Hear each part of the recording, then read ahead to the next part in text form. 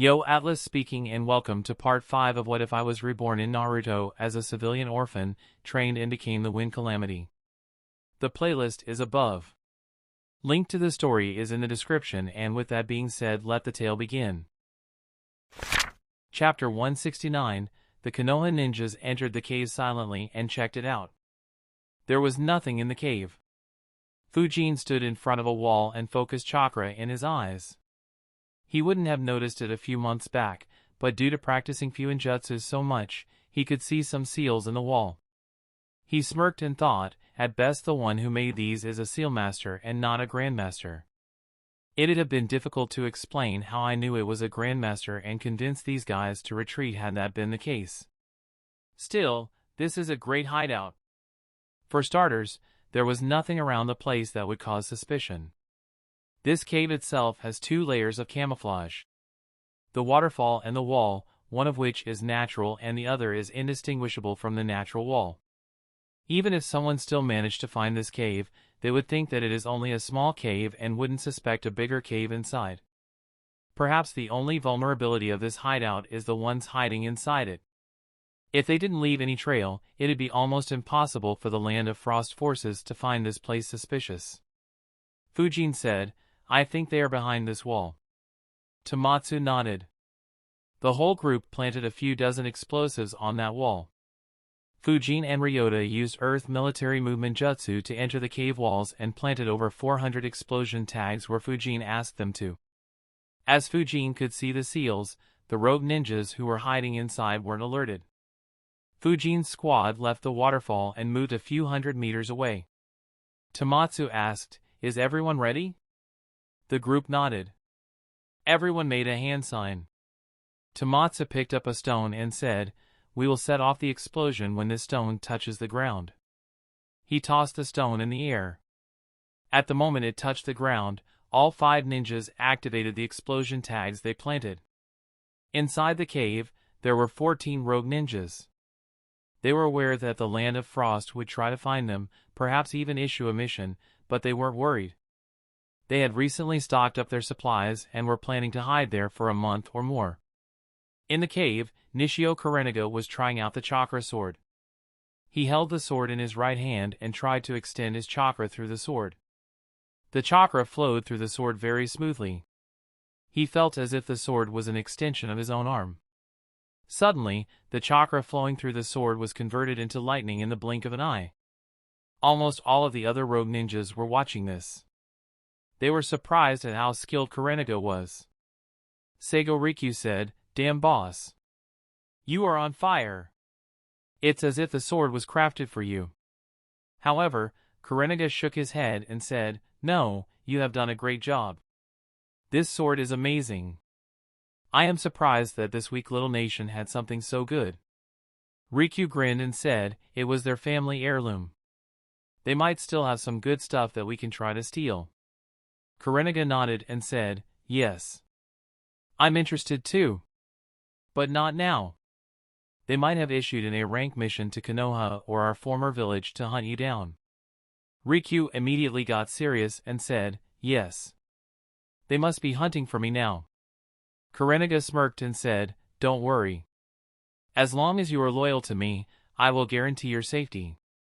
Besides, those morons don't know about me. Even if they manage to track this hideout, they will just feed my new sword." Hearing him, everyone calmed down and began cheering. After all, Kurenaga was the true leader of this group of misfits. The investigation carried out by the Land of Frost ninjas never discovered him. So their information was incomplete. And this incomplete information could very well be fatal. As the rogue ninjas were celebrating, the explosion tags began exploding. The entire hidden cave began shaking. They didn't understand what exactly was happening. One of them yelled, "What the fuck is happening? Did an earthquake hit us?" Another one of the ninjas had his eyes closed as he sensed. His name was Fumihiko Mokwami. He was a rogue ninja from the Land of Water and was a seal master. He said, "Someone has planted hundreds of explosions around our cave. Take cover immediately." Everyone began using defensive jutsus. However, the number of explosions was too high. The cave soon crumbled. Rocks rained down upon them. The ground under them began collapsing. Explosion tags began exploding very close to them. All the large-scale defensive jutsus were torn down, leaving every man for himself. The explosions also disabled all seals. The Konoha ninjas could now use their senses to observe the ones hiding inside. Fujin was the first one to speak. His voice was very serious as he said, "There is a Jounin among them. Their total number is 14. Everyone is at least a Chunin." The entire group became very serious. A Jounin from Kumo along with 13 Chunins would be very difficult to handle. Tomatsu said, "Let's pay attention from a distance and see how many survive. I will decide whether to attack or retreat." He looked at Katsumi, who nodded his head. The explosions broke all the cave walls. Water from the waterfall began pouring into it and submerging the entire cave. The rogue ninjas who were struggling with explosions, debris and unstable footing suddenly had to deal with a strong water wave as well. Kurenaga grabbed Rikyu and began making his way out of the cave through the water. Mokwami created a barrier around himself and began making his way out as well. In all, the explosions killed 3. Another 5 were killed when rocks fell on them. And 1 more was killed due to suffocating underwater. The 5 who made it out had some injuries on them. Only Mokwami and Kurenaga were completely fine. They expected to be ambushed as soon as they got out. However, there was no attack, instead there was another trap for them. Katsumi had some of his bugs move along the water that flooded the cave. These bugs could survive underwater and were very poisonous. They managed to bite all except Mokwami, who was protected by a barrier. As soon as they landed outside the waterfall, their legs began shaking. Kurenaga said, "Fuck. I'm poisoned." He looked around to see 3 more being in the same situation as he was. He looked at Mokwami, who wasn't even a bit hurt, and yelled, "Bastard. Did you betray us?" Mokwami quickly defended himself, "I have done no such thing." Kurenaga didn't trust him and said, "First we were attacked despite your seals. And now all but you are poisoned. How would you explain that?" Kurenaga unsheathed his chakra sword as he spoke. However, he didn't attack and instead kept his attention on an incoming ambush. Seeing that they wouldn't clash, the Konoha ninjas made a move. Tomatsu said, "I will take on the Jounin. Ryota, take on the unharmed guy. Others finish off the rest and come to help us." The group nodded and flickered. The rogue ninjas noticed them and prepared for a fight. Mokwami said, "They are Konoha ninjas. Perhaps you 4 were poisoned by bugs." "They couldn't poison me due to my barrier." Kurenaga snorted and focused on the Konoha ninjas. The Konoha group flickered until they were just 20 meters from the enemy. Fujin was at the center, Tomatsu and Tadashi were on both his sides and both had made hand signs. Fire release, Great Fireball Jutsu. At the same time, Fujin used Infinite Breakthrough Jutsu. The 3 jutsus combined, creating a massive firestorm. While their missions over the last couple of months weren't challenging, Fujin did improve his teamwork alongside the group a lot. The rogue ninjas were surprised by the huge firestorm heading for them. Kurenaga yelled, "Get underwater." The rogue ninjas immediately dove into the river they were standing on. Ryota, Tadashi and Tomatsu followed them underwater.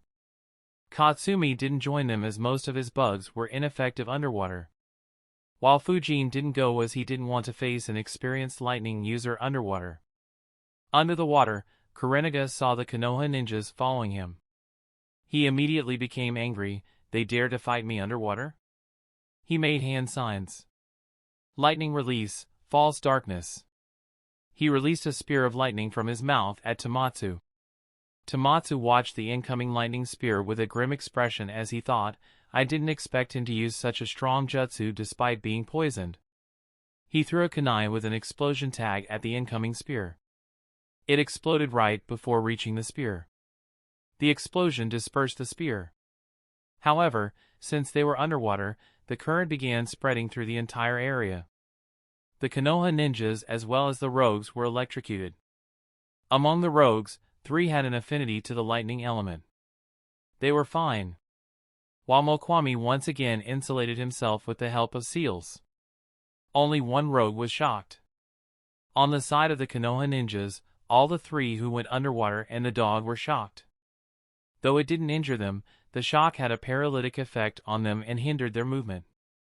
They immediately began exiting the water. Their advantage had been reversed with a single jutsu. Chapter 170, the immediate reversal lifted the spirits of the rogue ninjas. They began making hand signs to use more lightning jutsus. However, Kurenaga was frowning. My entire body is hurting. This poison is very troublesome. We will need to win this fight or escape successfully within 5 minutes. Otherwise, we all might die here. While the rogue ninjas were making hand signs, someone watched them like a hawk. Fujin's eyes were glowing as he watched the only rogue ninja who got shocked. Vacuum cores began forming in his mouth. He shot 2 vacuum bullets at the same time. During the last 2 months of training, Fujin had finally learned to use 2 vacuum bullets at the same time.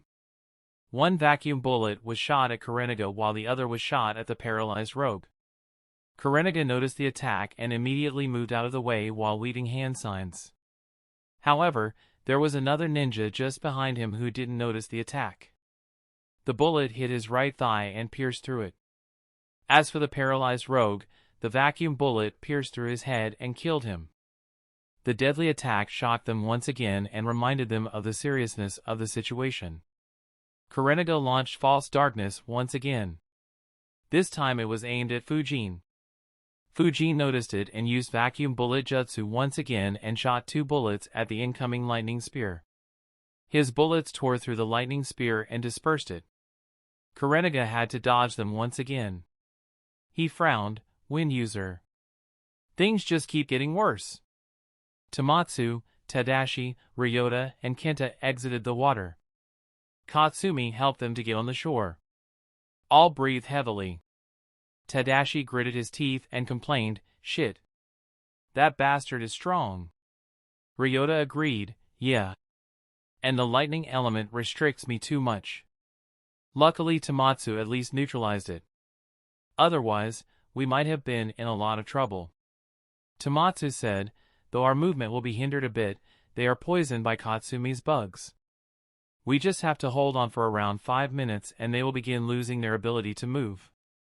Katsumi nodded and said, "For more minutes left.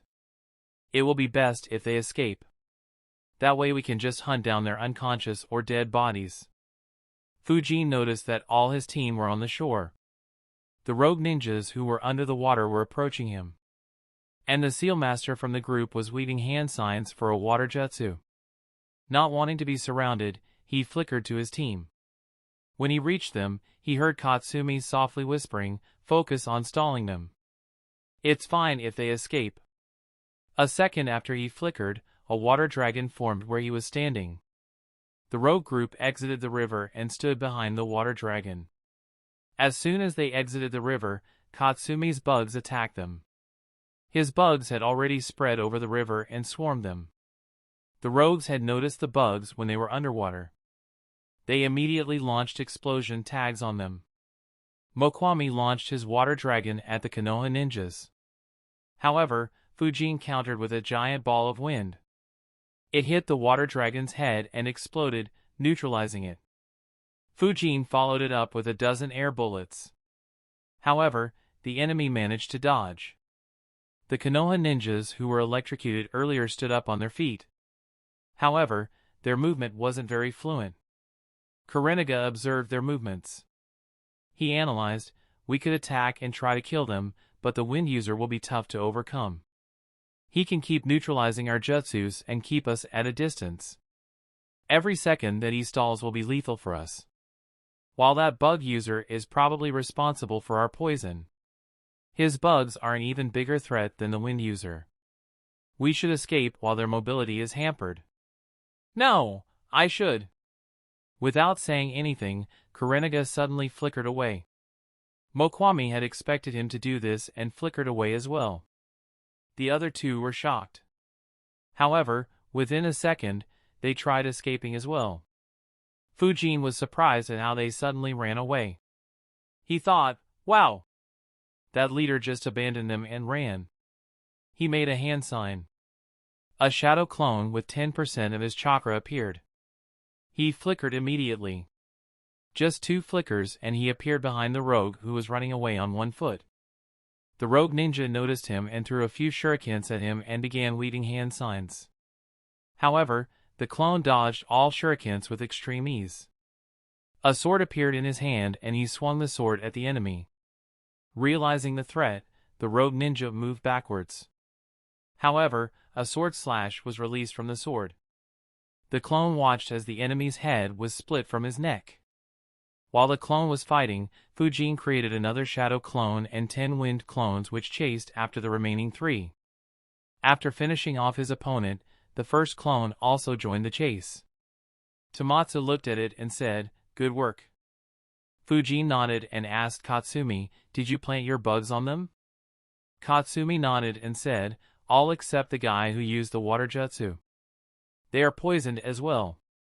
Fujin and Katsumi stayed on guard while the others warmed up to get rid of any issues they might have in moving around.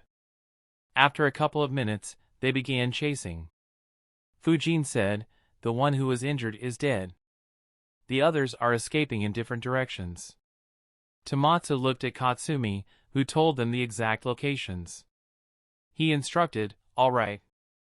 Fujin and Tadashi will hunt Seigo Rikyu. The rest of us will hunt that Jounin. Ignore the third ninja for now." Everyone nodded and split off. Fujin analyzed, "Good decision. The main mission is to retrieve the sword, while the additional rewards are basically for bringing Rikyu's head. And with the enemy poisoned, they just need to wait until that Jounin to just die by himself." Kurenaga and Rikyu quickly began consuming the antidotes they had. They had a general-use antidote that could neutralize the poisons of the bugs from the Aburame clan. Their situation improved slightly. The pain and dizziness they were experiencing began decreasing. Both smiled. The speed of Fujin's clones was much faster than theirs. His clones began catching up with the enemies. The wind clones chasing Rikyu were the first ones to catch up. Rikyu turned around to see 3 wind clones chasing him. He thought, "Wind clones. So annoying." He began leading hand signs while escaping. The wind clones knew that they wouldn't be able to defeat him, so they only focused on stalling him. Rikyu turned around and used the jutsu he prepared. Lightning release, discharge jutsu. He extended his palms ahead. Lightning appeared on his palms and was launched towards the clone. However, instead of it moving at a rapid speed, it moved slowly and instead spread in all directions. The eyes of the clones widened as they retreated. They thought, a low-damage AoE jutsu. It's perfect for dealing with clones. As the lightning discharge approached the clones, one of the clones stepped forward and poured all his chakra into a great breakthrough jutsu.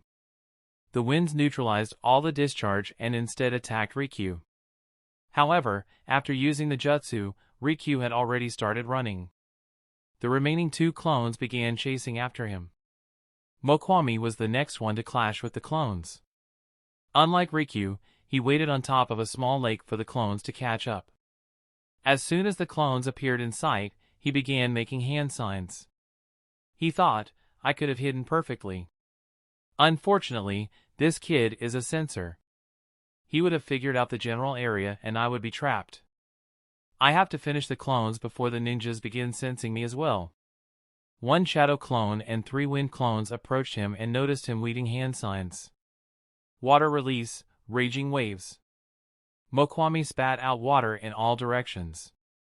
Just like Rikyu, his aim too was to use a wide-range attack to dispel the clones. One of the wind clones again moved forward and used all his chakra to use an infinite breakthrough jutsu to nullify the enemy jutsu. The wind clashed with the water and sent the water back to Mokwami. The remaining clones flickered to close the distance while preparing a jutsu. Wind release, air bullet jutsu.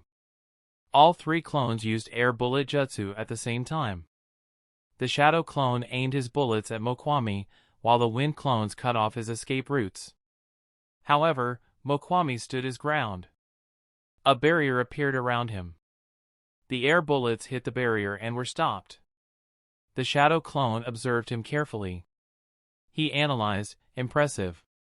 His speed at creating barriers is very fast. I should study barriers properly. They provide a very strong defense. That said, he is lucky that I can't use vacuum jutsus with a clone yet. Else he might have died despite the barrier. Behind the barrier, Mokwami was rapidly weaving hand signs. His chakra suddenly flared. The winds from the infinite breakthrough jutsu had died down. Water once again began gathering around him. Water release, piercing rain jutsu. The water formed a sphere around him. The surface of the water sphere began forming spikes. Soon, innumerable water needles were shot in all directions at a high speed. Chapter 171, The wind clones tried dodging the incoming water needles, but there was no room as they were too densely packed. The shadow clone escaped underground. Mokwami weaved more hand signs and slammed his hands on the lake. Water release, corrosive liquid jutsu. The water from the lake began spreading above the ground for hundreds of meters. This water was corrosive and harmful. If it came in contact with a ninja, it would begin feeling an itch over their body. However, if it hit a clone, the clone would be dispelled. Mokwami observed as he thought, though we made this jutsu to counter the ninjas who hide underwater, it also works for those who hide underground. Now that clone will be trapped there. He began planning his escape. Meanwhile, Fujin's clone frowned. He thought, what a troublesome opponent. He managed to neutralize my clones very easily. Still, all his fighting plans are based on the assumption that I don't know lightning jutsus. A strong current through the water will reverse the battle situation. Unfortunately, I have to keep it hidden. The clone made a hand sign. A wind clone appeared behind it containing half his chakra. The remaining half of his chakra gathered on the clone's fist. He punched the ground above him diagonally. A shockwave was sent through the ground. It hit the underwater walls of the lake and sent stones flying at Mokwami, who had just relaxed his guards slightly. Around 4 to 5 stones hit him. Unfortunately, the speed of the stones wasn't fast enough to make them lethal. Their speed was further reduced by the water. Though the stones barely hurt him, his instincts were screaming. He quickly made a barrier in the direction from where the stones came. The shadow clone's punch had created a small but linear hole. The wind clone used infinite breakthrough jutsu and poured all its chakra into it. However, unlike the usual infinite breakthrough jutsu that spread for dozens, even hundreds of meters wide, this one traveled in a narrow hole. It almost looked like a wind spear. The wind jutsu hit the barrier hard. As the impact was only on a small area, the entire barrier was pushed back. Mokwami controlled the barrier and made it turn slightly to divert the direction of the jutsu. However, the wind spear pierced through the barrier. Fortunately, he managed to change the direction slightly.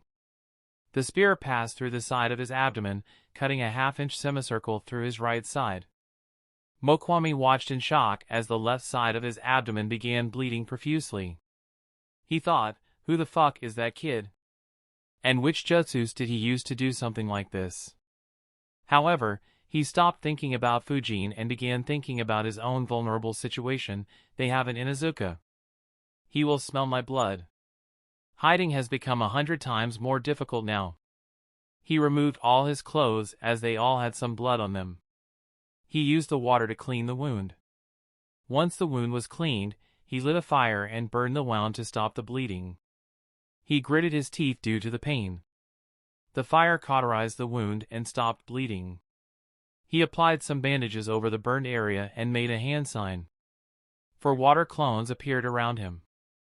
Each of them picked up some of the bloody clothes and ran in different directions. Mokwami ran in another direction without bothering to wear any clothes. He ensured that he left no trail behind. After moving some distance, he hid underground and used seals to hide properly. The last set of clones clashed with Karenaga, but they were defeated promptly. Fujin, who was chasing Rikyu, received the memories of his two shadow clones. He analyzed, these guys are tough. I don't think this mission is rank B anymore. Riku also managed to dispel the last two wind clones. They were escaping with confidence when something happened. Both Riku and Kurenaga suddenly lost their footing. They fell to the ground and vomited blood. Both were shocked. What the heck? What happened? Did I get poisoned again? How? Both were confused. They didn't understand. Other than Katsumi, the remaining Konoha ninjas were also in the dark about this. They were aware that the rogue ninjas were poisoned. However, they never saw the rogue ninjas use antidotes. The sudden flaring of the poison in Riku and Kurenaga was a hidden strategy of the Aburame clan. The entire clan used the same bug to poison the enemies. Hence, every major village had ready-made antidotes available for that poison. However, in reality, the Aburame clan had a large variety of poisonous bugs. One of those bugs had poison similar to the normal poisonous bugs. However, instead of being neutralized by the antidote, it would be temporarily suppressed and flare up a few minutes later. The Aburame clan keeps this a secret by only using it against enemies when they are confident that they will kill the enemies. Otherwise, they wouldn't use it. Due to this reason, no one was aware of this. And due to this reason, the Aburame clan would always be considered a clan that Konoha's enemies hated to fight during wars. Riku and Kurenaga stopped escaping and tried to inspect themselves. They both speculated that they were poisoned with a different poison. So their antidote wasn't effective. However, even after speculating correctly, they couldn't do anything about it. Riku decided to stop escaping and hid behind a tree as it was very difficult for him to move. On the other hand, Kurenaga turned around and rushed back to where the Konoha ninjas were. Around half a minute later, Kurenaga encountered Tomatsu, Katsumi, and Ryota. A vicious look could be seen in his eyes as he looked at Katsumi. He threatened, "Give me the antidote for your poison. If not, I will kill you all." Tomatsu chuckled and asked, "Do you really think that we would just hand you the antidote?" However, he and Ryota were on alert. They had the same thought, why did he escape if he didn't have the antidote? Did he set up any trap here? Unlike them, Katsumi wasn't that worried. They began fighting. Fujin and Tadashi caught up with Riku as well. His blood was very easy to smell for Riku, while Fujin could sense him when they entered in range. They stealthily approached him from behind. They could hear him coughing. Tadashi grabbed a shuriken that had a string attached to it. He threw it around the tree from behind. It went around the tree and trapped Riku. Though Riku had stopped moving, his condition worsened. He vomited blood multiple times. Even moving had become difficult. Tears had formed in his eyes as he realized that he would die in that unknown place. He saw the shuriken and the string. But it was too late. He didn't have any energy to move. The string tied him to the tree. He tried struggling, however, 2 vacuum bullets hit him. One pierced his heart and the other pierced his neck. He died without troubling Fujin and Tadashi much. Tadashi said, "That was easy." Fujin nodded, "Yeah. Katsumi's poison is very strong." Tadashi grinned and said, "Yeah, it is. He bailed us out multiple times thanks to it." He went forward and stored Riku's body in a scroll. They began moving towards Tomatsu and company. Tadashi asked, "Any idea what's happening in other places?" Fujin shook his head and said, "No. They are both strong. They managed to defeat my clones. I think my clones managed to injure that water user, but I'm not sure." Tadashi replied, "All right. Anyways, that Jounin is also poisoned. So Tomatsu and others should be able to win easily." Fujin nodded. They moved quickly and arrived where Kurenaga was fighting in a few minutes. The scene surprised them. Tadashi quickly rushed towards Tomatsu and Katsumi and asked, "Are you guys fine?" Fujin also followed him. Both were bleeding. Katsumi's left leg was dyed in blood. Tomatsu's right arm also seemed to be bleeding in multiple spots. Kurenaga's dead body was lying a few meters away from them. Tomatsu said, "It's fine. He was stronger than we expected. And the poison made him very desperate." They began applying first aid to them.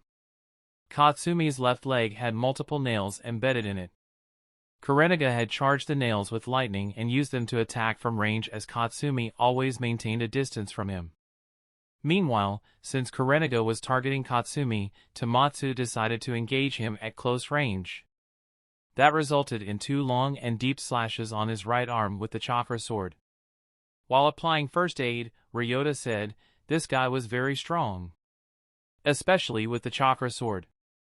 It's lucky that he was poisoned, else we might have been in severe trouble."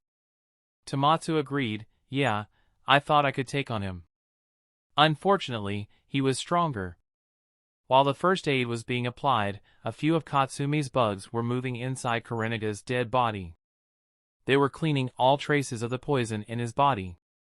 Due to this, if anyone inspects his dead body, no one would find the poison that was used. Hence, they won't be able to make the antidote.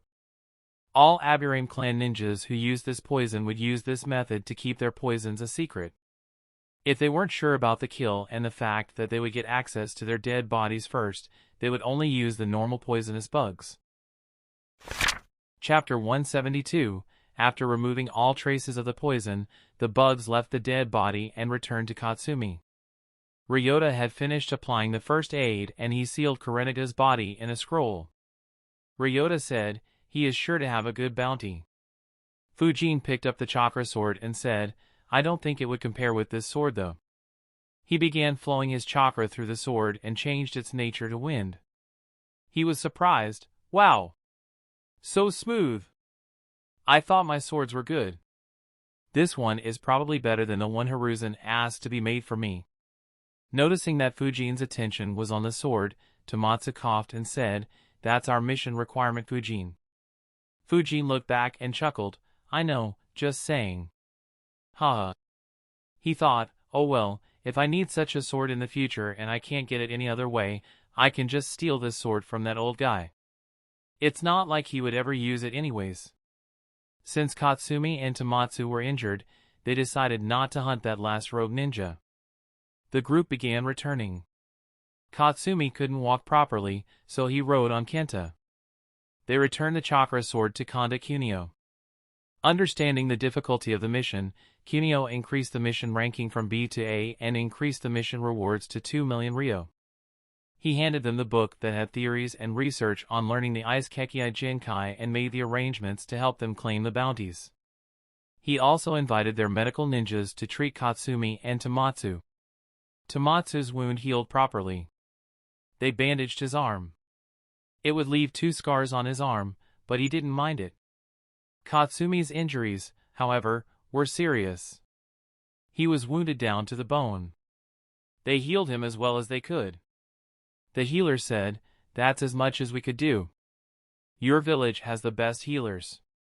So I would recommend you to get treated by them as well. Also, I would recommend you take a few months' break."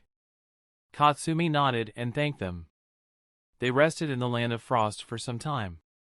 In this period, they went through the ice release book. Fujin was the first one to read. He analyzed, "This book is good. It contains research of over a dozen ninjas. And still, none of them managed to create the ice element. Kinda shows how tough creating a Kekkei Jinkai will be. Though I don't have the water affinity needed for the ice element, this book could give some insights if I try to create scorch or magnet elements." The others read the book as well. Only Ryota and Tomatsu were interested in a Kekkei Jinkai and neither had the wind or the water element. So after reading carefully, the book was given to Fujin for keeping. After resting for a couple of days, they began moving back to Konoha. Their speed was a bit slower as they had to ensure that Katsumi didn't strain his leg. He rode on Kenta the entire journey. He was admitted to Konoha's hospital after returning. The group decided to meet after 2 days in the hospital. Fujin continued his training to improve his control over the lightning element. He brought some fruits and visited the hospital at the decided time. Others had already gathered. Fujin placed the fruits on the table next to Katsumi and asked, "How is your leg?" He said, "It has been treated properly. Unfortunately, I have to rest for a couple of months for the damage to the bones to be healed and for the bone to become strong once again." Fujin replied, "Oh, that's bad. I'm glad that there are no permanent injuries though. Take a good break." Katsumi nodded. Tomatsu said, "I have something to discuss." The entire team looked at him. Tomatsu said, "We have been taking missions continuously for quite a long time. I was thinking that it would be best for our team to take a few months off. I was thinking about a 3-month-long break." The group was surprised. Tadashi asked, 3 whole months? Tomatsu nodded. He said, "Along with missions, it's also important to build up your strength. Take these 3 months to train newer skills or master the old ones further. In that time, Katsumi will also get healed, so we won't have any issues with team composition. Also, we do need a break from the missions." The group began analyzing. Ryota, Tadashi and Katsumi were thinking about the things they could learn in the 3 months. Meanwhile, Fujin thought, seriously? Another 3 months break? I didn't think completing 50 rank B missions would be so challenging. As no one spoke anything, Tomatsu said, "The last mission gave all of us 2.5 million ryo. So we shouldn't have any monetary issues. Once we get stronger, we could try to do tougher missions more frequently. A substantial increase in strength could improve your chances to become elite Chunins or even a special Jounin." The prospect of promotion excited them slightly. They agreed. Tomatsu looked at Fujin, who hadn't said anything yet. He said, "Fujin, your strength is already very high. Perhaps if we had you in the team that faced Karenaga, we might have killed him without taking any injuries. And I understand that you may want to take multiple rank B missions to reach close to the 50 missions mark." Fujin nodded. Tomatsu continued, "If you want to, you can form or join other teams in this time period. But we would love it if you join us again after 3 months. But we would understand if you don't." Fujin smiled and said, "You are thinking too much, Tomatsu. I'll be back in this team." Tomatsu and others smiled. The group talked for a bit before leaving. Fujin thought, "Now I have to find a new team again. Though this may not be all bad. I should try to form a new team. A younger team that would want to take continuous missions. That way, we could reach the 50 mission criteria soon. If I get promoted to Elite Chunin, my sword and sensor skills would get me promoted to Special Jounin rank 2. Then I could join teams that do rank A or even rank S missions. Still, doing more missions would mean getting less time for training. What to do?" Fujin analyzed his situation. In the end, he almost pulled his hair as he couldn't decide. He thought, "Ugh. This is so fucking confusing. Missions give me combat experience that no amount of training would provide me. On the other hand, training will increase my strength and skills, which would be useful for missions. Fuck it. I'll first master the control over the lightning element. Then I'll try forming the team and doing a month or 2 of non-stop missions." For the next 10 days, Fujin devoted the majority of his time to mastering his control over the lightning element. He practiced with 10 shadow clones at all times. Finally, he sighed in relief, "Finally done. I can freely control the electric current from 10 mA to 10.5 amperes. I can also control voltage from 200 volts to 840,000 volts. Time to head for missions." He left his basement. He was about to send clones when he heard his doorbell. He opened the door to see Mako. His eyes involuntarily twitched as he thought, "I was just about to send a clone to her." He waved his hand and asked, "What's up?" Mako entered his house and asked, "Do you have any missions lined up?" Fujin shook his head and said, "No, my team just took a break." Her eyes sparkled. She said, "Great. I am recommending you to my team." Fujin observed her carefully. He asked, "What do you mean?" She said, I was assigned to a team that is planning to undertake a rank A mission. Unfortunately, the member that specializes in wind jutsus is injured. And we need a replacement to take that mission. So I recommended you to my team. Come with me. Fujin locked his home and followed her. He asked, they just agreed? She sighed and said, no, I had to convince them a lot. The injured guy is a Jounin. But they couldn't find any other option. So they had to accept my recommendation. Fujin nodded. He knew that wind users were too rare in Konoha. Not a single clan specialized in the wind element. He said, actually, I was about to look for you too. She looked back at him and asked, why? He said, my team has taken a 3-month-long break. I was thinking about forming a team with you, Teru and Hoka, to undertake rank B missions continuously. We could undertake 15 to 20 rank B missions in around 2 months. It would help us secure the elite Chunin promotion quicker. Miyako's eyes widened. She asked, 15 to 20 rank B missions in 2 months? I only do 3 every month. Fujin nodded and said, most rank B missions are very easy. We could focus on doing missions that take less time to complete and are easier. Unless the mission gets upgraded to rank A, we should be able to complete it with ease. Once we get the elite Chunin promotion, the promotion to special Jounin wouldn't be far.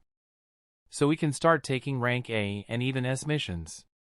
The thought of undertaking rank S missions excited Mako. She said, all right.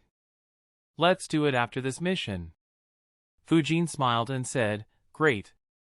I'll try to convince Hoka and Teru after this mission. Mako said, I'll join you. Fujin said, that will be helpful. The two reached the Uchiha compound. Mako led Fujin to a house where her team was gathered. Chapter 173. As soon as Fujin entered the room, he saw 6 Uchihas looking at him. He thought, ugh, I forgot that her squad is an all-Uchiha squad. I hope that it doesn't attract any unwanted attention.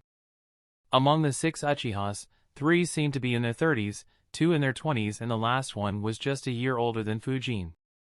One of them said, so this is Fujin? Not bad, his chakra is quite high for his age. Fujin wondered, he can tell chakra without using his eyes or sensing? Mako said, yes, Uncle Akihiko. She looked at Fujin and said, Fujin, this is Uncle Akihiko. Just like Sensei, he is an elite Jounin too.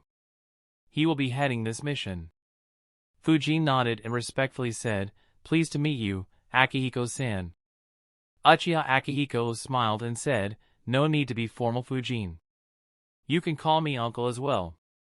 Fujin replied with a smile, all right, Uncle Akihiko. While he was speaking, he thought, not bad.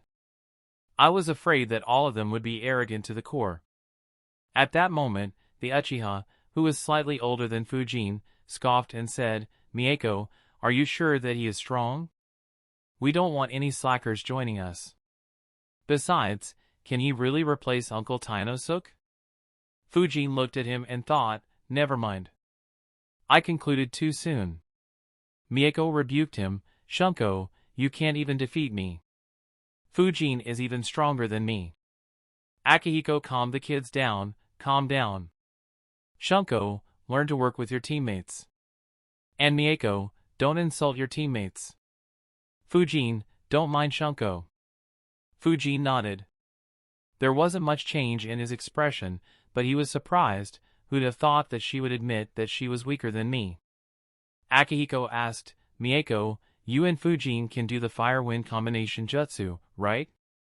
Mako and Fujin nodded. Akihiko said, all right. Tainosuke could do the fire-wind combination jutsu with all 3 of us. But that was due to us taking missions together for years. We won't be able to reach the same efficiency with Fujin in this little time. So this combination jutsu will be left to you guys. Mako grinned and replied, don't worry, we got it. Akihiko said, the mission is an emergency. It is a rank A mission issued by Kusagakure. Over 100 kids younger than the age of 6 have suddenly gone missing, and all their attempts at investigation have failed. Instead, some of the search teams have gone missing as well. Our mission is to investigate this event and rescue those kids. We will leave the village in 30 minutes. Gather your supplies and weapons and meet at the village gate as soon as you can. Everyone nodded and left. Mako looked at Fujin and guessed, "You are carrying all the supplies that you need." Fujin nodded, "Yup." "What about you?" Mako grinned and said, "Same here. Let's race to the gate." She flickered before Fujin could reply. Fujin sighed and flickered as well. He very quickly caught up with Mako and commented softly, "Why do you arrange a competition that you have no chance of winning?" He overtook Mako but didn't create a huge difference between them. Mako snorted at his confidence. She tried hard to catch up, but Fujin's physique as well as the mastery of body flicker jutsu was better than hers. Fujin reached the village gate. However, he wasn't the first one there. Akihiko and the other 2 older Uchihas were already at the gate. Mako reached a few seconds after Fujin. The 3 senior Uchihas saw them. One of them smirked and said, "Looks like both of you lost the race." Mako was annoyed by his smirk and taunt. But at the same time, she was happy that Fujin lost too. So she didn't complain and looked at Fujin with a smirk. Fujin shrugged his hands and asked, "Aren't you too old to be racing with preteens, mister?" His smirk immediately fell, while the other 2 laughed at his expense. Mako introduced them, "Fujin, he is Uncle Masaru. He likes teasing young kids. And he is Uncle Sora." Masaru immediately said in embarrassment, "Hey, don't speak nonsense." Meanwhile, Fujin wondered, is this entire world filled with pedos? Mako laughed at his reaction. Akihiko said, "Don't mind him, Fujin. He is very competitive and playful.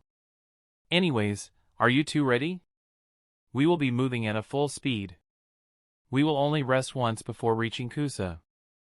Both Mako and Fujin nodded. In 5 minutes, the remaining 3 members arrived. The 8-member squad left immediately at full speed. They traveled without resting until they reached the border between Konoha and Kusa. They took a break at a border patrol camp in the Land of Fire so that all could rest at the same time without any worries about external threats. The next morning, they continued their journey and reached Kusagakure a few hours after noon. On reaching, Fujin thought, "I don't recall much about Kusagakure. I only remember Karen and her mother. I wonder if there are any others of significance from this village." Fujin slowed down as they neared the gate, but the others didn't. Fujin was confused and increased his pace. A couple of guards guarded the village gate. They noticed a few ninjas moving towards them at high speed and got alert. They were already on edge due to the cases of missing kids.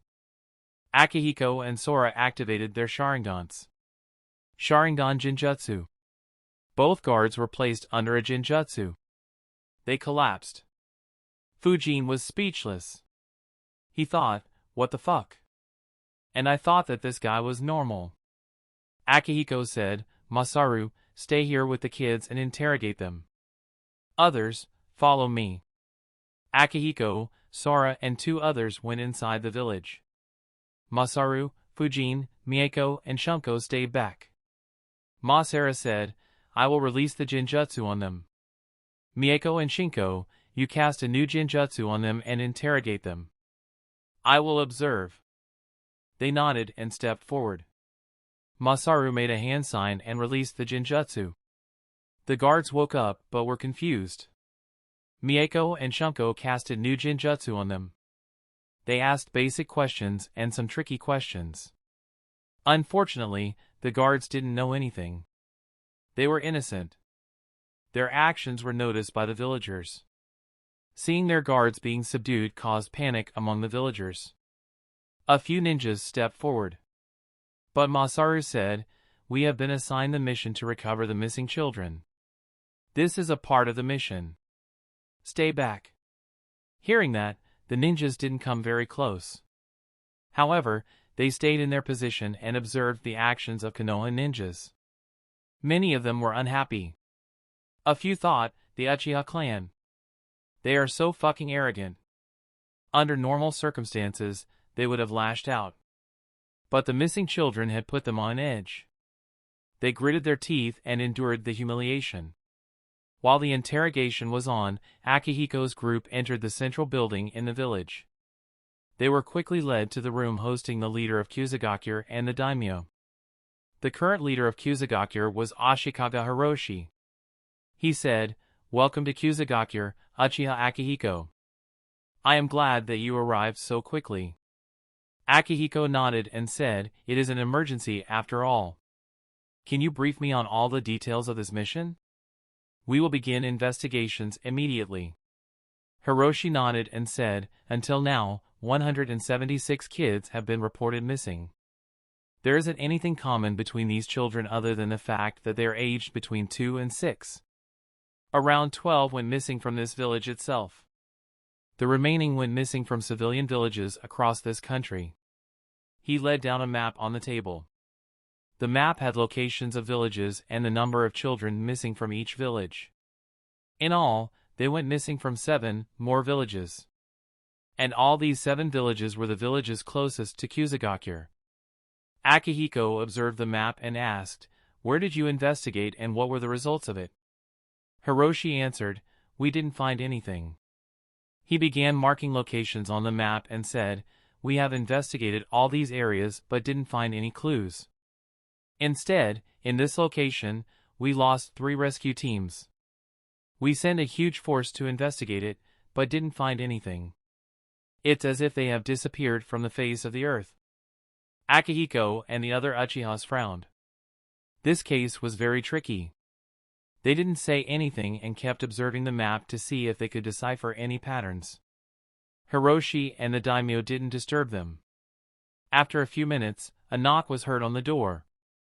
Without waiting for any response, the door was opened and a man stepped in. He said, "Lord Daimyo, Lord Hiroshi, there are ko." As he was speaking, his eyes went to the Konoha ninjas in the room. He instantly stopped talking. Hiroshi was confused. He said, "Keep going." The man said, "The guards on the gate are being interrogated by a few Konoha ninjas." Before Hiroshi could say anything, Akihiko said without taking his eyes off the map, "Don't worry, they are my subordinates." Hiroshi was speechless. He asked, "What do you mean don't worry?" Akihiko said, "The children went missing from your village. No one is more suspicious than the guards. Don't worry, we won't ask for any personal or confidential information. But they have to be interrogated. I hope you can bring me the other guards as well to interrogate." Akihiko's tough stance intimidated Hiroshi. He said, "All right." He commanded the man who delivered the message to gather the remaining guards. Chapter 174, Akihiko's group couldn't find anything substantial on the map. They took the map and decided on a few locations to investigate. They also checked a file containing information about all the missing children but didn't find anything else. They first interrogated all the guards, but all guards were innocent. So the Konoha group left the village. The guards were very dissatisfied with being treated in such a manner. Hiroshi said, "I apologize for what just happened. But, I hope that you guys understand the severity of the situation and the concerns of the Konoha team. They came here less than 2 days after issuing the mission and left without even resting. So, I hope that you forgive them." Hearing that, the faces of the guards softened a bit. They all noticed that the Konoha ninjas seemed tired from traveling and still didn't take any rest. Elsewhere, Fujin's team was moving rapidly. Shunko asked, "We have no clues at all. How are we going to investigate?" Masaru answered, "Almost a couple hundred children have gone missing. No matter how good the kidnappers are, they will leave some clues behind. We just have to search until we find one." Akihiko nodded, "We will start where the 3 rescue squads went missing. That place should have the highest chance of finding clues. If we don't, then we will investigate every missing child." Sora added, we should start investigating the children who went missing more recently. After all, due to having so much success, they would get overconfident and leave some clues behind. Akihiko nodded. Fujin also agreed with the analysis. He wondered exactly who would kidnap young children in this world. If they had Kekkei Genkai, then Kumo would have been the suspect. But these are just normal kids. Is someone planning on creating a root-like organization and hence kidnap these kids? Fujin analyzed the possibility and concluded, yeah, that could be the case. Kusa's military isn't strong. They got hit by both Konoha and IWA in the Second and Third Great Ninja Wars. So creating a secret force here would be convenient. And they could keep kidnapping more children in the future to increase their numbers. But, which force would that be? I don't recall any major player from Kusa in Naruto. Unless they were discovered and destroyed or they never got enough strength to be relevant. Another point to consider is, should I use such a tactic while trying to build my force in the future? Fujin analyzed the feasibility of his idea. After some time, he decided, taking in young kids and training them would require at least half a decade for them to be worth anything. It will be too much effort for little reward and very difficult to do without proper organization. More importantly, this act is completely morally bankrupt. While I am not morally upright and don't mind doing some evil stuff, kidnapping young kids and making life miserable for them is too much for me. Especially without any huge benefits. Not to mention, if I were to get caught in this act, I would certainly be hunted and killed. So not worth doing it. Especially considering the vast number of kids whose lives are already hell in this world. I would be better off just recruiting them. After all, those kids would genuinely admire and respect me and would be willing to work their hardest to get out of that terrible life. As Fujin was deep in thought, Mako looked at him and asked softly, "Hey, what are you thinking?" Fujin looked at her and answered, "I was thinking about which scums would kidnap little kids and separate them from their parents." Unfortunately, I couldn't get to any conclusion. Mako sighed, "Yeah, there are terrible people everywhere. If we find them, I will be torturing the shit out of them."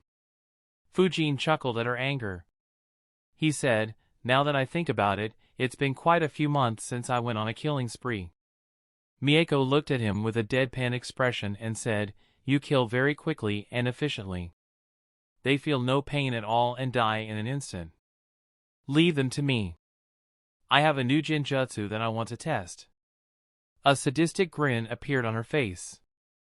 Fujin said, "I think you would be a perfect fit in the TI department of Konoha." Mako looked at him and said, "The Uchiha police force has our own TI department. Though we don't use it much as we mostly police the common citizens." Fujin said, "Oh, I didn't know that." Akihiko announced, "Stay on alert. We are reaching that location." Everyone raised their alertness to the max. Akihiko stopped. Others stopped behind him. The area was covered with huge grass that was up to 5 feet tall. However, it was the same as everything around it. The only distinguishing factor was a few spears planted around the area to mark it. Akihiko said, "Kusagakure Nins planted this area with spears to mark where the rescue teams went missing." Mako said, "The grass is very tall in this country. It will be difficult to investigate properly." Akihiko smirked and said, "Yes. And hence, it will also be difficult to cover up any traces left. Everyone except Fujin, use your Sharingdans to find clues."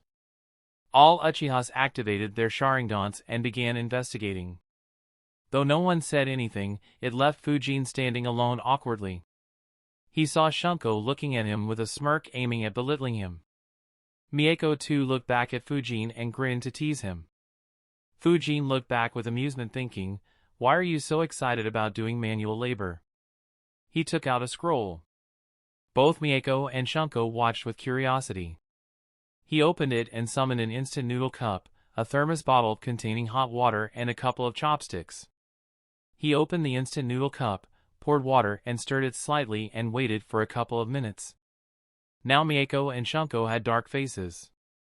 Both complained in their minds, "Why does he get to eat while we have to work?" Heck, I haven't eaten anything since the morning. They tried ignoring Fujin. But, the smell of noodles began spreading. Fujin thought, I'm glad that I bought so many instant noodles from the land of noodles. He began eating. While eating, he kept his eyes on the Uchihas who were working hard in the grasslands. Shunko immediately complained out loud, Hey you! Why are you eating while we are working? Fujin looked at him and slurped the noodles. He pointed at his eye and calmly said, I don't have the Sharingan eye. You do. Good luck with searching. Shunko was irritated at that response. He yelled, Why you? However, Akihiko interrupted him, Shunko, get back to work. A scowl formed on his face. But he didn't dare to disobey Akihiko. He looked at Fujin grudgingly and got back to work. Fujin wondered, Mako was very arrogant too when I met her. If not for Renjiro and perhaps me, she would have remained that arrogant. I wonder if Itachi was just fed up with all the arrogant pricks around him and decided to pull the plug. The group kept searching for a few minutes when Sora said, There are some footmarks here. Everyone immediately appeared next to him.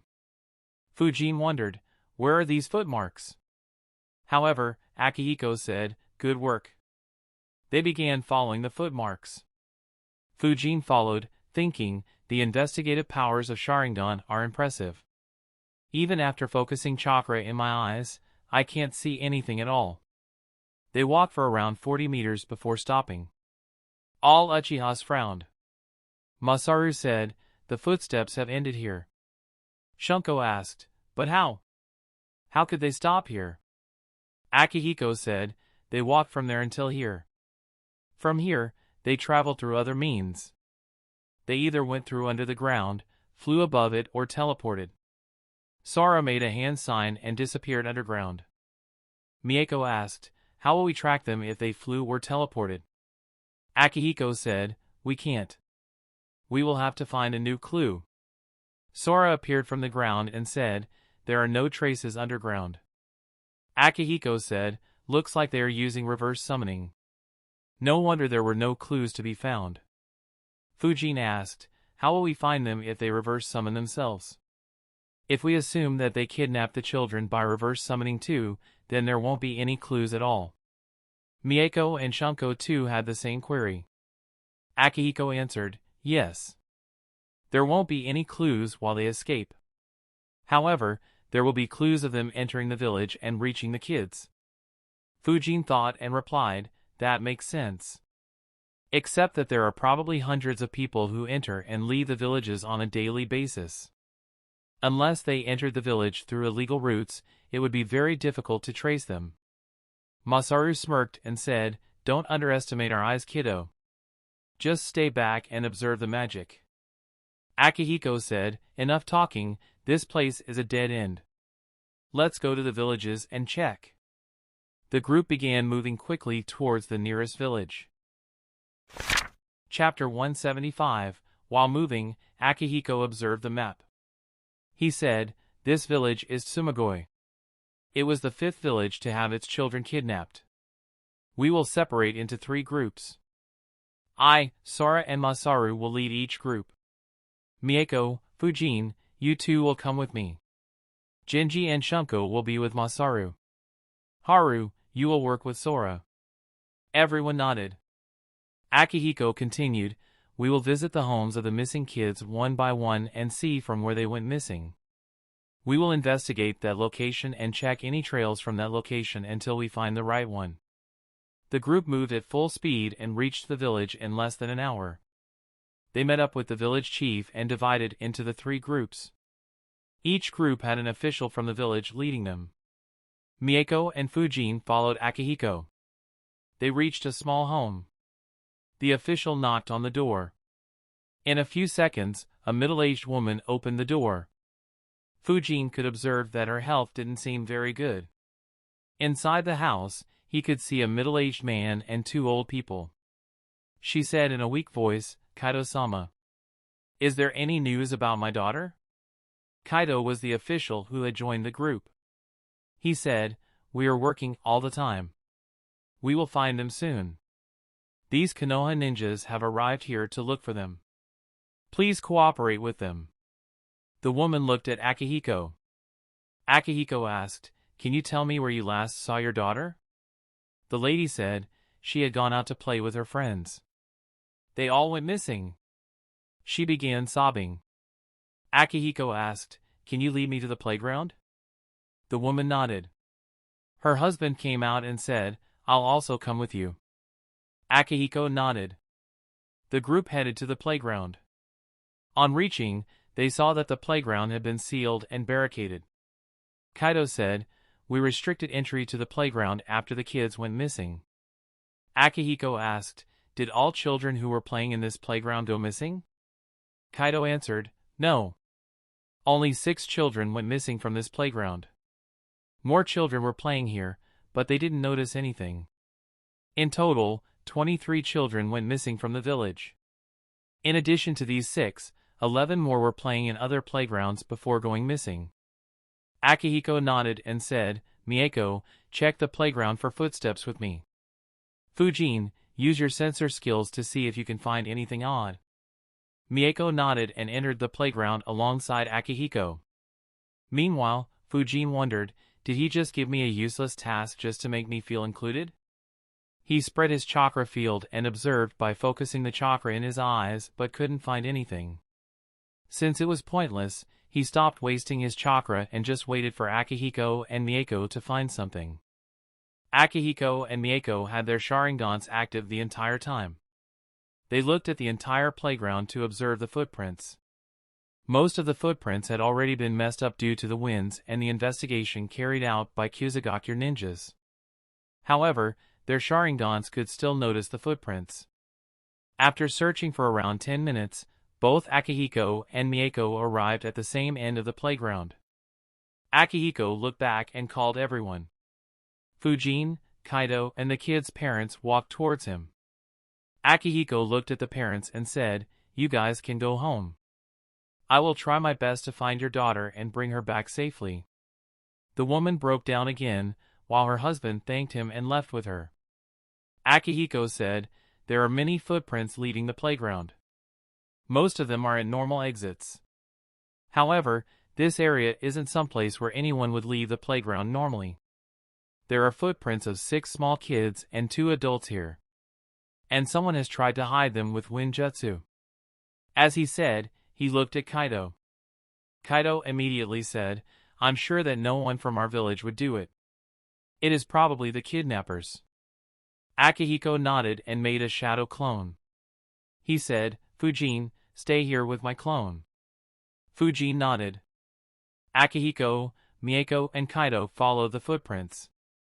Akihiko's clone said, "We will ensure that no one disturbs the playground. If anyone comes here unintentionally, make them turn back. If anyone tries to create trouble, then you have permission to kill. Though if you can avoid killing, then just knock him unconscious for us to interrogate." Fujin nodded. Akihiko and Mako kept following the footmarks. They walked for around 200 meters before stopping. The place where they stopped was completely isolated. There were no homes in this area, it was completely covered by trees and had no roads in it. Hence, the villagers would never walk through here. Mako said, "The footprints end here. Instead, more footprints are coming from other directions." Akihiko nodded and said, "Yes. 21 of those footprints are of young kids. 8 of adults." Mako frowned and said, "Assuming that they brought all the kidnapped kids here, why are 2 footprints missing?" Akihiko replied, "Perhaps the kidnappers were carrying them. After all, some of the kidnapped kids are just over 2 years old." Kaido interrupted them and asked, "Were all the kidnapped kids brought here?" Akihiko nodded and said, "Most likely." He asked in excitement and hope, "So can you track them from here?" Unfortunately, his hopes would be dashed. Akihiko said, "It isn't that easy. Though there are many footmarks coming to this place, there are very few that go away.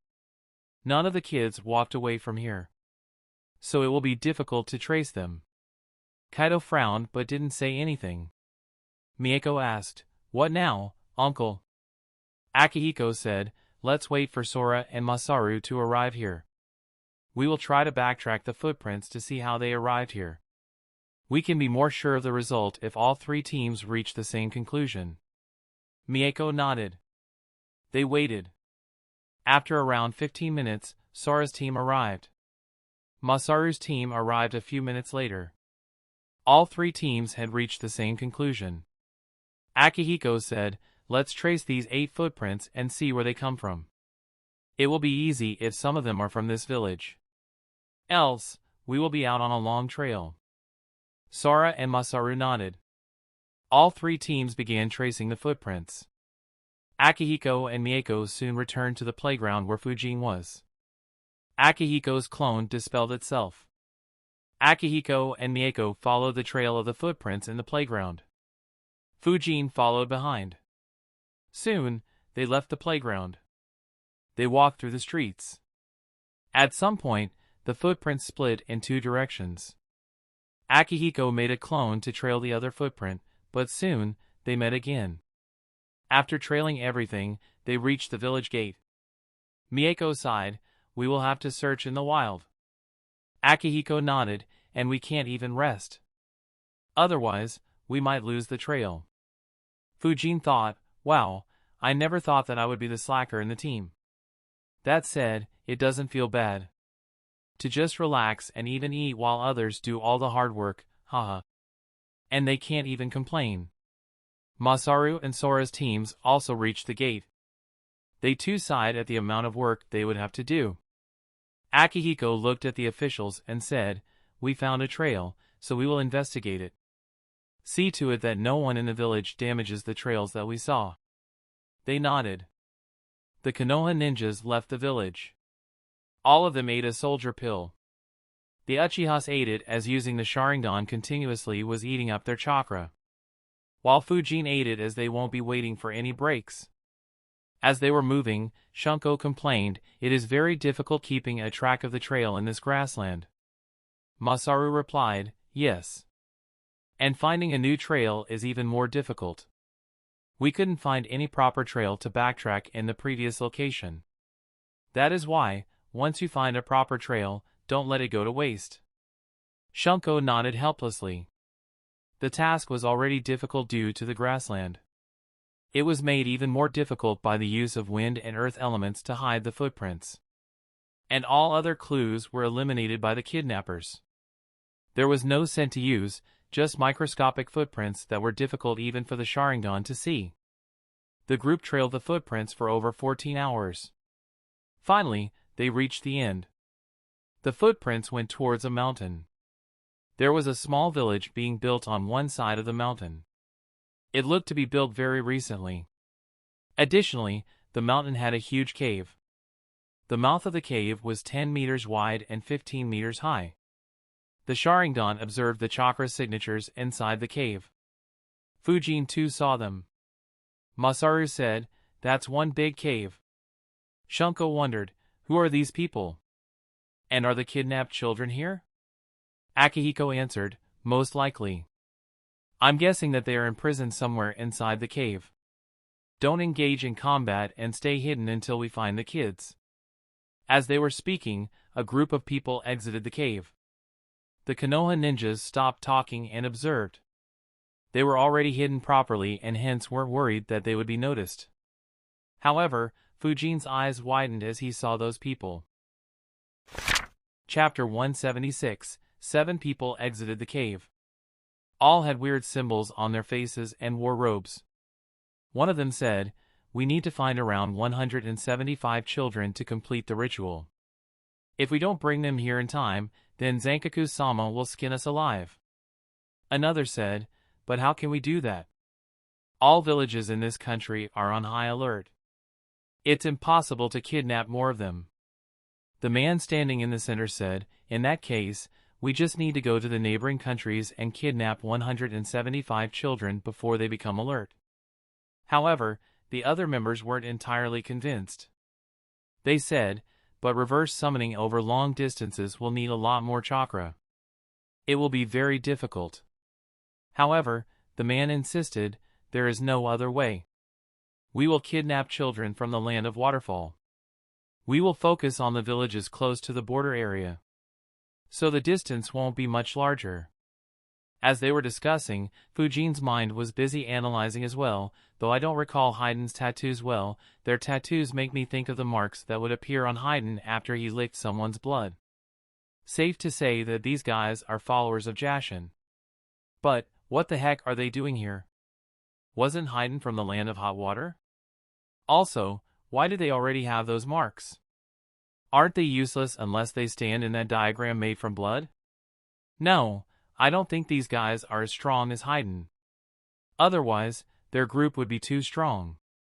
I guess that they have just made the tattoos manually and they don't have the same mastery of whatever this craft is as Hayden. Still, why are there so many Jashin followers? I thought Hayden was the only one. Or perhaps one of very few. That said, except for the one in the center, their chakra seems quite low. So I guess they just got wiped out before Hayden completed his ritual. Perhaps in this mission itself. Another point to consider is, wasn't Konoha completely unaware of the existence of Jashin? Shouldn't this mission have made them aware of the existence of Jashin, or at least his followers and their rituals? So did they not report this mission accurately, or will Konoha be aware of them? Fujin thought for a bit and concluded, no, a religion that engages in kidnapping and sacrificing staying secret for so long in a world full of ninjas is unlikely. It's more probable that all 5 villages are aware of them. Just that either they didn't consider Jashin to be much of a threat or Jashinists managed to hide or escape from them. There is also the matter of Orochimaru. He is exploring ways to attain immortality. So did he also experiment with Jashin? That's one research I'd like to see. After all, though Hayden was weak, there wouldn't be any ninja who wouldn't want his survivability. Though Orochimaru left the Akatsuki before Hayden joined it, he should still be aware of Jashin's. At the very least, he should become aware of them after Hayden joins the Akatsuki. Oh well, I will consider this later. There is no point in thinking about this for now. As he was analyzing, Fujin saw them talk. Unfortunately, the distance between them was too high, so he couldn't hear anything. However, the same wasn't the case with his teammates. Each one of them understood the entire conversation by reading their lips. Shunko and Mako frowned. Anger could be seen on their faces. Shunko asked softly, "Can we kill them, uncle?" Akihiko replied, "Not yet. The kids should be alive. Our main mission is to ensure that the kidnapped kids are safe. Don't attack anyone impulsively." Shunko nodded unwillingly. Akihiko said, "The tents have 17 people. They are probably from this group. In addition to these 7, there are 20 more patrolling around the village and the mountain. However, my Sharingans can't observe any chakra inside the mountain. It looks like they have a seal master." Sora said, "Unless this group is backed by one of the 5 villages, their mastery of Fuinjutsu shouldn't be too high. I'll deal with the seals. But, I will need some time. And my actions could be noticed by the ones outside that cave." Fujin looked at Sora and thought, is he a seal master? Or do those broken eyes also neutralize Fuinjutsu? Akihiko began analyzing a plan. Fujin said, "I could assassinate the ones under elite Chunin levels silently." However, Akihiko shook his head and said, "No, there is no guarantee of assassinating silently when dealing with ninjas. Just one miscalculation will blow up our cover." He looked at Sora and said, "Sora, you take a look at the seals and begin neutralizing it. Haru and Genji would go with you. For now, move under the ground so that your cover isn't blown." They nodded and made a few hand signs and disappeared under the ground. Akihiko said, "The guy in the center of the group is at Jounin level. And there is another Jounin level opponent in the central tent. Fujin, how confident are you in assassinating at a quick speed?" Fujin replied, "I can launch a dozen air bullets at the same time and accurately. Unless the enemy's reaction speed is very fast, they will die." Akihiko said, "That's good." He observed the Jashin worshippers entering the central tent. Inside the tent, there was a big circular table. And there were 6 people, one of whom was the Jounin level ninja that Akihiko had talked about. The others were at Chunin levels. As they entered the tent, the Jounin level ninja in the tent asked, "Datsuron, is there any command from the Grand Priest?" Datsuron was the Jounin from the 7 kidnappers who had left the cave. He stood on the other side of the table, nodded and said, "Yes. We have to kidnap 175 more kids between the ages of 2 and 6, Yasuhiro." Yasuhiro frowned. He understood the difficulty of the task. He looked at his followers in the tent. His followers understood that he needed some privacy to discuss something important. All but 2 left the tent. Datsuron too did the same. His followers also left the tent. So only Yasuhiro, Datsuron, and 4 Chunins were in the tent. Yasuhiro said, "We need to discuss from which villages we should kidnap more children. And also need to consider how many people we will need to successfully reverse summon from that distance." Datsuron nodded.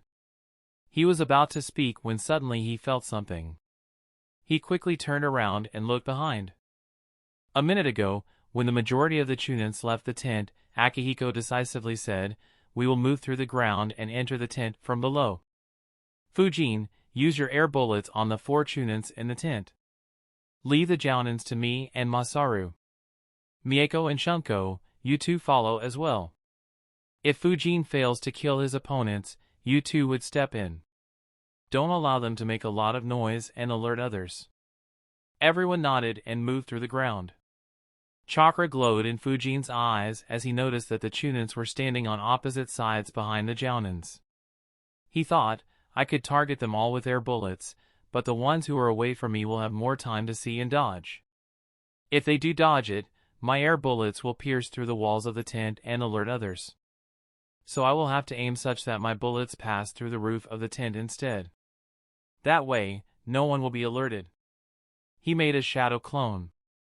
Fujin's clone got in position under the 2 Chunins standing behind Yasuhiro, while Fujin got in position under the Chunins behind Datsuron. Masaru stayed next to Fujin's clone while Akihiko stayed next to Fujin. At the same time, both used air bullet jutsu. The Chunins never saw the attack coming. All 4 were hit successfully. The air bullets pierced through their body and went through the roof of the tent. At the same time, Masaru and Akihiko also made their moves. They left the ground and attacked Yasuhiro and Datsuron respectively. Yasuhiro and Datsuron both turned around quickly. However, they were disturbed by the sight of their followers being killed so suddenly. They saw Akihiko and Masaru and became ready to fight. However, their eyes met with the 3 Tomo Sharingans. Both instantly fell into Jinjutsu. They stopped struggling and stood still. Fujin observed that and thought, "I always knew how strong the Sharingan is. But seeing 2 Jounins fall under the Jinjutsu so easily with just 3 Tomo Sharingans is still so shocking." Meanwhile, Akihiko and Masaru looked at Fujin and thought, despite all the praises she had, Mako probably still underestimated this kid. Killing 4 Chunins in an instant at the mere age of 11. Very few could claim to have such an ability at that age. Mako and Shunko left the ground. Shunko was shocked at how efficient Fujin was. Akihiko said, "Good work, Fujin." He looked at Masaru, who nodded and made a hand sign. The ground in the tent began moving. The bodies of the dead Chunins and any blood in the tent began moving inside the ground and new soil was excavated out. Soon, all signs of them were buried under the ground. Akihiko looked around and said, "There are still some blood drops on the tent. We won't be able to use this tent." Masaru nodded.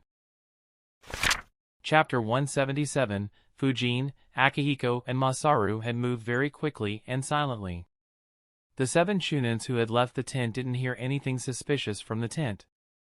They did hear some noise when the 4 Chunins fell to the ground, but it didn't alert them much as they guessed that their leaders were frustrated by the difficulty of the next mission. Inside the tent, Akihiko looked at Datsuron and asked, "Who are you?" Datsuron answered, "I am Datsuron, a follower of Lord Jashin." Akihiko asked, Who is Lord Jashin? As Datsuron answered, pride could be felt in his voice. He is the god who we worship. He will save humanity. His reply surprised the Konoha ninjas. They all looked at him like he was an idiot. Mako asked, is he being serious? Shunko exclaimed, did he kidnap hundreds of children for a fake god? Akihiko sighed and said, there are lunatics like him all over the world. He asked, tell me how many people you have with you and their power levels.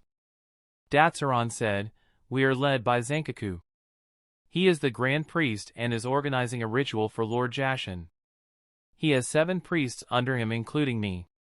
Each priest has 3 to 7 devotees under them and every devotee has 3 to 7 servants serving them. A priest is as powerful as a jounin, a devotee is as powerful as a chunin, whereas servants can go up against genins. In total, we have 37 devotees and 140 servants. The number alarmed the Konoha ninjas. Masaru muttered, 7 jounins, 36 chunins and 140 genins. They are as strong as a normal ninja clan. The others nodded. This mission could no longer be classified as a rank A mission. Fujin thought, 2 consecutive missions getting upgraded to the next rank. I wonder if this one would result in casualties as well. I need to be on guard. Akihiko asked, how strong is the Grand Priest? Datsuron said, I am not aware of his strength. Akihiko frowned. Fujin said, if we assume that he is as strong as an elite jounin, then this mission would be very difficult. For once, Mako and Shinto didn't disagree with Fujin. Akihiko sighed and said, if I knew that this mission would be so difficult, I wouldn't have brought you kids along. Sadly, we have no choice but to act. Stay on guard. He looked at Fujin, Mako, and Shunko and said, you are still very young. So you aren't aware of how the Uchiha clan operates in the missions. See how the events play out carefully. Especially Mako and Shunko. In the future, you will have to lead Uchiha squads into missions. Both nodded obediently. Fujin too heard carefully and thought, I am intrigued. I hope he puts up a good show. Akihiko asked Datsuron, are the children you kidnapped still alive? He answered, yes. Akihiko asked, where are they?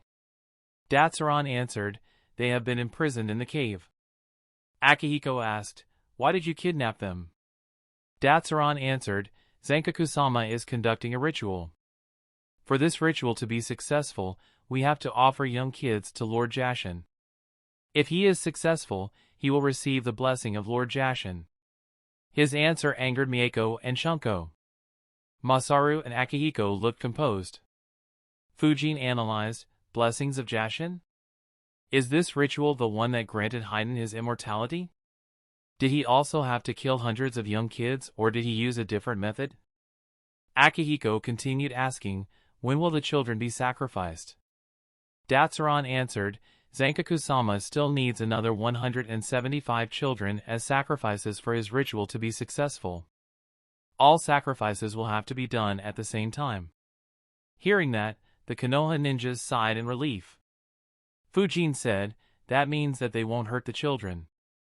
Instead, they would do everything they can to keep them safe. Akihiko nodded, yes. We have time. The only worry will be if this Zankaku realizes our threat and decides to kill the children before escaping. That possibility puts some pressure on them again. However, with the knowledge that the children will be safe, they knew that they can proceed with the mission without taking undue pressure or risks. Akihiko looked at Datsuron and commanded, leave the tent. Make your remaining 4 followers follow you into an empty tent. And make them sit next to each other with their eyes closed. Datsuron followed his instructions and left. Akihiko looked at Fujin and said, Fujin, follow me. He disappeared underground and followed Datsuron. Fujin followed him. Datsuron left the cave and looked at his followers and said, follow me. The 4 devotees that had arrived out of the cave with him followed him. One of them asked, where are we going? And what happened to TH? However, Datsuron harshly said, just follow me. His tone surprised the devotees. They thought, normally he is very cordial with us. Did he get into an argument with Yasuhiro-sama for his mood to become so bad? Not wanting to upset him, they followed him silently. Datsuron soon entered an empty tent. His 4 devotees followed. Datsuron looked at them and said, "Sit down in a meditative position. Close your eyes and listen to what I have to say." They nodded and followed his instructions. As soon as they sat and closed their eyes, Fujin launched air bullets at everyone's hearts and brains. Not expecting any such attack, all 4 were hit. They all died without making a sound. Fujin and Akihiko appeared from under the ground. Akihiko made a hand sign that buried all the dead bodies. Fujin looked at Akihiko. His thoughts became heavy as he thought, his tactic. Don't tell me. Elsewhere, Masaru looked at Yasuhiro and instructed him the same. He followed Yasuhiro along with Mako and Shunko through the ground. They used the same tactic. However, since Fujin wasn't with them, they had to cut their heads off from behind. They were able to do it successfully. Akihiko looked at Fujin and said, "Transform into one of the devotees." Fujin nodded and transformed. Akihiko checked his transformation and transformed into another devotee. He looked at Datsuron and said, "Lead us into the tents of others." Datsuron obeyed and left the tent as Fujin and Akihiko followed him. Masaru too used the same tactic. In no time, all the remaining 11 people in various tents were dead. The 2 teams met.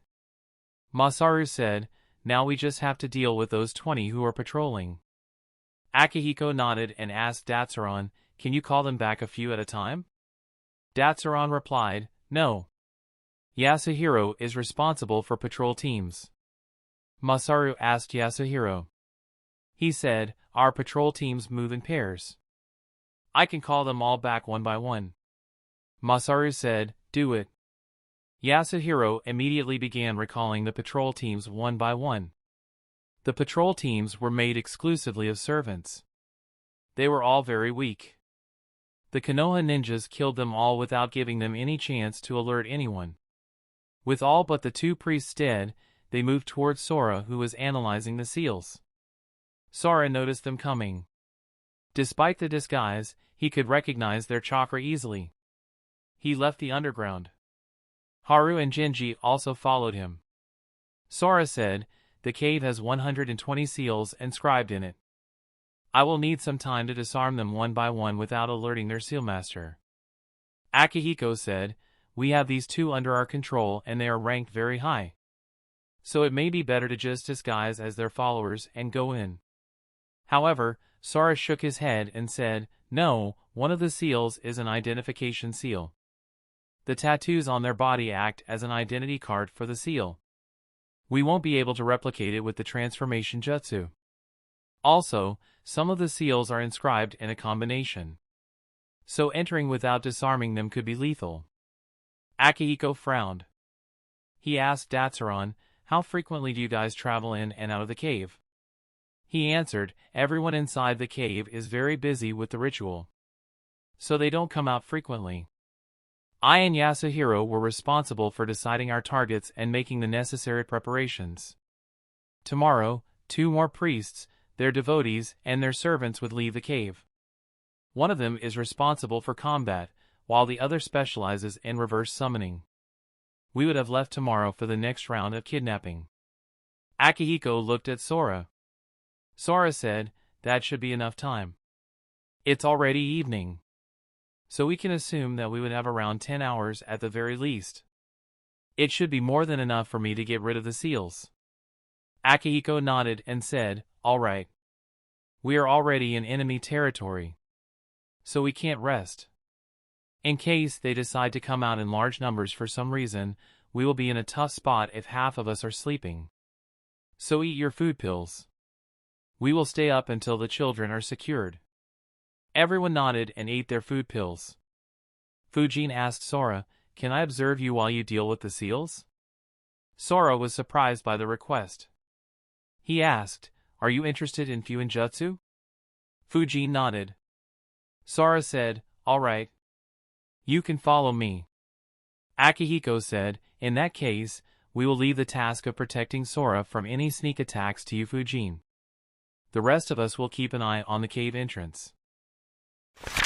Chapter 179, everyone nodded. Except for Fujin and Sora, the others took positions that would allow them to keep an eye on the cave entrance and help them in ambushing the enemy. Akihiko and Masaru also interrogated Yasuhiro and Datsuran about the interior of the cave. They drew up a rough map and also marked where the children were imprisoned. They also learned that the Seal Master was a priest as well, and he would never leave the cave. Meanwhile, Sora began releasing the seals that he had observed and put fake seals in their place instead so that the Seal Master inside the cave wouldn't be alerted. Fujin followed him and observed his work properly. He was surprised. Fujin thought, wow! His mastery of the seals is way beyond mine. No wonder he was so confident. I wonder if he is a grandmaster in Fuinjutsu. Fujin observed him very carefully. Though Sora used some seals that Fujin didn't know, most of the seals he used were the ones that Fujin knew or had read in the library. Though the seals were similar, Sora used many different methods to use the seals. What intrigued Fujin the most is how he placed fake seals and the speed at which he made them. The fake seal was placed almost instantly. Fujin's knowledge about seals grew every minute. Sora noticed Fujin observing him. He thought, looks like he is intrigued by the seals. Unfortunately, Fuinjutsu is very boring. He will be bored in some time. However, to his surprise, Fujin didn't lose his concentration for hours. In the end, he couldn't resist but ask, Fujin, are you interested in becoming a seal master?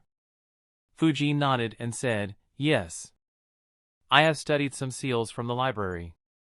Though I am still a long way from becoming a seal master. If it was earlier, Fujin would have never exposed his skill with the seals. However, after inscribing his home in 10 times more seals than what the Jashinists inscribed on their base, it was only a matter of time before his skills became known. So he didn't bother hiding it actively anymore. Sora was surprised. He thought, now it makes sense why he has been observing my actions with so much concentration. He said, that's good. If you have any questions, you may ask me. Fujin immediately thanked him, thank you, Uncle Sora. Fujin was aware that an opportunity to ask queries to someone as skilled as Sora in Fuinjutsu would be very rare. Fujin asked him for every doubt that he had. Surprisingly, Sora answered every question patiently while doing his job. This continued until 4:30 a.m. when Sora was finally done. The group soon gathered together. Sora said, the seals won't alert them of our presence any longer. We can enter the cave. I also added some seals that would help us deal with any more seals they might have inscribed inside the cave. So I would be able to neutralize them in much less time. Akihiko nodded and said, good work. But, let's wait here for now.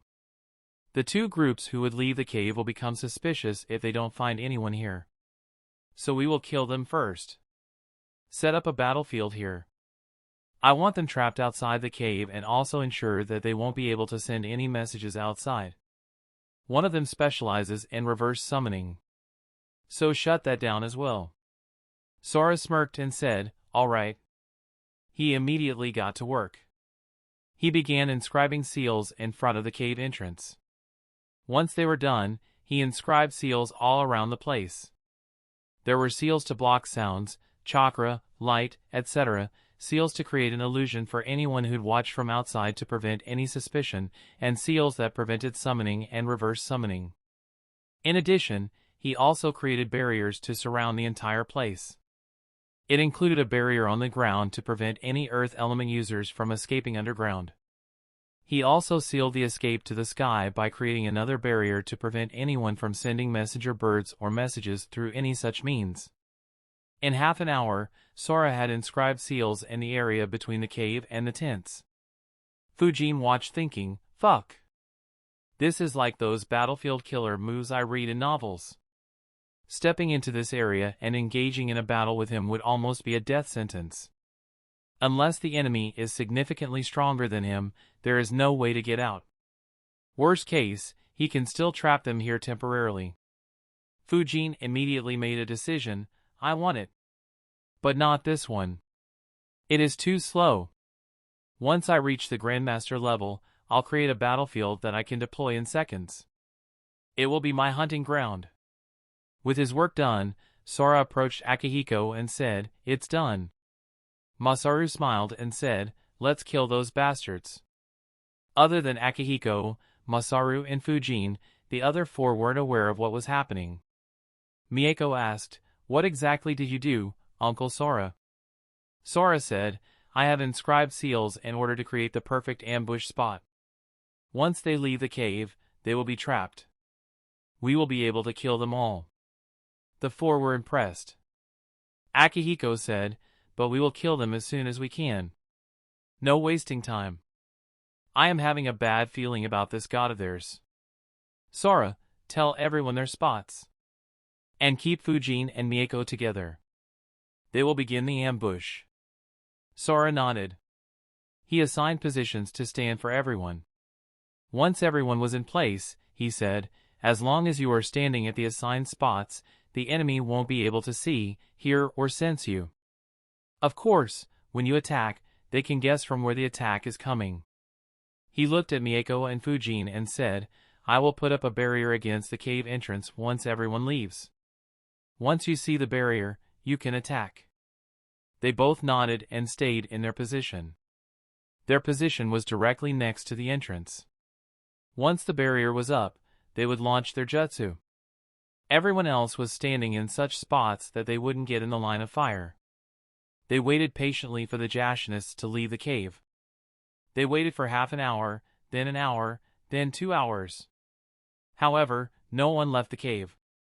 Mako was very annoyed. She complained, "When will those lazy asses come out of the cave?" Fujin sighed and said, "They aren't gonna come faster if you keep yelling." Miyako's shoulder dropped. She muttered, "Maybe they would if I left this stupid battlefield." Fujin looked at her and wondered what Sora would think if he heard what Mako said.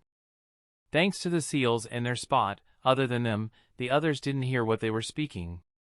So he alone had to hear her complaints. Finally, at around 7:30 a.m., some people began appearing from the cave. All Konoha ninjas readied themselves for a battle. They watched carefully as the Jashinists were leaving the cave. In all, 35 people left the cave. 2 of them were priests, 9 were devotees and 24 were servants. As they left the cave, they entered Sora's battlefield. However, not a single person felt anything strange. Some left in silence, some were chatting casually, and a few were excited about kidnapping more children and separating them from their parents. They talked as if it would be the greatest offering to their god. Sora and Akihiko paid close attention to the entrance of the cave. Their Sharingans observed as deep into the entrance as they could. As soon as the last person entered the battlefield, Akihiko nodded. Sora made a hand sign and a barrier sealed them, cutting all access to the outside world. Fujin and Mako saw it. Both immediately built up a huge chakra. Wind release, infinite breakthrough jutsu. Fire release, majestic destroyer flame. Mako converted a quarter of her chakra into fire and expelled it from her mouth. The Jashinists weren't expecting any attack. Suddenly feeling the heat on their back shocked them. They turned around to see a sea of flames heading at them. However, the very next moment, a massive wind hit the sea of flames. It made the fire burn even more fiercely and made it spread out. In addition, the winds themselves were extremely sharp. The wide range of the jutsu meant that none of them would be able to dodge it. The Jashinists who were closer to the cave had no chance of resisting. They were burned alive. Luckily for the 2 priests, they were among the first ones to leave the cave. They immediately made hand signs to use defensive moves. One of them used the water prison jutsu to protect himself, while the other slammed his hands on the ground to use earth wall jutsu. Some of the devotees also tried using jutsus. 3 tried escaping underground, 4 decided to hide behind their priests while 2 panicked and couldn't do anything. Unfortunately, the attempt to pour chakra into the ground to raise an earth wall by the priest was blocked by the barrier. The 3 devotees who tried to escape underground were also blocked. They were shocked. They looked ahead to see dozens of servants being engulfed by the fire. The priest looked at his fellow priest and immediately jumped into his water prison. The other priest allowed him in. The fire finally engulfed them. The priest sighed in relief when the fire didn't penetrate the water prison. However, all of a sudden a huge cut appeared on the water prison. It entered half a foot into the prison. The priests, who had just put their guard down, immediately began pouring their chakra into the water prison. Chapter 180, The fire died after around a minute. The priests finally stopped the water prison jutsu. They looked around them and were stunned. It looked like a picture from hell. All their servants were dead. The stench of their dead bodies burning lingered in the air. 6 of their devotees were dead as well. The remaining 3 had terrifying burns on their bodies. Fujin looked at their expressions. He could see the fear on their faces. He sighed and thought, in a world like this, I can understand people being cruel. After all, there are so many wars, so many evil schemes and thousands of people with superpowers. There will be people who have horrible pasts. There will be people who are ambitious. However, if you are cruel to ones weaker than you, then you should be prepared for the same happening to you when you meet someone stronger. These guys are cruel to those civilians and children but are terrified while facing us. Now that's just pathetic. The Jashinists were usually the ones who looked at others in contempt. However, if they could hear the contempt Fujin had for them, they might die just of shame. The remaining Jashinists noticed Fujin and Mako who had left their spots earlier. One of the devotees yelled, "Who or why?" However, even before they completed their question, a kunai pierced through the hearts of each of the remaining devotees. At the same time, Akihiko and Masaru flickered in front of the 2 priests and cast a jinjutsu on them. Despite being on alert due to the crazy ambush, they weren't on guard against the Sharingan. Both immediately fell under their jinjutsu. The ambush battle was won in less than a couple of minutes. Except for Akihiko, Sora, and Masaru, the others were surprised at how quickly the fight was over. Mako exclaimed, "They were defeated so quickly." Fujin thought, "I was right. The utility of this battlefield is crazy. I have to make one too." Masaru smirked and said, "That's the magic of Sora's battlefield. The enemies always get caught off guard. And against the fire-wind combo, only water or earth jutsus could protect them. But, the barrier blocks most of the earth jutsus. So it leaves just one element to defend within a fraction of a second." Akihiko looked at Fujin and Mako and said, "Your combination jutsu is very good. It pretty much finished the fight." After praising them, Akihiko and Masaru began interrogating the priests. Fujin looked at Mako and asked, "Which jutsu did you use?" "It was much stronger than your fireball or fire dragon jutsu." Mako smirked and answered, "This is one of the strongest jutsus of my clan. It is called Majestic Destroyer Flame Jutsu." Fujin was surprised. He thought, no wonder that felt slightly similar. It's the one Madara used against the ninja army. I thought it'd be rank A or S jutsu. Then again, the scale of her jutsu is probably not even a tenth of what Madara did in the war even with my aid, and yet she looks so exhausted. Mako looked at Fujin who was in his thoughts and said, "What are you thinking?" Fujin replied, "Nothing. Your jutsu is very strong. And it combines perfectly with my infinite breakthrough jutsu. It is much better than when we use the great breakthrough alongside fireball or our elemental dragon jutsus." Mako nodded and said, "Yes, it spreads like a sea. That's why the combination got stronger." Fujin looked at her and said, "Yeah, but it also drains a lot of your chakra." Mako said, "Yeah. I lost a quarter of my chakra. Though it'll be fine as the soldier pill should regenerate my chakra soon." Fujin nodded. His chakra was already recovering. Akihiko and Masaru interrogated the priest similar to how they interrogated the other 2. The information they received was the same. Masaru said, "We won't get any new information from them." Akihiko nodded. Yeah. He grabbed a tanto and swiped it horizontally. The head of the priest he was interrogating flew in the air. Fujin observed carefully, thinking, I wonder if he'd get up like Haydn. Masaru asked, why did you kill him? Won't it be convenient to use them? Akihiko shook his head and said, they are supposed to leave today.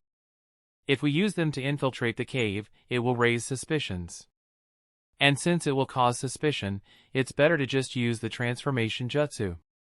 Besides, controlling Jounins costs a lot of chakra. Masaru said, alright. He killed the other priest. Datsuron and Yasuhiro were also beheaded. Fujin was surprised. He wondered, I was sure that they would use them to infiltrate. Was my analysis wrong? Anyways, at the very least, none of them has Haydn's immortality. I wonder if the Grand Priest would be any different. Akihiko laid a map on the ground and said, take a close look at this. Everyone gathered around the map. This was the map of the interior of the cave that he made after interrogating Datsuron and Yasuhiro. Shunko commented, this cave is huge. Akihiko nodded. He said, the cave has 3 layers and has a lot of room on each layer. The lowest layer is the one where the Grand Priest is making the arrangements for the ritual. All the remaining 3 priests, including the Sealmaster, are helping him. The children are kept at that level too. Fujin asked, will we directly infiltrate into the lowest layer? Or will we kill off the devotees and servants on the layers above? Akihiko answered, though their numbers sounded high, their fighting power is quite weak.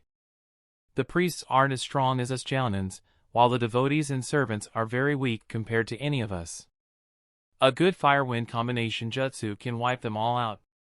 So I am not worried about their interference. We will focus on moving to the lowest level after making some preparations.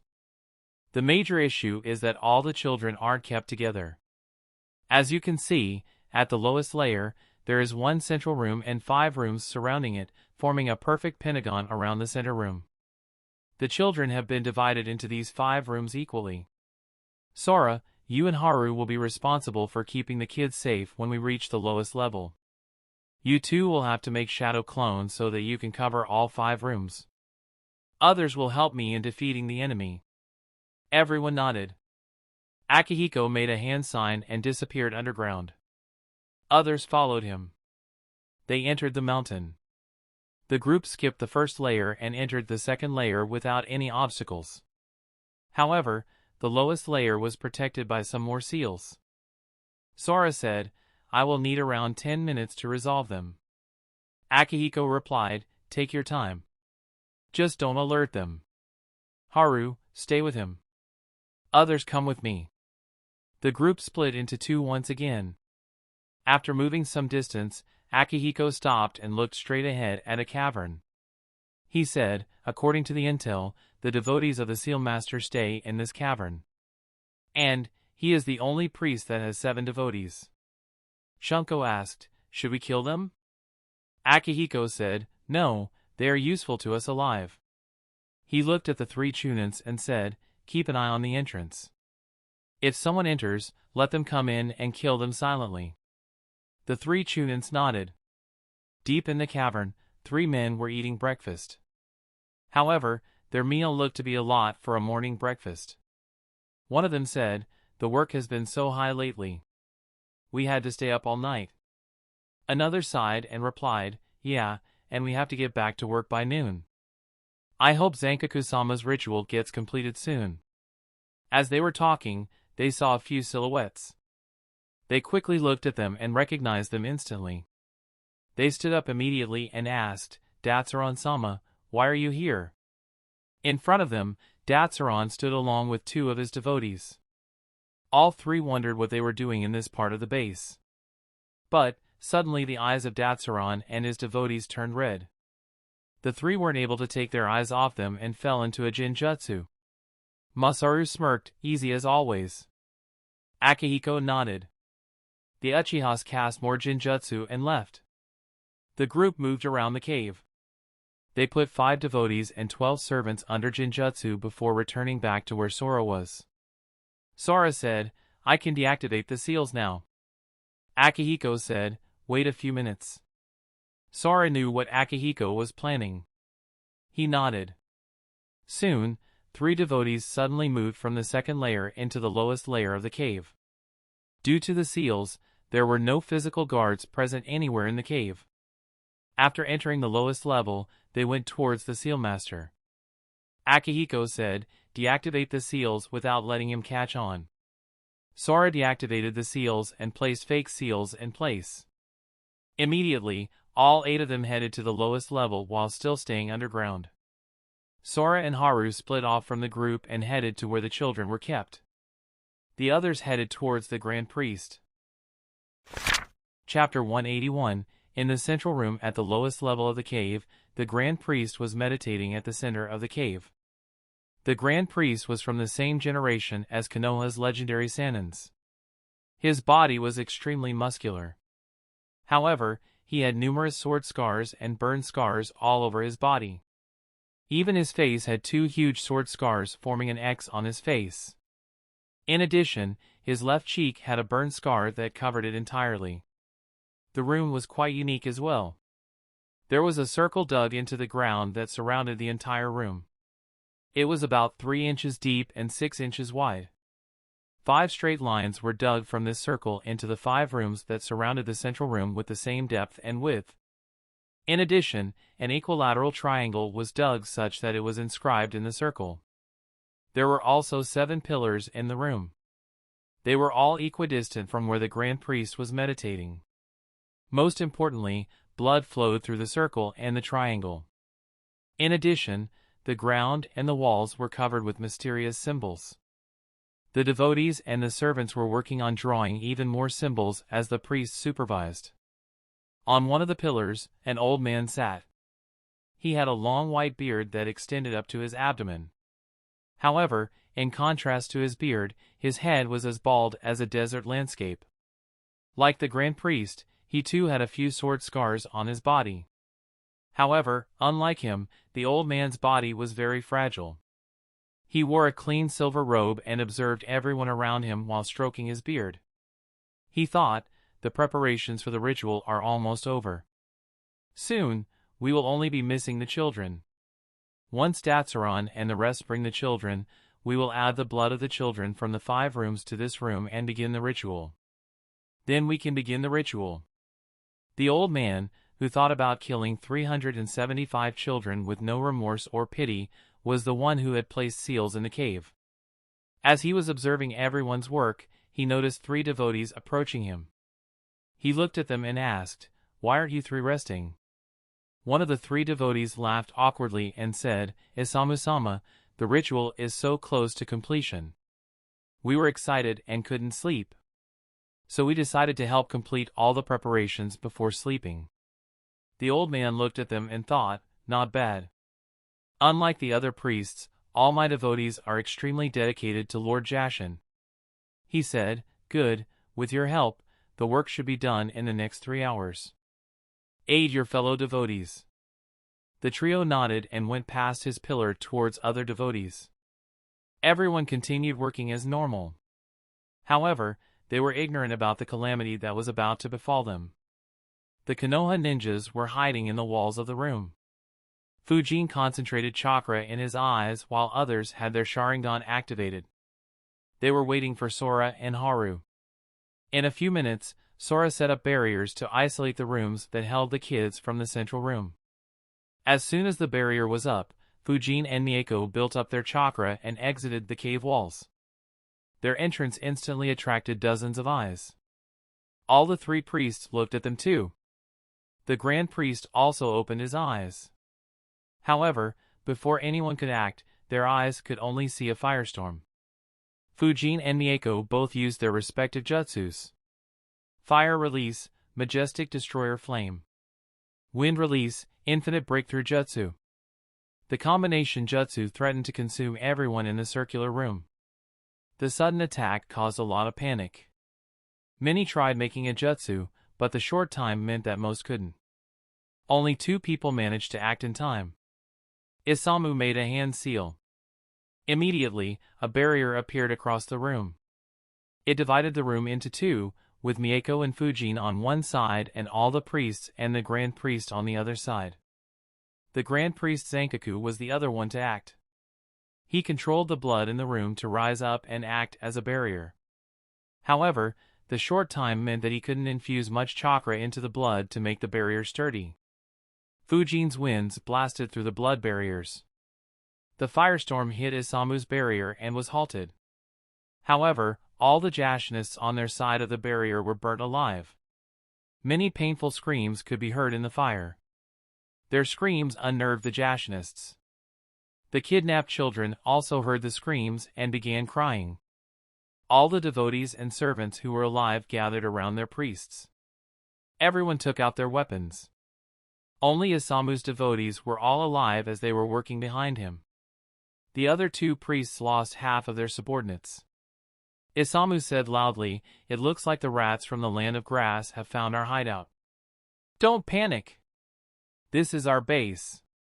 They will be sacrificed to Lord Jashin." However, Zankaku looked menacingly at Isamu and asked, "How did you not know that there are intruders in our hideout, Isamu?" Zankaku's menacing tone frightened him.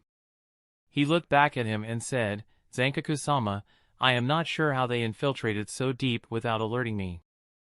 I had inscribed all the seals properly." He truly didn't understand how they infiltrated the hideout without triggering a single seal. After all, he had inscribed over 100 seals in the cave. Zankaku said, "Let us first deal with these insects. Then I'll take care of you." Isamu's expression was grim. He focused his eyes beyond the barrier. A firestorm was still raging in that part of the room. He thought, how the fuck did these rats appear here? I need to finish them off personally. Otherwise, I might be the unlucky person to suffer Zankaku-sama's wrath.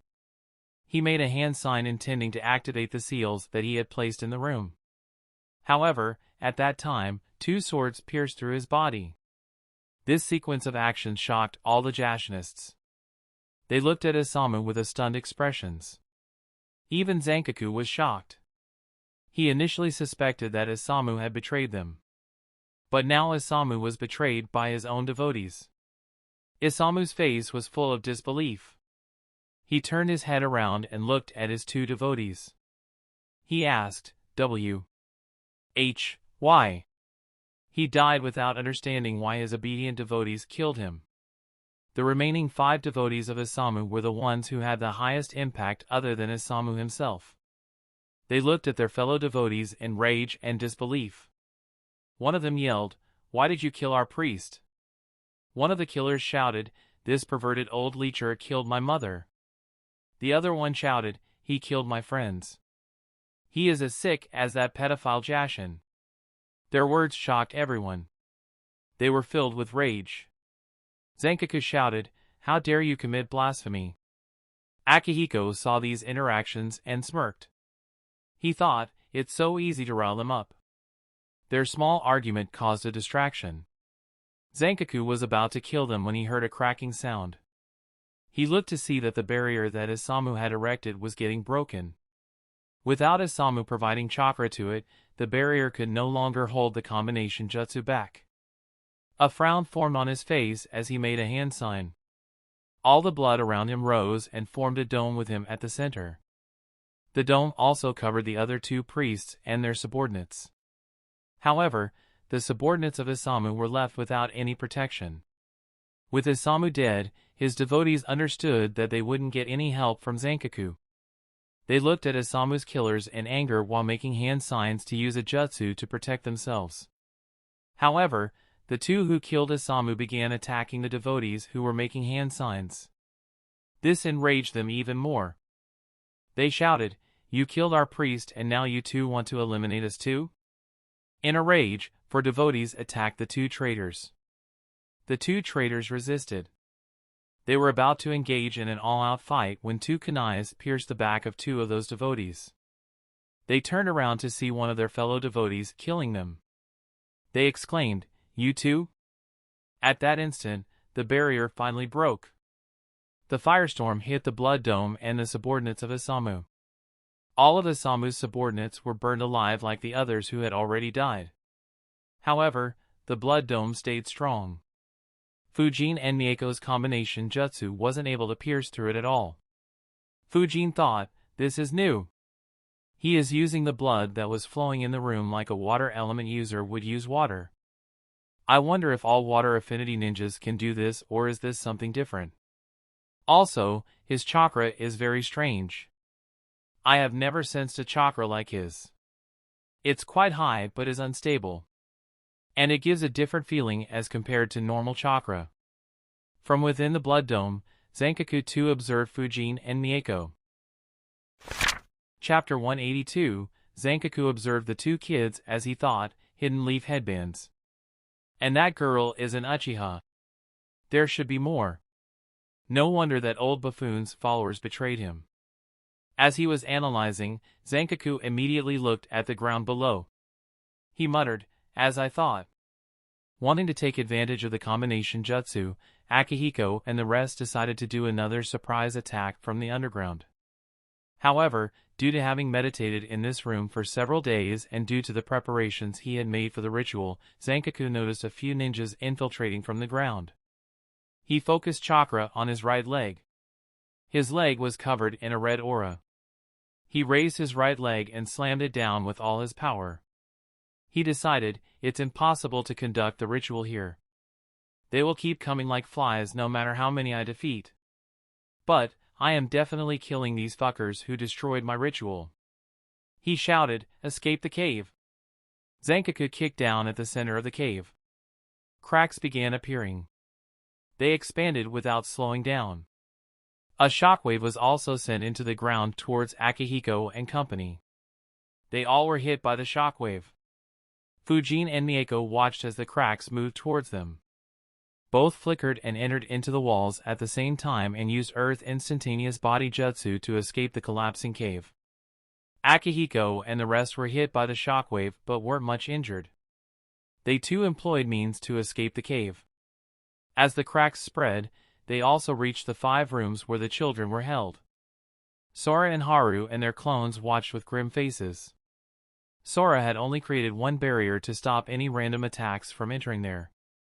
Fujin and Mako's combination jutsu hit all the barriers that he had created. But, this barrier won't protect the kids if the entire cave was collapsing. Sora, Haru, and the kids noticed as the ground began cracking. The children immediately began crying loudly. Sora and his clones desperately made hand signs. After making hand signs, they slammed their hands on the floor. A barrier appeared along the floor, barely protecting the kids from any harm. However, at that time, the walls had begun cracking. Haru and his clones immediately placed their hands on the walls and poured earth chakra into the walls to strengthen them slightly and prevent them from collapsing. Sora and his clones used this window of time to create more barriers. They first made a barrier along the ceiling to prevent any rocks from falling on the kids. They followed by creating more barriers to protect the children from all sides and ensure that the floor and the ceiling were connected properly. Right when the last barrier was erected, the entire cave collapsed. Fortunately, due to the barriers, the children were safe. Sora and Haru were breathing heavily. But a smile could be seen on their faces. The kids were sage. However, despite being safe, the kids were still wailing loudly. After all, the experience was very scary. Sora and Haru looked at them. Haru and his clone made a hand sign. They cast Jinjutsu on all the children and made them fall asleep. When the kids fell asleep, he and his clones all fell to the ground. Sora looked at him and said, "You have lost a lot of your chakra." Haru replied while breathing heavily, "Yeah, I poured almost all my chakra into the walls." Sora said, "Yeah, good job. If you hadn't, I wouldn't have managed to complete the barriers in time. Anyways, take a rest. The soldier pills should begin recovering our chakra, but we won't be able to participate in the fight above. We will ensure that the kids stay safe." Haru nodded and sat in a meditative pose. Sora too joined him. While meditating, he thought, that chakra spike just before the impact was different. I guess there is more depth to this god after all. That said, he will be no match against the Sharingan. This mission is over. Fujin and Mako were the first ones to leave the cave and appear outside. They saw as the mountain in front of them crumbled. Fujin said, "That guy is much stronger than I expected." Mako nodded, "Yeah, his chakra is almost as high as Sensei. And it doesn't seem humane." Fujin agreed, "Yeah, his chakra makes me feel sick. I wonder why that is." At that time, Akihiko and his group emerged from the underground. There were no casualties in their group. A few seconds later, the Jashinists also began appearing. Every Jashinist who was at the lowest level survived. However, in the above layers, all the servants died. Only the 7 devotees made it out alive. Their group now contained 1 grand priest, 2 priests, 8 devotees, and 20 servants.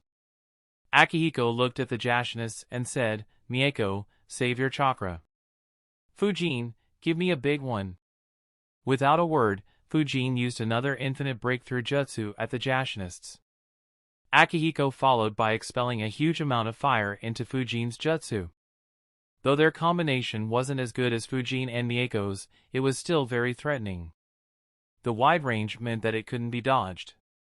Zankaku snorted, "How many times will you use the same trick?" He joined his hands together, almost as if he was praying. His chakra suddenly spiked. A few gallons of blood appeared from the ground and began floating in the air.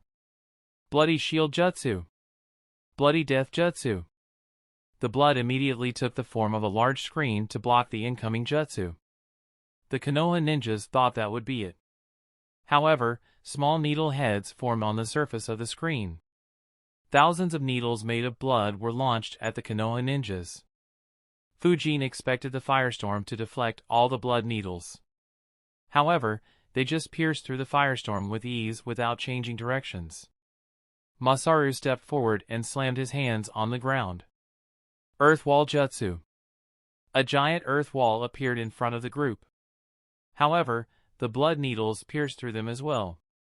The Konoha ninjas were surprised. Fujin immediately flickered out of the way. So did the rest except Shunko. He was slow to react. His eyes saw the wall being penetrated, but his body was slow to react. His Sharingans watched the dense blood needles coming at him and he barely moved to dodge the attack. A bunch of blood needles scratched his body, leaving him with 10 to 12 cuts. Fujin wondered, "What the heck is with this blood? It's almost as penetrative as my wind vacuum technique jutsus." A similar thought ran through the minds of the Uchihas as well. The jutsu was very lethal. Akihiko quickly scanned Shunko with his Sharingan. The wounds on him weren't lethal. He looked at Zankaku and had a bad feeling. A huge grin could be seen on Zankaku's face as he made the seal of confrontation with his left hand. Akihiko followed his gaze and looked at Shunko. His eyes widened as he saw the chakra gathering on the spots where the cuts had appeared. He yelled, "Shunko, move away!" Shunko didn't understand why he said so but still jumped backwards. Unfortunately, 12 explosions took place on his body at the same time. His loud shriek could be heard. Akihiko immediately flickered next to him but stayed at arm's length. He created a shadow clone to check on him. The Jashinists smirked at seeing their leader handling the enemies by themselves. Their morale was raised. They all got on the attack. However, even before they could get on the attack, Fujin, Masaru, and Mako got on the attack. They didn't know what had happened with Shunko. So they stayed clear of all blood controlled by Zankaku. Fujin attacked them with the air bullet jutsu from a range, while Masaru and Mako used Phoenix Sage fire jutsu. Their aim was to restrict the movement and kill off the weaker enemies. Unlike the earlier instance, this wasn't a large-scale jutsu. So Zankaku didn't waste his chakra to put up a huge defense. Without his help, the servants were sitting ducks for the Konoha ninjas. 12 servants died in this attack. The devotees and priests were safe, but their jutsus were disturbed. Akihiko and Genji looked at Shunko in this short window of time. They examined his injuries. Fortunately, his life wasn't in danger. He was still conscious. Akihiko said, "It looks like when he was cut, some of the blood that guy controlled was left on Shunko's body. Only that blood exploded. That's why the injuries aren't lethal." Genji nodded. He agreed with the analysis. Akihiko said, "Carry him away from here. He is in no condition to fight." Genji nodded, "All right, I'll take care of him." He carried Shunko and flickered away. Akihiko looked at Zankaku with a serious look on his face as he wondered, what the heck is his jutsu? I thought he controlled external blood similar to water. But this looked more like the explosion release than a variant of water release. He noticed Fujin, Mako, and Masaru keeping the enemy busy and decided, it doesn't matter. This farce has gone on too long. Time to end this battle. Chapter 183. Fujin, Mako, and Masaru were keeping the Jashinists busy. After his big jutsu, Zankaku didn't attack much. His priests and devotees were the ones who were counterattacking. Fujin kept flickering around the place. Seeing an opportunity, he flickered right behind the enemy lines and fired another round of air bullets. However, one of the priests turned around and countered with water bullets without using any hand signs. Each of his water bullets hit Fujin's air bullets and neutralized them. In addition, another 4 water bullets were headed at Fujin. Fujin fired a vacuum bullet at the priest and flickered away. The priest smirked and fired a water bullet to intercept the vacuum bullet. Both attacks clashed. The priest's smirk died when he saw Fujin's attack piercing through his as if it was just air. He immediately moved to his side. The vacuum bullet missed him by just a few inches. The priest could feel the suction force of the vacuum bullet as it passed him. A servant was behind him in line. The vacuum bullet pierced through his chest and left a hole in his right lung. The priest shouted, "Be careful of that boy's air bullets. They have a very high penetrative power." Fujin wasn't out of harm's way either. As soon as he flickered, his new position was pelted with shurikens and kunais by the devotees. He had to flicker a few more times. On the other side, Masaru and Mako were fighting with the other priest and his devotees. Both spammed the Phoenix Sage fire jutsu but were stopped by earth walls raised by the devotees.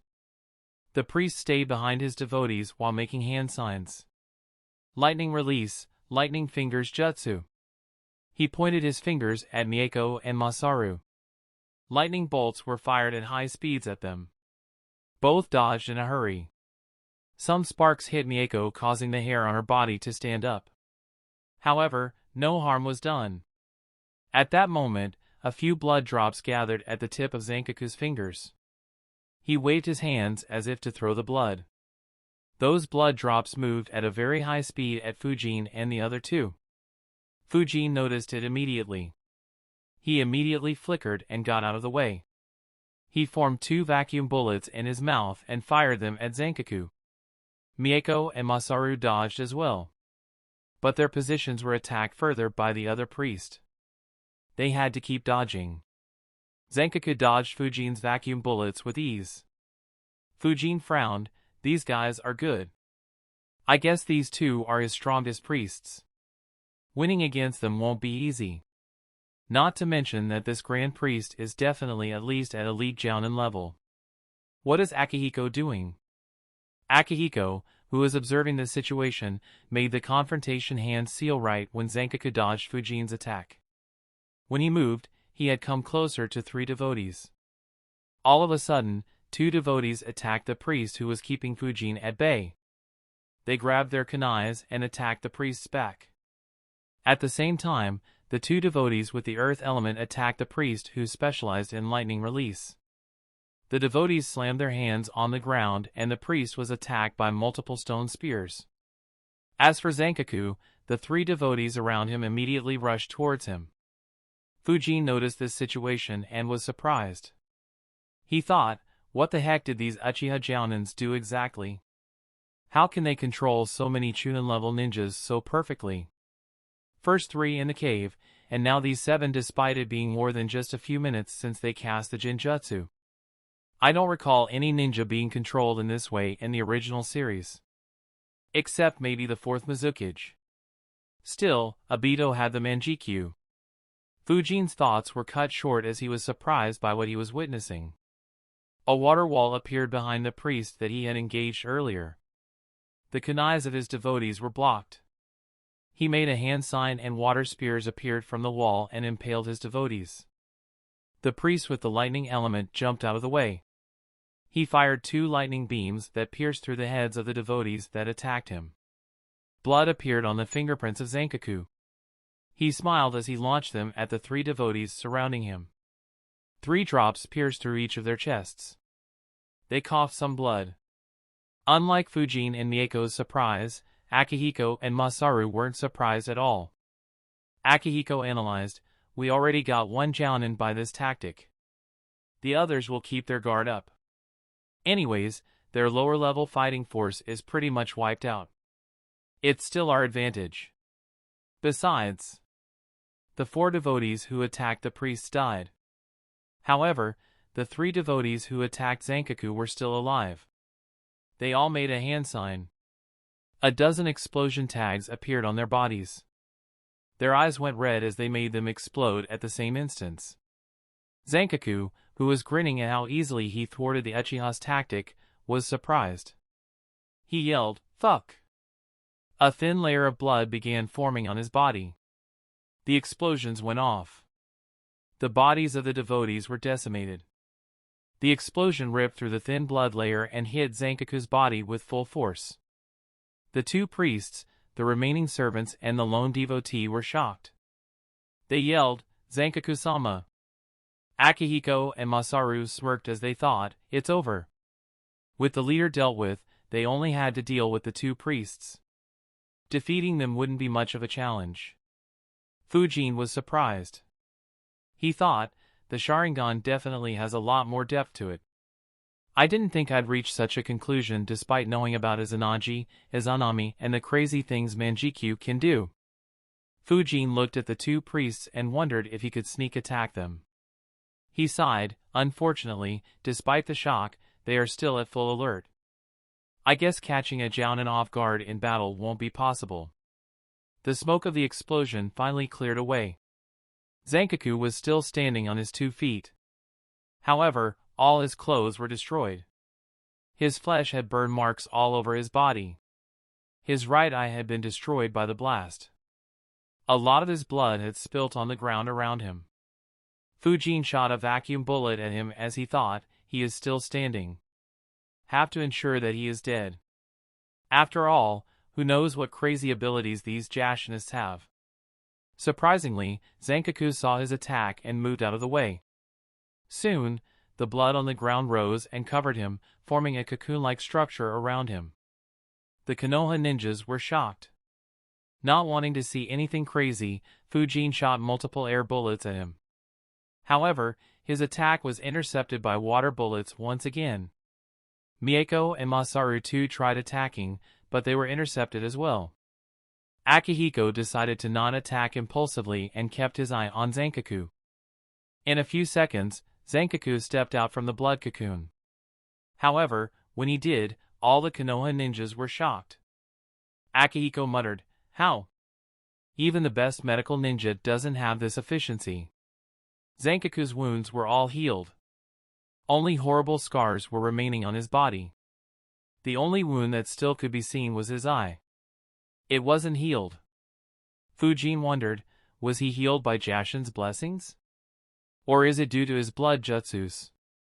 After all, he hasn't completed the ritual to gain Jashin's blessings, right? If this healing is only due to blood jutsus and not due to Jashin, then it would be a very important jutsu to learn. Though it leaves scars on the body, I don't mind them. After all, what use is looking good if I am not even alive?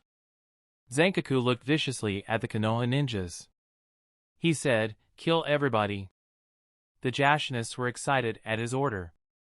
However, suddenly, the priests and Zankaku attacked the remaining devotee and servants. All were killed off. The Konoha ninjas were caught off guard by this development. Akihiko thought, "Oh well, saves us the effort. Now we have the numerical advantage." Zankaku said, Now no one will backstab us. You too, don't look into those red eyes. Else I will have to kill you too. The priests nodded and said, don't worry. We know how to deal with the Uchihas. Akihiko flickered behind Fujin and said, you and Mako take care of the lightning user. Your wind manipulation should have an advantage. Fujin nodded. Both he and Akihiko flickered next to Mako and Masaru. Akihiko said, Masaru, you take care of the water specialist. Mako, aid Fujin against the lightning specialist. Leave the main enemy to me. Both nodded. Mako stepped next to Fujin and said with a grin on her face, time to kill our first Jounin. Fujin smirked and replied, your first Jounin kill. Mako looked at Fujin and exclaimed, you already killed one? Akihiko interrupted them and said sternly, pay attention, they are making a move. They stopped speaking and focused entirely on their enemy. Chapter 184, the two priests weaved hand signs quickly. Water release, waterfall jutsu. Lightning release, false darkness jutsu. One of the priests expelled a huge amount of water at the Konoha ninjas. It formed a huge wave and headed towards the Konoha ninjas. The other fired his lightning jutsu into the water, electrifying it. A smile formed on Fujin's face, this isn't like that noodle thief. These guys are strong. Fujin gathered a huge amount of chakra. For the first time in a long while, he showed off his entire chakra. The sudden spike in his chakra gained the attention of the Uchihas around him. They were about to do multiple flickers when they felt Fujin's chakra spiking. Mako looked at him and wondered, when did his chakra grow so much? It is almost as high as some of the Jounins in my clan. Akihiko and Masaru were shocked as well. They both thought, what chakra? It's almost as if he is from the Senju or Uzumaki clan.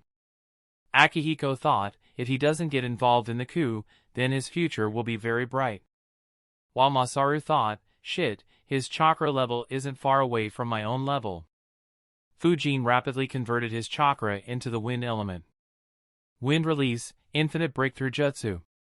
He exhaled a huge wind. It hit the incoming electrocuted water wave.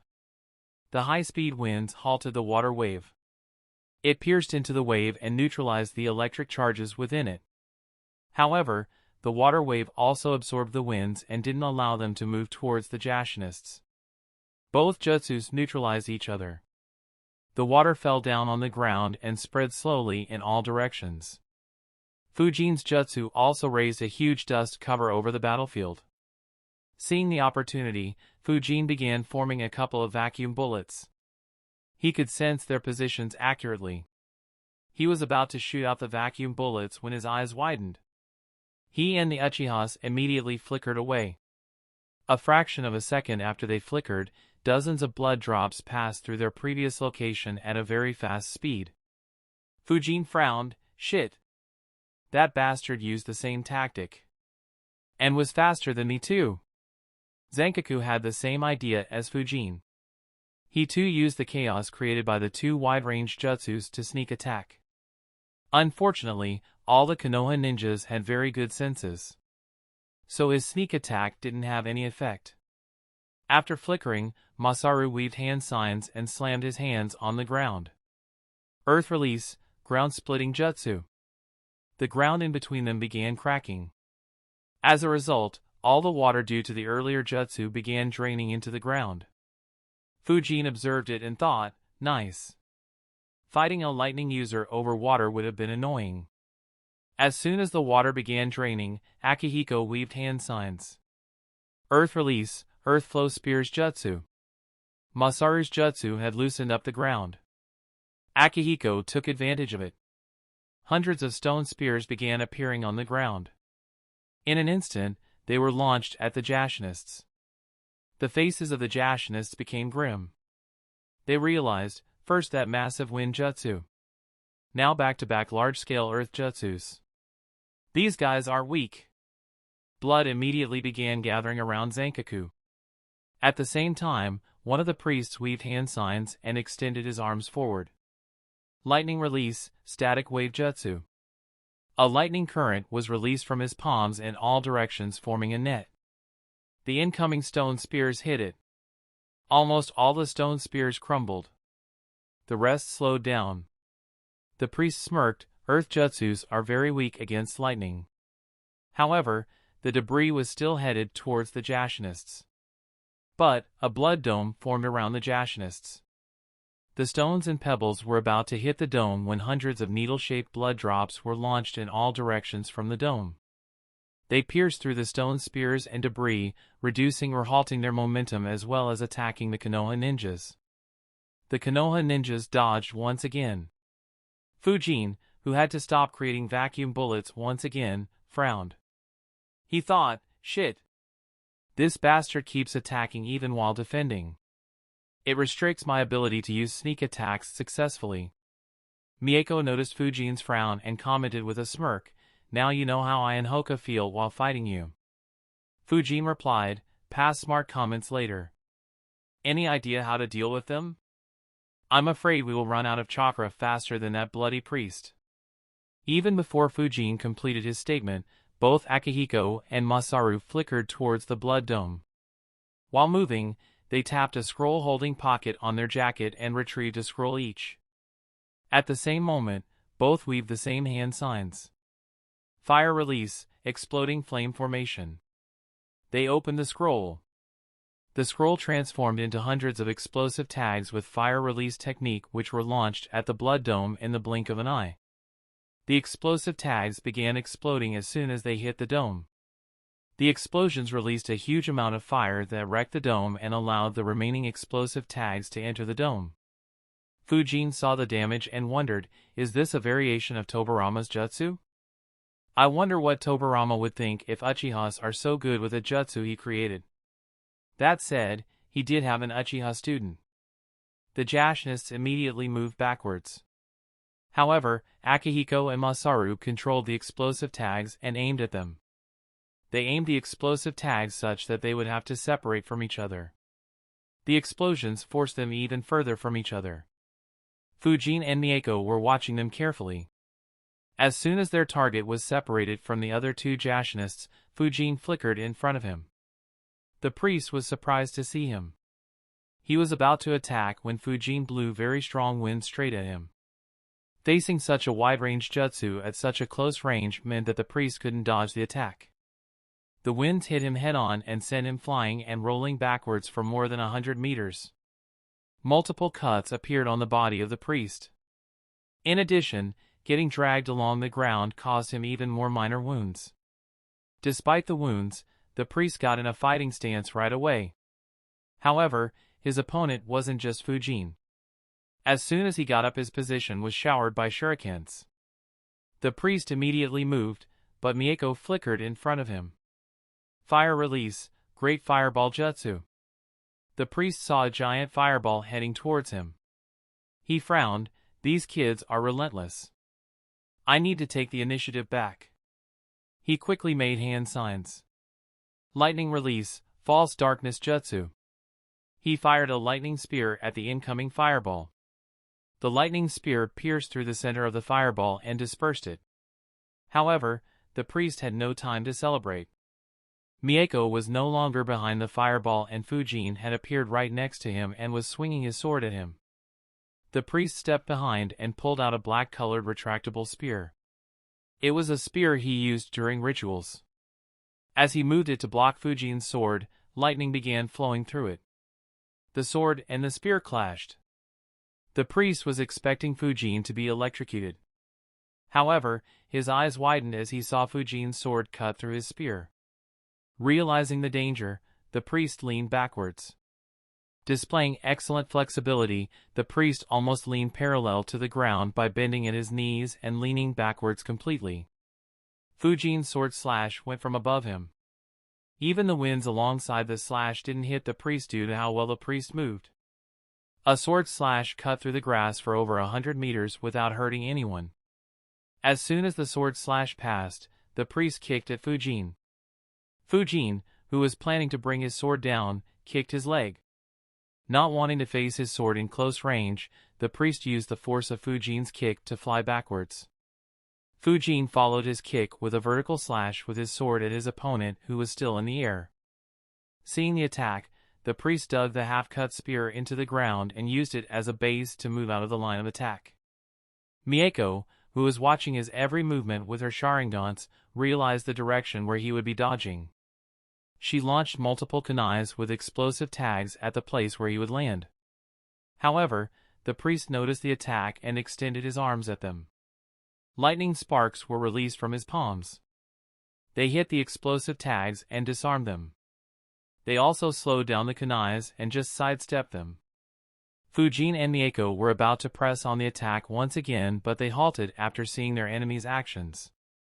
Lightning had once again gathered in the palms of the priest without any hand signs.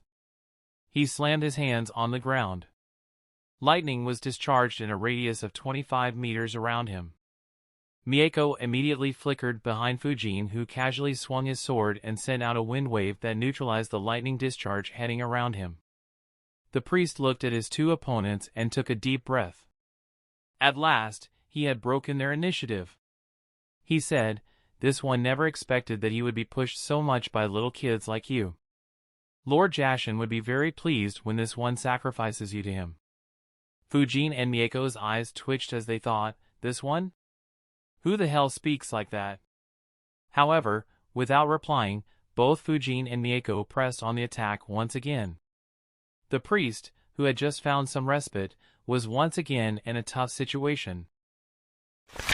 Chapter 185, Fujin and Mako both had spent a lot of their chakra due to the jutsus they used earlier.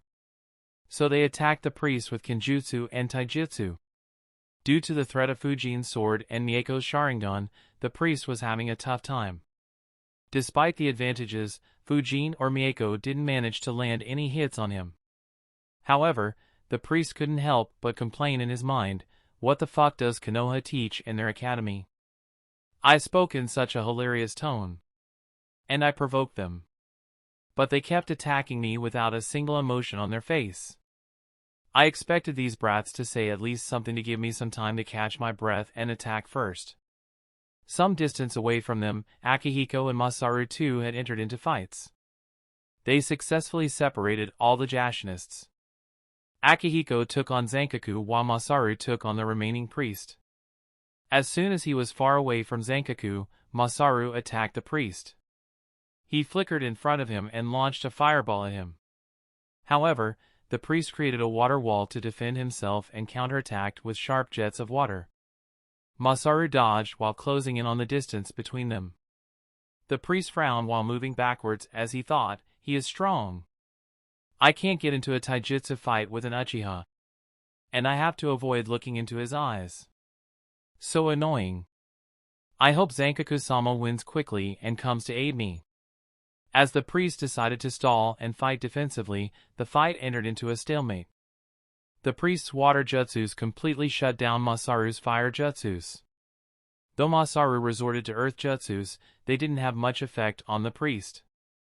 Some distance from them, Akihiko and Zankaku faced each other. Like all Uchihas, Akihiko launched a huge fireball at his enemy. He launched shurikens into his fireball to double up.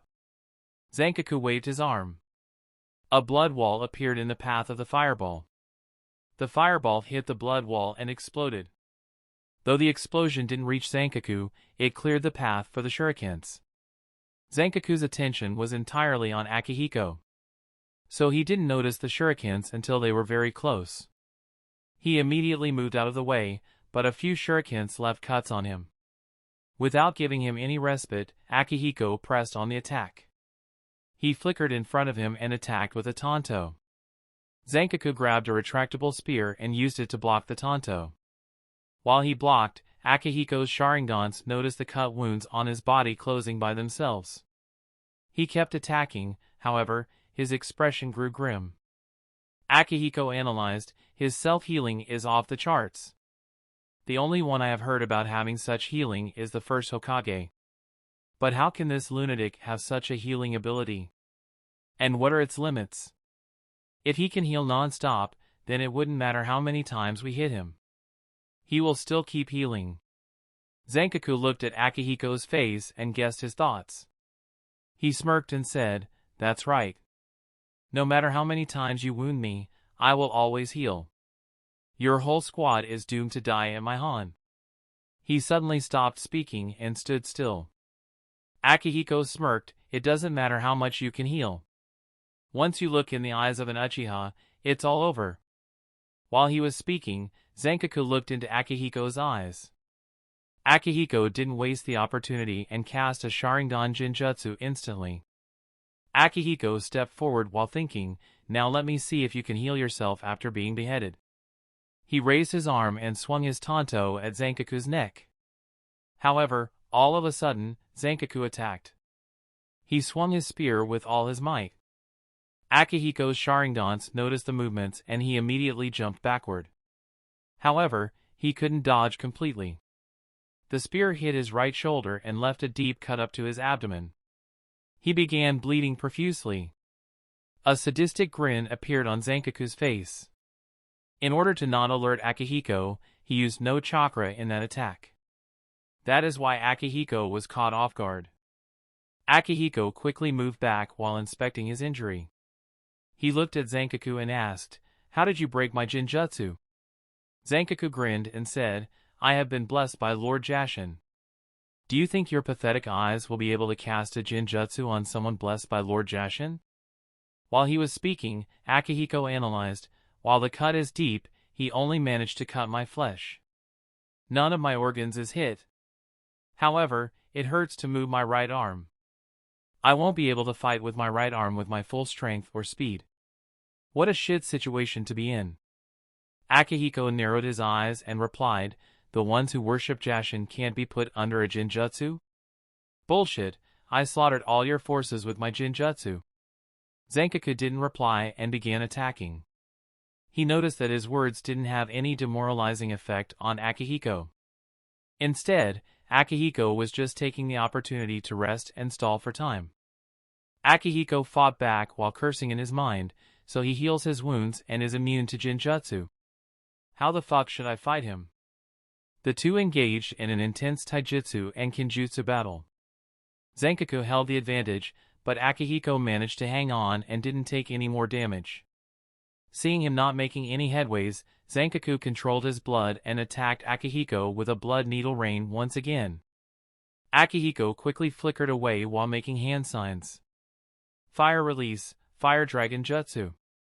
A huge 50-meter-long fire dragon was formed. It headed straight at Zankaku. Zankaku once again defended himself with a blood dome. The dragon hit the dome and exploded, but no harm was done to Zankaku. While Zankaku was defending, Akihiko made hand signs and placed his left palm in front of the cut. A gentle chakra was released from his palm and he began healing the wound. He immediately stopped the bleeding. He wanted to heal more, but he was once again attacked. He stopped using mystical palm jutsu and defended himself. As he defended, Akihiko analyzed, I can't defeat him. Though I know more jutsus, the blood he controls is very versatile. And his chakra is higher than mine as well. I guess I should just stall. Defeating him without Sora's Fuinjutsu wouldn't be possible. Seeing that he couldn't win, Akihiko fought with the intent of only stalling. Zankaku attacked very aggressively, but he couldn't get through Akihiko's defense again. He also tried to get away from Akihiko without any success. The entire battlefield turned into a stalemate. Whoever won first would turn the scales in their favor. Mako and Fujin were extremely annoyed. They held the advantage for the majority of the time. And yet, they didn't manage to land a single hit on their opponent. And while Renjiro's training had taught them to ignore all enemies' words, his constant taunts and slurs were getting on their nerves. Having fended off the latest round of attacks, the priest said, this one was born in the land of lightning. When this one fought in the great ninja wars, your parents hadn't even fucked each other. Run back to your academy, runts. Finally, Mako couldn't control her mouth. She attacked while yelling, by the time I am done with you, you won't be capable of fucking anyone. The priest blocked her kunai and dodged Fujin's sword and replied, I serve Lord Jashin. I haven't fucked anyone for over a decade. Fujin glanced at Mako. He thought, she is about to lose her cool. He looked at his opponent and thought, I haven't engaged much in trash talking. I should consider adding it to my skills. I can think of a bunch of strong opponents who would go berserk with a good trash talk. Not wanting Mako to lose her control, Fujin commented casually, I heard that you Jashinists have to sacrifice to your dumb god. Don't tell me that you have to sacrifice your private parts in order to be inducted into your little cult. Mako was surprised by Fujin's words. She wondered, when did he become so foul-mouthed? Even the priest watched Fujin with surprise. He said, of course not, we have to con. Fujin interrupted him and said, considering that you are so proud about sacrificing them, I guess that they were very pathetic. The priest immediately yelled, you little br. However, Fujin instantly flickered in front of him and slashed with his sword horizontally. The priest immediately moved backward and jumped out of the path of Fujin's attack. Seeing that his opponent was in the air, Fujin fired a dozen air bullets at him. While attacking, he thought, what a pro! Even his anger was fake. The priest immediately weaved a couple of hand signs and extended both his arms forward. Lightning arcs appeared between his palms. Lightning release, lightning beam jutsu. The priest fired a lightning beam straight at Fujin. The beam was very wide and completely covered the priest. All the air bullets crashed into the beam. They hindered the lightning beam slightly, but couldn't pierce through. Fujin watched the lightning beam coming at him. He didn't move. He focused chakra in his throat and converted it into wind. When the beam was just a meter away from him, he opened his mouth and fired a vacuum bullet. However, unlike Fujin's earlier vacuum bullets, this one was huge. It would be more appropriate to call it a vacuum cannon instead. It pierced straight through the center of the enemy's lightning beam and dispersed most of it. The priest was shocked. He tried to use the force of his own jutsu to move out of the way while in the air. Mako was surprised as well. Launching an attack in such a way meant that Fujin won't be able to dodge. However, realizing the risk Fujin took, Mako flickered close to the priest to attack him. It looked like this fight would finally have a result soon. Chapter 186. The recoil from his jutsu helped the priest move away from the line of Fujin's attack. However, it wasn't enough. The vacuum cannon grazed the right side of the priest's abdomen and tore a huge chunk of it. His wound began bleeding immediately. His liver and intestines were damaged. At the same time, whatever remained of the lightning beam rained down on Fujin. Fujin extended his left arm forward to block it. All the lightning charges hit his left arm and lightning flowed through his body. Fujin endured while thinking, not bad. Due to my training in the lightning element, this attack doesn't feel much. Though if I took the entire beam head-on, it would have hurt. Anyways, I now see why Renjiro emphasized the importance of undertaking missions. Though deciding to counterattack was risky, the danger allowed me to perform my jutsu even faster. I wanted to create a wind vacuum beam. The center of the beam would be made of vacuum. It would be only a few micrometers wide but would be very long as it would have to extend across the entire length of the beam. Instead, I managed to create a much stronger vacuum bullet. I will call it vacuum cannon after I train it properly. Though the result wasn't what I envisioned, it is still a very good improvement. While Fujin was enduring the electric shocks, Mako flickered next to the priest while weaving hand signs. Fire release, Phoenix Sage Fire Jutsu. She fired 6 small fireballs at the priest. 2 of these were headed at him while the other 4 cut off his escape routes. The priest, who had just suffered a huge injury, now had to face another attack. She smirked, it's over. Unfortunately for Mako, her calculations were horribly wrong. Humiliated at being injured to this extent, the priest entered into a frenzy. His eyes turned reddish as he exerted all his chakra. A high amount of lightning gathered on his palms. He screamed in rage as he attacked his surroundings indiscriminately. The lightning hit the fireballs and deflected or dispersed them. The grass around him was hit and it caught fire. Mako was very close to him and was in range as well. She tried to flicker but wasn't fast enough. Lightning bolts hit her and made her scream in pain. The lightning electrocuted her and left multiple burns on her body. She fell to the ground in pain and was unable to control her body properly. Seeing that his opponent was vulnerable, the priest grinned. He immediately moved towards Mako while pulling out another retractable spear and making lightning flow through it. Fujin's expression grew grim. He had just finished enduring the previous attack. He flickered instantly. While Fujin, Mako, and Akihiko were engaged in intense battles, Masaru was under no threat. His opponent acted like a turtle and defended everything Masaru threw at him without counterattacking. A water wall was erected in front of the priest. On the opposite side, a dozen explosive tags exploded. The wall collapsed, but the priest was unharmed. Masaru had a frown on his face. He cursed in his mind, not only does this bastard defend well, but he also does so without even looking at me. The priest was relaxed when he suddenly sensed danger. He immediately jumped up while leading hand signs. Half a second after he jumped, a fire dragon erupted from the ground and moved straight at him. The priest completed his hand signs. Water release, water prison jutsu. A water prison formed around him. The fire dragon hit the prison and exploded, but the priest was safe. However, his expression wasn't good. He analyzed, who attacked me from there? Did he create a clone sneakily, or is it someone else? He prayed that it wasn't the second scenario. If Zankaku or the other priest was defeated, then his death would be only a matter of time. Right after the fire dragon exploded, a dozen kunai with explosive tags were launched from the ground at the water prison. At the same time, Masaru flickered and tossed more explosive tags at the water prison.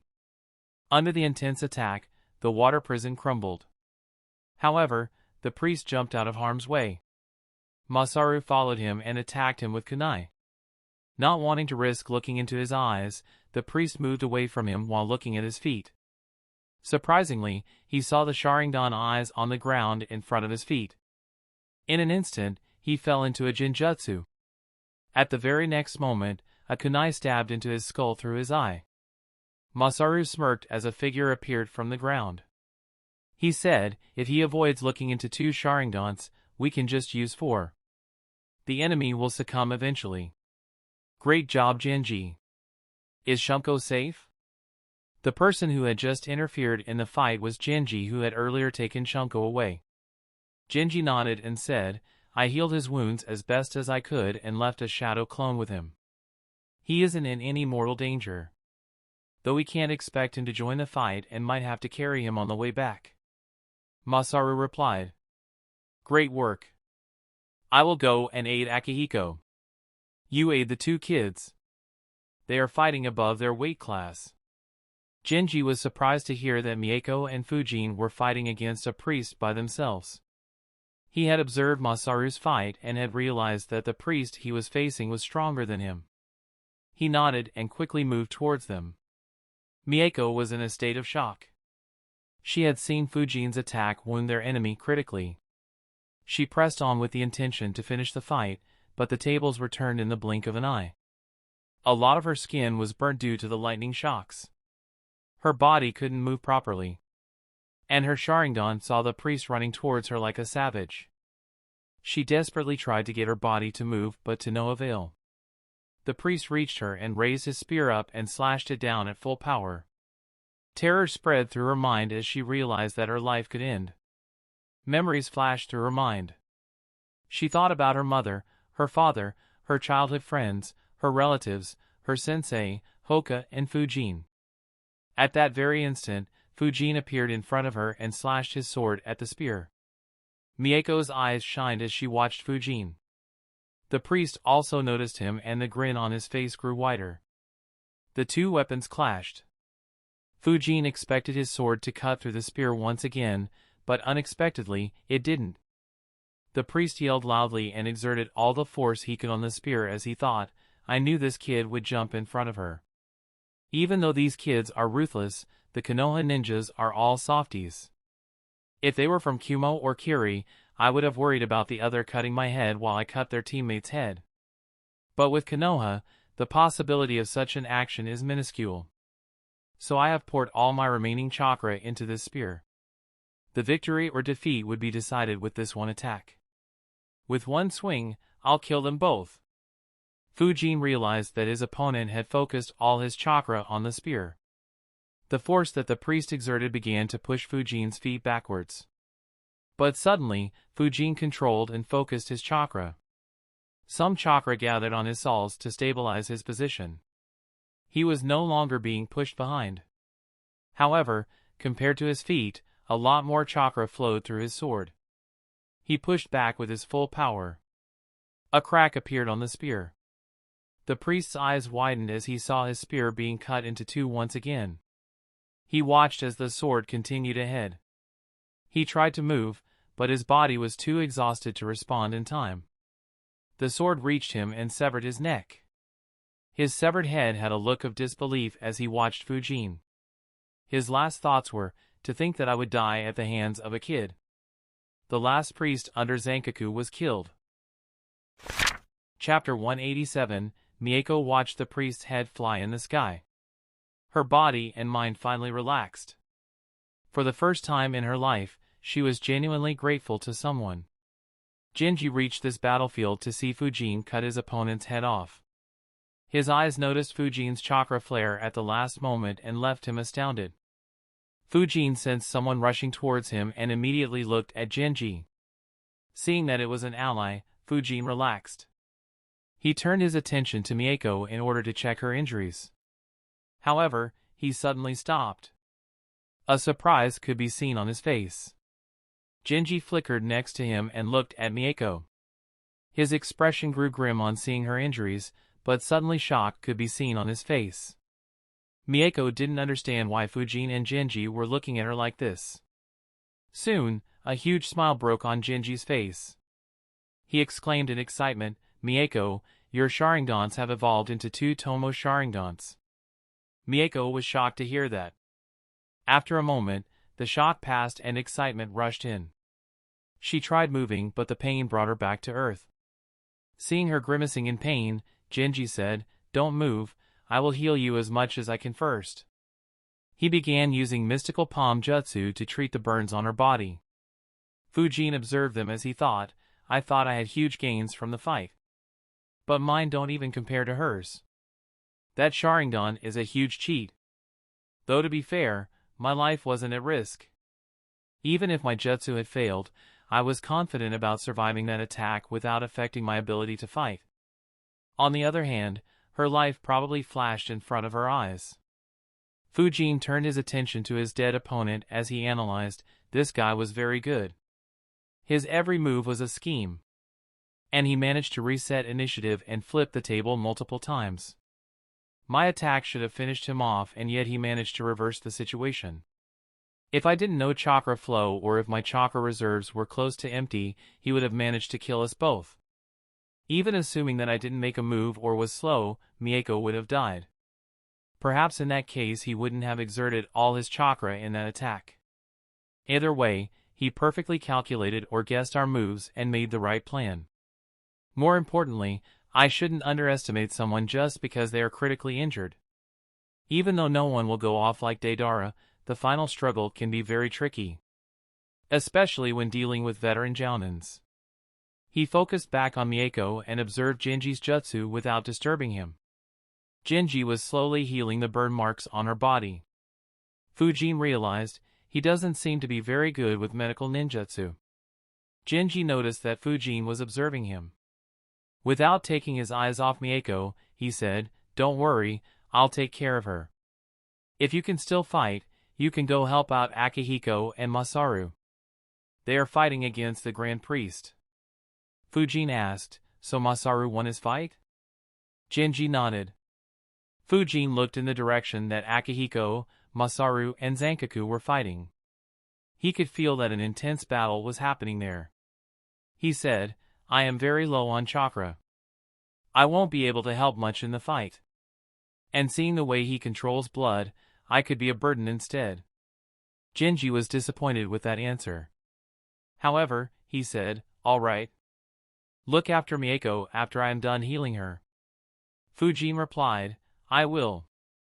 Genji stopped talking. After a minute, Fujin asked, Are you a medical ninja, Genji-san? Genji answered, No. I just copied the mystical palm jutsu and practiced it for a bit. Fujin replied, I see. He thought, as I thought. I guess most of the Uchihas have copied this jutsu. After all, it should be very convenient to heal yourself and your teammates without having to depend on a medical ninja that can't fight or defend well. Just like Genji, Masaru rushed towards Akihiko's battlefield. He went sneakily and hid in the tall grass as he observed the fight. His eyes widened as he saw Akihiko's condition. A huge scar was visible on his right chest. His jacket was dyed red by blood. A frown formed on his face. How is Akihiko struggling so much? Is the opponent so skilled that he can dominate him while needing to avoid looking into his eyes? As he was analyzing, he suddenly realized something. Wait a minute, he is directly looking at Akihiko. He isn't avoiding the Sharingan at all. But why isn't Akihiko casting Jinjutsu? He thought hard and concluded, the only possibility I can think of is that Jinjutsu doesn't work on him for some reason. Whatever, I'll know when I join the battle. He stayed put in his spot waiting for an opportunity to sneak attack. Akihiko and Zankaku kept fighting, unaware of Masaru's presence. Tanto and Spear clashed multiple times without anyone landing hits. In one such clash, Zankaku exerted a lot of force and pushed Akihiko backwards. However, Akihiko just used Zankaku's force to move away from him. Tired of being stalled, Zankaku chased with full speed. Unfortunately, he moved very close to where Masaru was. As he was chasing, he felt heat on his right. He turned his head to see a long fire dragon heading straight at him. Due to how close they were, he couldn't dodge or defend. The fire dragon opened its huge mouth and chomped down on him. Inside the fire dragon, Zankaku screamed loudly as his flesh burned. In a few seconds, the fire dragon exploded. Akihiko moved away from the explosion and Masaru appeared next to him. He smirked and said, Bullseye. However, Akihiko's expression didn't change. He said, It isn't over. He can heal from all wounds. And Jinjutsu doesn't work on him. So don't put your hopes on it.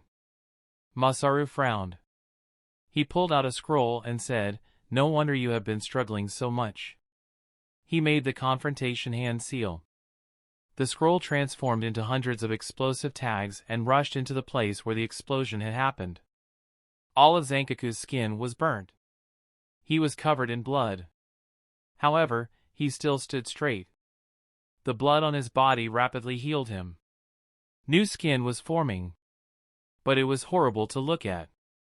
At that moment, he saw hundreds of explosive tags heading at him. He immediately formed a cocoon of blood around him. The explosive tags stuck on the cocoon and began exploding. The cocoon was destroyed. Zankaku tried running away, but most of the explosive tags exploded right next to him. Akihiko and Masaru observed him with their Sharingan. They saw as his flesh was blasted. But the blood that poured out of his body kept protecting and healing him. Masaru asked in an annoyed tone, Does his body have an infinite amount of blood? Akihiko answered, My guess is that he produces it with his chakra. We may have to exhaust his chakra to truly win. Or we will need Sora's Fuinjutsu. Masaru asked, Have you tried cutting him into pieces? Akihiko answered, Haven't been successful so far. As they were speaking, they heard Zankaku yelling in anger. A few dozen blood drops formed around him and he fired them in all directions. Akihiko and Masaru dodged quickly. Akihiko said, That's why. Every time I manage to get an upper hand, he resets my advantage with a wide-range jutsu forcing me to evade. They saw an intact Zankaku walk out of the smoke. However, his body was horrible to see. He had no clothes on his body and his entire body was covered in horrible scars. Masaru said, He looks disgusting. But this is indeed annoying. Our chakra is already about to run out. As they were about to engage in another round of battle, Genji was done healing Mako. He said, I have healed your burns. They won't be harmful to you. But don't move around a lot. I can't deal with the damage the lightning might have inflicted on your inner organs. Fujin, look after her. I'll go help out Akihiko. Fujin nodded. He saw Genji leaving. He made a hand sign and a shadow clone appeared next to him. Without speaking, the shadow clone followed Genji's path. Mako asked, why did you make a shadow clone with so little chakra? Fujin shrugged and said, I'm interested in seeing how that battle ends. This guy is probably the strongest opponent we have ever faced. Other than that incident when we were returning from hot water, of course. Mako said, that's true. I wish I could see it too. They didn't say anything for a few seconds. Suddenly, Mako said, Fujin, thank you. I was very scared after I got hit. Fujin looked at her. He could feel that she was very grateful to him. He said, our team might have been disbanded, but we are still teammates. No need to be thankful for such stuff. Mako didn't reply and just smiled. Fujin asked, how are your injuries? Mako sighed and said, my whole body is aching. That bastard fried my body inside out. Fujin replied, yeah, he was fierce. Veteran Jounins are still too strong for us. Chapter 188. While Fujin and Mako talked, Genji and Fujin's shadow clone reached the battlefield. Genji hid the same way as Masaru had while Fujin's clone stayed away and observed from a long distance. He had no intention of interfering in the fight. With Masaru's help, Akihiko finally had the upper hand. They inflicted injuries on Zankaku frequently. But all of his injuries healed automatically. Genji was stunned. He thought, how do I sneak attack someone who heals without any jutsu? Fujin's clone too was shocked. He watched the fight as he analyzed, this guy is strong. Ridiculously so. While Haiden couldn't be killed, I don't recall him having such a healing ability. TSK, now I am even more interested in his blood jutsus. I hope Hiruzen orders the Yamanakas to dig out all the information from his brain. Though asking it from Hiruzen would require some effort. He no longer rewards me sadly. After observing for a while, Genji decided, my sneak attacks work on the basis that I would injure my prey critically or trap him in a genjutsu. It's pointless to hide against an opponent like him. The kid made a good decision to not show up here. Genji revealed himself by throwing some shurikens at Zankaku. Zankaku barely dodged them. His expression grew grim as he saw another opponent. He asked, you killed all my priests? Disbelief could be felt in his voice. Masaru replied, that is the case. You are all by yourself. Stop your misery and surrender. Only then you would live. Hearing those words, Zankaku began to laugh loudly like a lunatic. He said loudly, do you think that killing those weaklings will make me surrender? I will sacrifice all of you to Lord Jashin and get even more blessings from him. As he was speaking, he began bleeding. Soon, his entire body was covered in blood. His chakra, which was getting exhausted, spiked once again. Without paying any attention to his defense, he moved towards the Uchihas. Akihiko and Masaru's expressions grew grim. Zankaku closed the distance and swung his arm at them. Multiple drops of blood were released from his arm at the Uchihas. They immediately flickered away. Zankaku chased them. Not wanting to waste chakra unnecessarily, the Uchihas tossed explosive tags at him to hinder his path. But Zankaku ignored it all and continued the chase. Fortunately, he wasn't as fast as the Uchihas. While engaging in combat, Akihiko said, Genji, what's the status of others? Genji threw a kunai at Zankaku and said, Mako and Shunko are injured. Fujin is fine but his chakra is very low. Akihiko instructed, okay, leave this battlefield. Team up with Fujin and get Sora out. Leave a clone to watch over Shunko and Mako. Genji replied, alright. He flickered away from the battlefield. Akihiko looked at Masaru and shouted, Masaru, let's go all out. We will keep him tied down here. Masaru nodded and launched a fire dragon at Zankaku. A blood armor formed on Zankaku as he rushed into the fire dragon. However, unlike a normal fire dragon jutsu, this one had dozens of explosive tags in it. The fire dragon caused a massive explosion while Zankaku was in it. His momentum was finally stopped.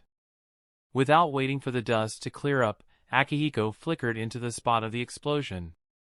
Zankaku's body was being healed when Akihiko attacked him once again. He was blasted back as he cursed in his mind, how many fucking explosive tags do these Uchihas have? Bastards have used more than 1,000 so far.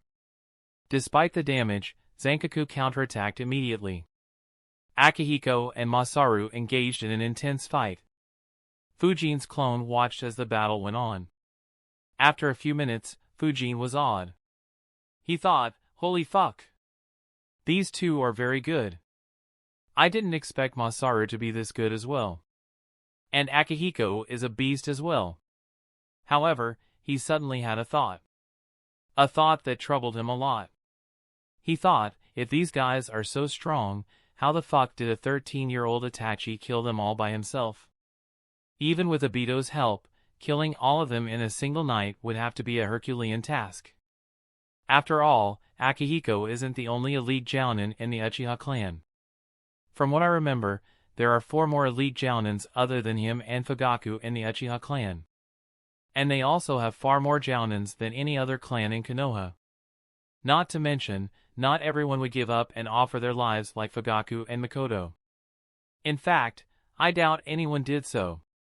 So is Itachi so ridiculously overpowered, or will there be some other factors involved as well? Fujin's clone tried thinking, but he couldn't figure it out.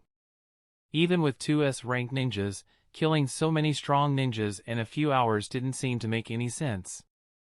Especially after he had just witnessed the abilities of some of the Uchihas.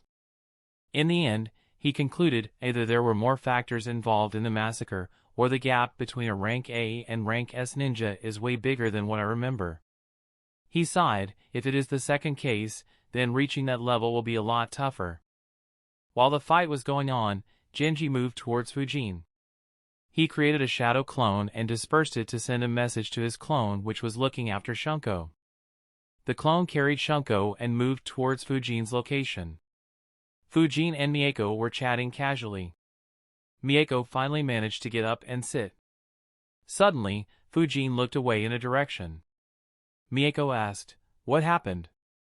Fujin replied, "Genji is back for some reason." Did they already win? At the next moment, Genji appeared in front of them. He said, "Fujin, you'll be helping me get Sora out." Fujin raised an eyebrow. He asked, "What's the situation?" Normally Genji wouldn't have wasted time. But since he was waiting for his clone, he said, "The opponent has a very high regenerative ability and is immune to Jinjutsu. We need Sora's Fuinjutsu to trap him." Fujin and Mako were surprised. Mako said, "I didn't think the opponent would be so strong." Genji's clone finally arrived. He was carrying Shunko on his back. Genji said, "Fujin, follow me." Mako quickly said, "I want to come too." Genji looked at her and shook his head. He said, "No, you are too weak right now. If he assaults us when we are getting Sora out, you will be a burden." Without waiting for a reply, he left. Fujin followed him. They arrived at the place where the cave had collapsed. Fujin said, "Uncle Sora should be alright. I guess he didn't come out as he needs to stay there to ensure the kids are safe." Genji nodded and said, "Yeah. I guess that he created some barriers to keep them safe. So getting the kids out will put them at risk. Let's just go down and see what the situation is." He made hand signs and disappeared into the ground. Fujin followed him. After reaching down, they both noticed 5 pairs of chakra signatures. Fujin said, "The one in the north has the highest chakra level. The rest should be clones." Genji and Fujin went towards them. They moved until they reached the barrier. Genji knocked on the barrier. Sora and Haru were meditating to regain their chakra quickly. As soon as they heard the knock, both opened their eyes and looked at the spot Genji tapped. Seeing that it was allies, they relaxed. Sora made a hand sign and created an opening in the barrier. Fujin and Genji got in. Without wasting any time, Genji briefed Sora about the situation. Sora and Haru frowned after hearing about Zankaku's abilities. Sora made a shadow clone and said, "The barrier needs me to monitor. So I'll leave a shadow clone here. Haru and Fujin stay here and ensure that the kids remain safe. Genji, come with me." Everyone nodded and followed Sora's instructions. Fujin and Haru were low on chakra, so Sora didn't involve them in the fight. Sora and Genji left, leaving Haru, Fujin and Sora's clones to look after the kids. Sora's clone said to Fujin, "We shouldn't be in any danger here. The barrier can withstand all the weight above it and can withstand some attacks too. The only danger is if that Grand Priest decides to launch an all-out assault on the barrier. But that isn't likely to happen. So just relax and focus on recovering your chakra." Fujin nodded and sat in a meditative posture. Sora and Genji reached the battlefield and observed from a distance. Akihiko and Masaru were engaged in an intense battle. Both were breathing heavily, but so was Zankaku. His inability to land a hit on the two Uchihas in front of him annoyed him. Sora observed Zankaku's fighting style and jutsus carefully and began analyzing and calculating how he should trap Zankaku. Akihiko and Masaru sighed in relief. They had fought him the most and knew what frightening vitality he had. Akihiko said, "Sora, seal his body properly. We will study him thoroughly." Sora nodded and began sealing Zankaku's body. Akihiko said, "In the mission report, we will mention his abilities and say that his body was thoroughly destroyed by our explosive tags. Nothing was left behind. Don't tell Haru or the kids about this either. You can tell Haru later, but no word to the kids." On hearing that, the three Uchihas became serious and nodded. Sora asked, "Is it due to?" Akihiko interrupted, "Yes. The relationship between the village and the clan is deteriorating. Though Fugaku-sama is against the coup right now, it is probably unavoidable unless the village elders stop mistreating us. If the coup does happen, then the abilities of this guy would help us immensely if we can learn them." Everyone nodded. They had seen what fearsome abilities Zankaku had. If multiple Jounin-level Uchihas could control their blood in a similar manner or even get just the self-healing ability, then defeating them would become very difficult. Only an S-rank ninja could defeat them quickly. Fujin's clone didn't hear their words. After seeing Sora seal Zankaku's body, he dispersed himself. The Uchihas were unaware that the fight and the result had been witnessed by him. Chapter 190, Fujin received the memories of his clone. He opened his eyes, but closed them again. He thought, "Damn. I never thought they'd be so strong." That said, that Grand Priest turned out to be the real surprise. I never imagined he'd be able to face off against an elite Jounin and two Jounins at the same time and still have an upper hand. I can understand the healing ability, but why was he immune to Jinjutsu? Fujin tried analyzing but didn't reach any conclusion. He sighed, "I hope Hiruzen is able to get the Yamanaka clan to read all his memories. Autonomous healing and Jinjutsu immunity are skills that would be immensely helpful. Though considering that I never saw anyone use this in Naruto, it's likely that these abilities can't be gained without worshipping Jashin. I hope that isn't the case." Sora sealed Zankaku's body parts. He also collected as much blood as he could that was scattered on the ground. After he was done, Masaru asked, "What next?"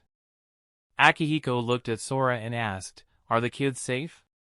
Sora nodded. Haru delayed the collapse of the cave until I could raise the barriers. He also put them to sleep.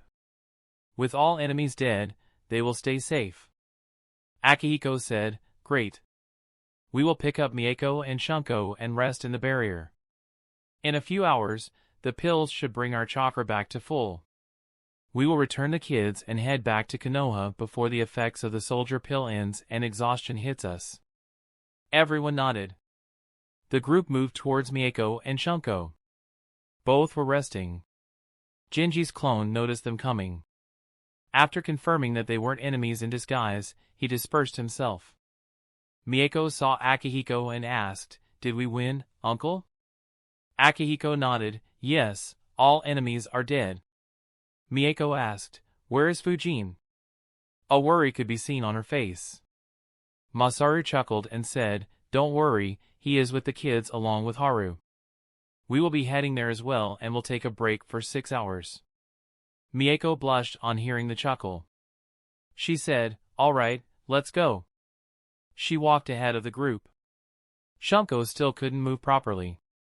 So Genji picked him up and carried him. They arrived in front of the collapsed mountain. Akihiko looked around to see a bunch of dead bodies.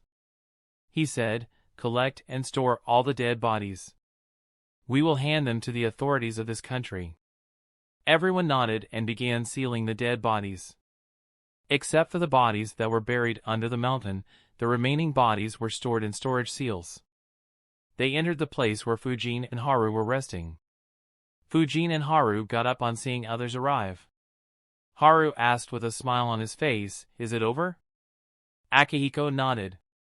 He looked at everyone and said, "We have killed all the Jashinists that we had investigated. All the priests, devotees and servants are dead. We collected most of their bodies. Their leader, the Grand Priest, had a terrifying healing ability. So he had to blow him to smithereens to defeat him. His body has been completely destroyed." Fujin was surprised. His thoughts ran at lightning speed. What the hell? Shit, these guys have the same idea as me. But they want to keep it with their clan instead of passing it to the village. Fucking hell! Their coup should be very close. So it's understandable that they want to build up some trump cards. But, should I let this opportunity slip? Though Fujin tried his best to not show any emotions on his face, Akihiko noticed that something was off. He asked, "Is there any issue, Fujin?" Fujin looked back while thinking, shit, he sensed that something was off. He quickly said, "No, I just have one doubt. But I wasn't sure if it would be appropriate to ask." Akihiko said, "Don't worry, just ask.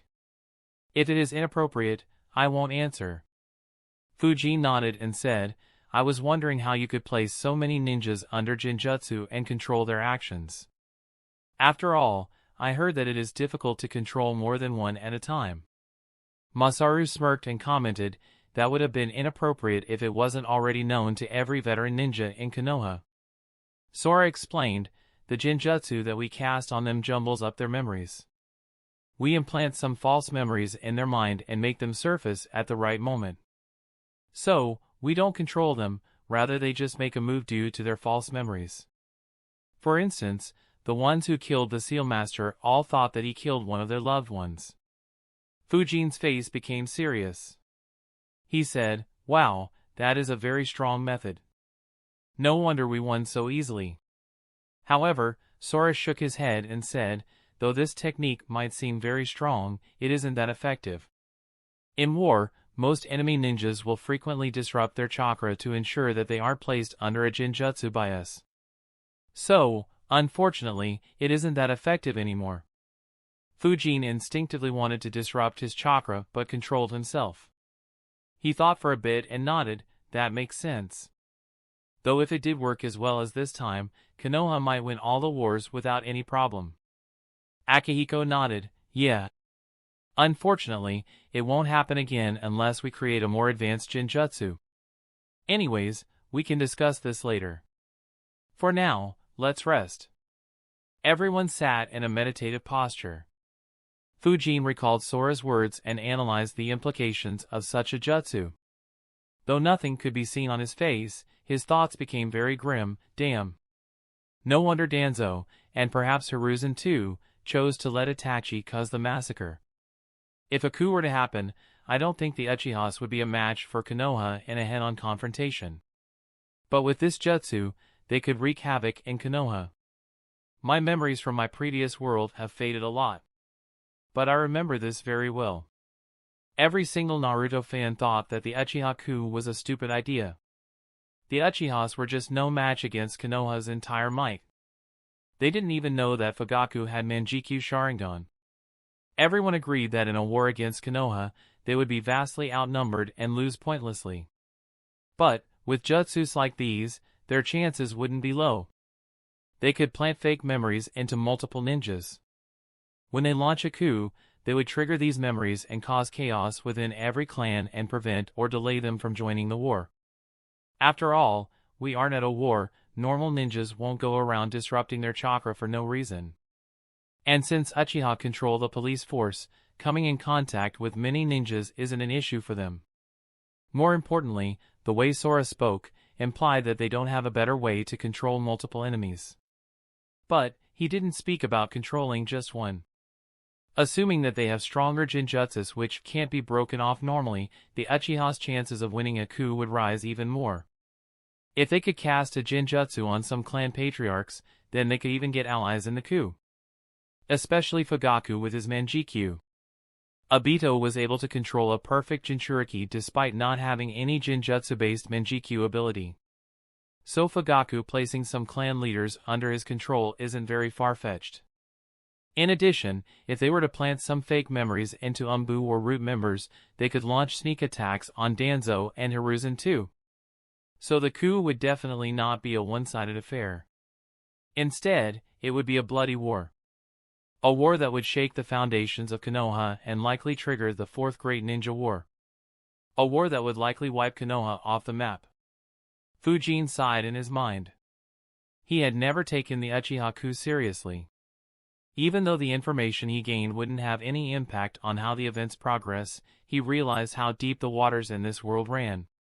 A clan that was isolated and schemed against for years still possessed the power to shake the entire ninja world. He concluded, I never thought I'd say this, but Itachi's actions make more sense now. With the Konoha leadership staying stubborn with their restrictions on the Uchiha clan and the Uchiha clan wanting to revolt, the end result would be the complete destruction of the village. His choices were to either see the village and his clan be destroyed, or just see his clan's destruction. That said, I wonder why Itachi and Shisui didn't compel the elders to drop the discrimination against the Uchiha. Wouldn't that have dropped all the plans of a coup? Fujin analyzed for some time before stopping, leave it. I can't think of a reason that I can be sure of. Perhaps there were more factors involved or the village elders convinced them that the Uchihas needed to be monitored and kept on the outskirts of the Konoha. Either way, this issue is way beyond my power to even consider interfering. For now, my main concern is, how the heck should I take that Grand Priest's body from them? Asking shamelessly is out of the question. I'll end up buried along with the Jashinists. Could I try to steal? No, they will keep it in the Uchiha clan compound. Not only do the Uchihas monitor it, even the Umbu and Root monitor that area. Should I try to tell Hiruzen? I could approach him innocently and tell him that the Uchihas lied. But, does he have the power to take the body back from the Uchihas in that case? Fujin analyzed this method carefully. After a lot of analysis, he concluded it is too risky. For starters, the Uchiha clan and Hiruzen are at odds. Hiruzen might not even ask them for it. If he does, he will most likely mention that I reported it to him and the Uchihas might get very upset with me. Though they aren't going to live for long, I don't want to antagonize them when rewards aren't a certainty.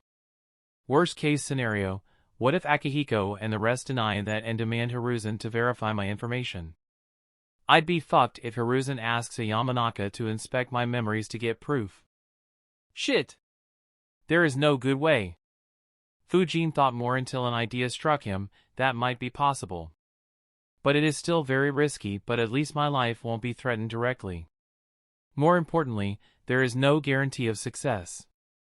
And even if I succeed, I might not get what I actually want. He tried to think of more options before giving up. I can't think of any other way. Leave it, I'll just have to prepare better in order to ensure that my identity doesn't get leaked. Chapter 191, The Konoha ninjas rested for 6 hours. Everyone recovered most of their chakra.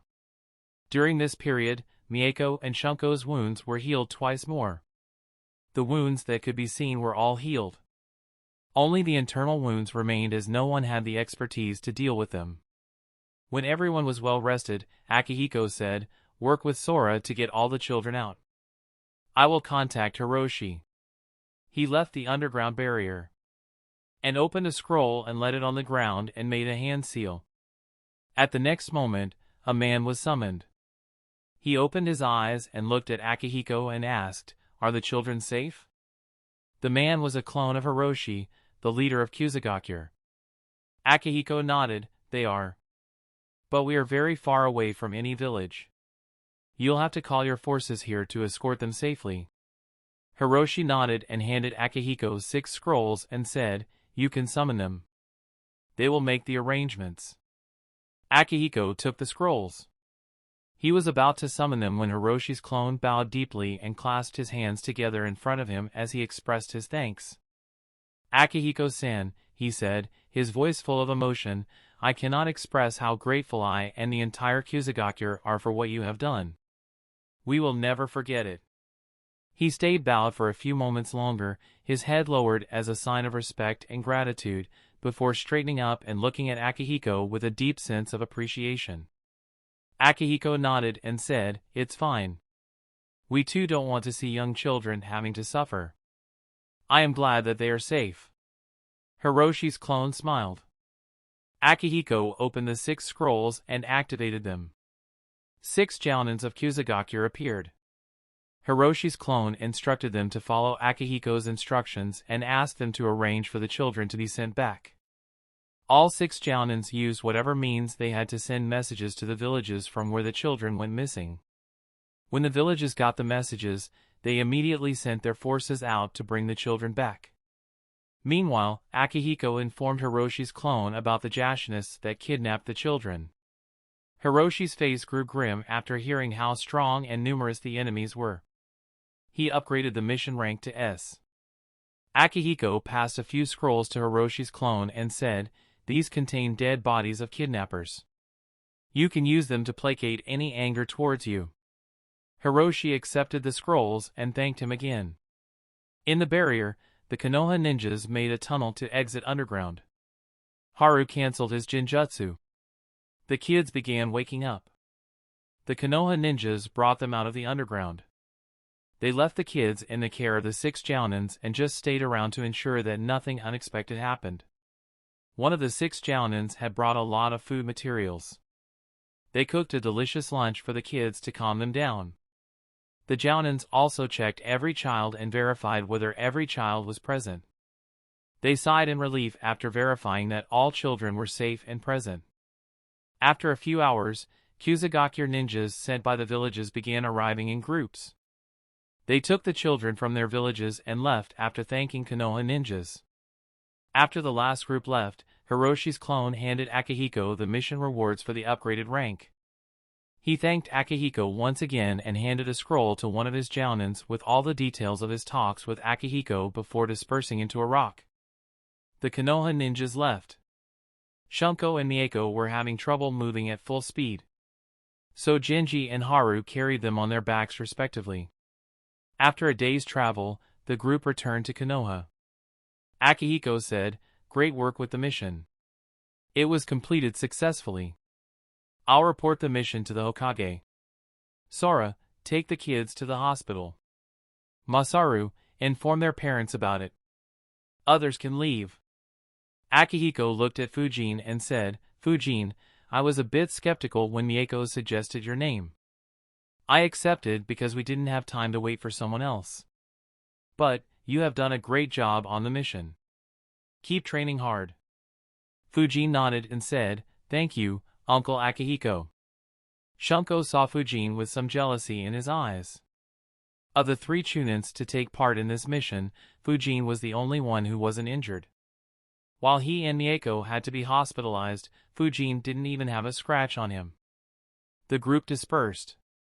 Fujin walked back to his home while analyzing what he should do next. "I have to talk with Teru and Hoka and check whether they are ready to form a team with me and Mako. Though I'll have to check up on Mako first and see when she will be fit for undertaking missions. I also have to do some research to come up with a proper plan to sneak in. If I can't find and learn methods that would assure me of safety and anonymity, then I might have to scrap those plans." No point in risking my safe environment for rewards that I might not even get. In addition, I also have to learn vacuum cannon. And since it needs so much chakra, I won't be able to use chakra for anything else when I train. Once I learn it, I will get back to training lightning release jutsus. The next set of jutsus will focus on enhancing my body. They should be exciting. Anyways, it's late afternoon. Though the traveling and fighting have been exhausting, my soldier pill should last until tomorrow afternoon. So I might as well train like crazy today. I'll take a 24-hour break when the drawback of the pill hits me. Though I should check on Mako in the evening. Fujin made a hand sign. A shadow clone appeared next to him. Without a word, he flickered away. Meanwhile, Fujin rushed to training ground 23. He went to the center of the ground and sat to meditate as he went through his memories of using vacuum cannon jutsu. He visualized the jutsus while analyzing. I wanted to make a very thin but long vacuum core. However, my attempt failed and I ended up creating a way bigger vacuum bullet core and hence managed to pour a lot of wind chakra into it. So it became faster and more powerful. Fujin got up and began forming the vacuum core. Soon, he poured wind chakra into the jutsu and expelled a vacuum cannon at the tree in front of him. The cannon hit the tree at the center. It didn't just create a hole in the tree, rather the impact of the jutsu exceeded the width of the tree. The top half of the tree was sent flying into the air. Any tree up to 150 meters in line with that tree was destroyed similarly. A smile formed on Fujin's face. Powerful. Very powerful. I don't think any normal defense can withstand this attack. The only ones that possibly could resist might be Rakich's defense and Susanoo. I wonder how this attack will fare against Gaara's defense and Rashomon. Still, the preparation time of this jutsu is more than twice that of the vacuum bullet. The chakra needed is close to 8 times it. I need to modify the vacuum core to be more efficient for such a huge size. And I need to see if I can achieve a similar result by using less wind chakra. Otherwise, breaking defenses would be the only thing this jutsu is capable of. Fujin began working on his ideas. He tried changing various shapes for the vacuum core but didn't have any success in improving the jutsu. He trained until his chakra ran out. Not having any success, he went to his home and freshened up and rested for a bit. In the evening, he bought a few dango and went to see Mako. After reaching the room, he saw that Mako and Shunko were both resting in the same room. He walked to Miyako's bed and said, "Hey, how are your injuries?" Mako snatched the box of dango from his hands and said as she opened it, "I am doing well. It's just that since I was hit by such a strong lightning jutsu, the doctors want to keep monitoring my internal organs for a few days.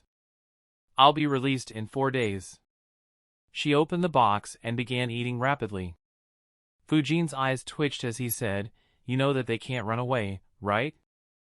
Mako said with her mouth full, "They ran away last time." Fujin needed a few seconds but realized what she meant. He replied, "Ah, your mother. That makes sense. Ha ha ha." Fujin's laugh annoyed her but she kept eating till she finished every last dango. A smile appeared on her face. She looked at Fujin and said, "Now if she gets angry, I can put most of the blame on you." Fujin waved his hand and said, "Running away is my specialty. So don't worry, she won't have anyone but you to yell at." Mako snorted in displeasure. Chapter 192, Fujin said, "I'll talk to Hoka and Teru about forming a team." Mako apologized with a dejected look, "Sorry, I can't accompany you right now.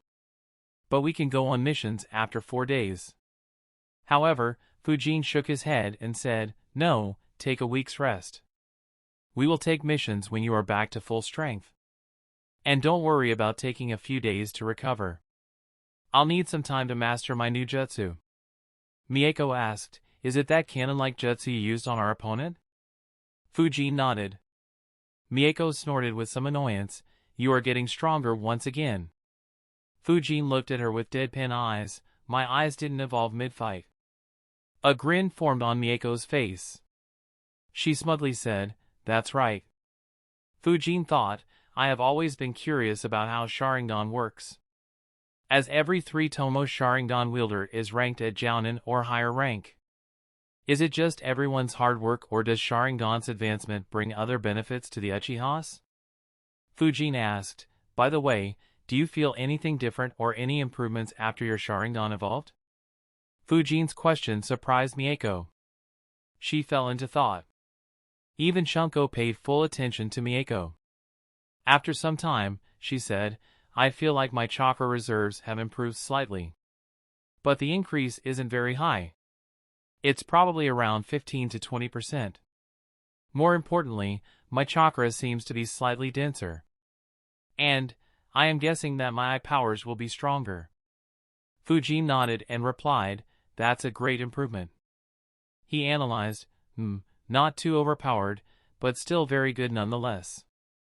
Assuming that the improvements are higher when advancing to 3 Tomo Sharingan, it would make sense why every Uchiha with 3 Tomo Sharingan would be a Jounin. Especially considering that any advancement in Sharingan needs them to suffer emotional trauma or something similar. Anyone who experiences that will be more likely to train intensely. Mako stared at Fujin, who was lost in thoughts. She asked, what are you thinking? Fujin casually replied, nothing. I am just wondering whether you'll have any chance against me now. Immediately a tick mark appeared on Miyako's forehead. She muttered, one of these days, I'll trap you in a Jinjutsu and do things to you that you could never imagine. Fujin was caught off guard by her reply. He thought, shit, since when did she become a pervert? Ninja village my ass, it should be called a pervert village. Fujin said, yeah, right. Anyways, I'll see you later. Get well soon. He was about to leave when Shunko said, Fujin, when I am healed, I want to fight you. Fujin stopped and looked at him and asked, why? He said, though I don't want to admit it, you performed better than me in the mission. I want to fight with you to prove that I am stronger. Fujin looked at him with a deadpan expression, what's in it for me? He turned around and said, I have no interest in fighting you. Fujin's attitude offended Shunko. He felt that Fujin was insulting him. He shouted, are you afraid of fighting an Uchiha? Fujin replied without turning around, not really. I just don't have any time to waste. After speaking, he disappeared from the room. Shunko was very annoyed. He asked Mako, is he always this arrogant? Mako was thinking, a fight between these two? It would be fun to see Shunko go crazy in rage in a few minutes. As annoying as Fujin normally is, he reaches the highest level of annoyance while fighting. Shunko asked again, Mako? Mako looked at him and said, you are just weak, Shunko. Miyako's reply annoyed him even more. He said, do you think that a civilian orphan is stronger than all Uchiha? Mako replied, not all Uchiha, just you. If it was Itachi who asked, I am sure that Fujin would have accepted. Shunko immediately complained, hey, it's not fair to compare me with Itachi. However, Mako crushed every bit of his pride when she replied, why? Aren't you the same age as him? Shunko was left without any words. He just turned his head away from Mako and sulked alone. Comparing him with Itachi was indeed very unfair. After all, Itachi was an Umbu captain. A rank that signified that he was strong enough to be considered as Jounin and even go against elite Jounins. After leaving the hospital, Fujin treated himself to a huge meal and returned to training. After experimenting with all shapes, he reached the conclusion that staying with the same shape as the vacuum bullet core would be ideal. He used the jutsu again but frowned, no, though this shape is ideal, something doesn't feel right. He sat in meditation to analyze where the problem was while he recovered his chakra. After running multiple calculations, it finally hit him, right. I am maintaining the exact ratios I use in the vacuum bullet core. I don't need to maintain the same ratios. I only need the deepest layer of the vacuum core to be huge. Shit, this is so basic. Why did I miss such a simple thing? He thought for a bit before sighing, I got too excited. I need to keep myself calm and not lose myself in celebrating little achievements. He formed a vacuum core in his mouth. It had the shape of a cone in the front while its body was cylindrical. A very thin chakra film surrounded it. It was encased by another layer of vacuum which was divided into 6 parts. However, compared to what Fujin was doing earlier, this layer was very thin. Its thickness was the same as it would be when Fujin used the vacuum bullet jutsu. Thin threads of chakra flowed through this layer of vacuum. Soon, it was covered by another thin chakra film and winds began flowing around it.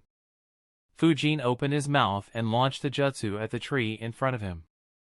A smile formed on Fujin's face as it ripped through all the trees in front of Fujin. He thought, good. I only needed 5 times the chakra this time. I saved 37.5% chakra without sacrificing the speed or power of the jutsu. With some practice, I should be able to perform it at the same speed as vacuum bullet jutsu. And, if I have enough time, I could make it more deadly by forming a much larger central vacuum core. With the form perfected, Fujin spent the rest of the night alternating between practicing vacuum cannon, meditation, and physical workout. He finally stopped at 8 a.m. He left the training ground while breathing heavily. Good. I only needed 20% more time as vacuum bullet. With time, it will improve even more, but there won't be any point in wasting more time to try to reduce the time needed forcefully. Satisfied with his progress for the day, Fujin went to Ichiraku. He sat on the stool and rested his arms and head on the table and said, "Bring me 1 bowl of every ramen." Since it was early morning, Itachi was preparing the essentials. He was surprised to have a customer so early in the day. Ayam came out to see Fujin. She and Fujin interacted often as Fujin visited Ichiraku rather often and they were of the same age. She was about to say hi excitedly when she saw his state. She asked in a worried tone, "Fujin, why do you look so bad?" Fujin looked at her and replied without lifting his head, "Nothing much. Just ended up training a bit too much." Ayam puffed her cheeks and said, "I told you to not train so much, but you always keep training." Fujin sighed and replied, "Will you continue lecturing or get me something to eat?" Ayam sighed at the unenthusiastic reply and left to help her father prepare the noodles more quickly. Fujin ended up eating 8 bowls of ramen before leaving for his home. He made his way to the bathroom and turned on the faucet, letting the cold water fill the tub. He grabbed all the ice he could find in his home and poured them into the tub and jumped into rest. With a deep breath, he lowered himself into the frigid water, feeling the cold seep into his bones. Despite the sudden cold, he felt a sense of relief wash over him, the cold water soothing his tired muscles and calming his mind. After resting for some time, he made a shadow clone and dispersed it. The clone that he had made earlier received his message. After a few minutes, he dispersed himself and sent all the memories back to Fujin. Fujin felt a slight headache but soon relaxed in the icy water. He spent an hour in the bathtub before heading to his bedroom and fell asleep. He ended up sleeping for 18 hours straight to compensate for exhaustion and the drawback of the soldier pill. Chapter 193, Fujin woke at 4 a.m. and stretched his hands. He looked out of the window to see that it was still dark outside. He thought, "Damn, it feels like I have been sleeping for days." He began freshening up while thinking, "I am really not in the mood to train today." Fujin wondered if he should take another day off. In the end, he sighed and left for the training ground thinking, "I won't get strong enough if I train only when I feel like it. I need to continue grinding. It's pretty much the only reason I have an advantage over my peers." He began with his intense morning workout. As he trained he thought, "No wonder there are so few S-rank ninjas. I come from a world where such powers were a dream of pretty much everyone. And yet I am getting tired of the continuous training. For those who are born in this world, to keep training like this is very unrealistic. Only the select few who choose to keep training non-stop or are blessed with godly talent would even have a chance of reaching that level. No, even those guys eventually stop training. Though Hiruzen is as strong as he is, I doubt that he has trained seriously in years. After all, Pretty much all Kage bury themselves in politics and administration. No wonder guys surpassed them all. After all, no matter what level he was at, he kept his training at maximum intensity every single day. Having motivated himself, Fujin trained as hard as he could. After the morning workout, he practiced the vacuum cannon jutsu a few times and rested for half an hour. After catching his breath and eating a few ration bars, he went to his basement. He decided, time to learn the next set of lightning jutsus. Rank D Burst Jutsu, Rank C Lightning Transformation Jutsu and Rank B Electric Skin Jutsu. Fujin made the hand signs for the Burst Jutsu. He transformed some of his chakra into lightning and began expelling electric currents from his body. If someone saw Fujin, they would see lightning flowing through Fujin's body. Fujin focused his attention and analyzed another easy jutsu. Though it makes sense. After all, the only purpose of this jutsu is to teach new Genins how to control lightning chakra properly. Its only battle use is that if someone is stupid enough to touch me while I am releasing such electricity, then they would be electrocuted. However, Fujin tried taking a step forward but had a lot of difficulty in doing so. He sighed and released the jutsu, however while using this jutsu, the user can't move. The electric currents hinder my movements instead of assisting them. So anyone who uses this in battle is pretty much a sitting duck. Still, this jutsu should be quite useful to get my body used to electric shocks and allow me to understand how to release lightning from any part of my body. Fujin repeated the jutsu 4 more times. He didn't have any difficulty using it. He tried making the jutsu more usable by releasing lightning from just one part of his body but failed to do so. He concluded, looks like this jutsu won't be helpful for that. I guess that the way to do this would be to first manage to do this jutsu without any hand signs. Once releasing lightning becomes second nature to me, doing that will become very easy. But, I should learn the other 2 jutsus first as they are quite similar but better. Fujin decided to learn the lightning transformation jutsu next. He weaved the hand signs for the jutsu. Soon, lightning appeared on his body. His entire body was covered with lightning. He tried to take a step forward but suddenly stopped. That fucking hurts. The lightning around his body dispersed. Fujin shook his left leg while thinking, so embarrassing. The lighting around my body zapped my left leg. I guess it makes sense as the lighting I released was much stronger than with the burst jutsu. Fujin waited until his left leg felt normal. Though it stung him, it was only for a few seconds, so he wasn't injured. He analyzed, I am not ready to use this jutsu yet. I should treat my body with the burst jutsu continuously and slowly increase its power output. That way, my body will slowly get used to electricity. Once I develop a sufficient degree of endurance, I can try the lightning transformation jutsu. A shame really, I was kinda excited to try this and the electric skin jutsu. Lightning transformation will allow me to move at tremendous speeds. Though I can't change directions, I can bounce off other objects till I reach my target. Electric skin jutsu also works on similar principles. It conducts electricity on the skin and boosts the power of any lightning jutsus used. And the lightning could electrocute someone who tried to touch me just like the other 2 jutsus. After I master these 2 jutsus, I will be able to move at speeds comparable to body flicker and zap my enemies on touch. Though it isn't comparable to Raikige's lightning chakra mode, it will still be very handy and should help me dominate weaker ninjas. This speed will be the basis of my lightning combat system. Fujin began training his body to endure lightning with the help of the burst jutsu. He increased the power of the jutsu gradually such that he would be able to endure but his body would feel pain.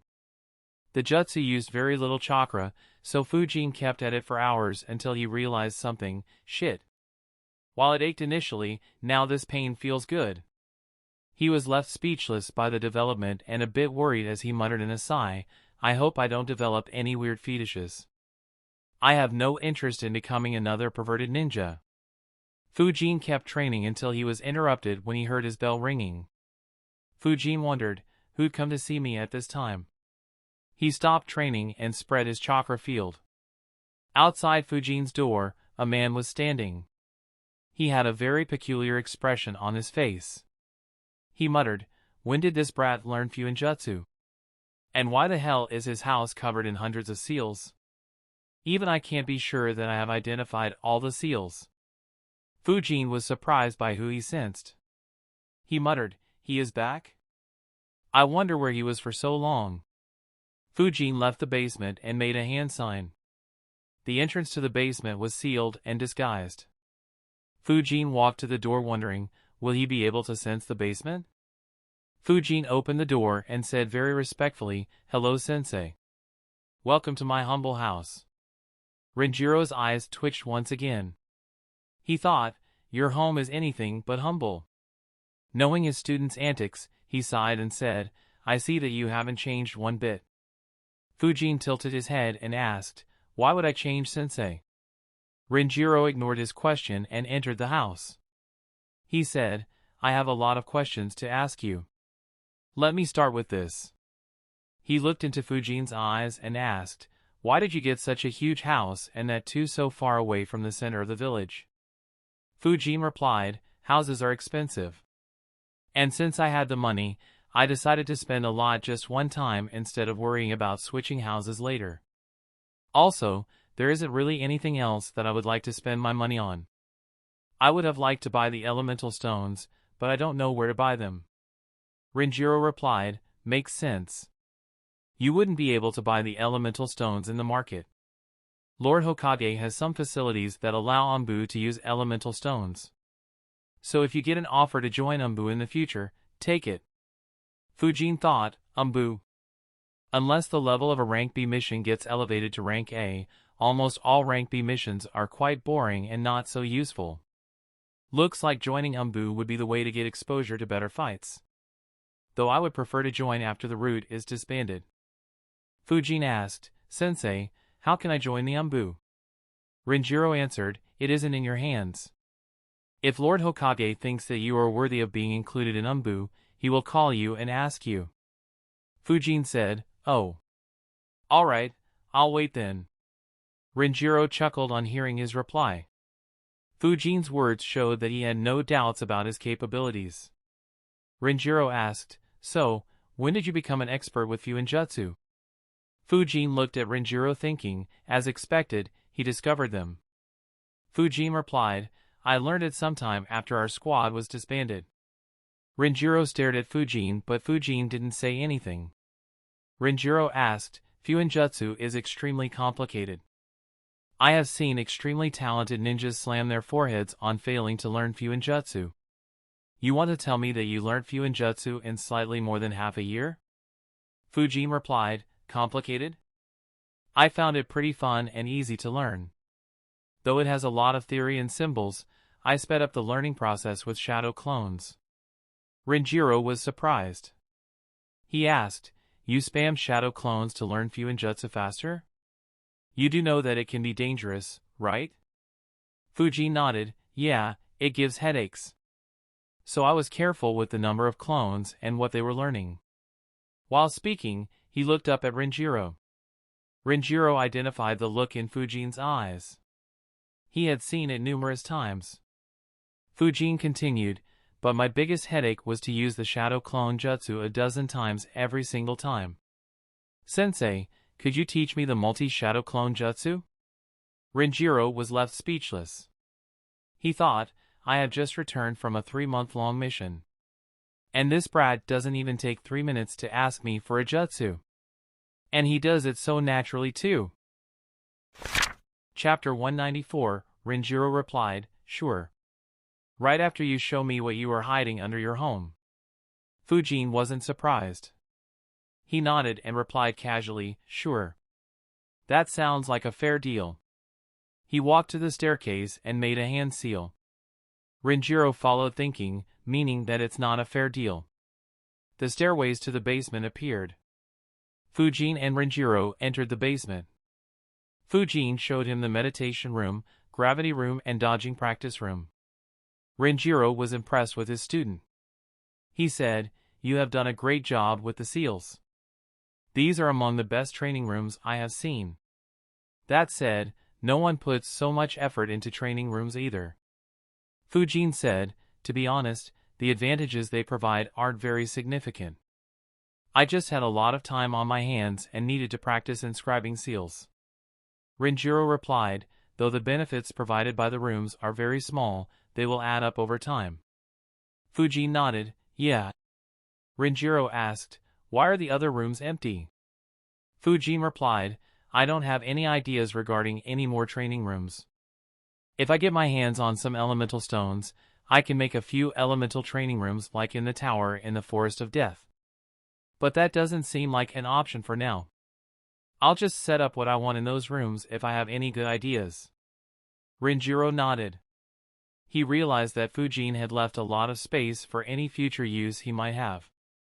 Both headed down to the lowest level. A weird expression formed on Renjiro's face once again. He asked in a confused voice, why is this entire floor empty? Fujin had already cleared all the mannequins. He said, I designed this place to try new jutsus and have some space to move around freely. Renjiro looked at Fujin and asked, is this all you were hiding? Fujin looked back at him and asked, what were you expecting, sensei? An elemental stone mine? Renjiro's face went dark because of Fujin's question. He thought, his tongue sure has gotten sharper. He commented, nothing much, just something worth hiding. Fujin smirked in his mind while thinking, who'd hide something worth hiding in their home? That's the first place anyone would look for in case they are ever suspected. Fujin ignored his comment and asked, anyway sensei, you promised to teach me the multi-shadow clone jutsu. Renjiro replied, I am tired. I'll just show you the hand signs and how it is done. You can practice by yourself. Renjiro made the hand signs. Soon, 5 shadow clones appeared around him. Renjiro explained to Fujin how the shadow clone and multi-shadow clone jutsus were different. Fujin followed his instructions and weaved the hand signs. Multi-shadow clone jutsu. Immediately, 5 shadow clones appeared around him. Fujin smiled, another jutsu down. This one will be very helpful. Renjiro said, that's good. Just practice until you have it down. Also, this is a forbidden jutsu as it can lower your chakra to dangerous levels. So be careful of how many shadow clones you try to make. Having taught Fujin for almost a year, Renjiro wasn't concerned about him messing up as long as he knew how cautious Fujin was. Fujin nodded, all right sensei. He dispersed his clones. The two began leading the basement. Fujin asked, by the way sensei, where were you for so long? Renjiro replied, I was assigned a rather long and difficult mission. I returned yesterday. What about you? How many missions did you go on and anything interesting? Fujin and Renjiro began chatting. Fujin filled him in on his missions. Fujin's mission experience was as he expected. He was surprised just twice. The first time was when Fujin told him about the 13 million Rio bounty he claimed. The second time was when he talked about the Jashinists. During the conversation, Fujin asked, are you aware of them, sensei? Renjiro nodded and answered, yeah, I had encountered one of their factions before the Third Great Ninja War. But they weren't very strong. I remember them because they had sacrificed all the young children from a village to their god and slaughtered all the adults. Unfortunately, they didn't have any information on where other Jashinists would be. Otherwise, we would have wiped all of their branches. Fujin said, now that I think about it, even these guys never mentioned any other Jashinists. I wonder if their Grand Priest had any details though. Renjiro replied, no point in thinking about him. It's been a long time since we ate together. Let's go to yakiniku. My treat. Fujin and Renjiro had food before leaving their separate ways. Fujin decided, since I am here, I might as well see if Hoka and Teru are free. He made a few hand signs. Multi-shadow clone jutsu. 2 shadow clones appeared next to him. Both flickered away. Fujin analyzed, my chakra was divided equally. I'll have to learn how to control the amount of chakra I allot to this jutsu and distribute it among the clones. Though from my experience with the Shadow Clone Jutsu, it'll be better to do so after I use this jutsu a few hundred times. Fujin's clones moved towards Teru and Hoka's houses. Unfortunately, Hoka wasn't home. Fujin's clone talked with Hoka's father and asked him to tell Hoka to come to visit him when he is back. Fujin's other shadow clone met with Teru. Teru was intrigued by the idea, but he asked for a few days to answer. Fujin's clone replied, "All right. Let's meet up at my home 5 days from now at 1 p.m. Mako should be completely healed by then." Teru quickly replied, "All right. We will have food at your home again in that case." Fujin's clone nodded and said, "Sure." He dispersed into smoke. Teru looked at the smoke and muttered, "Will he ever come to visit in person?" Fujin received his clone's memories. He made a shadow clone and sent him to inform Mako about the meeting. Fujin created another shadow clone which flickered towards the library. With all the tasks completed, Fujin returned to training his body with the burst jutsu. For the next 5 days, Fujin focused on physical training and conditioning his body with the burst jutsu. His physique improved at a very rapid speed. He practiced vacuum cannon and multi-shadow clone jutsu a few times daily. In addition, one of his shadow clones stayed in the library for over 12 hours daily. During this time, he was visited by Hoka once. He too liked the idea and gave the same reply as Teru. Finally, the day arrived. Fujin was training with his chakra field spread. He opened his eyes when he sensed Teru. He stopped training and left the basement and sealed it up in a few seconds. A minute later, Teru rang the doorbell. Fujin opened the door. His eyes immediately focused on the bag in Teru's hands. Teru noticed Fujin's gaze and said, "My mom felt bad that you cooked everything last time, so she sent some ready-to-fry prawns with me." Fujin took the bag and said, "She is wiser than you." Teru smirked and said, "Oh, I am so glad that you like that." Fujin furrowed his eyebrows, wondering what Teru was up to. Teru continued, "She has invited you to have dinner at our home tonight." Teru thought, "I know he doesn't like socializing a lot, so I was worried I'd have to hear my mother nagging." Luckily, he dug the pit himself.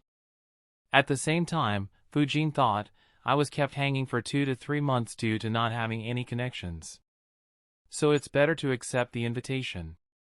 If I am lucky, I might get a mission invitation similar to how Mako got me on a rank A mission." Fujin replied, "All right. I'll show up." Teru smiled, but suddenly his smile froze. He suddenly had a weird expression as he asked, "Just to confirm, you are going to come yourself instead of sending a clone, right?" Fujin looked at him with a deadpan expression. He asked, "Did you and Yori swap your brains?" Teru chuckled awkwardly and said, "It's just that I only see your clones making a visit." Fujin replied, "That's just for sending messages. Why would I send a clone to eat?" As they were chatting, Mako and Hoka showed up. Fujin invited them all in. Mako asked, "What's in that bag?" Fujin replied, "Teru's mom sent some prawns." He made a shadow clone who grabbed the bag and said, "You guys continue discussing. I'll bring chicken and prawns in a few minutes." Hoka replied, "Great." Mako teased, "Fujin, your clones are much better at cooking than you." Suddenly, all three looked at Mako without speaking a word. Realizing how stupid her sentence was, she immediately became embarrassed and quickly went into the circular room while saying, "Why are you three standing at the door? Let's go in and discuss what we will do quickly." The boys followed her. Teru commented softly, "She is very quick to change subjects." Fujin and Hoka nodded in agreement. Chapter 195, Fujin, Teru, Hoka and Mako took their seats around the round table. Mako asked Fujin, "Did you tell them about the dialogue we had?" Fujin nodded, "Yup." Mako looked at Hoka and Teru and asked, "So, what do you think, guys?" Teru answered, "It is a good idea. My current squad takes a lot of breaks between missions. If we form a team, then we can take missions continuously and reach the required number of missions for elite Chunin promotion quickly." But, even if we reach the required number of missions, we won't get promoted anytime soon. And, taking missions with our current squads ensures that we may be able to handle the mission even if it goes wrong. Hoka nodded in agreement. Fujin said, that's true. But the current rank B missions are very boring and don't challenge us much. My idea is that we should take rank B missions that have a low chance of going wrong and do them rapidly.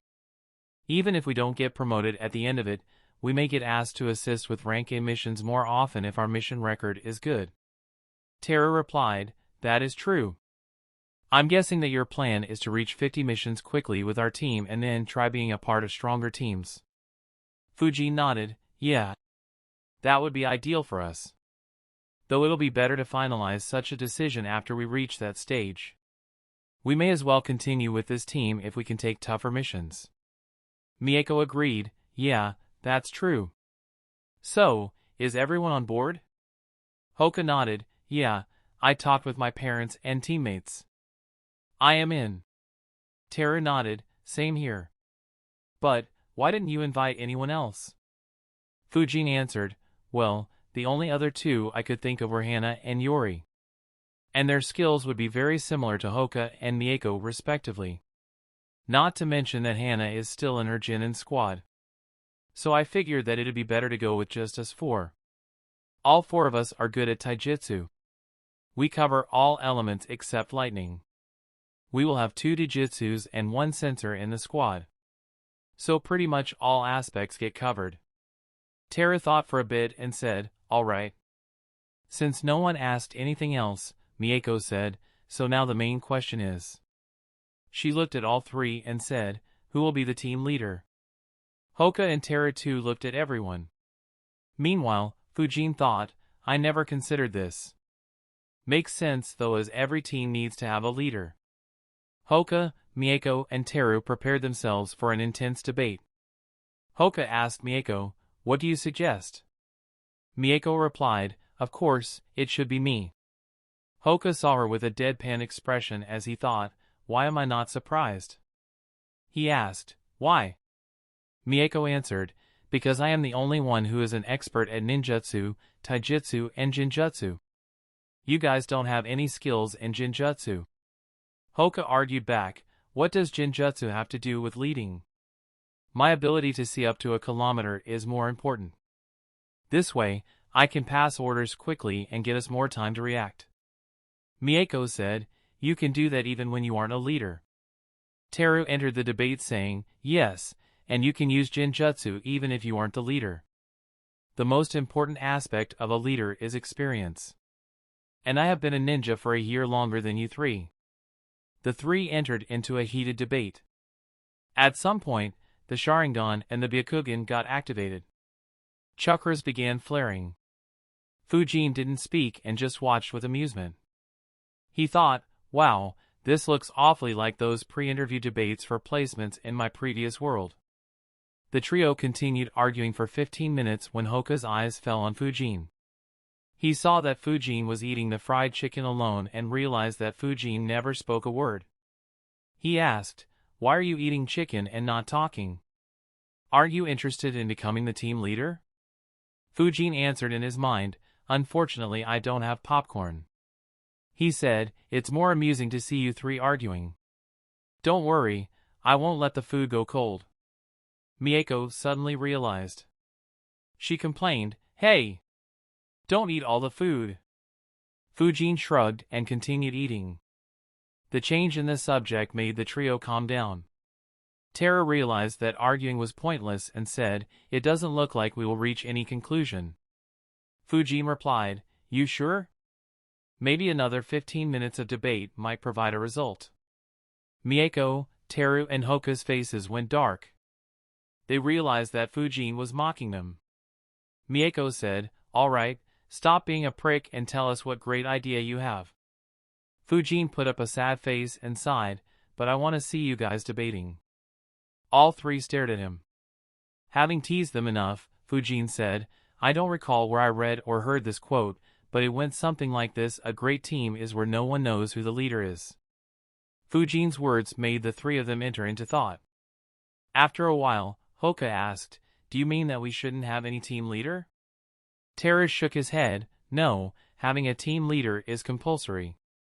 Otherwise, we won't get the missions. Mako said, well, we can just lie.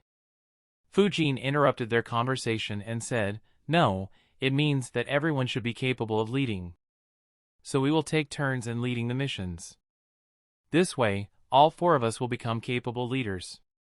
Teru replied, nice idea. I never thought in this way. Hoka and Mako nodded. Mako said, so now we just have to decide in what order we will lead. Once again, Mako, Hoka and Teru looked into each other's eyes. Fujin looked in anticipation while eating chicken. He could almost see sparks flying between them once again. However, Mako suddenly looked and pointed at Fujin and yelled, stop taking pleasure from our arguments. Hoka and Teru too looked at Fujin with irritated looks. Fujin said, hey, unlike you 3, I live alone. There aren't many opportunities to see something this fun. Mako, Teru and Hoka ignored Fujin's lousy excuse. Though they knew that he was an orphan and felt bad about it, they never saw Fujin complain about it or feel down due to it. Hoka said, all right, you have had your fun. Now say what you think. Fujin said, the order that I think is ideal would be me first, then Hoka, followed by Mako and lastly Teru. Teru and Mako immediately complained, why are we last? Fujin replied, Teru, I put you last because you have never gone on a mission with us before. In fact, in the last 2.5 years, we have fought just once. So by leading last, you will be able to understand more about us 3. Teru thought about it and nodded his head. He said unwillingly, all right, that sounds reasonable. Fujin looked at Mako and said, you are second last because you just got injured. Though you have healed, it will be better for you to take it easy for a couple of missions. Mako wanted to argue, but she recalled the medical needs asking her to take it easy for a week or so. She too begrudgingly agreed. Hoka asked, why am I after you? Fujin smirked and said, because you like to engage in pointless battles instead of taking the easy way while I do the opposite. Hoka immediately complained, hey, that's not fair. I only do it when our opponents are very weak. And it doesn't give them any chance at success. Hoka expected Fujin to counter back, but instead, he saw Fujin shrugging. Fujin said, well, that's pretty much all I got. The only other way I see is if we fight to decide the leader. Normally, Hoka would be excited to face Fujin. However, he frowned and said, you will just keep your distance and fight with clones, right? Fujin smirked and said, as I said, I prefer the easy way. Hoka was annoyed by his smirk. But he thought rationally, fighting with Fujin would only make me more annoyed and I won't win. Worse, if the fight becomes intense, I'll be left with a lot of cuts on my body. We may have to delay our missions if that happens. Hoka sighed and said, leave it. I'll be the bigger man and let you lead first. Teru and Mako immediately realized their opportunity and said the same thing. Fujin watched them with a deadpan look as he thought, man? Woman? Should I get them a mirror? With the order of team leaders decided, the group began enjoying the food. They discussed their abilities and thought of some combination of jutsus they could use. After discussing everything they wanted to discuss and finishing off all the food, Fujin said, we will start taking missions from the day after tomorrow. Let's meet up outside the mission center at noon. Everyone nodded and left. Chapter 196, Fujin continued his training and visited Teru's house in the evening. Fujin expected that Teru's parents would be Jounins as well. Surprisingly, his father was an elite Chunin while his mother was a normal civilian. Fujin thought, well, that's a bummer. I thought I could make some connections with another veteran Jounin. That said, it makes sense that not everyone's parent is a Jounin. I guess my expectations were just high due to knowing Mako's and Hoka's parents. Since he didn't have any benefits to gain, Fujin let go of any schemes and just chatted casually with Teru's parents and enjoyed a delicious dinner. 2 days later, the group gathered outside the mission center. As usual, Fujin was the last one to arrive, earning him stares from all his new teammates. Mako said, "You know, a team leader has to be the first to show up." Fujin raised his eyebrow and asked, "Says who?" He thought, "I remember someone who was 3 hours late on average." To stop Mako from exploding, Hoka said, "Fujin." Fujin shrugged and said, "It's still 5 minutes to noon. We can agree on an earlier time if you want to show up early." Teru sighed at Fujin's stubbornness and said, "Leave it. Let's go get a mission and register our squad." Everyone entered the mission center. They saw Shichiro and approached him. Shichiro noticed them as well and smiled. "Why are you guys here?" Fujin said, "I want to register a new squad and accept a mission as well." Shichiro observed the 4 youngsters. He asked, "Are you 4 forming a squad?" They nodded. Shichiro was surprised. He thought, "This is the first time I am seeing such a young team."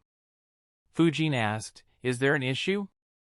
Shichiro said, "Not really, but are you guys sure?" Mako said, "We wouldn't be here otherwise." Shichiro said, "All right. Let me get the paperwork." Shichiro got busy. The group waited and watched him doing all the work. Mako suddenly had an idea. She looked at Teru and asked softly, "Teru, will we have to do more paperwork while changing the leader?" Teru thought for a bit and nodded, "Yes, but we can avoid it by not doing it officially." A grin formed on Miyako's face. She said, "Let's keep changing our leader officially for every mission. It's about time that we got some revenge for those insane number of bandit hunting missions." Fujin and Hoka immediately nodded. Hoka said, "That sounds great." Fujin added, "I agree." Teru looked at the 3 of them in surprise and asked, "How many bandit missions were you guys assigned?" Fujin replied, "Too many." Mako followed up, "I did 75. Fujin was surprised. He looked at Mako and asked, 75? Why so many? Mako said, "He kept giving me bandit hunting missions till I joined an Uchiha squad. I was so mad at him back then." Hoka said, "Me too." Mako looked at Fujin and asked, "How many bandit extermination missions did you do after we disbanded?" Fujin replied, "Just 1." Mako and Hoka looked at him with surprise. Hoka asked, "Why just 1 for you?" Fujin replied, "I remember threatening him that I'll plant evidence stating that he is the boss of those bandits if he gave me another mission like that." Mako and Hoka were surprised. Mako grumbled, "I threatened him with violence and jinjutsu, but they never worked. Also, my parents asked me to take those rank C missions." Teru watched their conversation. He finally asked, "Why did you do so many bandit hunting missions?" Fujin said, "Our sensei took us to do a lot of them and we kinda gained a reputation." "Leave it, it's embarrassing." "Anyways, I like your idea, Mako. Let's do that." Shichiro was finally done. He handed Fujin a paper and said, "These are the details of your team." Fujin read the paper. It had some basic details about those 4 and Fujin was mentioned as the team leader. While Fujin was reading the paper, Shichiro asked, "Which missions are you interested in taking?" "I have a bunch of bandit extermination missions lined you." He suddenly stopped talking and involuntarily stepped back. 3 pairs of eyes stared at him. One pair was as black as the abyss itself. Another pair of eyes were red and spinning. The last pair of eyes were as white as they could be. He quickly said, "I'm just kidding, no need to look at me like this." He picked up a file and handed it to Fujin and said, "You can select a rank B mission from this file." Suddenly, his voice became serious as he warned, "Don't bite off more than you can chew." Fujin nodded. He looked through the missions. Most of the rank B missions were escort missions for merchants or important officials. Fujin wasn't interested in taking missions that would be slow to complete. He began looking for target elimination missions. After looking through all of them, he thought, as I thought. None of them is in the Land of Fire. He removed 3 mission papers from the file and handed them to Shichiro and said, "We will take these 3 missions." Shichiro was surprised once again. He accepted the mission papers and asked, 3 at the same time? Fuji nodded, yeah, they are close to each other. Shichiro read the papers, All are missions to eliminate rogue forces in the land of River. Given the data, it's unlikely that either of these would be tougher. He looked at the youngsters in front of him and said, all right. Good luck and ensure that you stay safe. Fujin nodded and accepted the papers and left along with his team. Fujin shared the mission papers with his squad and said, I have selected 3 missions in the land of River. They are very close to each other and not very far away from the land of Fire border. So if anything goes wrong, we can retreat to safer places quickly. Everyone nodded. After they were done reading, Fujin said in a serious tone, I am the leader of these missions. And my policy is always safety first. I am fine if our mission fails, but none of us must die or be crippled. So always emphasize more on our safety rather than the mission. Is this clear? Hoka, Mako, and Teru were surprised by the seriousness in Fujin's voice. Mako teased, wow Fujin, you sound exactly like Sensei. Hoka agreed, that's true. Fujin sighed at their antics and asked again, is it clear? All 3 nodded and said, yup. Since everyone agreed, Fujin asked, is everyone prepared to go? Everyone nodded. The squad immediately left Konoha. The group traveled the whole day at top speed and took a break at a patrol camp close to the border at night. They got up early the next morning and continued their journey. At around 8 a.m., they finally arrived close to their destination. They stopped around 2 kilometers away from their destination. Fujin looked at the map and said, they should be around 3 kilometers to the west from here. Keep an eye for traps. Hoka activated his Byakugan and Mako activated her Sharingan. The squad moved forward. Finally, Hoka said, I can see them. They have built a small camp ahead. Fujin asked, what sort of camp? Hoka replied, mostly bamboo huts next to a river. There are 35 people in the camp. Only 12 have chakra with 3 at Chunin level and 1 at elite Chunin level. Fujin said, all right, that should be manageable. Let's get close and stick to the plan. The group immediately flickered through the forest and stopped at the outskirts of the camp. Fujin asked softly, are there any who aren't in the camp?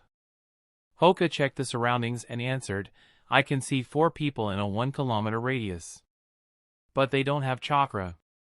Fujin thought for a bit and replied, all right, let's ignore them. We will destroy this camp directly. Prepare your jutsus. Everyone quickly made hand signs. Wind release, infinite breakthrough jutsu. Fire release, majestic destroyer flame jutsu. Instantly, a massive fire approached the camp. Since they didn't detect anyone, everyone was caught off guard. Only their leader acted quickly and weaved hand signs. Water release, water wall jutsu. The water from the river suddenly flowed out and formed a wall between the camp and the incoming fire.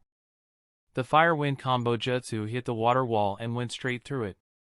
Their leader shouted, everyone, escape underground. The few ninjas who knew earth release quickly escaped underground.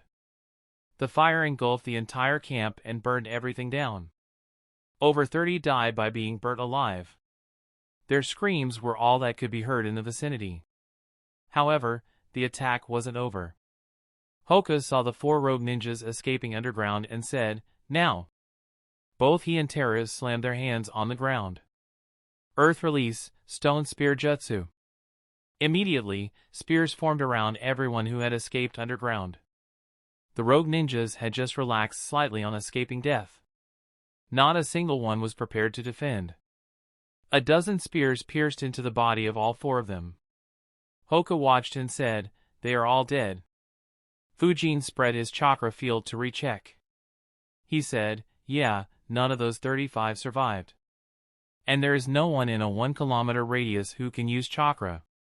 Mako sighed and said, that doesn't feel like a rank B mission at all. Fujin replied, it is a rank B mission. Just that they feel too easy. This was the reason for forming this team, remember? Teru said, yeah. Let's complete the remaining 2 missions today as well.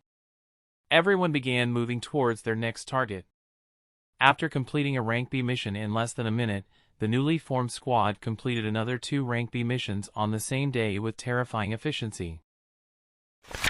Chapter 197. Having completed the 3 missions, the group returned to Konoha on the evening of the following day. Mako asked, will we be going on a mission tomorrow? Teru said, I think it'll be better if we take a day's break. Otherwise, the constant travel might wear us down. Fujin agreed, yeah. Let's have a day's break between missions. We can have a longer break if the mission is tiring or if someone gets injured. Hoka agreed with Fujin. Mako said, alright. Let's meet at noon. As she spoke, her eyes landed on Fujin. She corrected herself, no. Let's meet 30 minutes before noon on the day after tomorrow outside the mission center. Fujin's left eye twitched on seeing how she changed the time after looking at him. He thought, well, it doesn't really make a difference to me. It'll be the same if you show up 15 to 20 minutes before the decided time. The group left. Fujin was flickering to his home when he noticed, someone's following me. He immediately began sensing and saw who was following. Why is she chasing after me? He stopped moving. A few seconds later Mako appeared. Fujin asked, what's up? Mako asked while breathing slightly heavily, do you have to run at this speed to your home? Fujin replied, not really. Just saves some time. Anyways, why did you follow me? Mako began a bit fidgety. She said, well, I never thanked you properly for saving my life. I thought about how I should thank you properly but couldn't think of anything. So why? Fujin interrupted her saying, I already said that you don't need to thank me. We are teammates. I got your back and you got mine. Mako was about to nod in agreement but suddenly stopped as she realized, wait, did I ever have to save him? No, I have never seen his life ever be at stake. She said, that's all good, but I still want to thank you. I asked my mother how I should thank you and she suggested that I treat you to dinner. Fujin was surprised. He asked, what did she say? Mako replied, that I treat you for dinner. Fujin's left eye twitched once again. He thought, is her mother trying to set us up? Did she find out about Dango and wanted to get revenge on me or something? Seeing that Fujin wasn't speaking, Mako got upset and asked, what's the issue? I'm treating you to a free dinner. Just come. Fujin was about to say no, but hearing what Mako said, he thought, well, if she puts it that way, then how do I logically say no? Fujin said, I am not a fan of eating dango for dinner.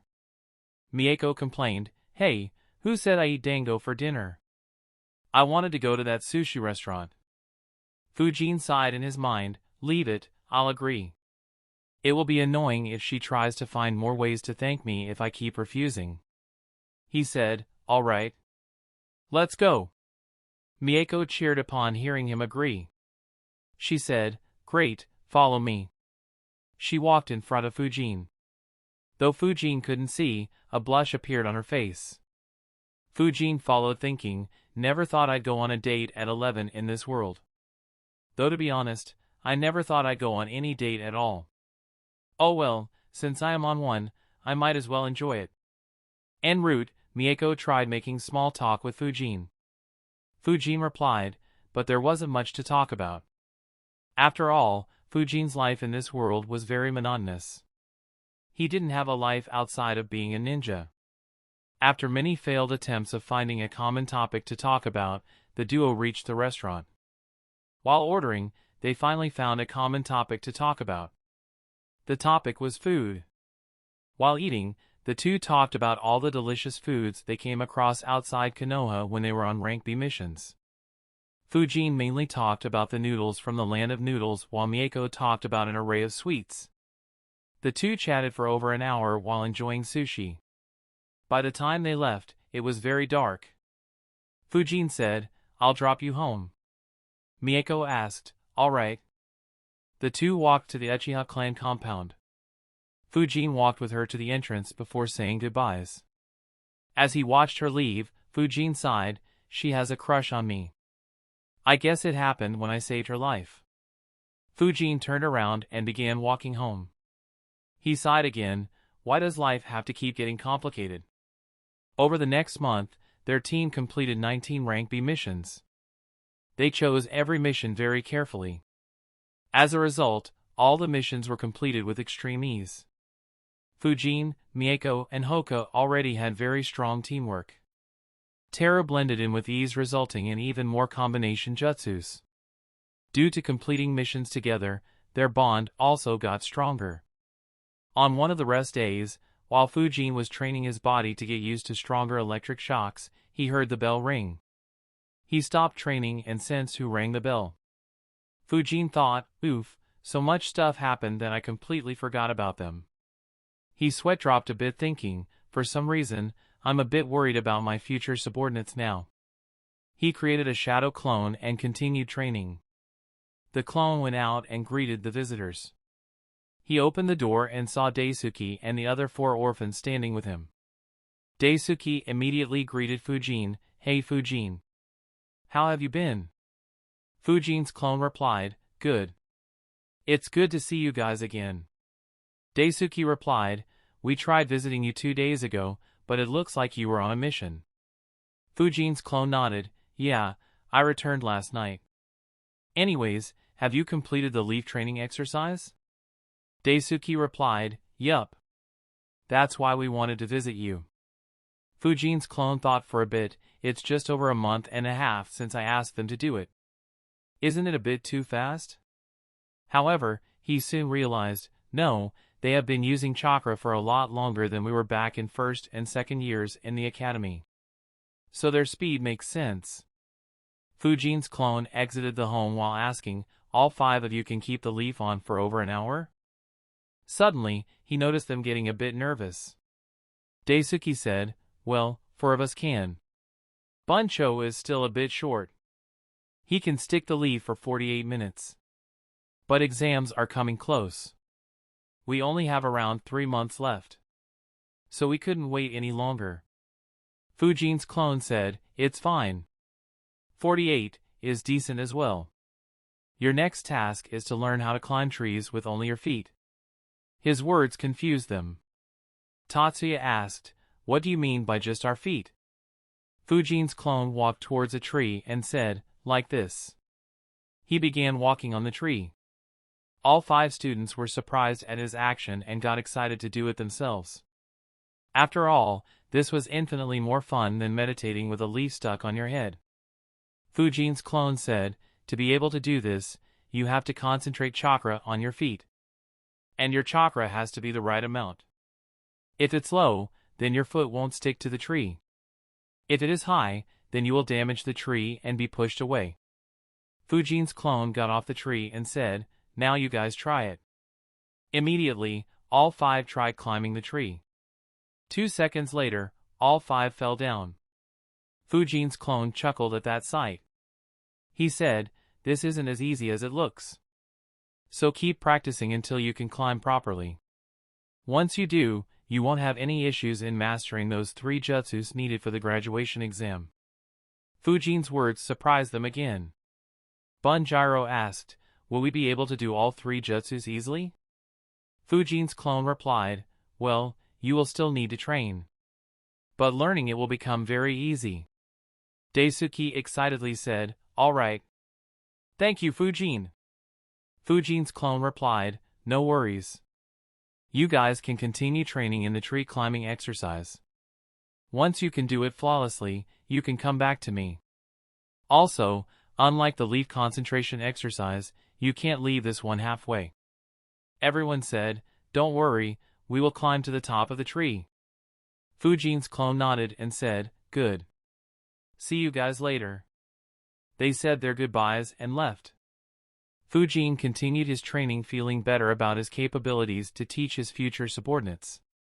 Fujin's squad continued missions as usual for another week. When they returned from their last mission, Mako received shocking news after she went home. She went home in a cheerful mood. However, on entering her home, she saw that her parents were dejected and serious. She asked, "Mom, why are you sad?" Her mother looked at her. She wondered how she should deliver the news. After a minute of silence, she sighed and said, "Shursui is dead. He committed suicide." Mako was shocked. As for the risks, there are two critical risks. The first is Danzo. If he is insistent on eliminating all Uchihas, he could send his root agents to kill any Uchiha out of Konoha. If he does, we will have to confront them. And I am not confident about my team's chances against them. Especially if he sends a squad of only Jounin-level root agents. The other risk is Mako herself. Assuming we stay safe and return to Konoha, there are two possibilities I see with her. The favorable possibility for me is that the trauma caused by the news of the death of her parents and her clan makes her awaken the Manjikyu Sharingan. Assuming that she still has a crush on me, she could be a great asset to have as a friend as long as she doesn't go crazy. Though Danzo may want to have her in that case, I doubt Hiruzen would allow him that. After all, though the elimination of the Uchiha clan could be considered a great feat for Danzo, it is also the death of his political career. Hiruzen won't let go of such an opportunity. I know that he will shut down the route, but with my few interactions with that old fox, I am sure that he will do a lot more. I'm guessing that he inducted a majority of Danzo's root ninjas into Umbu and only left Danzo's most faithful subordinates with him in case Hiruzen ever needs Root's help in the future. However, the chances of awakening Manjikyu are infinitesimally low. The more likely possibility is that she will reach 3 Tomo Sharingan. And that would make her a huge threat. After all, Uchiha Stone Tablet states that they should kill the person closest to them to awaken Manjikyu. If Mako reads that, I'll have to forever watch my back around her if she considers me the one closest to her. Fujin began deciding his course of action. He struggled for a long time between his emotional and rational mind. Finally, rational thoughts won over emotions as he decided, I need to stop being emotional. Though I would like to see Mako stay alive, I shouldn't be putting my life and future in grave danger for her. After all, the events that will play out will be controlled by forces far beyond my capabilities. He made 2 shadow clones to deliver the message to Hoka and Teru. Fujin thought, it's unfortunate, but I always knew that this was about to happen. And there is nothing I can do to stop this. Now, it's time to put the plan into action. I wonder who has the body of the Grand Priest. Is it with Sora or Akihiko, or did they hand it to Fugaku? To avoid constantly thinking of Mako and having a change of heart, Fujin began planning to get the Zankaku's body from the Uchihas. Chapter 199. To create a workable plan, Fujin had 1 clone in the library the entire time that he wasn't on missions. His clone looked through the entire library to find any methods and seals to help him find a way to infiltrate the Uchiha compound. After researching and practicing for a month, Fujin had found all the means to create a plan and try his luck while ensuring his safety and anonymity. He began the preparations. While Fujin was making his preparations, the Uchiha clan too began their preparations. All active Uchiha ninjas were called back. Every single Uchiha ninja returned back to Konoha. They began to prepare themselves for the war. Meanwhile, Danzo met Itachi in secret and explained to him what would happen when the Uchiha revolted, once again. He convinced Itachi to take action against his own clan. However, while the two were talking, their actions were seen by one person. In his room, Hiruzen watched their whole interaction in his crystal ball. Surprisingly, neither Danzo nor Itachi sensed anything off. Tiredness could be seen on Hiruzen's face as he sighed on seeing his friend's actions. I would have stopped him. Unfortunately, the relationship between the village and the Uchiha clan has deteriorated beyond repair. His expression became firm as he decided not to interfere. While it's true that they were relocated to the outskirts of the village and monitored by Umbu, no Uchiha was ever mistreated by us. I can understand that they would be dissatisfied with such a treatment. However, this is no excuse for launching a coup that would destroy the village. On deciding the fate of the Uchiha, Hiruzen's eyes fell on Danzo, my old friend, it looks like you have completely fallen into darkness. This will be the last time you will interfere in the matters of my village." While the undercurrents were flowing in Konoha, Fujin was busy in his basement making a lot of complicated seals. A day after Mako told him the news, Fujin completed the first step of his plan. He took a deep breath. Finally, it's done. He made a hand sign. A shadow clone appeared next to him. The clone made multiple hand signs. Fujin observed the clone by concentrating chakra in his eyes. He could see that the chakra signature of the clone was slowly changing. Soon, it was very different from Fujin's chakra signature. His scent also changed. Fujin thought, "Good, now it will be difficult to link the clone to me." After the clone completed the process, Fujin applied another scent to the clone to make it look like he was hiding his real scent. Next, the clone used the transformation jutsu to transform into a honey badger. Fujin thought, normally, seeing this animal in the streets of Konoha would raise suspicions. But, the Uchiha clan compound is on the outskirts of Konoha. If it appears there, it won't cause any suspicion. After all, there are many of these in the forests inside Konoha.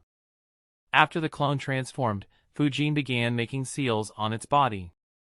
He first applied seals that would increase its affinity to earth nature manipulation.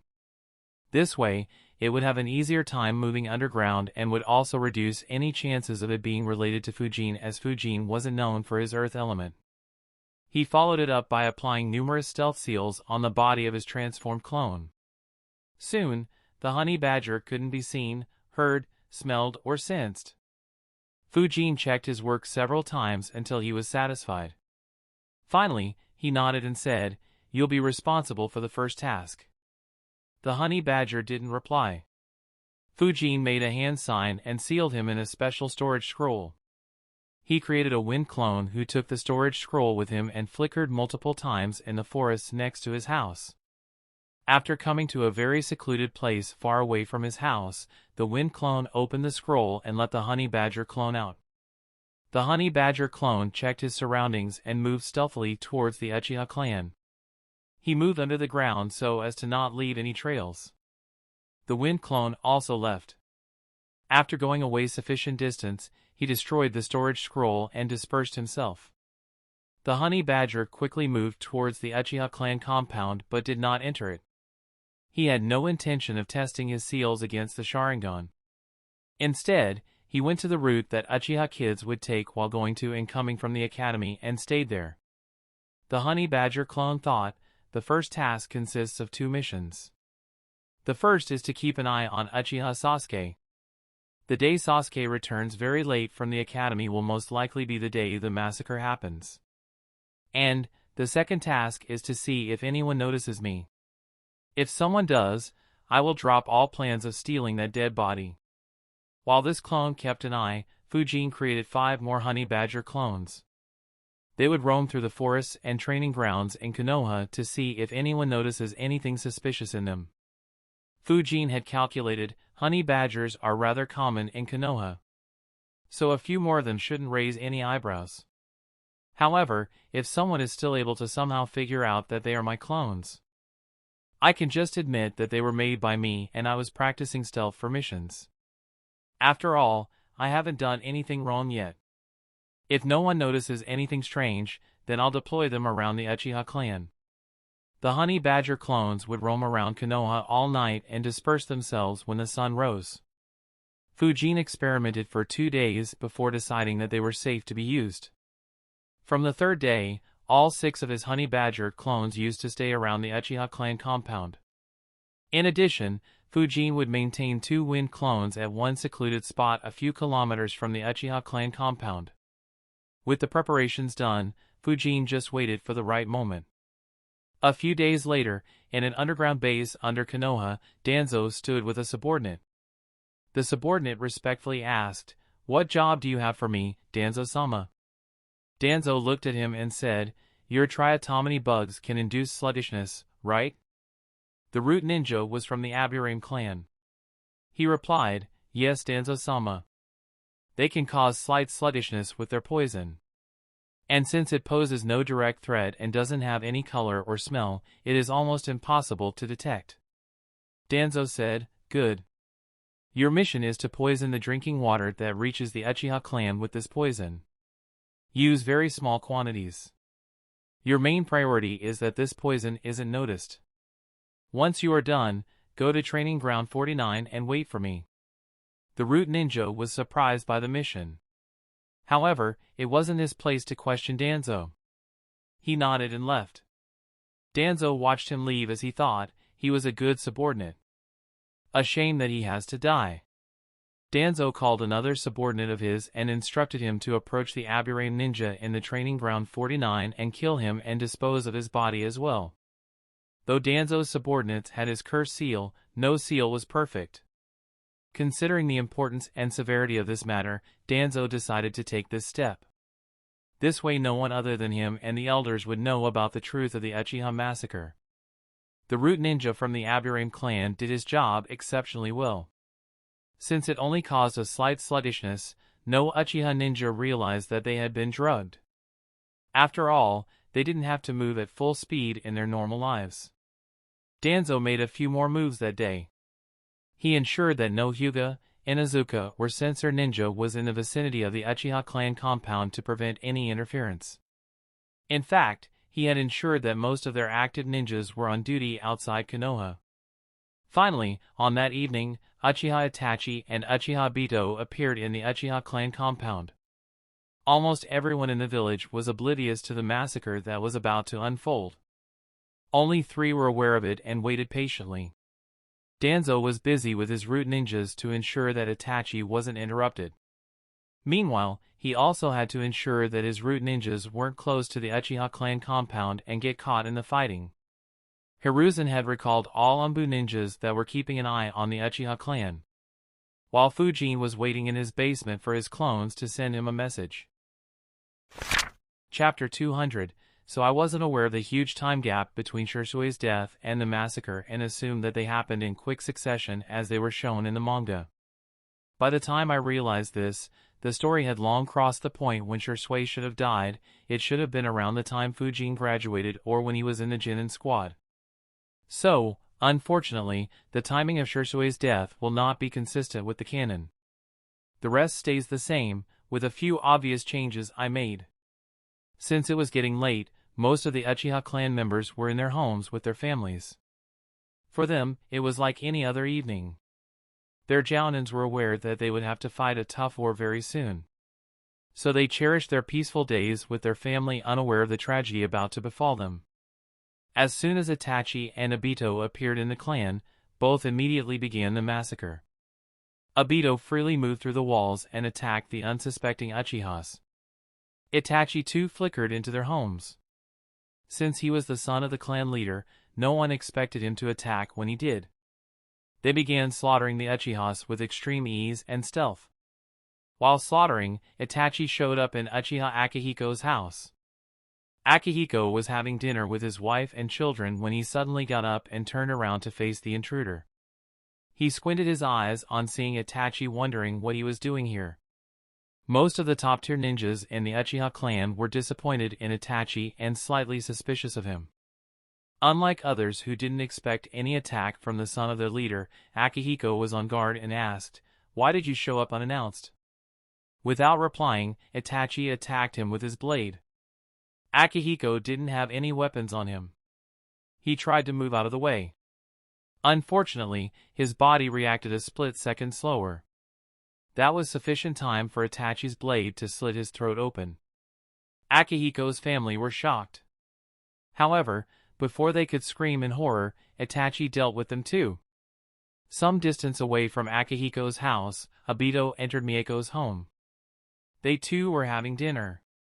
Both of Miyako's parents were at the Jounin rank. Sensing that someone had broken into their home, they both got up and prepared themselves. Miyako noticed her parents' actions and got alert as well. She asked softly, "What happened, mother?"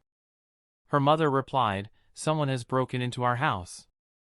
Stay on guard."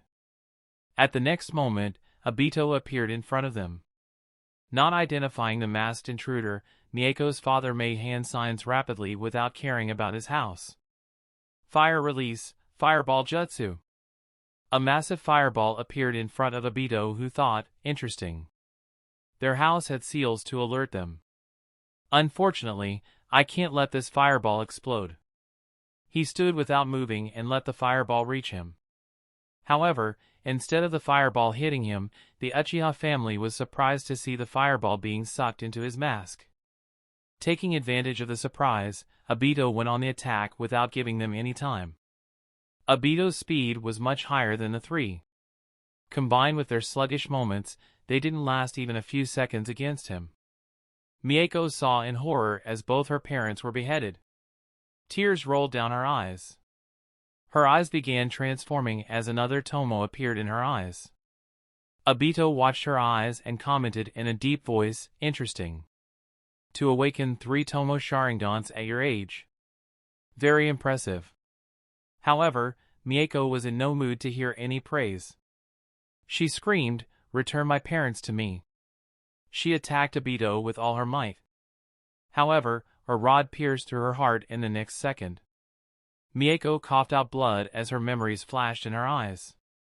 As she died, she heard Obito's deep voice, "Unfortunately, you don't have the time to grow." As she fell down, she remembered the scene of Fujin saving her the last time.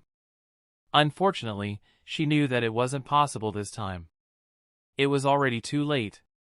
She closed her eyes and fell to the ground. Obito thought, a family with 3 pairs of 3 Tomo Sharingans. How rare. In a flash, he took the Sharingans of all 3 of them and stored them before continuing his massacre.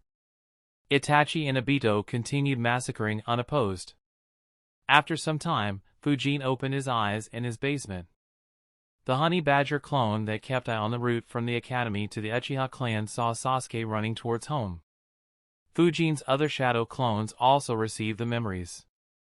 They prepared themselves to move after a few minutes. Fujin left his basement and got out of his house. He analyzed, from what little I remember, there was some time gap between the massacre and the Umbu ninjas reaching the Uchiha clan compound. That is the only window I have. Fujin became a bit restless, but he didn't move away from his home. This entire mission was left to his clones. In the Uchiha clan compound, Itachi finally entered his house ready to confront his father, only to see his parents not willing to fight. Fugaku said, "I see, you have aligned with the other side." Itachi controlled his emotions as he said, "Father, Mother, I." However, Makoto interrupted him, "We know already." Itachi. Fugaku said, "Itachi, just promise us this. Take care of Sasuke."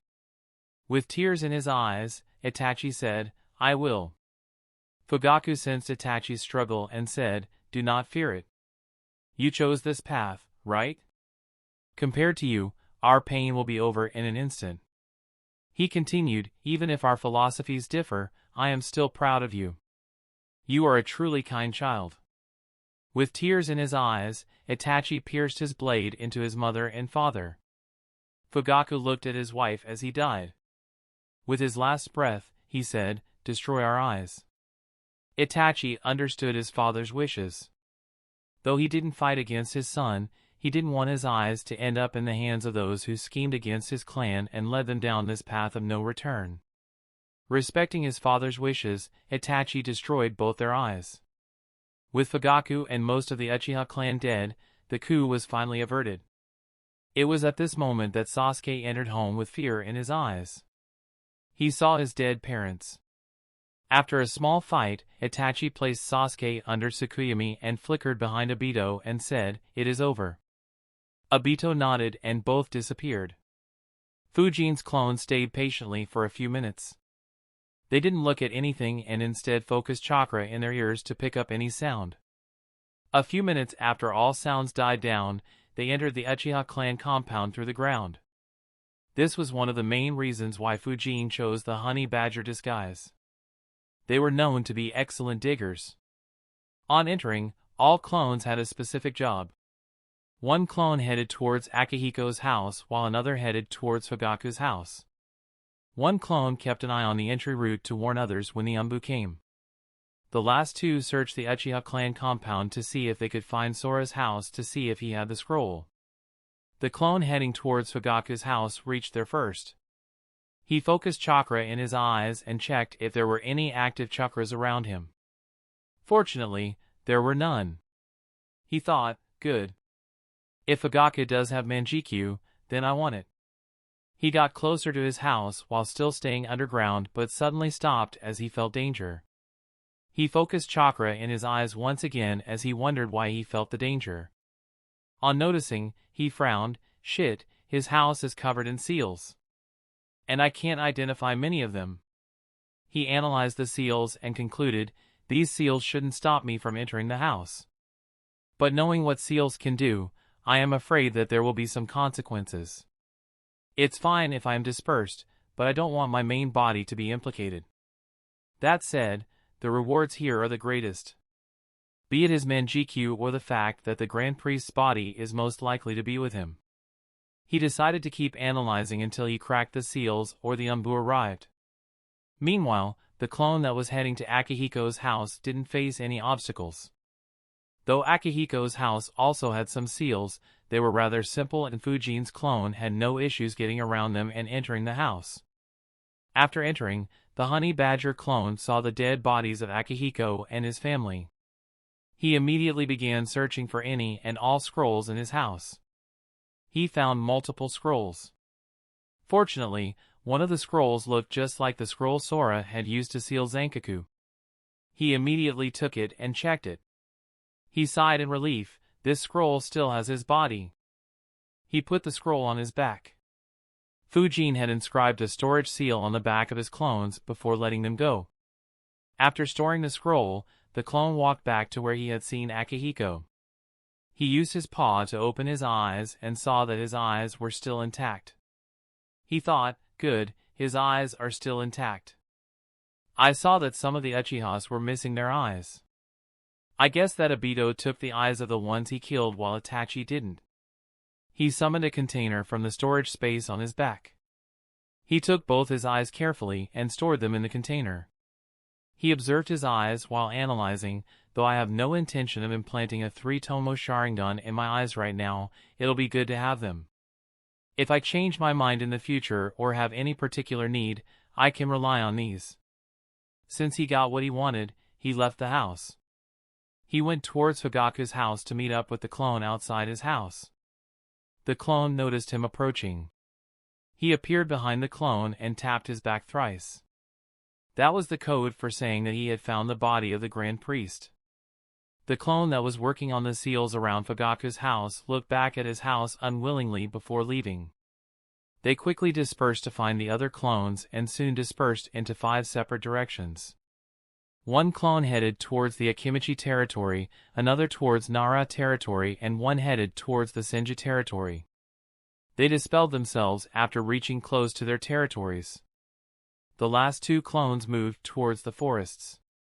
One dispersed himself near the Konoha border wall while the last one moved towards Fujin's wind clones. On reaching the spot, he came out of the ground and handed them the storage scroll and the storage container.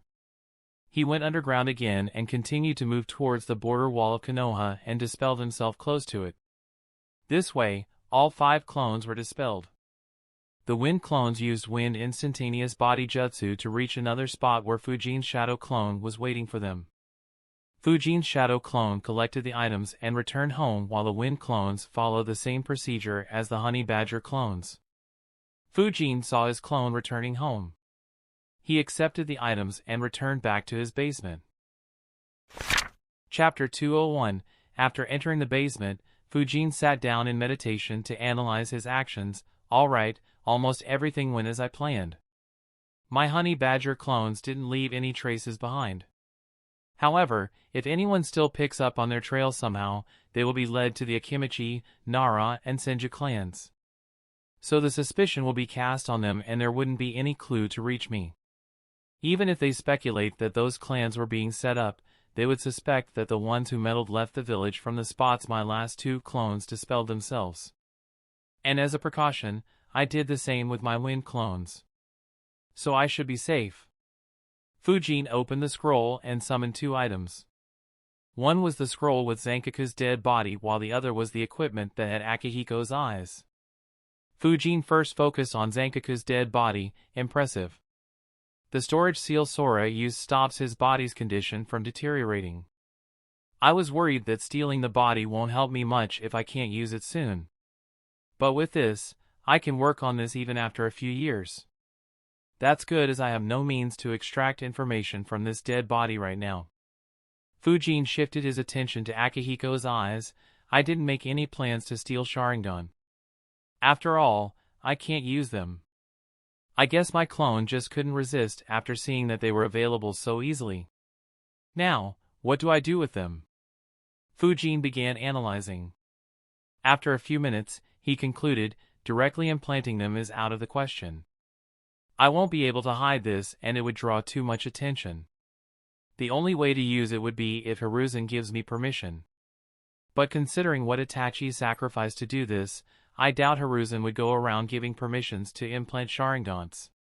Not to mention that I can't tell him that I have a pair of Sharingans and instead will have to ask him to give me another. So, the only viable way I can use one of these is if I lose one of my eyes in a mission. Once one of my eyes is blinded, I won't draw any suspicion from putting on an eye patch. After some time, I can implant Sharingan secretly. But, is it worth doing it? Almost immediately, Fujin shook his head.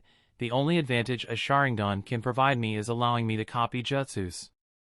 And since I'll have to keep my Sharingan a secret, there won't be much opportunity to use them for that purpose. Not to mention, fighting with just one eye will be tougher. Considering the fast-paced nature of battles, it could even be lethal. I'll have to keep my chakra field active in all battles, which would drain my chakra. And there is also the matter of Kakashi. 12-year-old Kakashi was a monster. His talent was almost unmatched. One could easily compare his talent with the Sanins and Minato. Yet, when he became a Jounin sensei at around the age of 26, he wasn't an S-rank ninja. Despite learning 1,000 jutsu, he still couldn't create a jutsu stronger than Chidori. And he could only use Chidori 4 times a day. So there is a big question on how much strain a Sharingan will put on chakra reserves. If Kakashi not living up to his potential was caused due to the Sharingan, then it's a big no for me to have. That said, there were other factors involved with Kakashi too. Like him being depressed and spending hours in front of that stone. So the drop in his training time due to those factors could also be a reason why his strength wasn't that high. So I'm not sure how much of a role Sharingan had in restricting his growth, but I don't want to try it right now. In the future, when the growth in my chakra reserve stagnates, I could consider this option. Having made his decision, Fujin looked at the 2 items thinking, now, the main question is where and how do I hide these 2 items? Around 8 minutes after Fujin's clones left the Uchiha clan compound, Hiruzen led a team of his Umbu ninjas and entered the Uchiha clan compound. Danzo joined him as well along with some of his root ninjas. However, as soon as they entered the clan, they stopped. The Umbu and the root ninjas had performed many shady missions. But seeing the entire street littered with the dead bodies and blood of the members of the strongest clan in the village shocked them. One of the Umbu asked, how could something like this happen in Konoha? Hiruzen frowned and said, scatter and quickly check everyone. Find the survivors and give them proper treatment or take them to the hospital. Both the Umbu and the root ninjas scattered and began checking, leaving just Hiruzen and Danzo standing. Danzo said, it's unfortunate, but Itachi did what had to be done. Now our village won't plunge into chaos. Hiruzen looked back at his old friend and said, you went around me and did this without consulting or even informing me. Danzo didn't like the tone Hiruzen was speaking in. He said, Hiruzen. However, Hiruzen interrupted him, no need to say anything. As of this moment, I am officially dissolving Root. The Root Shinobi will be placed under my command in the Umbu. The foundation system of recruiting and training orphans will be abolished as well. Hiruzen's words shocked Danzo. He realized that this would mean the end of any influence he had in Konoha. Even if he managed to keep some core root ninjas under his command, he would be left with a very limited force if he couldn't train more root ninjas. He quickly protested, "Hiruzen, Konoha needs root to survive. We are the unseen ones who support the great tree of Konoha from the depths of the earth. Without the root, Konoha would face a lot of issues without any means of handling them." Hiruzen replied, "Your actions cost Konoha its strongest clan." Hiruzen looked at Danzo and stared at his bandaged right eye and said, "And it cost us 2 loyal and patriotic youngsters with the Manjikyu. They could have kept the village safe for the next few decades. Unfortunately, due to your actions, we no longer have them." Danzo was about to argue back, when Hiruzen said, "Say no more. My decision is final." The Umbu began returning. The first one to return was Kakashi. He was carrying Sasuke. He said, "Lord Hokage, I found him. He is still breathing but is unconscious." Hiruzen looked at Sasuke and realized, it looks like he was placed under a strong Jinjutsu. Did Itachi also gain a strong Jinjutsu like Shisui? He said, "Take him to the hospital and have the doctors look after him. Ensure that he stays safe." Kakashi nodded. However, he couldn't help but ask, "Lord Hokage, who killed all the Uchihas?" Hiruzen replied, "We will have to investigate. I'll let you know when we find the culprit." Kakashi wanted to ask more but knew that it wasn't the right time. He nodded and left with Sasuke. After a few minutes, more Umbu returned. One of them stepped forward and said, "Lord Hokage, in the area we investigated, all Uchiha except small children have been killed. On investigating, we realized that all Uchiha who were ninjas or academy students were killed. Only the ones who haven't enrolled in the academy are alive. But they have been knocked unconscious." Hiruzen frowned and said, "I see. Take all the kids away from here. It's best if they don't see any of this. You investigate and tell me the total number of survivors." The Umbu ninja nodded and got to work. Hiruzen gazed at Danzo. Danzo looked back at him thinking, as long as I can eliminate Itachi, I would have been able to integrate all the Uchiha orphans into root. So the threat of the Uchiha clan would forever be neutralized and instead, they would be the most loyal and patriotic in the village. In addition, by using the death of their family, I could easily awaken Sharingan in most of them. In a decade, I would have had the strongest special force among all the 5 villages. But, it looks like he figured out my plan and hence decided to disband Root. The Umbu and the Root ninjas sent all the kids to the hospital. The Umbu that had been tasked by Hiruzen reported, "Lord Hokage, and all 34 children are still alive.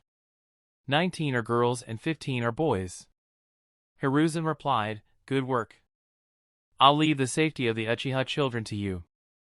Ensure that they stay safe in the hospital." The Umbu nodded and flickered away.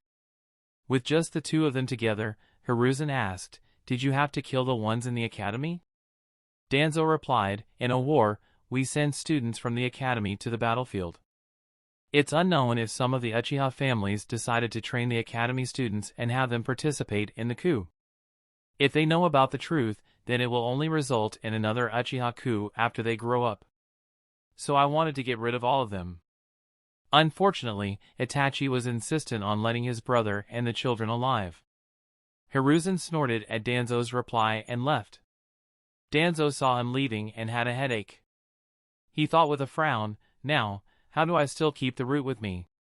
Hiruzen seems determined to take it down. I don't think words would change his mind.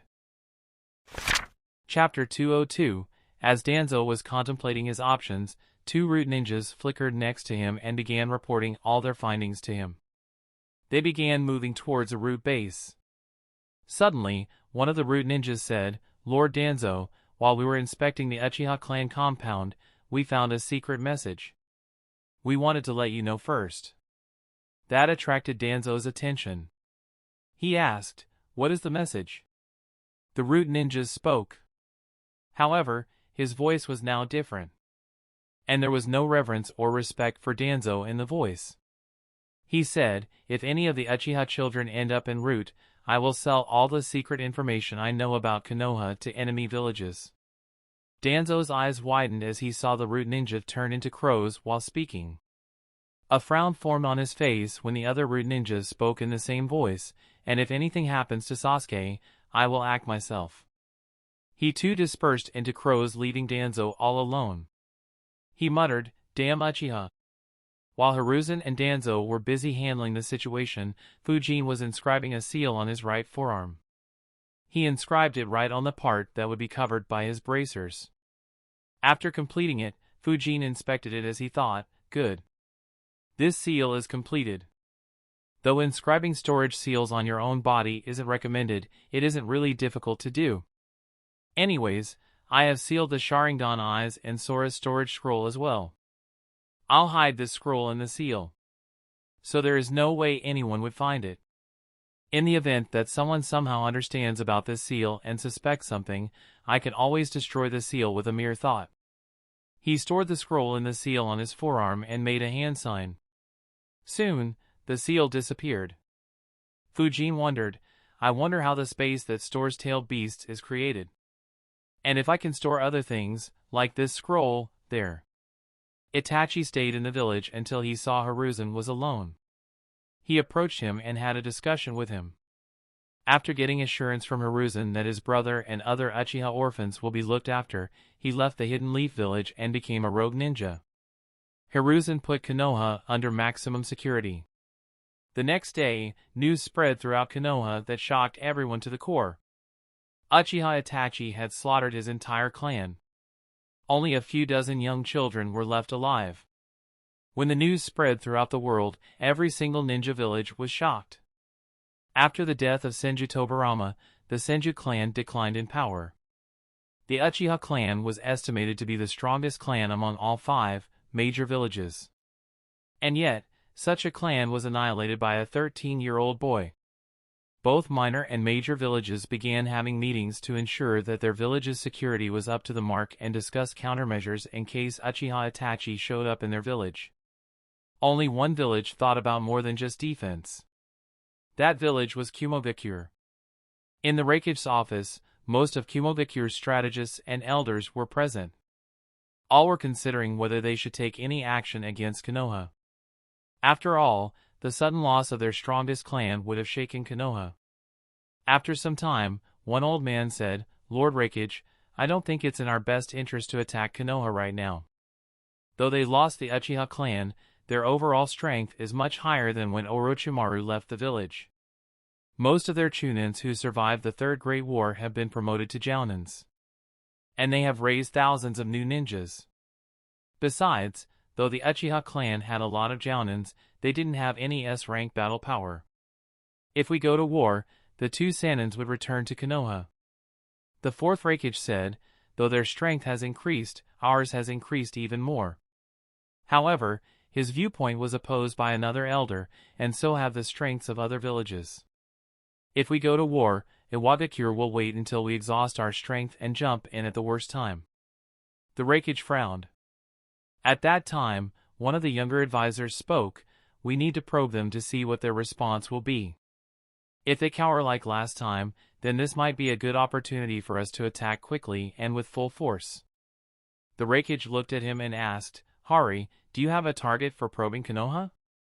The advisor, Hari, grinned and said, "I have just the perfect target for it." He opened up a map and explained the plan to everyone in the room. The people in the room were first shocked due to the information he provided.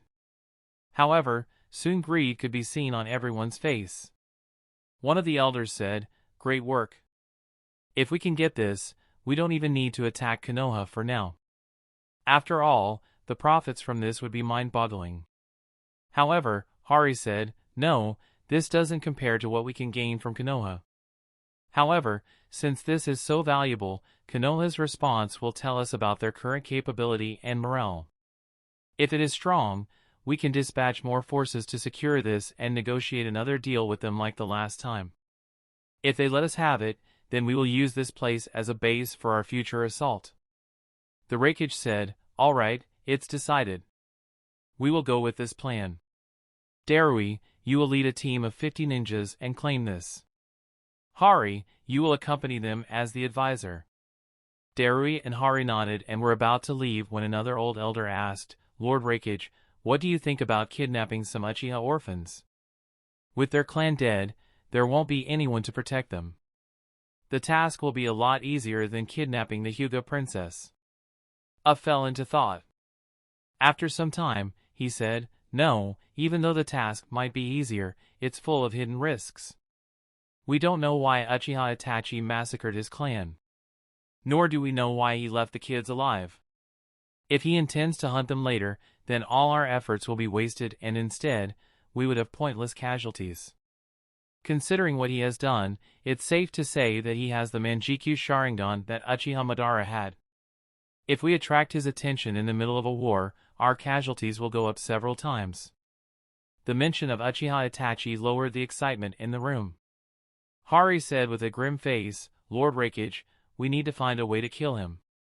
After all, he slaughtered the entire Uchiha clan and is only 13 years old. If we give him time to grow further, he'd become an even bigger threat. He might become a menace for the entire ninja world. However, Raikage dismissed his concern. Right now Konoha would be the most pressed to kill him. Hiruzen should have sent all his Umbu and Jiraiya after him. Let them exhaust their strength on him while we make our moves. Hari nodded and left with Darui. Back in Konoha, Hoka and Teru showed up at Fujin's house the morning after the massacre. The news of the Uchiha massacre shocked them. Fujin invited them in with a sad expression. They all sat in a room without speaking. Finally, Hoka asked, Did you go to the Uchiha clan compound? Fujin replied, I did, but they have barricaded the whole area. And they didn't answer any questions. Teru replied, Same here, but I got some news from my parents. Hoka said with a dejected voice, Yeah. Most Uchihas were killed. It probably also includes Mako as there was no news about her. Only a few dozen children survived. Fujin was surprised. Though he didn't show anything on his face, he looked at Hoka and asked, Some children survived? Hoka nodded. Teru said, From what I heard, only those who hadn't entered the academy were left alive. Lord Hokage will make an announcement in the afternoon. Fujin said, I see. However, he was in shock. Sasuke isn't the only survivor? Shit, did I somehow change the future? Fujin went quiet and began thinking. Hoka and Teru assumed that he was sad and stopped talking as well. After thinking about every possibility, Fujin concluded, No, none of my actions should have any impact on Itachi's, Obito's, or Danzo's actions. Even assuming Itachi saw me being shameless in front of Hiruzen, I doubt I'd be the most shameless or selfish person he saw. So it shouldn't have any impact on his actions. Regardless, how will this affect the future? Fujin kept analyzing. The biggest impact should be a sense of responsibility on Sasuke's shoulder. Since he is in the second year of the academy, he should be the eldest and the strongest Uchiha in the village. So he will have to take responsibility for the other Uchiha orphans and lead them. And the question that this raises is whether he would still go rogue and train under Orochimaru? Fujin thought for a bit before realizing, wait, I recall that Sasuke had two goals. One was to restore the Uchiha clan and the other was to kill Itachi. But, since there are other orphans alive, Sasuke wouldn't have to worry that his death would cause the Uchiha clan to go extinct. He can completely focus on taking his revenge and restoring the honor of his clan by killing Itachi. From this perspective, the future shouldn't change. The only complication that could arise is if the sense of responsibility somehow changes him. Though that might not be a bad change. After all, Shippuden Sasuke was an asshole. Even assuming that he doesn't accept Orochimaru's offer and doesn't get strong enough, Itachi will still die at his hands. And if he does go to Orochimaru, then he can't possibly get worse as compared to what I remember. Sigh, leave it. There is no point in trying to speculate so much. I always expected that things might not go down as I remember. I'll just act according to what happens in the future. While Fujin, Hoka, and Teru were sitting together in silence, there was another meeting happening in Konoha. It was between Hiruzen and the elders who were discussing how to handle this event. Chapter 203. In the Hokage office, Hiruzen, Danzo, Koharu, and Hamura sat. Everyone had a serious look on their face. They had been up all night ensuring that the village stays calm. Hamura said with a sigh, "Itachi stopped the coup. What are you planning to announce to the village, Hiruzen?" Koharu said, "We will also have to build a new police force. And we have to come up with a reasonable explanation to give to the clan leaders and the council." Hiruzen replied, "I have thought about it. But first..." He looked at Danzo and said, "I hadn't issued the mission to Itachi. So effectively right now, the route will be disbanded. The root ninjas will be placed under my command in the Umbu." This news surprised Koharu and Hamura. They looked at Danzo. They wanted to oppose but realized why Hiruzen took this step. After all, Danzo had overstepped his boundaries too much. However, they didn't want the root to be dissolved. Both looked into each other's eyes, tactically agreeing to ask Hiruzen to cut Danzo some slack. However, their short gaze didn't escape Hiruzen's eyes. Danzo began arguing, "Hiruzen." However, Hiruzen cut him off right away and firmly said, "No more discussion. My decision is final. You still remember who the Hokage is, right?" As he spoke, his chakra began exerting pressure on the entire room. Danzo, Hamura, and Koharu immediately felt an intense pressure bearing down on their old bodies. Breathing became tougher for them as they looked at Hiruzen. The Umbu who were on guard outside the room also felt an intense chakra.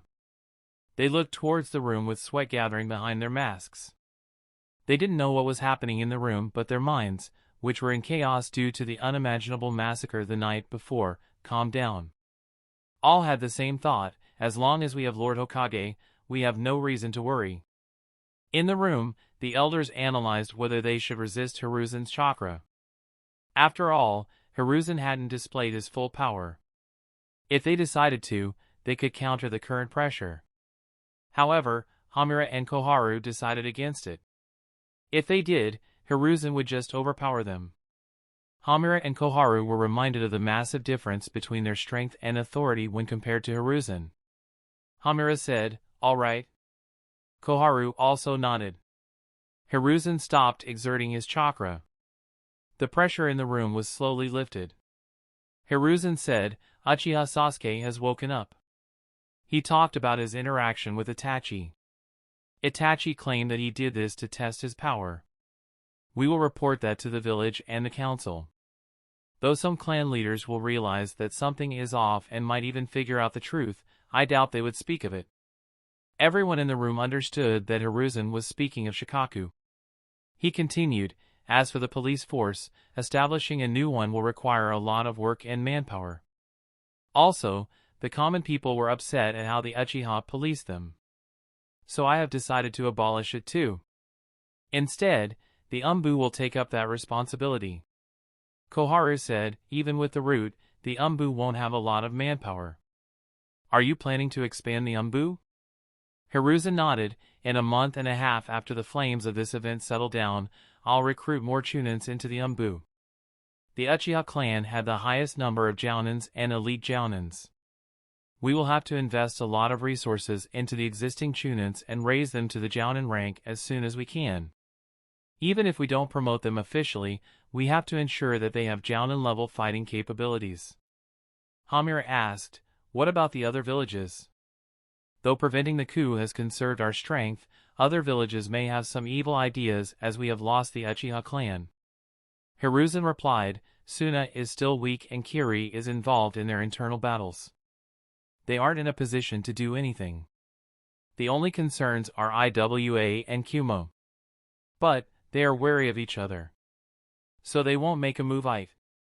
Danzo interrupted him, "I disagree. Kumo must have already begun making plans to take advantage of us. Have you forgotten what they did after Orochimaru left? Let me keep the control on Root and I will ensure that they can never start anything." Hiruzen shook his head and said, "Even if they do, they will only probe us. As long as we respond according to what they do, we should be fine. Besides, instead of getting greedy for our lands, they would be more concerned about a rogue S-rank ninja who could massacre the entire Uchiha clan. By the time anyone is ready to make a move, we would already have defenses in place to deter them. The group discussed and debated a lot of other issues before they began talking about the remaining Uchiha children. Hiruzen said Itachi requested that they would be looked after properly and be integrated properly into the village so that this event never has to be repeated. He also hoped that the surviving Uchihas would be well trained. Koharu said, well, we first have to move them out of the Uchiha compound. Letting them live there will just bring back the nightmares. Hamura nodded and said, we will also have to ensure their safety. Otherwise another incident like the Hyuga one could happen. Hiruzen nodded and said, I thought about this issue. I have decided to have 4 Umbu squads keep a watch on them at all times. The elders were surprised. Koharu said, 4? 16 Umbu ninjas for just 35 children? That's a huge waste of our manpower, Hiruzen. Hiruzen replied, it is. But it's the least we can do for Itachi after what he has sacrificed for the village. Koharu immediately stopped speaking. Compared to what Itachi had done, 4 Umbu squads were really not worth mentioning. Hiruzen continued, I will move them to their old clan compound so that they won't be on the outskirts of the village and have an easier time navigating to the academy.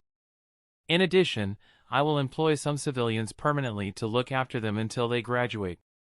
I'll also hire some retired ninjas to train them properly. Considering the trauma that they went through, it is likely that most of them will awaken the Sharingan. So with proper training, in 2 decades, at least half of them will become Jounins. The elders were satisfied by Hiruzen's arrangements. They ended the meeting and got to work. In Fujin's house, Teru asked, do you two want to continue as a team? Hoka and Fujin were silent. After some time, Hoka said, no. Mako completed our team with her skills with fire release and Jinjutsu. We could find someone who is good at fire jutsus, but finding someone who is also good at Jinjutsu will be very difficult. Fujin nodded in agreement. Hoka sighed and continued, not to mention, we will miss her if we stay in the same team. It could affect our concentration on the mission and be bad for us.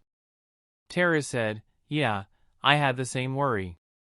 He looked at Hoka and Fujin and said, I was a bit skeptical of the team when you approached me, Fujin. But I joined as it seemed like a fun idea. I am glad that I agreed that day. It's unfortunate that it ended this way.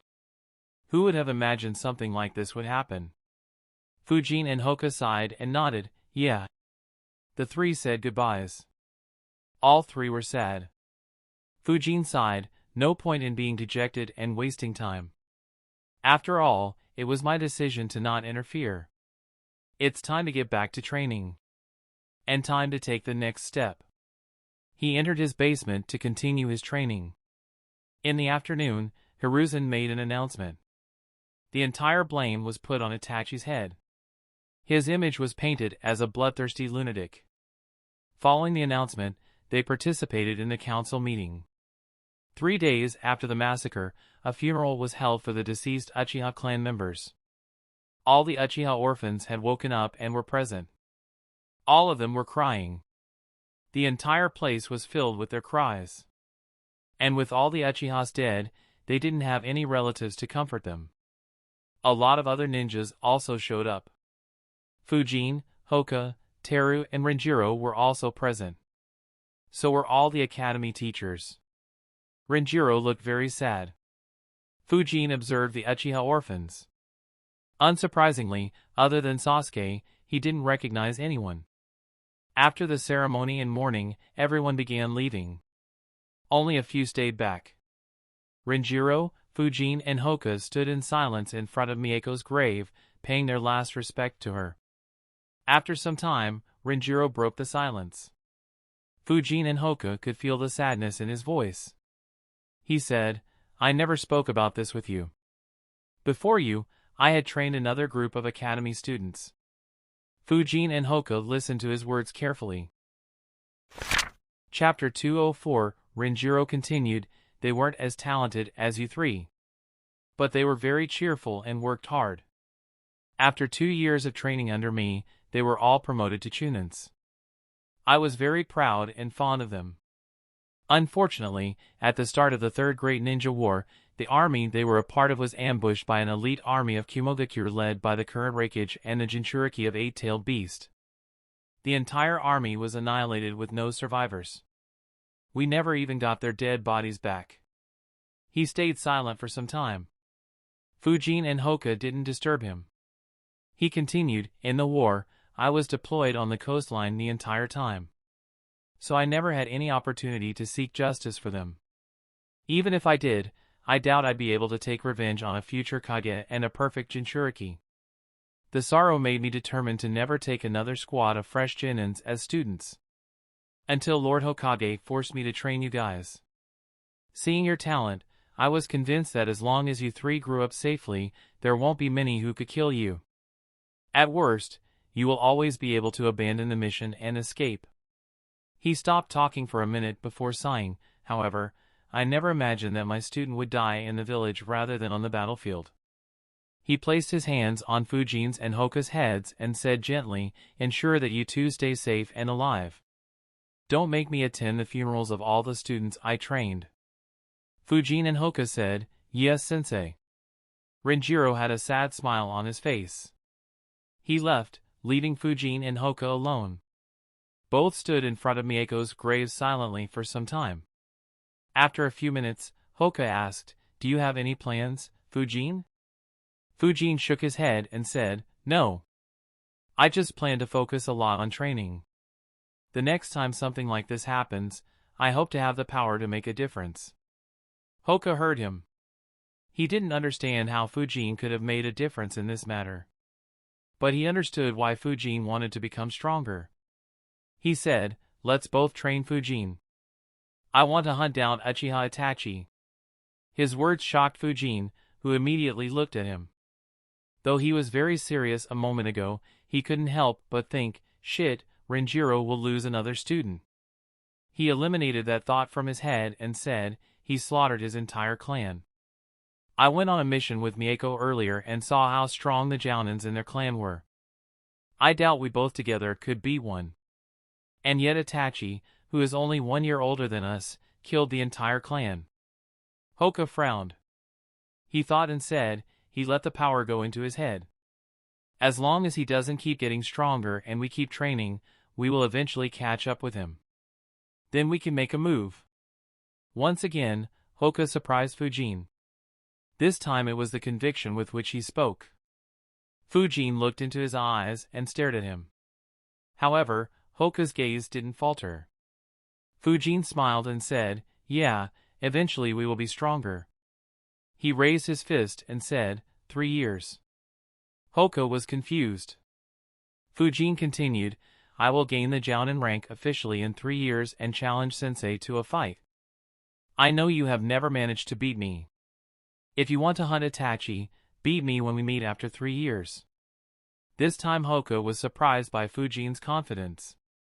Hoka smiled and bumped Fujin's fist. Both left in different directions. Fujin smiled thinking, if he stays true to the decision he made today, Hoka will get strong. Very strong. I wonder what an S-rank Hyuga would be like. But regardless, chasing after Itachi is suicide. Not to mention his own prowess, there will also be Kisame or Juzo with him. And with Zetsu monitoring everything, Obito too could get involved. So it's best that I don't let Hoka seek a pointless death.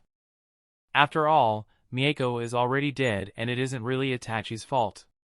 If anyone has to be blamed, then it would be Obito, the village elders and the Uchiha clan higher-ups. Fujin walked to his home. His little chat with Hoka motivated him to increase his training intensity significantly. He entered the basement and decided, my body is sufficiently trained to resist and endure electric shocks. It's time to train lightning transformation jutsu. Fujin clenched his fists. Immediately lightning covered his entire body. The long time that he had spent training his body with the burst jutsu helped him to generate lightning and flow it through his body without making any hand signs. Fujin took a step forward. In a blink of an eye, he reached the walls of the basement. He immediately focused chakra on his feet and exerted force on the ground to stop himself from crashing into the wall. When he stopped, the wall was only an inch from his nose. He thought, shit.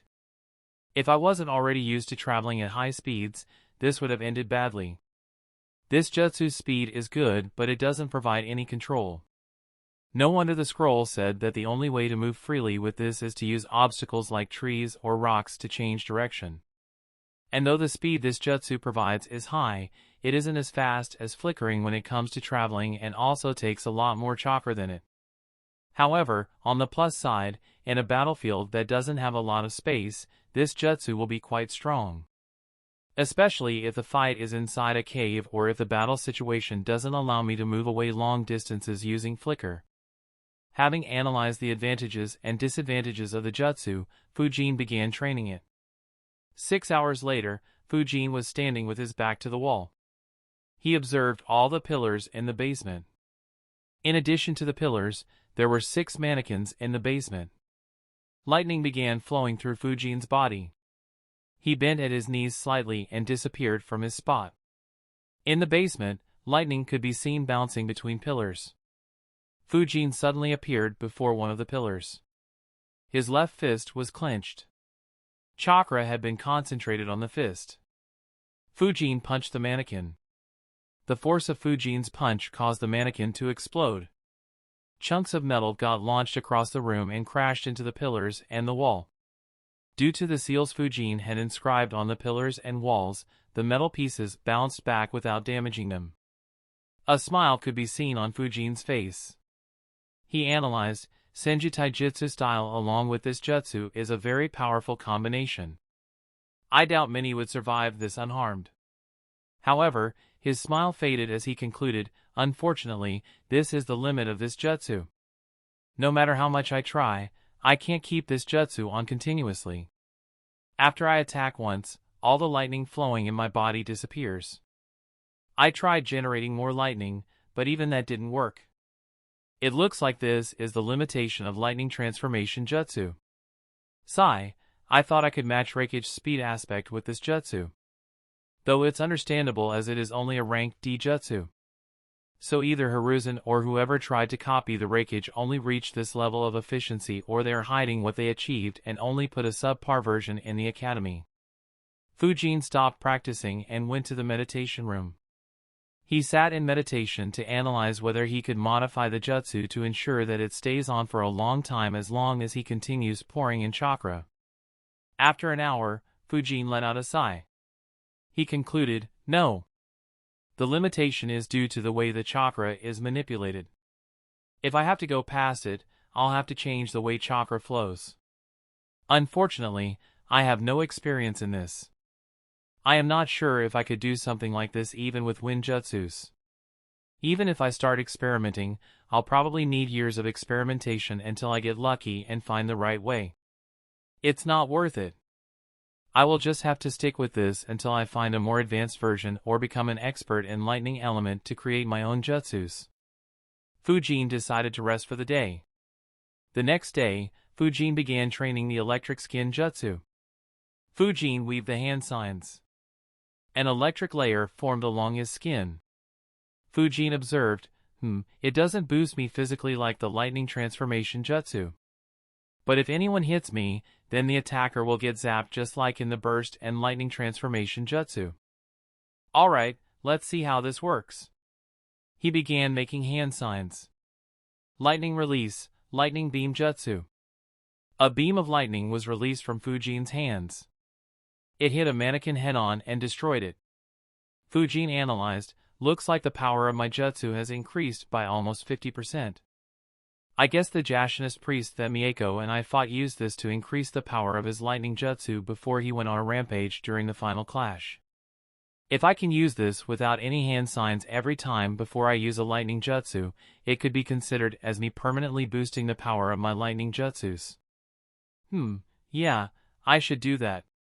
While I am training, I'll use this jutsu every time before using a lightning jutsu. Over time, I will be able to do this instinctively and without wasting any time. Chapter 205, Fujin was happy with the progress he was making. He decided, I should take a few months off and learn all the jutsus that I decided to learn.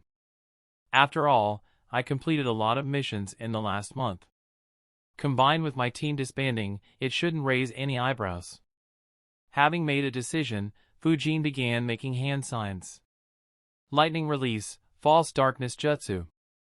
He stretched his arms forward. Lightning was launched from his palms. Fujin aimed it at a mannequin. However, right before the jutsu hit it, Fujin changed its direction. It barely missed the mannequin. Fujin analyzed, this jutsu's power output is much weaker than lightning beam. But, with training, I'll be able to maneuver this jutsu more freely. So in a usual battle, false darkness will be much more effective. Lightning beam, on the other hand, will be more effective when used on a stationary object, an immobilized enemy, or when I want to use it to confront an enemy's jutsu head-on. Fujin continued training false darkness jutsu until he ran out of chakra. For the next 2 days, he trained the jutsu until he could perform it seamlessly. Fujin weaved the same hand signs and performed the jutsu. He aimed the lightning at a mannequin. Right before he hit it, he changed its direction to another mannequin. He repeated it once again and changed its direction to third mannequin and scored a direct hit. Fujin smiled while breathing heavily.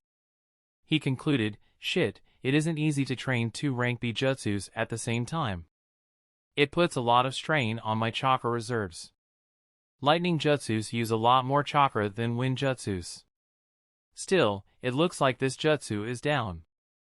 Though I haven't reduced the hand signs required, it's fine. Reducing or even eliminating hand signs will require months of training. I can do that slowly over a few years. Anyways, it's time to practice the next jutsu. Fujin weaved hand signs. Lightning appeared on his body. After a second, the lightning changed its shape. It began taking the shape of needles. However, suddenly they collapsed. The lightning on his body dispersed as well. Fujin frowned, this jutsu is tough. He kept trying. On his 14th try, he finally managed to make the lightning on his body change shape to needles. His body had dozens of lightning needles pointing away from him. He made another hand sign.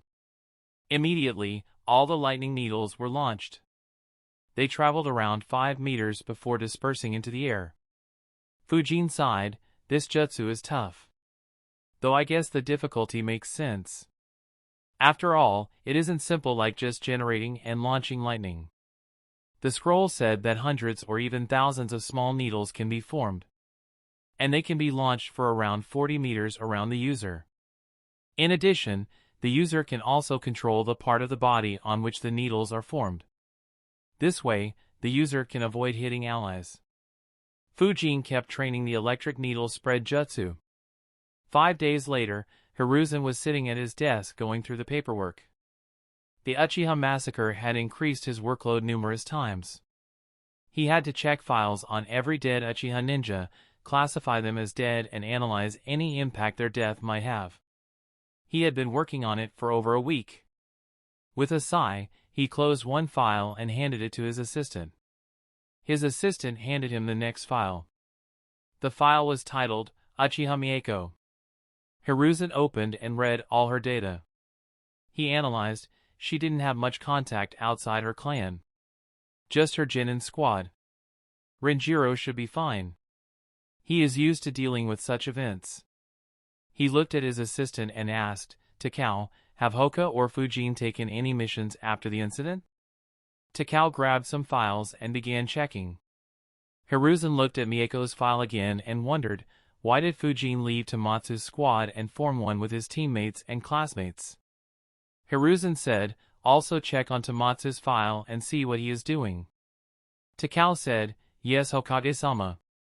While Takao was taking a look at the files, Hiruzen decided, I wonder how that greedy kid is doing. Hoka has his parents to look after him. So he should be fine. But Fujin is an orphan. I don't think he understands how to deal with a loss. Hiruzen looked into the crystal ball on his table and channeled his chakra into it. Soon, a picture appeared on the crystal ball. It was Fujin's house. A peculiar expression appeared on Hiruzen's face as he thought, I heard Takao say that Fujin's house was too extravagant. I now see why he said so. Even my house isn't as big as his. He focused on the crystal ball to peer into Fujin's house. However, Hiruzen was surprised. My telescope jutsu can't look into his house? Did he hire a seal master to inscribe anti-spy seals? No, I have specifically instructed every seal master to not inscribe seals that stop my jutsu. Only a few with authority like the clan leaders or strong ninjas can go around it and get those seals on their houses. So how did Fujin manage to convince a seal master to inscribe such this seal on his house? Hiruzen was intrigued. A smile formed on his face. Fujin's shamelessness and his talent in wind nature manipulation had already impressed Hiruzen. So did Fujin's performance against Kaminari. He didn't expect Fujin to surprise him once again so soon. He concentrated on the crystal ball. Soon, the seals that were inscribed on his house began appearing in the crystal ball. Every seal was glowing lightly in different colors. The walls of Fujin's house began fading in darkness, only leaving the seals visible in the crystal ball. Hiruzen had a smile on his face at the start. However, soon his smile faded away. Half a minute later, shock could be seen on his face. Takao found the information and approached Hiruzen. He said, Hokage-sama. However, he stopped talking when he noticed the shock on Hiruzen's face. The Uchiha massacre had put him on edge. Seeing Hiruzen shocked worried him. He quickly asked, Did something happen, Hokage-sama? Hiruzen snapped out of it and shook his head. He said, No, everything is all right. Report what you found. Takao didn't understand why Hiruzen said no. But it wasn't his job to inquire about that. He began reporting, Fujin and Hoka haven't taken any mission post the incident. They had created a team with Uchiha Mako and Senjutaro. Senjutaro has returned to his old team. So I believe their team has disbanded. I have some additional information regarding Fujin. Apparently, there is a record of him using Training Ground 23 every day when he wasn't out of the village on mission. But for the last 10 days, he hasn't used the training ground. Hiruzen narrowed his eyes on hearing that. He thought, I guess losing his team member did hit him hard. Unfortunately, this is a part of being a ninja. It'll be a shame if he loses his interest in being a ninja due to this. Takao continued, as for Tomatsu, their last mission was tougher than the estimated rank B. One of their team members got injured. They seem to have taken a break after that mission. Hiruzen said, All right. Send a messenger to Tomatsu. Ask him to visit me at the earliest. Tako replied, I will get it done, Hokage-sama. He left the room. Hiruzen turned his attention to the crystal ball. He thought, which crazy person inscribed over 2,500 seals on his house? It's as if every seal in the library under rank A is inscribed on his house. No wonder I couldn't peer into it. Should I ask Fujin about it? He thought for a bit and concluded, no. He may get offended or on guard if he learns that I was trying to spy on him. Worse, he might accuse me of violating his right to privacy and ask for some compensation from me. I'll ask Renjiro when he gets back from the mission. Later that day, Fujin was visited by Tomatsu. Fujin was surprised. He stopped his training and greeted him. Tomatsu entered his house and said, Hey, how have you been, Fujin? Fujin replied, I am all right, Tomatsu. How is Katsumi? Tomatsu said, he has recovered well. We are planning to start taking missions again. I came here to see whether you are interested in returning to the team. Fujin was surprised. He thought, it hasn't been 3 months since we took a break. Did Hiruzen ask every team that is available to take missions? He looked at Tomatsu and said, I would love to, but I have been on missions continuously for the last month and a half. So I am planning to take a few months off. I'll rejoin the team when I am ready. Tomatsu watched Fujin carefully as he spoke. He got a bit worried as he recalled his conversation with Hiruzen. Hiruzen was worried that Fujin was depressed and hence wanted Tomatsu to take him along with him on missions to distract him and revive his interest in training. Tomatsu said, "Fujin, I am aware that you might be hurt due to losing a teammate. However, the best way to deal with situations like this is by interacting with others. If you stay alone and keep thinking about it, you'll be more depressed." Fujin was confused. He thought, what the hell? He is worried about me? If so, why did he take 10 days to visit me? No, I don't think I ever told him that I formed a team with Mako and others. Tomatsu continued, "Come with us for this mission. If you still think that you need rest, you can take it after this mission." Fujin thought for a bit. But he couldn't find a reasonable excuse to say no. He agreed. Tomatsu smiled and said, "Good. Come to the mission center tomorrow morning." Fujin nodded. Tomatsu took his leave. Chapter 206. Fujin looked at Tomatsu's back as he analyzed, "This definitely doesn't sound like Tomatsu. Someone must have given him the information and asked to make me go on a mission. But who?" Fujin thought for a bit and concluded, it's either Renjiro or Hiruzen. Most likely the latter. Oh well. This team doesn't do missions continuously. I should still have plenty of time to train. And I can always ask for breaks when I need more time to train. Anyways, I have to give credit to Hiruzen. From the way Tomatsu spoke, it looks like he thought that I didn't train. So Hiruzen probably knows that I didn't visit the training ground recently. He probably thought that I had stopped training. Though I am a bit talented, I doubt he has the time to keep tabs on me considering the amount of work this massacre should have put on him. So it's safe to assume that he is looking for everyone who is affected and checking on everyone. Still, this should be a lesson for me. While the decision to only train lightning jutsus wasn't bad, deciding against training in the open raised some suspicion. Had I continued with my morning exercises, Hiruzen might not have paid any attention to me and left me alone. I'll have to keep this in mind when I take any action in the future. Concluding his thoughts, Fujin returned to the basement. He made hand signs. Lightning release, electric needle spread jutsu. Lightning appeared on his skin and immediately transformed into small needles. There were around 125 lightning needles on Fujin's body.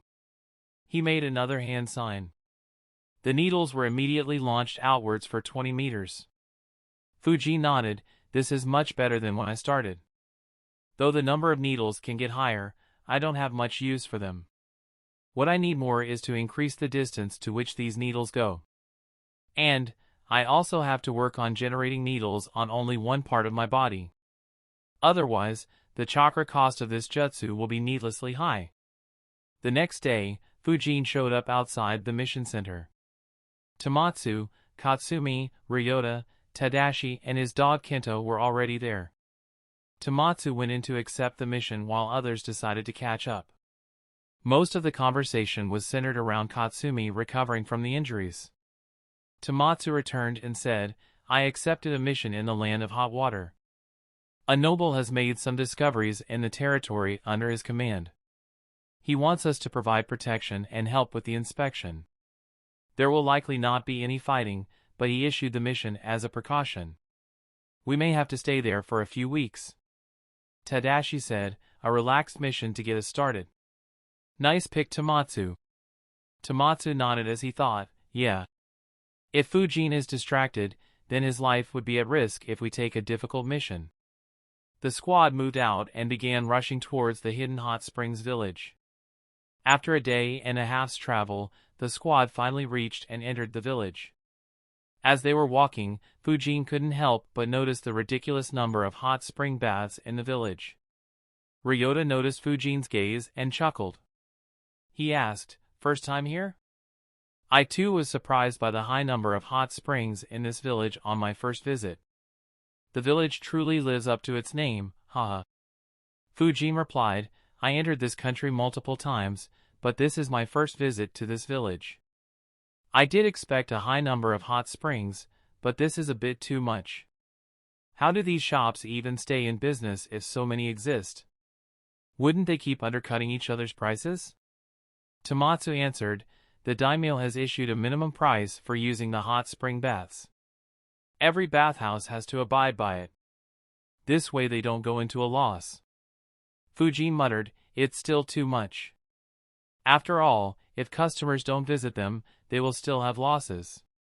Tomatsu nodded, yeah, many bathhouses do shut down. That said, most of the bathhouses are sponsored by rich nobles who want to have the entire bathhouse to themselves when they come here for vacation. This is why you see so many of them. Fujin thought for a bit and said, that makes more sense. However, he couldn't help but think, a certain pervert must be visiting this village all the time. As they were talking, they reached a mansion. Tomatsu interacted with the guard and introduced himself. Soon, the Konoha ninjas were guided inside. They were led to a room where only a middle-aged man was sitting. The man saw them and quickly greeted them, welcome to the Hidden Hot Springs Village friends from Konoha. Have a seat. I am Matsushita Yusuke. I issued the mission. Tomatsu nodded and sat opposite him. Yusuke looked at his servants who brought them here. The servants bowed and left them alone. When the doors were shut, Tomatsu asked, so, what is our mission? The mission statement wasn't very clear. Yusuke said, that is because I wanted to keep this mission as secretive as I could. Tomatsu became a bit serious on hearing that. The other Konoha ninjas were intrigued as well. Yusuke picked a map and laid it on the table in front of him. It was a map of the land of hot water. There was a small piece of land marked on the map. Yusuke said, this province is under my command. It is around 150 kilometers to the east of this village. One of my workers, who were farming, came across something interesting. I hired an expert to check and I think that we have discovered a mine. Tomatsu was very alert. This matter seemed very serious. He asked, what sort of mine is it? Yusuke answered, we will need to conduct a detailed exploration to be sure. Our preliminary exploration indicated that this mine includes rare and precious metals. Tomatsu calmed down. He thought, though precious metal mines can earn a lot of money, they won't attract too much attention. However, Yusuke said, and I suspect that the mine might have some chakra metal reserves as well. His words shocked everyone in the room. Chakra metal was extremely precious in this world. Tomatsu muttered with a grim face, why didn't you issue an S-rank mission? Yusuke said, I am not sure that it is indeed the case. We may have just gotten lucky during the preliminary exploration. So I don't want to attract a lot of attention. I have talked with our daimyo. If this mine does have chakra metal reserves, then we will give Konoha the mining rights. We will also give Konoha the first preference while selling it. So your mission consists of two parts. Firstly, I want your team to ensure that no bandits interfere with the mining process and that no information is leaked out. We haven't allowed the information to leak out, so unless we are very unlucky, rogue ninjas won't interfere with the process. As for the second part, I also want you to contact the Hokage secretly and ask him to send out more squads here as soon as we confirm that the mine has chakra metal reserves. Tomatsu analyzed the situation. This mission can be very risky. If the details get leaked, then we may invite a lot of trouble. But, if the mission is successful, the village will have huge profits. It would help out the village a lot. Especially after such a disastrous loss, this news can improve our morale. Tomatsu made a decision and said, all right, we will take the mission. I'll send a message to Hokage-sama. But have your exploration team work very rapidly. Yusuke nodded, yes, I'll have them work as fast as they can. They began discussing the specifics of the mission, the explorers, and other factors. After the discussion was completed, Yusuke smiled and said, you must be tired from a long trip. I'll arrange dinner for you. You can rest here for the night and go for the mission tomorrow.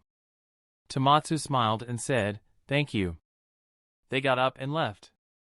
After having dinner, the Konoha ninjas gathered in a room. Tomatsu said, Ryota, write an encoded message to Hokage-sama. I'll send it to him. Write everything that was discussed with Yusuke. Ryota said, on it. He began writing on a scroll. Tomatsu said, I wanted to take an easier mission to end our break, but this one can go bad. Unfortunately, saying no isn't an option as this can help our village a lot. We will stay on our guard the entire time while protecting that area. However, if we spot enemy ninjas, be it rogue or of any other village, in numbers that we can't take on coming towards the mine, we will escape. Is that understood? Everyone nodded. Tomatsu said, good. Take a good rest tonight. We will have to be on full alert from tomorrow onwards. Everyone went to their beds to get a nap. Tomatsu stayed with Ryota until he was done. He borrowed a messenger hawk from Yusuke and sent the message to Hiruzen. The next morning, the Konoha group set off. Chapter 207, Fujin and his team were running towards Yusuke's province. Since it was to the east of the hidden hot springs village, it was close to the border of the land of frost where their squad had done their previous mission. After a couple of hours of running, they reached close to Yusuke's province. Since they were close, Tomatsu began instructing his squad. Yusuke's exploration team has already established a base. We will meet up with them and decide on a plan to continue. Katsumi, you will set up a perimeter around the entire area with your bugs. I want to know about everyone who enters and leaves the area. It will be tough, but I want you to maintain it all the time. Katsumi replied, all right. I'll get it done. Tomatsu looked at Tadashi and said, you and Kenta will keep patrolling the area. Remember every worker's scent when we reach there. If later on you smell any new scents, alert me immediately.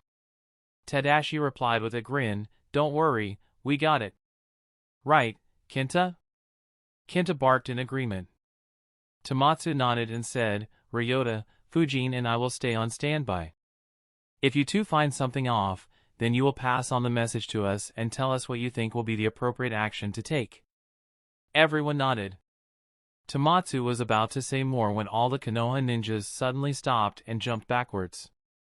They landed on a branch and saw dozens of kunais raining down in front of them. All five frowned. In the next second, 20 silhouettes appeared from behind the trees. The Konoha ninjas were surrounded. As they saw their headbands, everyone's faces grew grim. Fujin muttered, I couldn't sense them until now. They are all at Chunin and Jounin levels. Tadashi said softly, they have disguised their scent to smell similar to the trees. Fujin said, at least 30 more ninjas are forming a second perimeter. And a few more are probably still hiding. Everyone's faces grew grim. One of the ninjas who were surrounding them spoke in a teasing tone, I wonder why Konoha ninjas are rushing so hurriedly towards the land of frost. Tomatsu said, we have a mission in this country. Why have you Kumogakure ninjas encircling us? The Kumogakure ninja said, if your mission is to explore that chakra metal mine, then I have unfortunate news for you. Kumogakure has decided to take control over the mine. His words angered everyone except Fujin. Fujin's mind was busy calculating whether they could avoid a confrontation or at least ensure a safe escape. However, he noticed the other 19 Kumo ninjas getting ready to attack. He could feel bloodlust from some of them. The more he calculated, the more he realized how dire the situation was. In the end, he just had one thought, shit. Tomatsu quickly analyzed the situation. He didn't want to give up the mission, but success against such huge numbers was impossible. He said, all right. We'll withdraw. However, the Kumo ninjas didn't move. The guy speaking had an evil smirk on his face as he said, if we let you go, Konoha will send a larger squad to confront us. Unfortunately, you have to die. He immediately jumped forward to attack. The other 19 Kumo ninjas also attacked. In addition, a few Kumo ninjas kept hiding in the forest and observed the fight. Tomatsu shouted, stay together. Protect each other and focus on retreating. He knew that their chances of survival weren't great. He wanted to use teamwork to break through and run away. The Kumo ninjas all attacked Konoha ninjas with shurikens. They had launched so many shurikens that dodging them all would be impossible. Ryota shouted, "Careful, those shurikens are charged with lightning." The Kumo ninjas smirked on hearing that.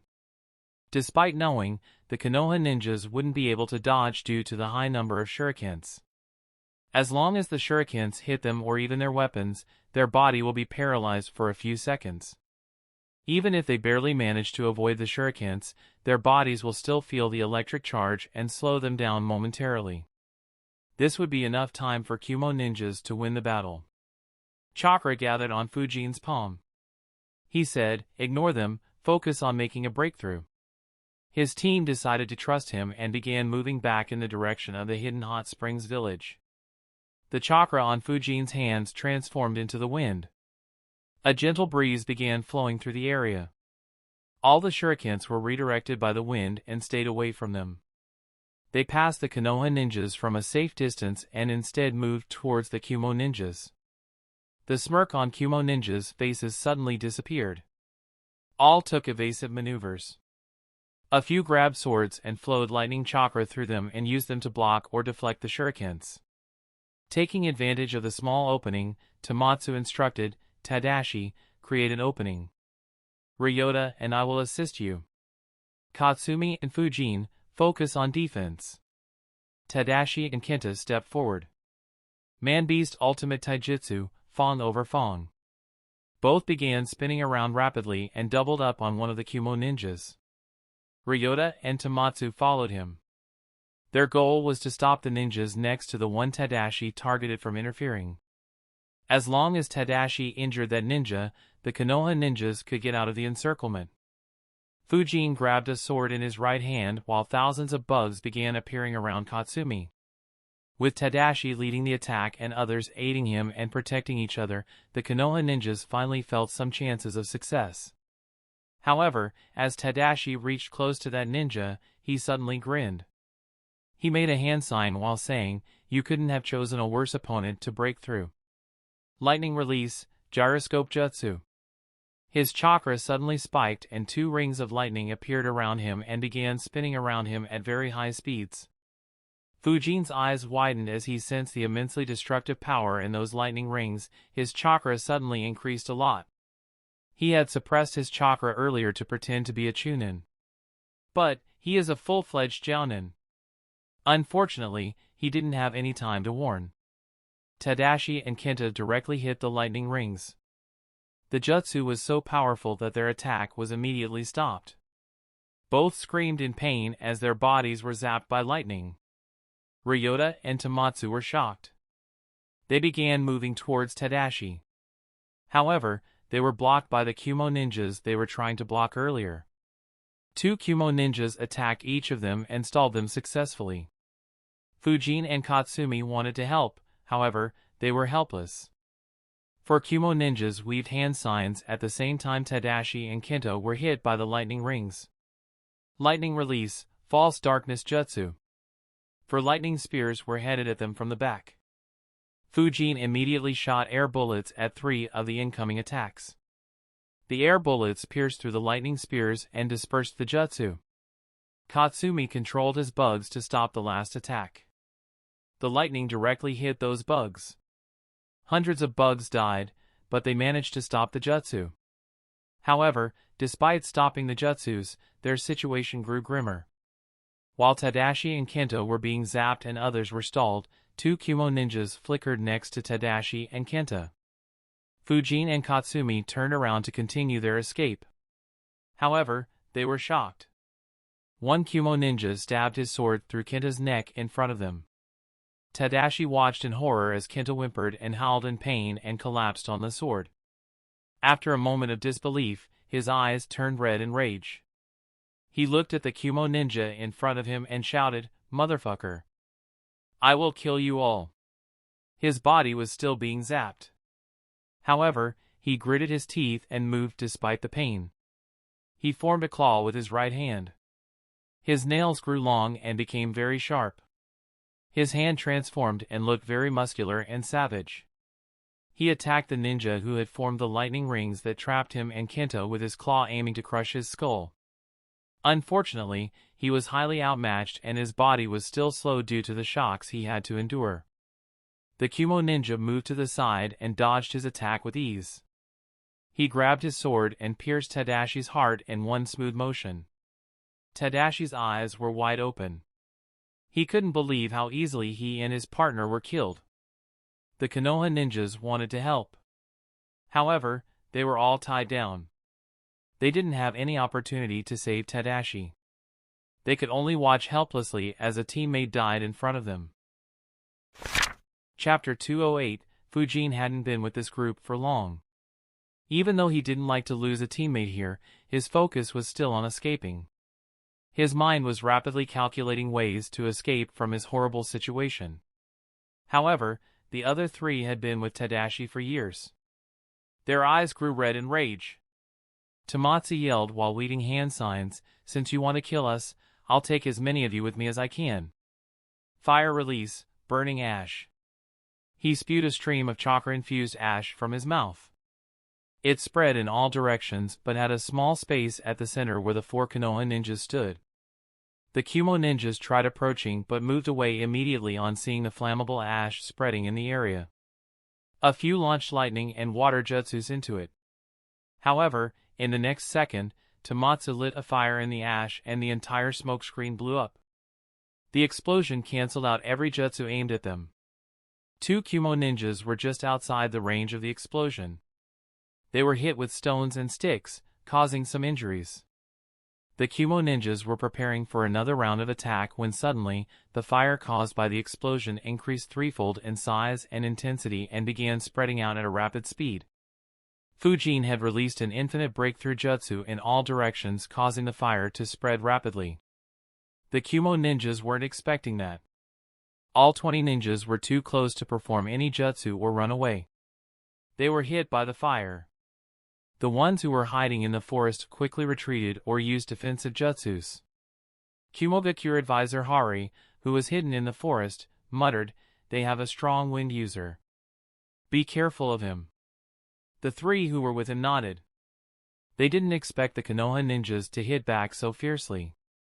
At the center, where there was no fire, Tomatsu said, "We will use the chaos caused by this fire to escape." Ryota opposed, "But Tadashi." Tomatsu cut him off. "Tadashi wouldn't want us to follow him so soon. We will live and take our revenge another day. Hokage-sama will surely create a unit to take back the mine." Ryota unwillingly nodded. Fujin said, "It won't be easy. There are at least 30 more ninjas out there. And I can feel that a few more are hiding in my chakra field." Tomatsu said, "We will give them another fire-wind combination jutsu. Hopefully, that will deter them." Fujin nodded. He thought, "I hope that will work. Unfortunately, I have a bad feeling about this. Some of the chakras I sensed are much stronger than any of us." Screams of pain could be heard as the fire burned their flesh. 8 Kumo ninjas couldn't endure and collapsed. They would soon be cooked inside out and meet their death. The other 12 quickly escaped from the fire and began dousing the fire burning them. Though they survived and weren't fatally injured, they wouldn't be able to fight properly anymore. They were in terrible pain from having their flesh burnt. Many of their delicate organs like eyes and ears were damaged as well. The other Kumo ninjas were disturbed by seeing this sight. The situation changed too abruptly. 1 second they had a complete advantage, while in the next second their whole 20-man unit was defeated. Finding the exact moment, Tomatsu said, "Now!" All 4 flickered instantly. They were planning to use this chaos to escape. Once they managed to get out of the encirclement, the Kumo ninjas wouldn't want to chase them through the lands of another country. Unfortunately, Kumo had plenty of censors among their numbers. As soon as the Konoha ninjas left, one censor shouted, "They are coming here." The censors among other groups sensed them as well and began moving towards them. Though there were 30 ninjas in the second perimeter, they were spread in all directions to ensure that the Konoha ninjas couldn't escape.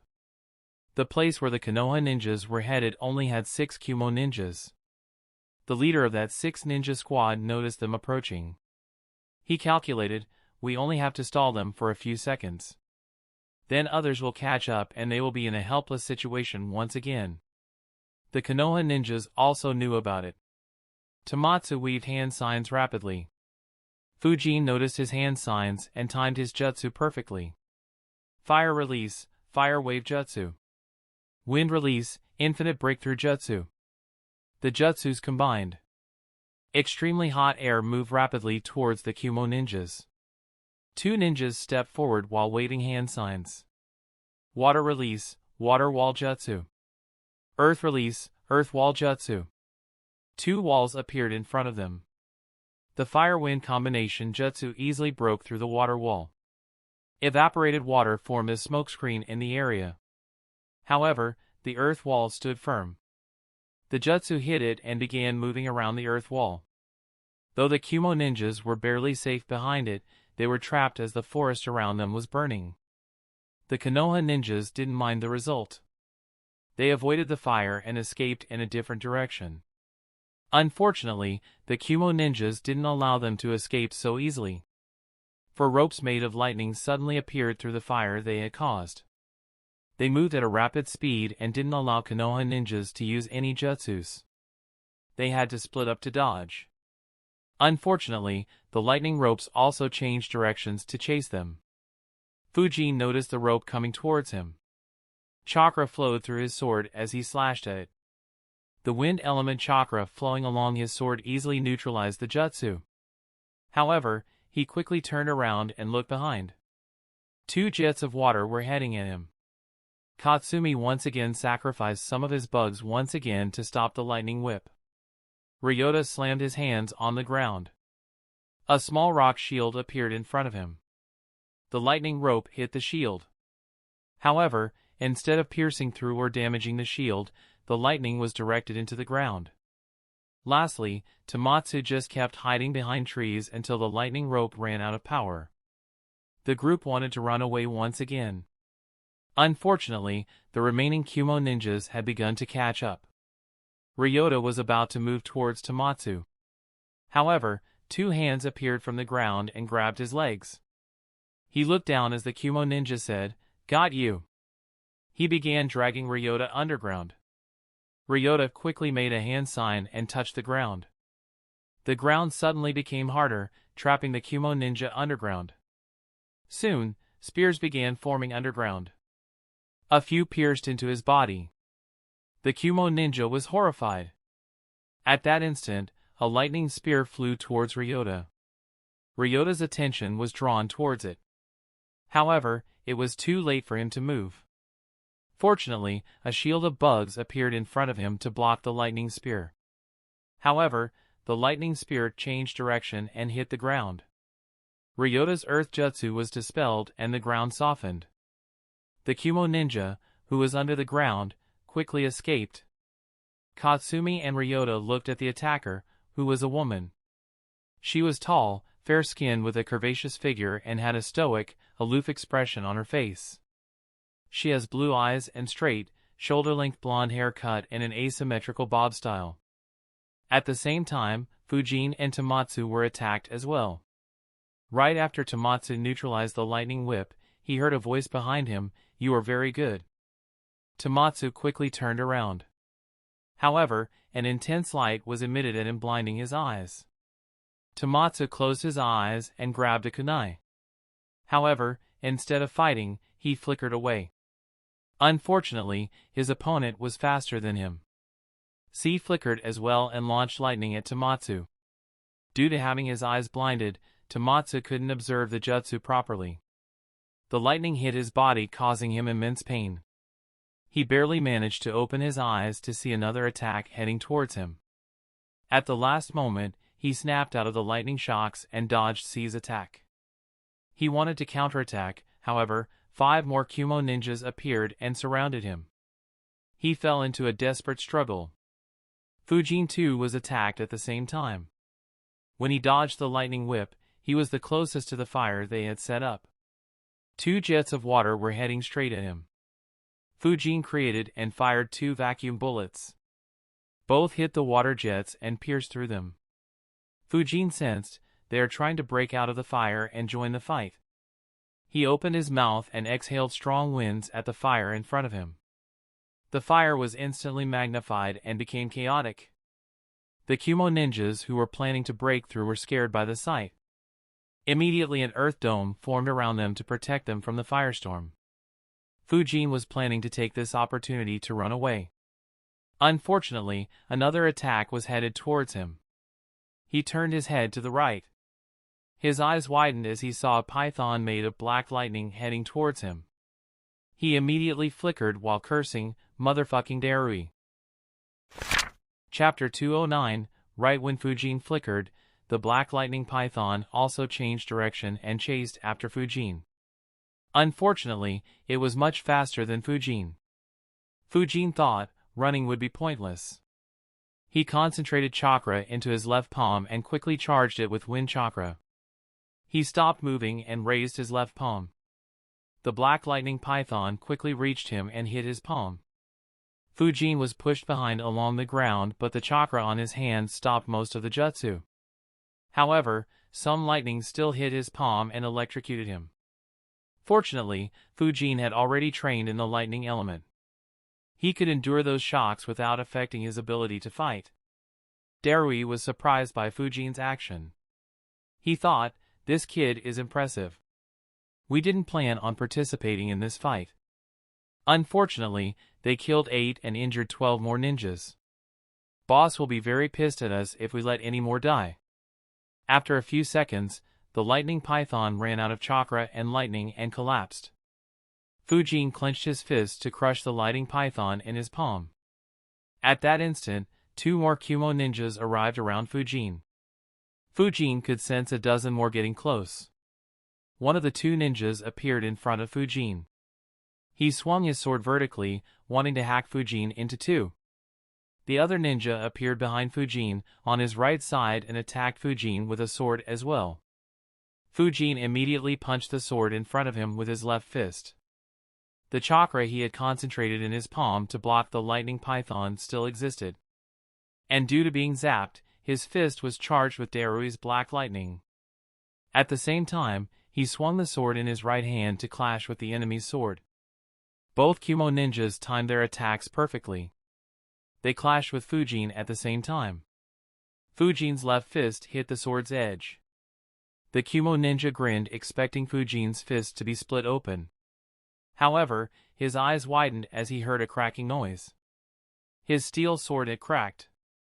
In front of his eyes, he saw his sword being broken into pieces. Fujin's fist continued moving forward and punched the ninja in his stomach. The ninja's eyes popped out as he felt the full impact of a chakra and lightning-enhanced punch. The punch wrecked his internal organs and sent him flying. He spat out a lot of blood as he flew backwards and lost consciousness.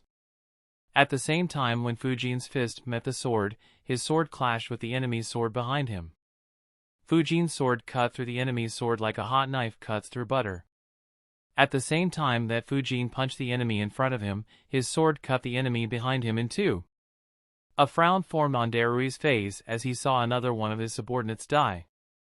He was waving hand signs when Fujin countered his opponents. Lightning release, Black Panther.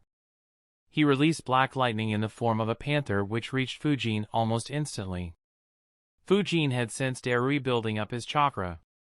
He saw the black panther rush towards him. Having experienced the black python, Fujin didn't bother dodging. Instead, he gathered chakra in his mouth and throat.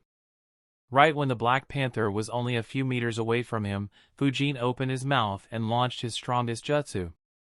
Wind release, vacuum cannon jutsu. The vacuum cannon hit the black panther head-on. Darui's eyes widened as he saw his jutsu being pierced through with utmost ease. The black panther began dissipating. Though some of it still continued towards Fujin, he dodged easily. Darui immediately moved out of the way while observing the jutsu. The vacuum cannon reached his position and continued forward, destroying every tree in its path. Darui instantly recognized wind vacuum technique. Someone other than Danzo learned this technique in Konoha? And it's a strong jutsu as well.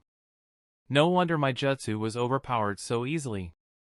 6 ninjas were running towards Fujin and planning to attack him together. However, they saw the trail of destruction Fujin's jutsu left in its path and were left tongue-tied by it. They immediately stopped approaching Fujin and looked at Darui for instructions. They didn't want to be at the receiving end of such a jutsu. Darui became very serious. He said, "Leave him to me." He grabbed his giant sword and moved towards Fujin.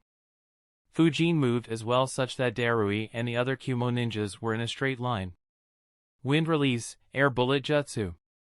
He fired a dozen air bullets at Darui. Darui dodged them with ease and attacked Fujin with his sword.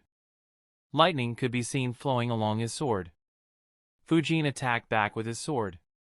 The metal swords produce a loud sound. At the same time, the Kumo ninjas who were behind Darui were caught off guard. They saw a dozen air bullets heading their way and scurried out of the way. However, some were still hit. Many of them had small cuts due to the bullets. The unluckiest one had a hole in his right arm. Fujin and Darui both flowed chakra through their swords. However, Fujin was surprised.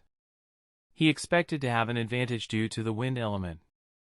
However, Darui had poured a lot more chakra into his sword as compared to Fujin. So his sword stayed intact. He applied force. Though Fujin's physique was very good, Darui was much stronger than him. He was pushed back. His face became grim on realizing how outmatched he was. In an instant, a vacuum bullet formed in his mouth and was launched at Darui. Darui noticed it and immediately got out of the way and attacked Fujin once again with his sword. Fujin defended himself but was getting overpowered.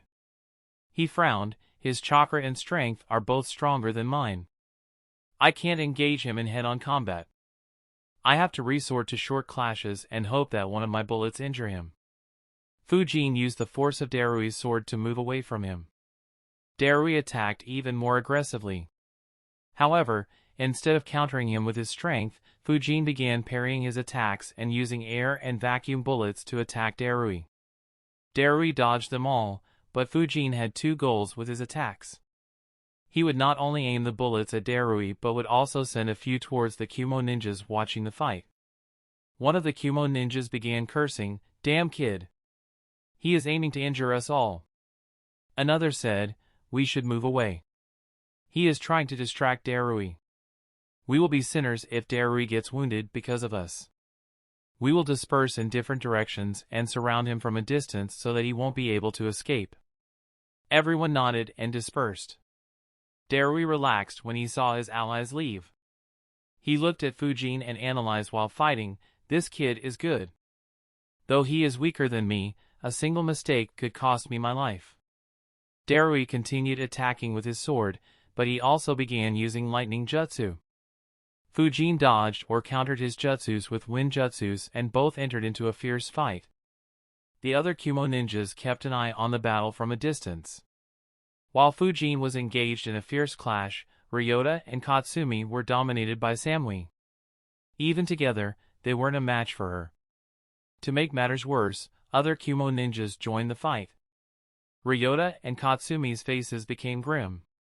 Katsumi struggled to make a decision as he fought. In a minute, both he and Ryota had numerous injuries on their bodies. He sighed and said, "Ryota, escape." Ryota was stunned. "What do you mean?" Katsumi said, "Your earth jutsus aren't of much help. I'll buy time by stalling them with my bugs and join you later." Ryota knew that there was no way for Katsumi to return alive. He wanted to argue, however, the Kumo ninjas pressed on the attack once more. Tens of thousands of bugs appeared from Katsumi's body. He shouted, "Leave!" The bugs immediately went on the attack. Ryota unwillingly decided to make a run. Knowing what fate awaited Katsumi, he didn't dare to look back. Unfortunately, while he was running, he was suddenly attacked by shurikens. He dodged immediately. 2 Kumo ninjas appeared and attacked him. Ryota moved back and slammed his hands on the ground. A bunch of spears appeared from the ground and attacked the Kumo ninjas. However, the 2 ninjas used lightning jutsus to counter his move. The three entered into a fierce fight with Ryota trying his best to escape. Samui looked at the bugs and said, "They may be poisonous. Don't let them bite you. Hit him with fire and lightning jutsus." The Kumo ninjas around her nodded and attacked from a distance. Katsumi tried his best. He used all sorts of bugs. Some were resistant to lightning, some were incredibly poisonous. He defended himself with defensive bugs while trying to use the poisonous bugs to bite the Kumo ninjas.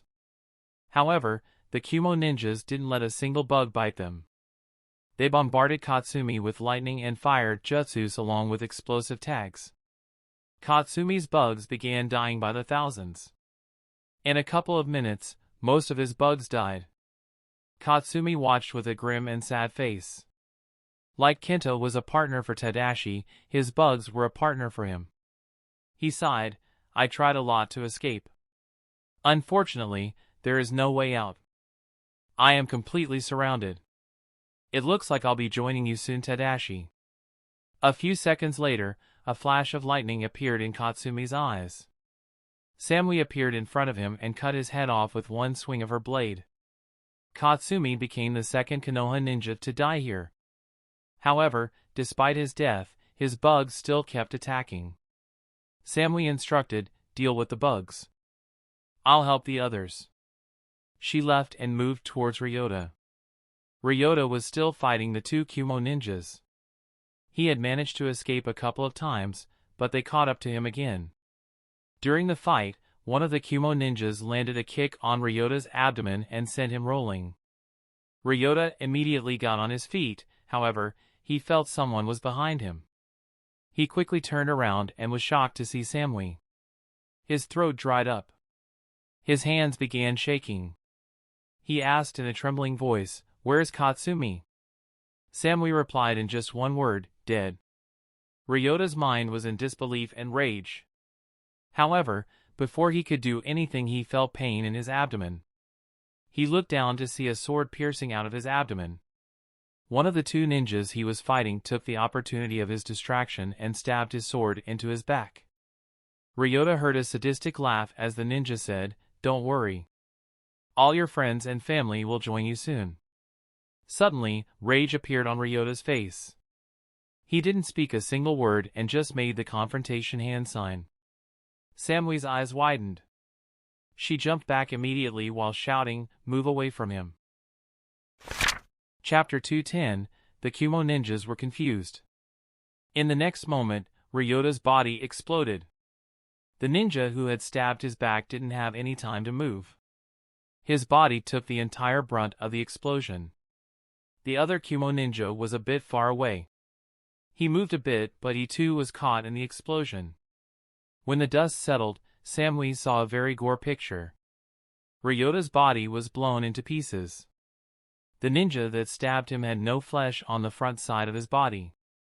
His face, chest, abdomen and other parts were completely exposed. He fell down dead. The last Kumo ninja was crying in pain. His body was on fire. Samui immediately doused the fire and began helping him. At the same time, she was shocked at how decisive Ryota was. Ryota knew that despite Katsumi buying him some time, escape would be very difficult. He recalled Fujin saying that there were more than 30 ninjas still encircling them.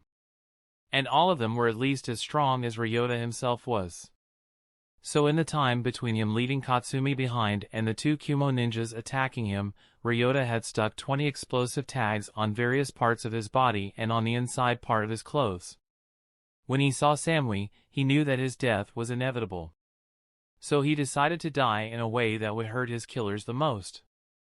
If he knew that his last move killed a Chunin from Kumo and ended the career of another Kumo Chunin, he'd probably smile.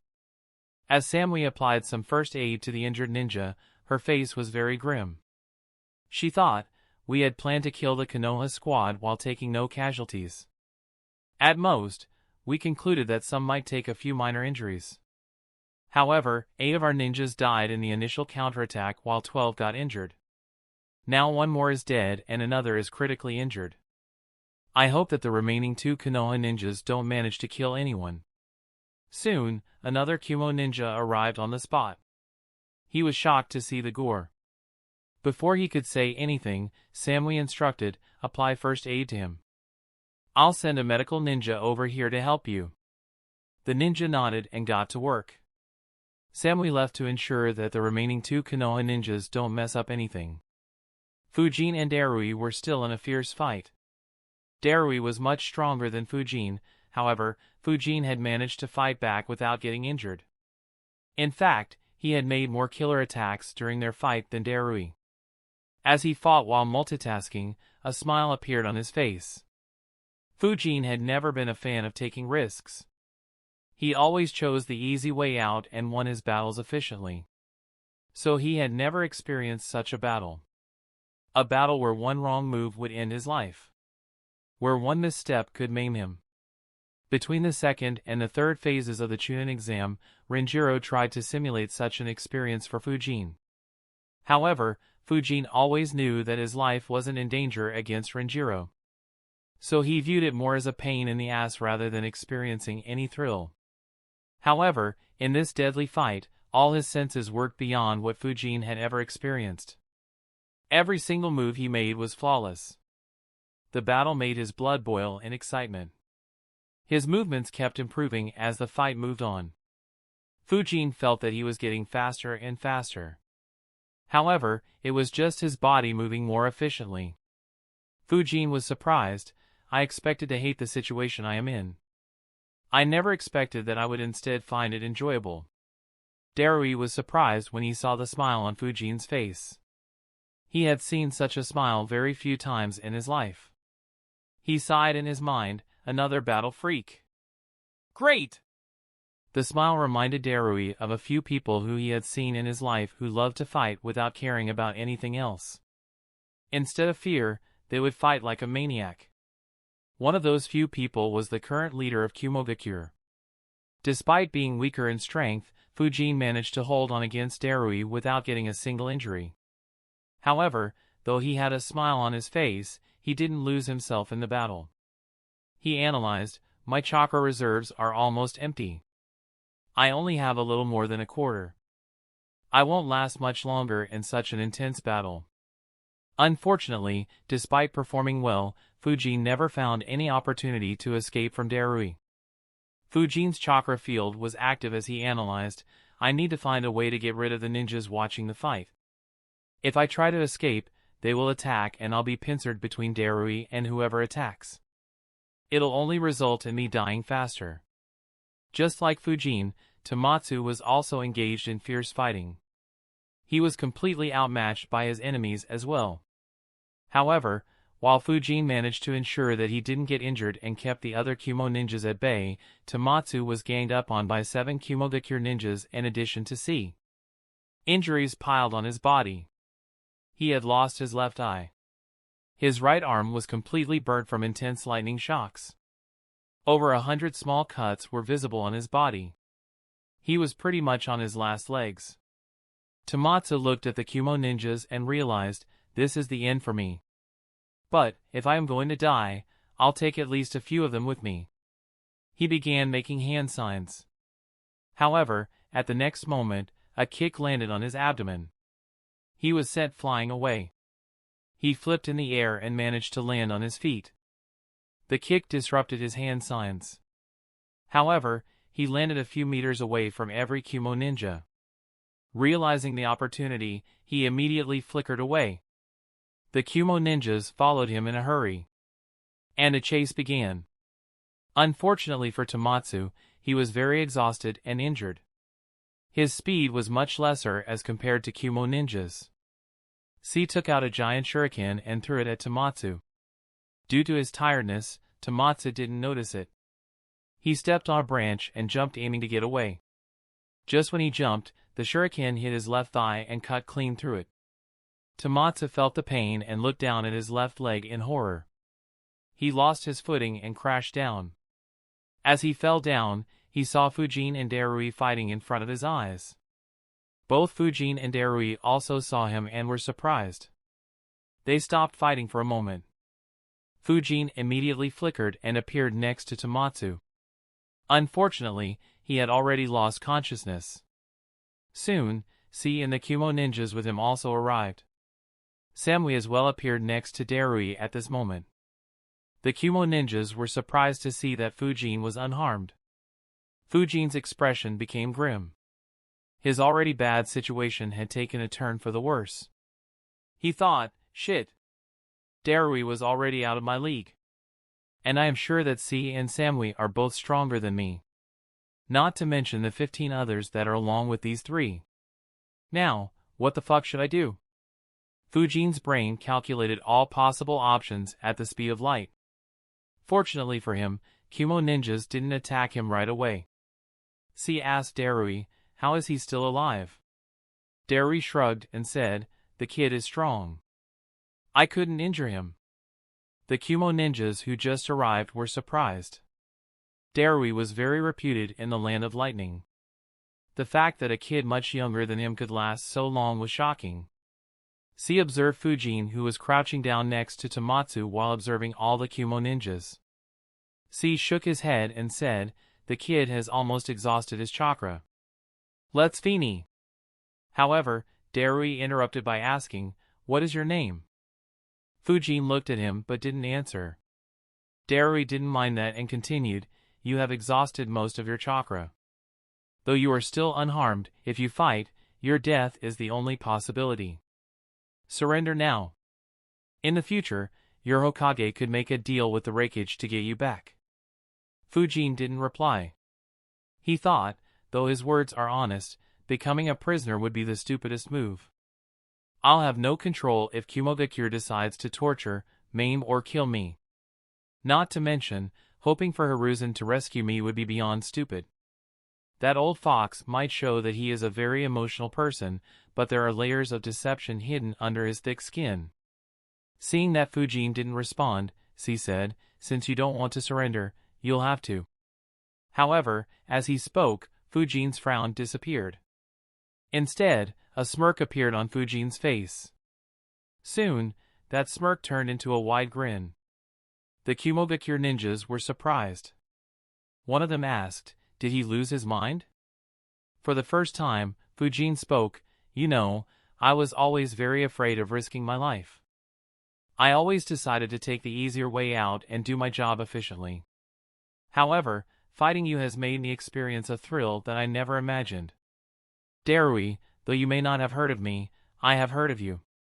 Doesn't the Raikage think of you as his second right hand? Fujin's grin grew wider. It grew so wide that it looked as though his face might split into two. His grin creeped out some of the Kumo ninjas surrounding him.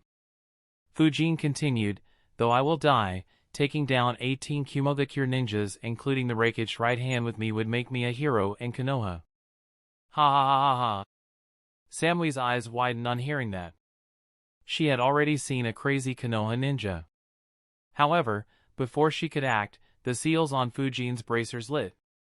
In the blink of an eye, 400 explosive tags appeared around Fujin and formed a sphere around him. They completely blocked Fujin from the line of sight of the Kumogakure ninjas. However, they could still hear Fujin's laughter. The Kumogakure ninjas immediately became grim. They decided to move away.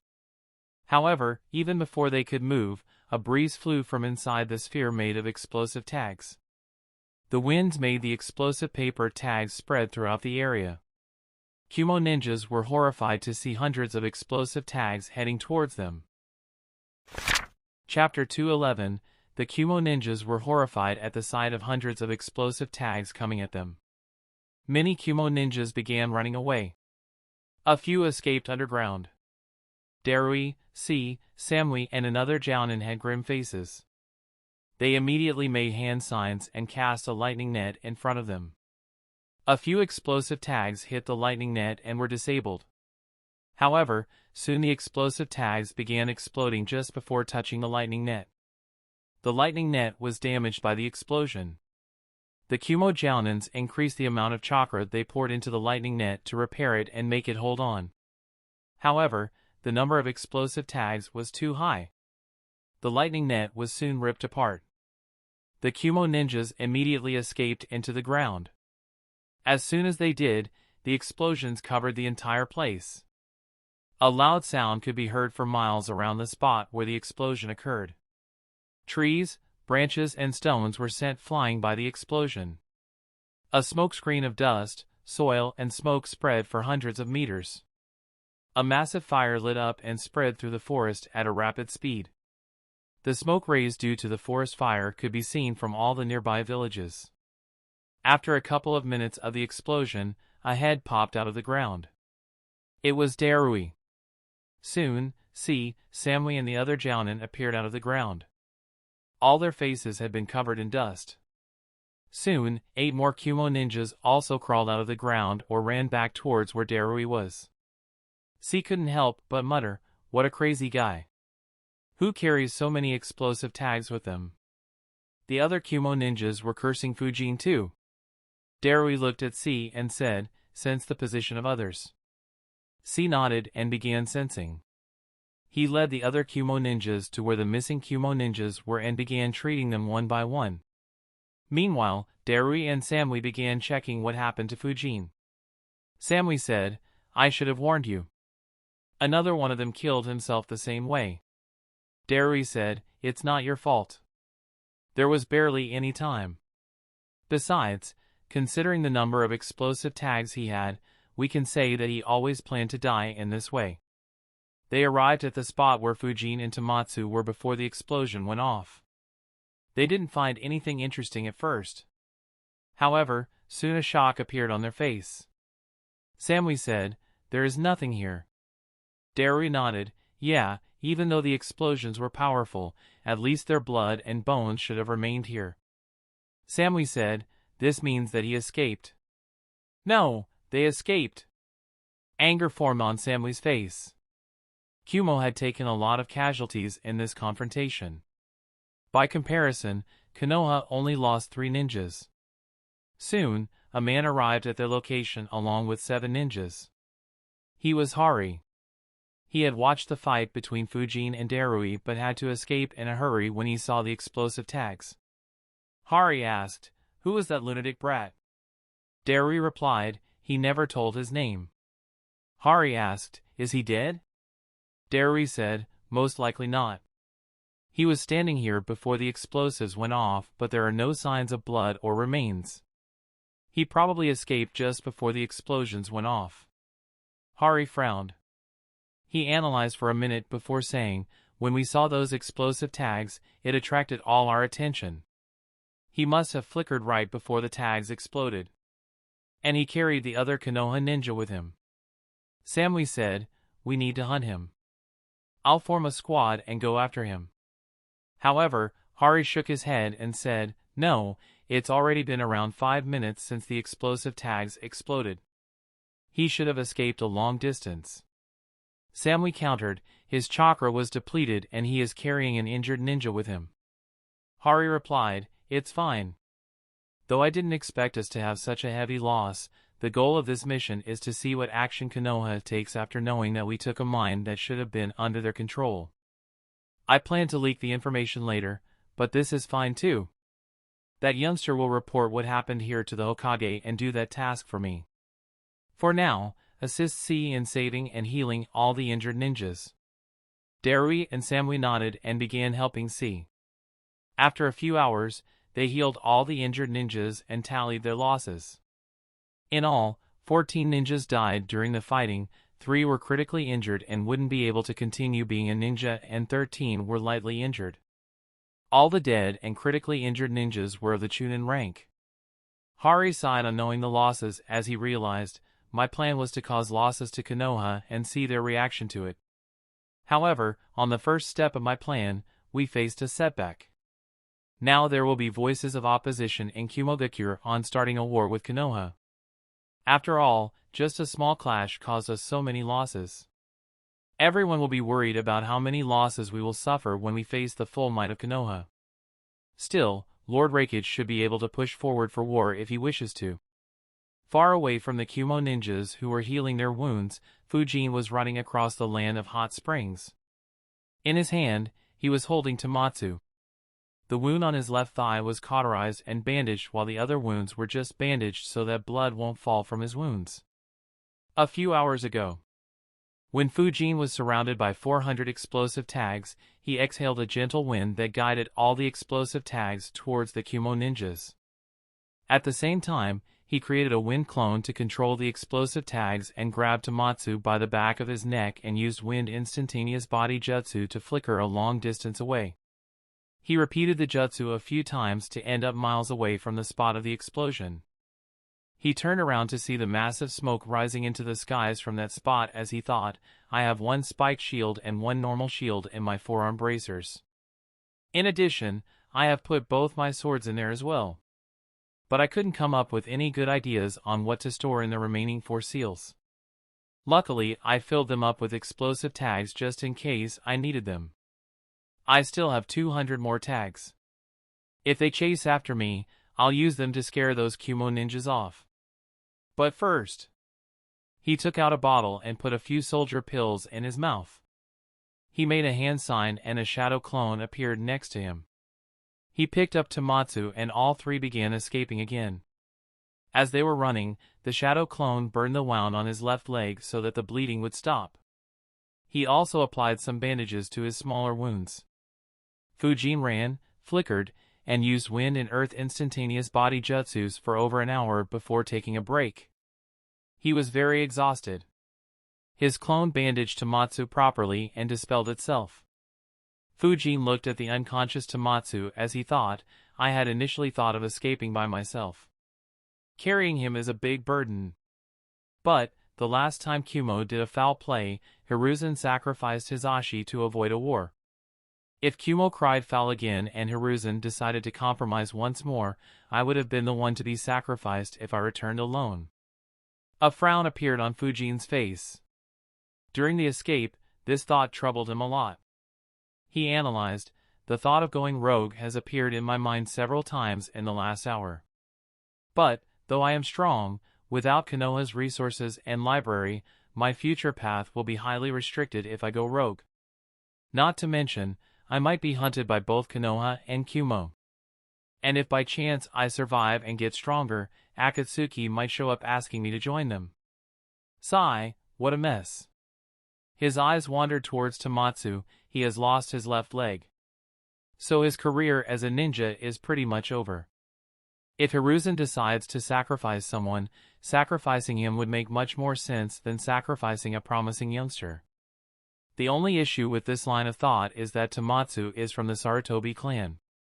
If Hiruzen has a soft spot for his clan and isn't willing to sacrifice them, my head will be on the chopping block. Fujin sat in meditation as he decided on his next actions. After a few minutes, he opened his eyes and decided, I will go back to Konoha. Despite losing the Uchiha clan, Konoha's strength should be stronger than 4 to 5 years ago. So it's unlikely that Hiruzen will take the same step. Even if he decides to compromise, he will first offer the chakra metal mine to Kumogakure. And that should be more precious than the head of any ninja. Also, I doubt Kumogakure would want the head of a young ninja over a chakra metal mine. However, if Hiruzen does decide to put up the same question in front of me as Hisashi, I'll act sad but determined and ask for some time and escape from Konoha during that time. Though it will be very risky, the alternative isn't risk-free either. Having rested, Fujin stood up and looked at the sky while thinking, Hiruzen, you better not disappoint me this time.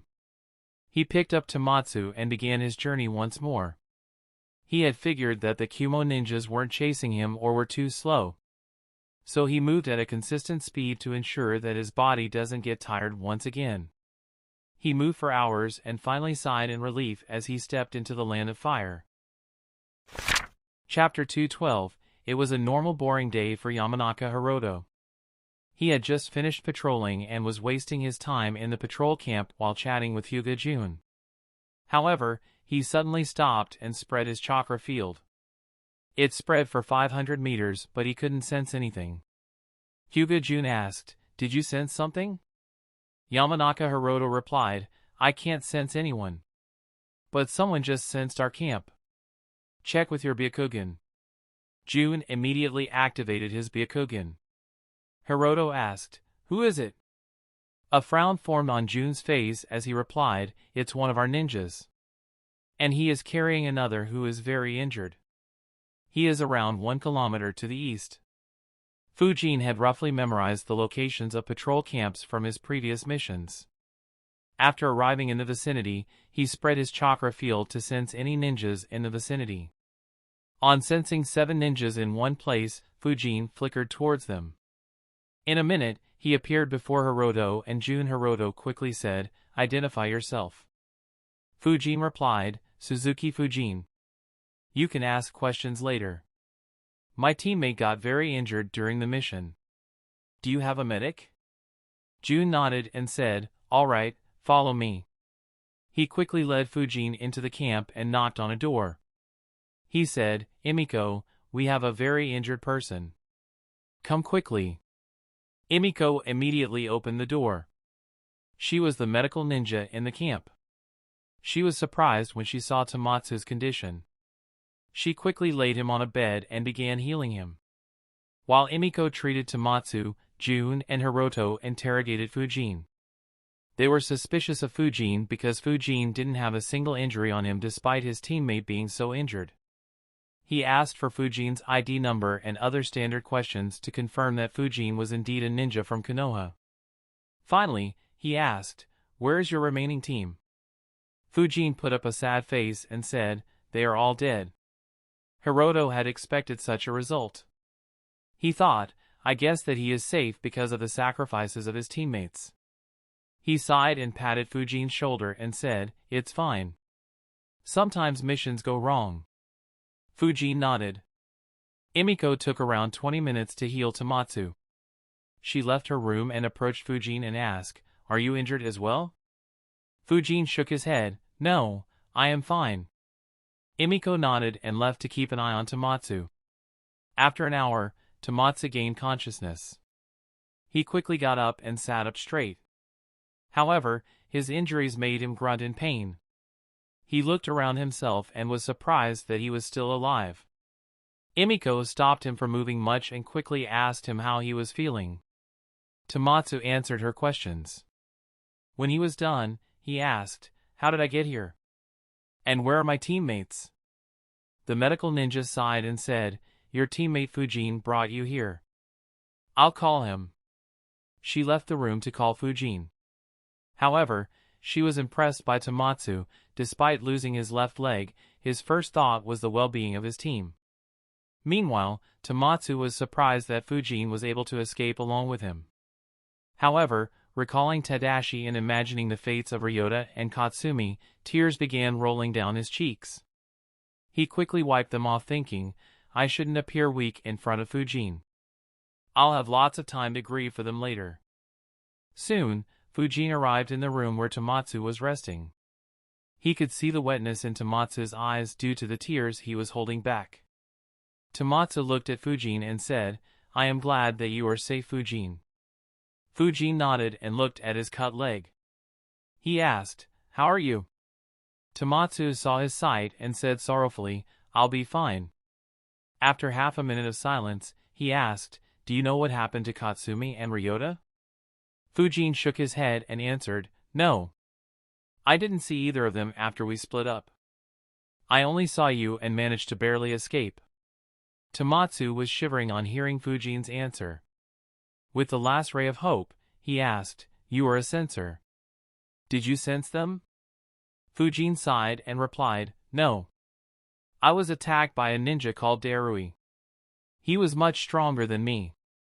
We flickered many times during the fight and were a long distance away from where we were ambushed. So I couldn't sense them." Tamatsu sighed and stayed silent for a few minutes. No one spoke. Finally, the sorrowful expression disappeared from Tamatsu's face and instead, he looked determined. He asked, "Fujin, how long have I been unconscious?" Fujin was surprised to see the sudden change in attitude. He answered, "Around 10 hours. I reached this camp around an hour ago." Tamatsu looked at his leg and said, "I'll be a burden if I come along with you. Fujin, run towards Konoha as fast as you can and inform Lord Hokage what happened." He looked at Fujin and said with determination, "This is a very important mission for our village, Fujin. I'll leave it in your hands." Fujin realized, "I see. He wants revenge. That said, knowing Hiruzen, it's highly unlikely that he will choose violence. Unfortunately, those three won't ever get justice. Though I guess, we already had our revenge as at least 9 of them are dead. Fujin said, "All right. I'll go quickly. You take care of yourself, Tomatsu." Tomatsu nodded and said, "Don't worry about me. I'll be fine." Fujin could see that despite his determined expression, Tomatsu was having a hard time controlling his sorrow. He was holding back just to not demoralize Fujin. Fujin immediately left. A few minutes later, Tomatsu broke down in tears. Fujin rapidly moved across the land of fire. On the way, he couldn't help but sigh. Poor guy was trying so hard to control his tears. I wonder how many such instances occur daily in this world. How many squads meet their end due to a mission going wrong? I kinda had it lucky so far. Unfortunately, it looks like my luck ran out today. I need better means to escape from such situations. This time I was lucky that Tomatsu crashed into my battlefield and Darui decided to not finish me off immediately and instead gave me the option to surrender. I didn't even have a chance to escape until then. I don't want to depend on luck next time, as not everyone will be merciful like Darui. While moving, Fujin analyzed the options available to him. The first jutsu that came to his mind was obviously the Flying Thunder God. However, he rejected it. No, Hiruzen said that I'll have to be a grandmaster at Fuinjutsu before being allowed to learn it. Right now I could barely even be considered a master. Becoming grandmaster will require a lot more time. Not to mention, I'll need the Jounin rank to be able to access the seals kept in Section A of the library. Fujin analyzed more but couldn't think of any idea other than the one he had at the back of his mind. Fujin sighed. I guess that's the only available option. Unfortunately, even that is very risky. I still need some time to be ready for it. That said, if Hiruzen decides against my well-being, I should take that risk. It might allow me to escape from Konoha very easily. While Fujin was moving at full speed through the forests in the Land of Fire, a message was sent back to Kumogakure to the 4th Reikage. The coded scroll was decoded and the translated message was sent to A. I opened the scroll and began reading. Soon, anger appeared on his face. He raised his arm and smashed his table into 2 while yelling, "What the hell are these guys doing?" Mabui had seen A do such acts hundreds of times. She wasn't affected and calmly asked, "What happened, Lord Reikage?" I handed her the scroll and said in disappointment, "They ambushed 5 Konoha ninjas with 58 ninjas and still lost 13 ninjas and had many more injured. Not to mention, they still let 2 Konoha ninjas escape." Mabui was surprised by what A said. She wondered, which strong squad did they encounter to have such losses? She quickly checked the scroll to see who the Konoha ninjas were. She was surprised once again. She asked in confusion, "Who is Tomatsu?" A looked at her and said, "It's your job to tell me." She felt awkward hearing A's reply. She stopped reading the scroll, handed it back to A and quickly excused herself and checked their records. Mabui returned after a few minutes and said, "Tomatsu is an elite Chunin in Konoha.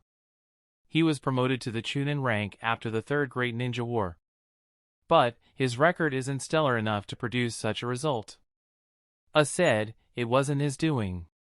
Hari said that a young ninja was able to hold his own against Darui and is an expert in wind manipulation. He was the main reason for the casualties. Find who this brat is, as they didn't know his identity. Mabui thought for a bit and said, "In the Chunin exam that happened before the last one in Konoha, the champion was an orphan who specialized in wind manipulation. It was when the Kiri rebels had participated in the Chunin exam. Other than him, I haven't heard of any young ninja who specializes in wind manipulation from Konoha." A thought for a bit and instructed, "Find his name and pass it to the negotiators. Send the negotiators that we have prepared to Konoha and ask for heads of Tomatsu and that brat. Also, send a message to Darui and call him, see and Samui back. And, don't let this news leak." Mabui nodded and left the office. Chapter 213, A frown formed on Rakich's face as he analyzed, such losses would increase opposition to starting a new war. If those oppositions delay us, then we will lose this window of opportunity.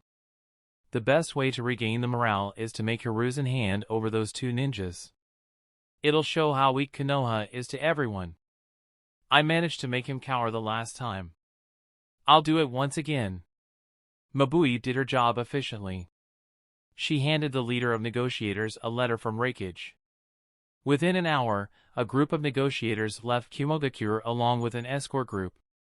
They would first stop at the chakra metal mine where the conflict happened to confirm the report they sent back and then send the Rakich's letter to Konoha to set up a meeting and place their demands. It was nighttime when the negotiators left Kumogakure. Their group had a few civilians, so the group moved much slower as compared to a ninja squad. Meanwhile, Rakich began preparing his army in Kumogakure so that they could move at a moment's notice. Fujin was unaware that his fears had partially come true. He traveled the entire night and reached Konoha at 7 in the morning. As soon as he entered Konoha, Fujin maintained a sad expression on his face. He immediately went to the Hokage's building and went to Hiruzen's office. He knocked on the door. Hiruzen heard and said, "Come in." Fujin entered. He saw a lot of papers and files on Hiruzen's table. Takao was present as well and was arranging them. In addition, 4 Umbu ninjas were hiding in the room. Hiruzen was surprised to see Fujin so soon. He had talked with Renjiro the day before and was surprised to learn that all the seals on Fujin's house were inscribed by Fujin himself. While he was happy to know how talented Fujin was, he couldn't help but think about what he had told Fujin when Fujin had asked for the Flying Thunder God Jutsu. He thought, Tamatsu's message said that the mission might take weeks. Why is he here so soon? Did the mission go wrong? Or did he want to send a secret message? He asked, "Did something happen, Fujin? Close the door and tell me." Fujin closed the door and began reporting. He began speaking slowly in a sad voice and watery eyes. "Grandpa, we were ambushed during our mission. Inazuka Tadashi and his ninja dog Kento were killed. Aburame Katsumi and Hatake Ryota are missing. Squad leader Sarutobi Tamatsu was injured and lost his left leg." Hiruzen and Takao immediately became very serious, though for different reasons. Takao had been on edge due to the Uchiha massacre. Meanwhile, Hiruzen knew about the real nature of the mission. Hiruzen calmly said, "Fujin, stay calm and tell me everything properly. Don't miss a single detail." Fujin took a deep breath and said, "Our mission was to the land of hot water. It was issued by Matsushita Yusuke, a noble from that country. He said that he had discovered a mine in his territory and suspected that it was a chakra metal mine." Takao and the Umbu in the room were shocked to hear that. A chakra metal mine could very well cause a war. Fujin continued, "We moved quickly towards the area that Yusuke had marked. However, when we reached very close to it, we were ambushed by more than 50 Kumogakure ninjas. They first encircled us with 20 ninjas. Another 30 ninjas stayed a bit away to form a second ring of encirclement. A few more ninjas were hiding their chakras. I am not sure how many, but there were at least 3. All were at Chunin or Jounin ranks." Everyone was surprised on hearing it. They couldn't help but wonder how Fujin made it out alive. Fujin continued, "When we tried to escape the first encirclement, they killed Tadashi and Kenta. However, they got too aggressive and were hit by Tamatsu and my fire-wind combination jutsu. 8 of them died while the other 12 were injured. We tried to escape once again but were intercepted once again and forced to split up. I am not sure what happened with Ryota and Katsumi after that. I was attacked by Darui." The group's eyes widened once again hearing Darui's name. Hiruzen thought, that's the kid A and his father trained personally. Though he isn't as reputed as Kakashi, he is the leader of their young generation. Fujin continued, "A few more Kumo ninjas attacked me along with him, but I managed to kill one, fatally injure another and keep the rest at bay and entered a deadlock against Darui. I tried defeating him, but he was very strong. He dodged all attacks and didn't give me any opportunity to escape. After a few minutes, Tomatsu entered our battlefield and collapsed unconscious. Darui stopped fighting while I checked on Tomatsu. However, I was surrounded by 18 ninjas. They lowered their guard since I was probably the only one left. So I used a few hundred explosive tags to buy some time and escaped while carrying Tomatsu with me. I am not sure if the explosions caused any casualties, but I didn't sense anyone chasing after me. Right now, Tomatsu is being treated in a patrol camp. He asked me to rush to the village to pass all the information to you. Hiruzen and others were shocked by what Fujin had done during this mission. Hiruzen analyzed, surviving a fight against Darui at his age without any visible injuries is very impressive. Not to mention being able to escape after being surrounded by 18 ninjas. The others too had similar thoughts. Fujin saw the expressions of Hiruzen and Takao and was satisfied with their expressions. He had intentionally told how impressive he had been and how much potential he had. This way Hiruzen would be very reluctant to sacrifice him. Reluctant to sacrifice him. Hiruzen asked Fujin more questions. Fujin answered them all. He took every opportunity to mention his achievements without exaggerating them or coming on as a show-off. He also intentionally called Hiruzen Grandpa to evoke whatever emotions Hiruzen had. After getting all the data, Hiruzen said, "It's unfortunate what happened to your squad. But you have done a good job. Saving one teammate and coming back alive in such a hopeless situation is very good. For now, go back and get some rest. And don't take any new missions. I might call you back after some time." Fujin nodded and said, "All right, Grandpa. I'll take my leave." He left the office. He left towards his home while thinking, I did all I could think of. I hope that the worst-case scenario doesn't occur. After Fujin left, Hiruzen began staring at the map in front of him. Takao said, "Lord Hokage." However, Hiruzen said, "Keep the files and paperwork related to the Uchiha clan away for now." Takao thought, that's not what I wanted to talk about. However, he realized that Hiruzen didn't want to be disturbed. So he moved all the paperwork and files away from his desk. Hiruzen observed the map while analyzing the situation. He analyzed, on the surface, it looks like Kumo found this mine and wanted to mine it secretly. Fujin and his team were just unlucky to have taken this mission. But, knowing Kumo's actions after Minato's death, I doubt it is so simple. Be it the Hyuga incident or their prisoners showing up as bandits, both were completely unprovoked aggression towards Konoha. So, is a scheming once again? He kept analyzing, why did Kumo send over 50 ninjas for a simple ambush? Just Darui's squad could have easily defeated them. Even assuming that they set a perimeter around the mine, Tomatsu's group should have been better at sensing. They wouldn't be ambushed if it was unanticipated. Suddenly, an idea entered Hiruzen's. He analyzed it to see how viable it was. After calculating, he let out a long sigh. I see. That's why Darui was present. They aren't there to guard the mine. But, he is leading the vanguard army. There should be a lot more ninjas assembled at the mine. I guess they didn't anticipate Fujin to be able to bring back the news. No, he said that no one chased him. So though they didn't anticipate such a fight back from him, they wanted him to deliver the news back to me. They want to see my reaction. Hiruzen began putting the pieces together. If their plan was to test my response, they would first need to cause Konoha losses.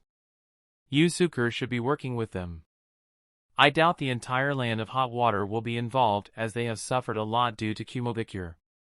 So it is probably just him. Either Kumo threatened him or he has ambitions of his own. After Tomatsu's squad died, Yusuke would have sent us more mission requests and baited more ninjas to their death. Kumo would then threaten me and see my response. Now their plans will be disrupted. If I am right, I will now send a negotiator to Konoha asking me to compensate them for the loss and perhaps ask for Tomatsu and Fujin as well. Hiruzen's face kept getting more and more ugly as he unraveled Kumo's plan. He snorted, the Hyuga incident worked in your favor because I never anticipated such a disgusting act. Do you think that such a scheme will work against Konoha again? Hiruzen said, all of you, summon 7 Umbu squads along with another 3 Umbu squads made of former root ninjas and return here quickly. Takao, bring Kakashi here. The 4 Umbu ninjas hiding in his office flickered and got to work. Takao nodded and left the office as well. Hiruzen grabbed a scroll and began writing in it. After writing the message, he closed the scroll and sealed it. He weaved hand signs and slammed his hand on the desk. A monkey appeared in front of him. Hiruzen handed him the scroll and said, deliver this scroll as soon as you can. Preferably do it today. The monkey took the scroll and checked it. He said in a childish voice, got it. He disappeared in smoke along with the scroll. Soon, 13 Umbu ninjas showed up in Hiruzen's office. One of them hid back in the room. Hiruzen passed a scroll to them and said, in the land of hot water, there is a noble called Matsushita Yusuke. His details are in the scroll. Kill him and everyone with him. Burn every document in his mansion and don't leave any evidence behind. Preferably use lightning jutsus to destroy some property before escaping. One of the Umbu ninjas accepted the scroll. Hiruzen passed them more instructions. They took their leave. Soon, another group of Umbu arrived. This time, there were 31 ninjas. 12 of them were formerly en route. Hiruzen assigned another mission to them. After understanding the assignment, they left the office as well. Finally, Kakashi and Takao arrived at the office. Kakashi was just dismissed from the Umbu by Hiruzen a few days ago. Hiruzen looked at Kakashi and said seriously, Kakashi, I'll provide you with 200 ninjas. I want you to lead them towards the border with the land of hot water. You have 2 objectives. First, keep the existence of your force a secret. No one should be aware of your movements. Second, do a few drills to make the force prepared for war. Kakashi was surprised by the order. He asked, Lord Hokage, did an incident occur? Hiruzen nodded. He briefed Kakashi on what Fujin had reported. Kakashi understood the situation and sighed, they want to make a move because the Uchiha clan no longer exists, right? Hiruzen nodded and said, it's unlikely that a war will happen, but I want us to be prepared just in case. Kakashi asked, can I take Guy along with me? Hiruzen nodded, sure. Kakashi said, all right. I'll contact him. We will be ready to leave immediately. Hiruzen replied, good. I'll arrange for the ninjas to join up with you. Kakashi left to meet up with Guy while Hiruzen got busy arranging 200 ninjas to go along with Kakashi. Fortunately, he already had everyone on high alert due to the Uchiha massacre. He was able to get it done very quickly. Chapter 214. Though Hiruzen received the message almost half a day later than the Umbu squads he dispatched moved much faster than Kumo the Cure's negotiator group. Under the cover of the night, Kakashi left Konoha along with Guy and 200 ninjas. They disappeared into the vast never-ending forests in the land of fire. A few hours later, 3 Umbu squads arrived outside Yusuke's mansion. No one in the hidden hot springs village detected them. Yusuke was sleeping in his bed. He had a smile on his face as he dreamed about being the new daimyo of the land of hot water. As Hiruzen had guessed, he was working together with Kumo the Cure. He wanted their support to overthrow the current daimyo. In return, he will help them kill Konoha's ninjas and will remove Konoha's influence on the country after he becomes the daimyo. Unfortunately for him, an Umbu ninja appeared next to him while he slept. He grabbed a tanto and pierced it into Yusuke's heart, leaving him permanently in the dream world. Yusuke died without knowing who killed him and how. In a few minutes, everyone in the mansion was killed. Not a single being was left alive. Instead, blood was flowing on the ground. The Umbu also burned or confiscated all the documents. After confirming that their work is done, they destroyed the pillars supporting the mansion with lightning jutsus and escaped. The village, which was resting peacefully, suddenly woke up due to loud noise. However, before anyone could figure out what was happening, the Umbu ninjas had already escaped. They kept moving towards the land of frost. The daimyo of the land of hot water was woken up due to the massacre and destruction. He reached Yusuke's destroyed mansion and frowned. He had found a chakra metal mine a week ago. And he is already dead? He had said that he will employ Konoha ninjas. Is this their work? Daimyo analyzed for a bit before concluding, no, this isn't the way the Hokage acts usually. Besides, why would he even do this when we were offering Konoha the most benefits? At that time, Takeshita Takuhiyai appeared in front of the daimyo and reported, Lord Daimyo, everyone in the mansion, including Lord Yusuke, has been killed. They are all killed with swords. From their wounds, it doesn't seem like they even had a chance to struggle. The documents are all destroyed, though we don't know if some of them have been stolen. And the pillars have been destroyed with lightning jutsus. Daimyo asked, lightning? Do you mean that Kumo is behind this? Takuhiyai answered, it's either them or someone who wants to frame them. Daimyo analyzed the situation. This sort of activity is something Kumo would do. Did they find the mine as well? If so, it would make sense that they want to silence Yusuke and secretly mine the mine themselves. But such a thing is impossible to be kept a secret. Are they planning to wage another war in my country? The daimyo frowned. He said, Takuhiyai, come with me. He brought Takuhiyai to his own office and told him about the mine in Yusuke's province. Takuhiyai was shocked. He exclaimed, there is a chakra metal mine in our country? The daimyo corrected him, a mine that might have some deposits of it. The quantity won't be much, but it might be sufficient to cause a war.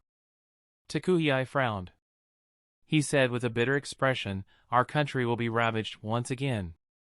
The daimyo nodded, that is why I wanted to keep it a secret. I suspect that the mine has been taken over by other forces. Most likely by Kumo. I want you to lead a force of 15 ninjas there stealthily and check. You are not to engage in any combat. After you confirm, leave immediately and return back. Takuhiyai nodded. He left and immediately assembled a team and went towards the area the daimyo had instructed him to. In a couple of hours, they reached the location of the mine. However, they stopped a long distance away from the mine and kept an eye. An hour later, they saw someone move. They followed that person secretly and noticed 3 squads of Kumo ninjas. The Kumo ninjas spotted them as well and raised an alarm. Takuhiyai and his squad immediately escaped. Some Kumo ninjas gave chase but stopped when they entered too deep into the land of hot water. A few hours later, after taking multiple detours, they returned to the capital. Takuhiyai immediately reported to the daimyo. The daimyo's face became grim as he confirmed his fears. He immediately began writing letters. The content of the letters included the fact that they have discovered a mine that might have minute deposits of chakra metal. It also mentioned the fact that Kumo had forcefully occupied the mine and is hunting everyone who goes there. He sent these letters to every daimyo and every kage except the Raikage. When Hiruzen received the letter the following morning, a smile formed on his face. He thought, the result of killing Yusuke was exactly what I envisioned and desired. Though Kiri is in a mess and might not make a move, Suna and Iwa will not want to see such a mine in the hands of Kumo. The villages and daimyos still remember the trauma of the last war, so they wouldn't want a new war. Everyone will apply pressure on Kumo.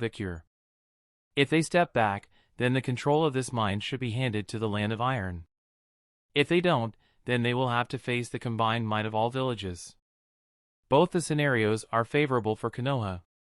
In order to ensure that his speculations come true, Hiruzen wrote a letter to the Land of Iron's leader, Mifune. The letter stated Konoha's desire for peace and its support for having the Land of Iron mining the newly discovered mine as a neutral country. The second group of 7 Umbu squads sent by Hiruzen headed straight towards the Land of Lightning. Though the trip took longer, they infiltrated the Land of Lightning before the group of negotiators left the country. They stayed far away from Kumo. Instead, they disguised themselves and mixed among the common people. Yugao was among these Umbu ninjas. She transformed herself into a middle-aged woman and went into the market. She began buying groceries as normal. As she did, she began having short interactions with the other ladies in the market who were also buying groceries. During one such conversation, she sighed and said, "I heard that Reikage-sama wants to start a war with Kanagakure." The lady was surprised. A couple more around them heard her as well. She asked, "He does? Haven't we been very peaceful lately?" Yugao nodded and said, "I heard that he sent 60 ninjas to the land of hot water to kill 5 Konoha ninjas. However, they were defeated by an 11-year-old kid. 13 of our brave ninjas died due to it." The other ladies were shocked to hear it. They joined the conversation. "Is it true?" Yugao nodded and said, "Yeah, my husband used to work in Lord Reikage's office. He still has some contacts there. I am worried that if we suffered so much at the hands of just an 11-year-old kid, how many losses will we have against the whole might of Konoha?" The scenario Yugao painted shocked the ladies. They talked a bit more before leaving. Yugao quickly changed her disguise and went to another market. In the same way, all the other 27 Umbu ninjas spread misinformation in the villages in the Land of Lightning. They hyped up Fujin's actions while making everyone think subconsciously that Kumo's forces were weak. A few even propagated the fear of Konoha invading the Land of Lightning if the Reikage went to war. Slowly, the people who heard the information began gossiping with the ones who hadn't. The news spread through the entire Land of Lightning like a raging wildfire, igniting conversations and emotions of common people. As the rumors spread, they became more and more preposterous. Fear spread among the people in the Land of Lightning. Unfortunately for A, he would remain unaware of this development until it was too late. While the Umbu ninjas were doing their task, a monkey was roaming in the Land of Rice. He had been searching for a man for 2 days. Finally, he managed to locate him. The area was a complete mess. It looked as if someone had blown up an underground base. The monkey landed next to the man and handed him the scroll. He said in his childish voice, "Lord Hokage wants you to act on this immediately." The man opened the scroll and read its contents. His eyes widened before returning to their usual size. He sighed and said, "Another war. All right, tell him that I'll get it done." Chapter 215, the monkey ended his summoning and disappeared into a cloud of smoke. The man looked in the direction of the Land of Hot Water. His location was already quite close to the Land of Hot Water. He sighed once again and began moving towards the Land of Hot Water. Within a few hours, he reached the area where the Kumo ninjas had set up a perimeter. He began sensing the area and scratched his chin while planning. Sensei's analysis was on point. There are over 250 ninjas from Kumogakure over here. Now, how should I deal with them? He formulated a plan and decided to stay hidden until the night. None of the Kumogakure ninjas noticed him. The Kumogakure ninjas had a change in leadership. Hari still stayed as the advisor as this was his idea. But Darui, Si and Samui were called back to Kumogakure. Instead, 2 elite Jounins were sent to replace them. Soon, it was night. The Kumo ninjas changed shifts. Around 60 ninjas began manning the perimeter while the others went to sleep. The Kumo ninjas guarding the mine hadn't faced much threat. Hari had kept their losses against Fujin's squad a secret from them. And other than a local squad spotting them and running away, there wasn't any other incident. So the ninjas were very relaxed. However, they suddenly heard a sound. They quickly looked above and were shocked. In the night sky, a huge shadow could be seen hiding among the clouds. One ninja gulped and asked, "What is that?" The ninja next to him replied, "It looks like a toad shadow." "But how can a toad fly?" Another said, "Wake up Hari-sama and others quickly. They need to see this." However, they suddenly felt raindrops falling down on their faces. Just a second later, their eyes widened. They watched in horror as massive fire rained down on their entire base. A minute ago, Jiraiya summoned the giant toad Gamabunta and jumped high into the sky. They got right on top of the mine. Gamabunta released a huge oil jutsu that covers the entire mine. Meanwhile, Jiraiya made a clone and used strong fire and wind jutsus at the same time. The Kumo ninjas didn't expect such a massive attack. Over 180 ninjas were asleep due to it being late in the night. All of them were hit by the massive attack. A few felt the heat and woke up. Unfortunately, before they could figure out what was happening and defend themselves, they were engulfed by fire and boiling oil. They didn't even have a chance to defend themselves and died screaming in the fire. Kumogakure's advisor Hari also caught on fire along with the rest.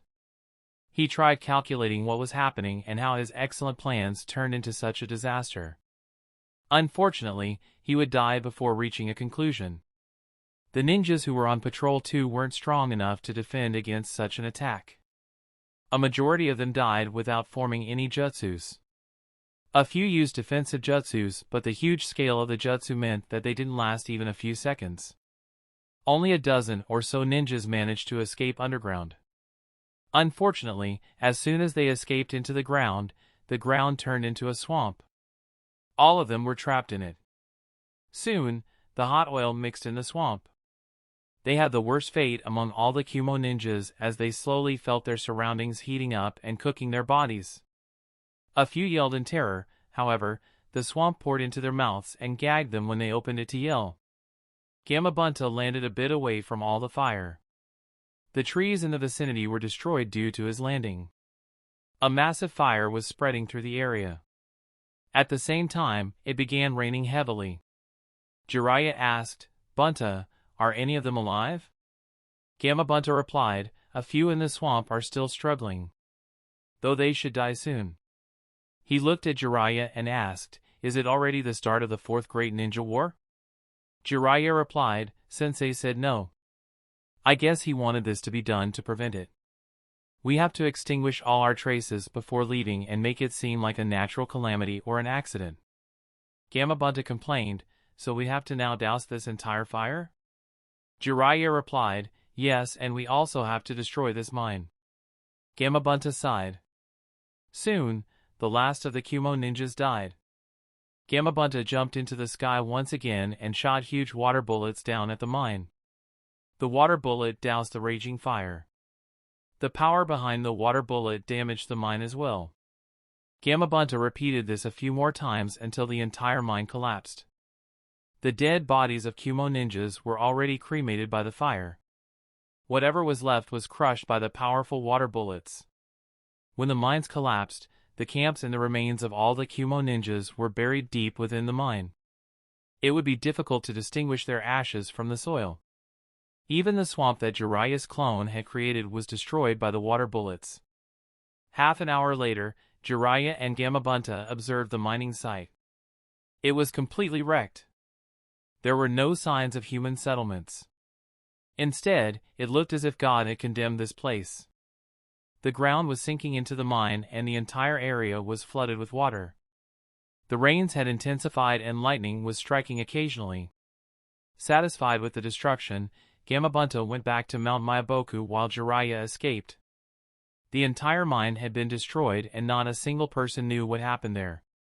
The ninjas from the land of hot water were asked to stay clear of this place.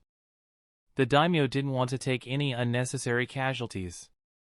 However, there were 12 people who were staying in the surrounding villages who noticed the anomalies happening around the area of the mine.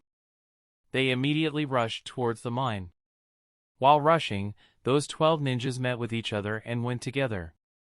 When they reached the location, shock could be seen on their faces. However, soon their faces returned to normal.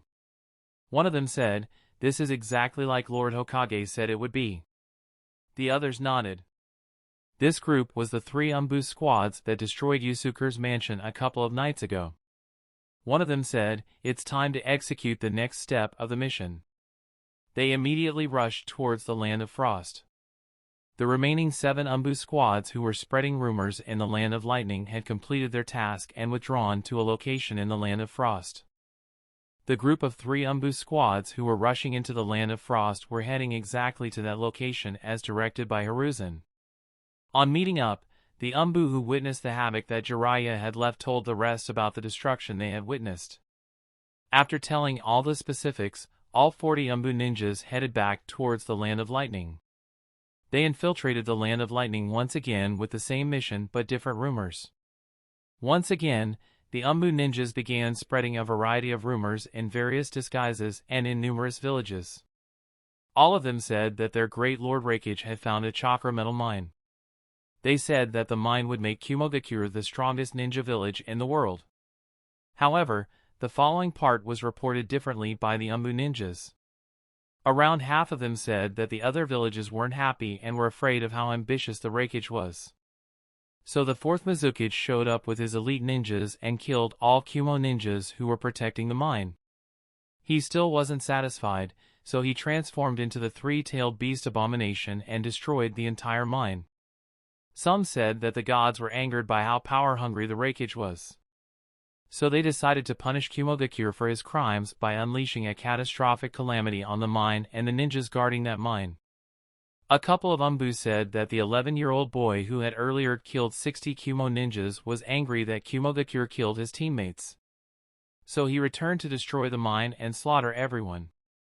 In this way, multiple imaginative rumors were spread throughout the country.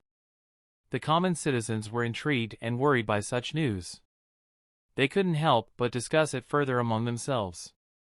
In no time, these rumors began spreading alongside the previous rumors. Unknown to him, A's reputation kept taking a hit.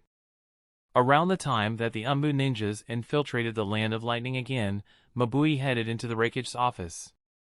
Her face was grim. Chapter 216, I noticed Mabui's expression and a frown formed on his face. Mabui said, Raikage-sama, we have bad news. I asked, what happened this time? Mabui said, various rumors are spreading throughout the country about the clash between Konoha ninjas and our forces. I shouted in anger, what? I told you to keep it a secret. How did that information spread? Mabui quickly answered, I kept it a secret. I am sure that Advisor Hari did too. I did some analysis and I believe that the rumors haven't started in our village. Instead, they have entered our village from the outside. I asked, what do you mean by outside? Mabui said, I believe that someone is spreading the rumors in other villages in our country. The rumors reached our village while spreading through them. I was stunned. However, he soon realized. He got angry and once again smashed his desk while shouting, that damned Hiruzen. Mabui sighed in her mind thinking, I just replaced that old desk. However, she agreed with his analysis. She too believed that Konoha was spreading these rumors.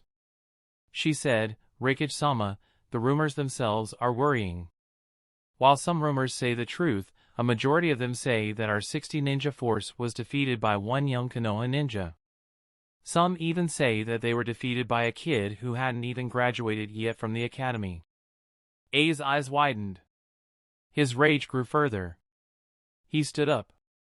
A lightning cloak appeared around him as he cursed, first those bastards spread rumors and then they dare to defame us? Before he could speak more, Mabui said, that's not all Raikage-sama. There is another worrying situation. A asked, what else? Mabui said, I haven't received any communications from Advisor Hari. His report should have arrived a couple of hours ago. I calmed down and became serious on hearing that. He had sent 2 elite jounin, dozens of jounins, more than 200 chunins and an advisor to the mine. If anything happened to them or the mine, then the losses would be severe. He didn't want to act on emotions on such a serious matter. He said, the messenger birds could get lost at times. Are you sure that it is something to be worried about? Mabui replied, I just have a bad feeling, Raikage-sama. I thought for a bit and said, wait till this afternoon. If Hari doesn't send a message once more, then have Darui's team check on them. In the meantime, arrange for some ninjas to explore the villages in our country. Eliminate any of those Konoha scum spreading rumors. Mabui nodded and immediately left. She informed Darui's group to be ready. And she dispatched a dozen squads to scout the country for anyone spreading the rumors. The Umbu from Konoha were aware that they would be suspected this time. So they just spread rumors for around 6 hours before escaping. The Kumogakure ninjas had to search the huge country and didn't know where to start. So the Umbu ended up escaping even before the Kumogakure ninjas reached anywhere close to them.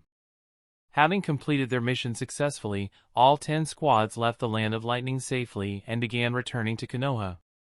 A's day kept on getting worse. A lot of elders and clan leaders kept visiting him asking about the rumors spreading through the village. Though they had passively agreed earlier, the losses made them rethink their positions. They didn't want to fight a war if their losses would be horrendous.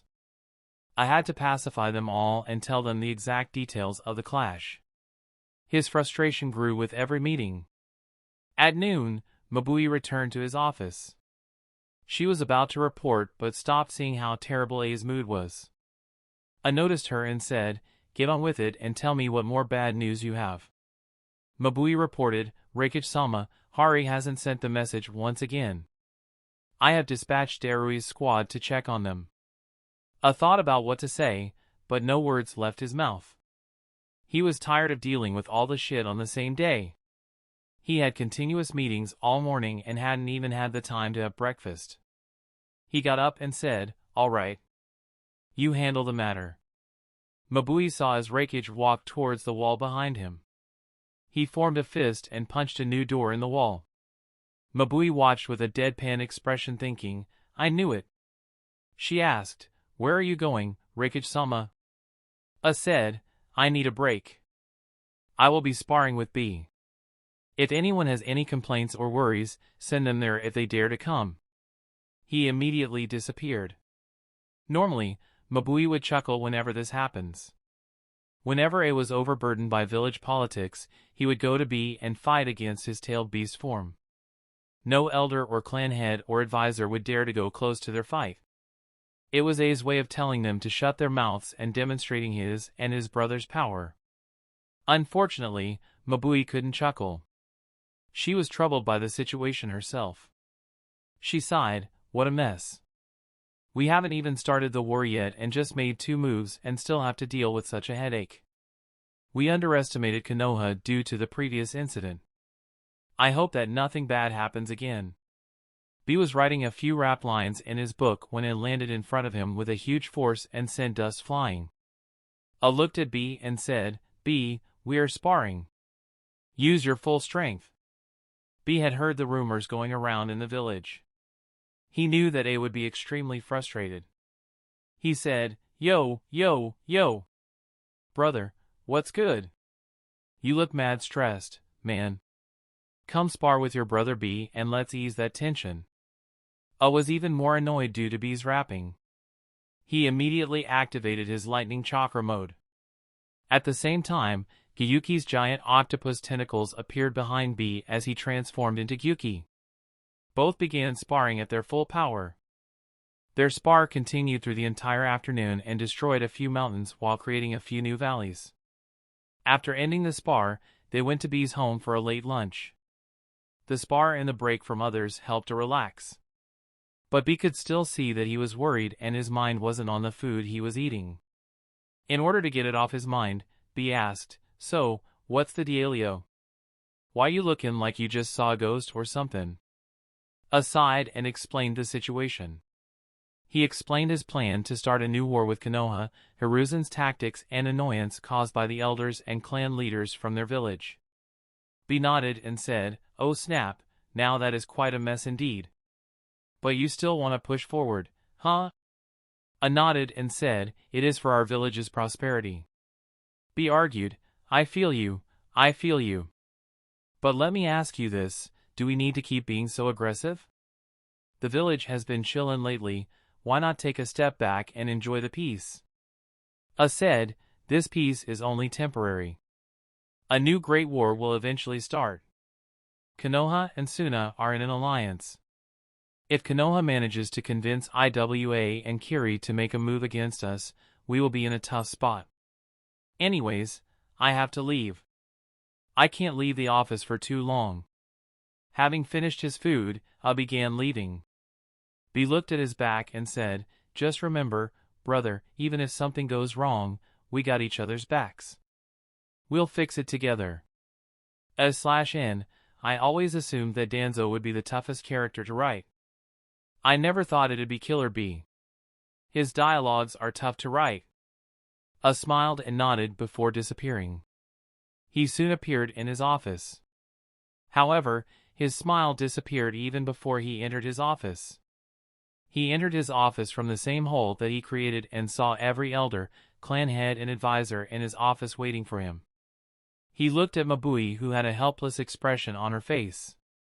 Before I could say anything, an old man asked, "Lord Rakage, is it about time for you to inform us about the important events?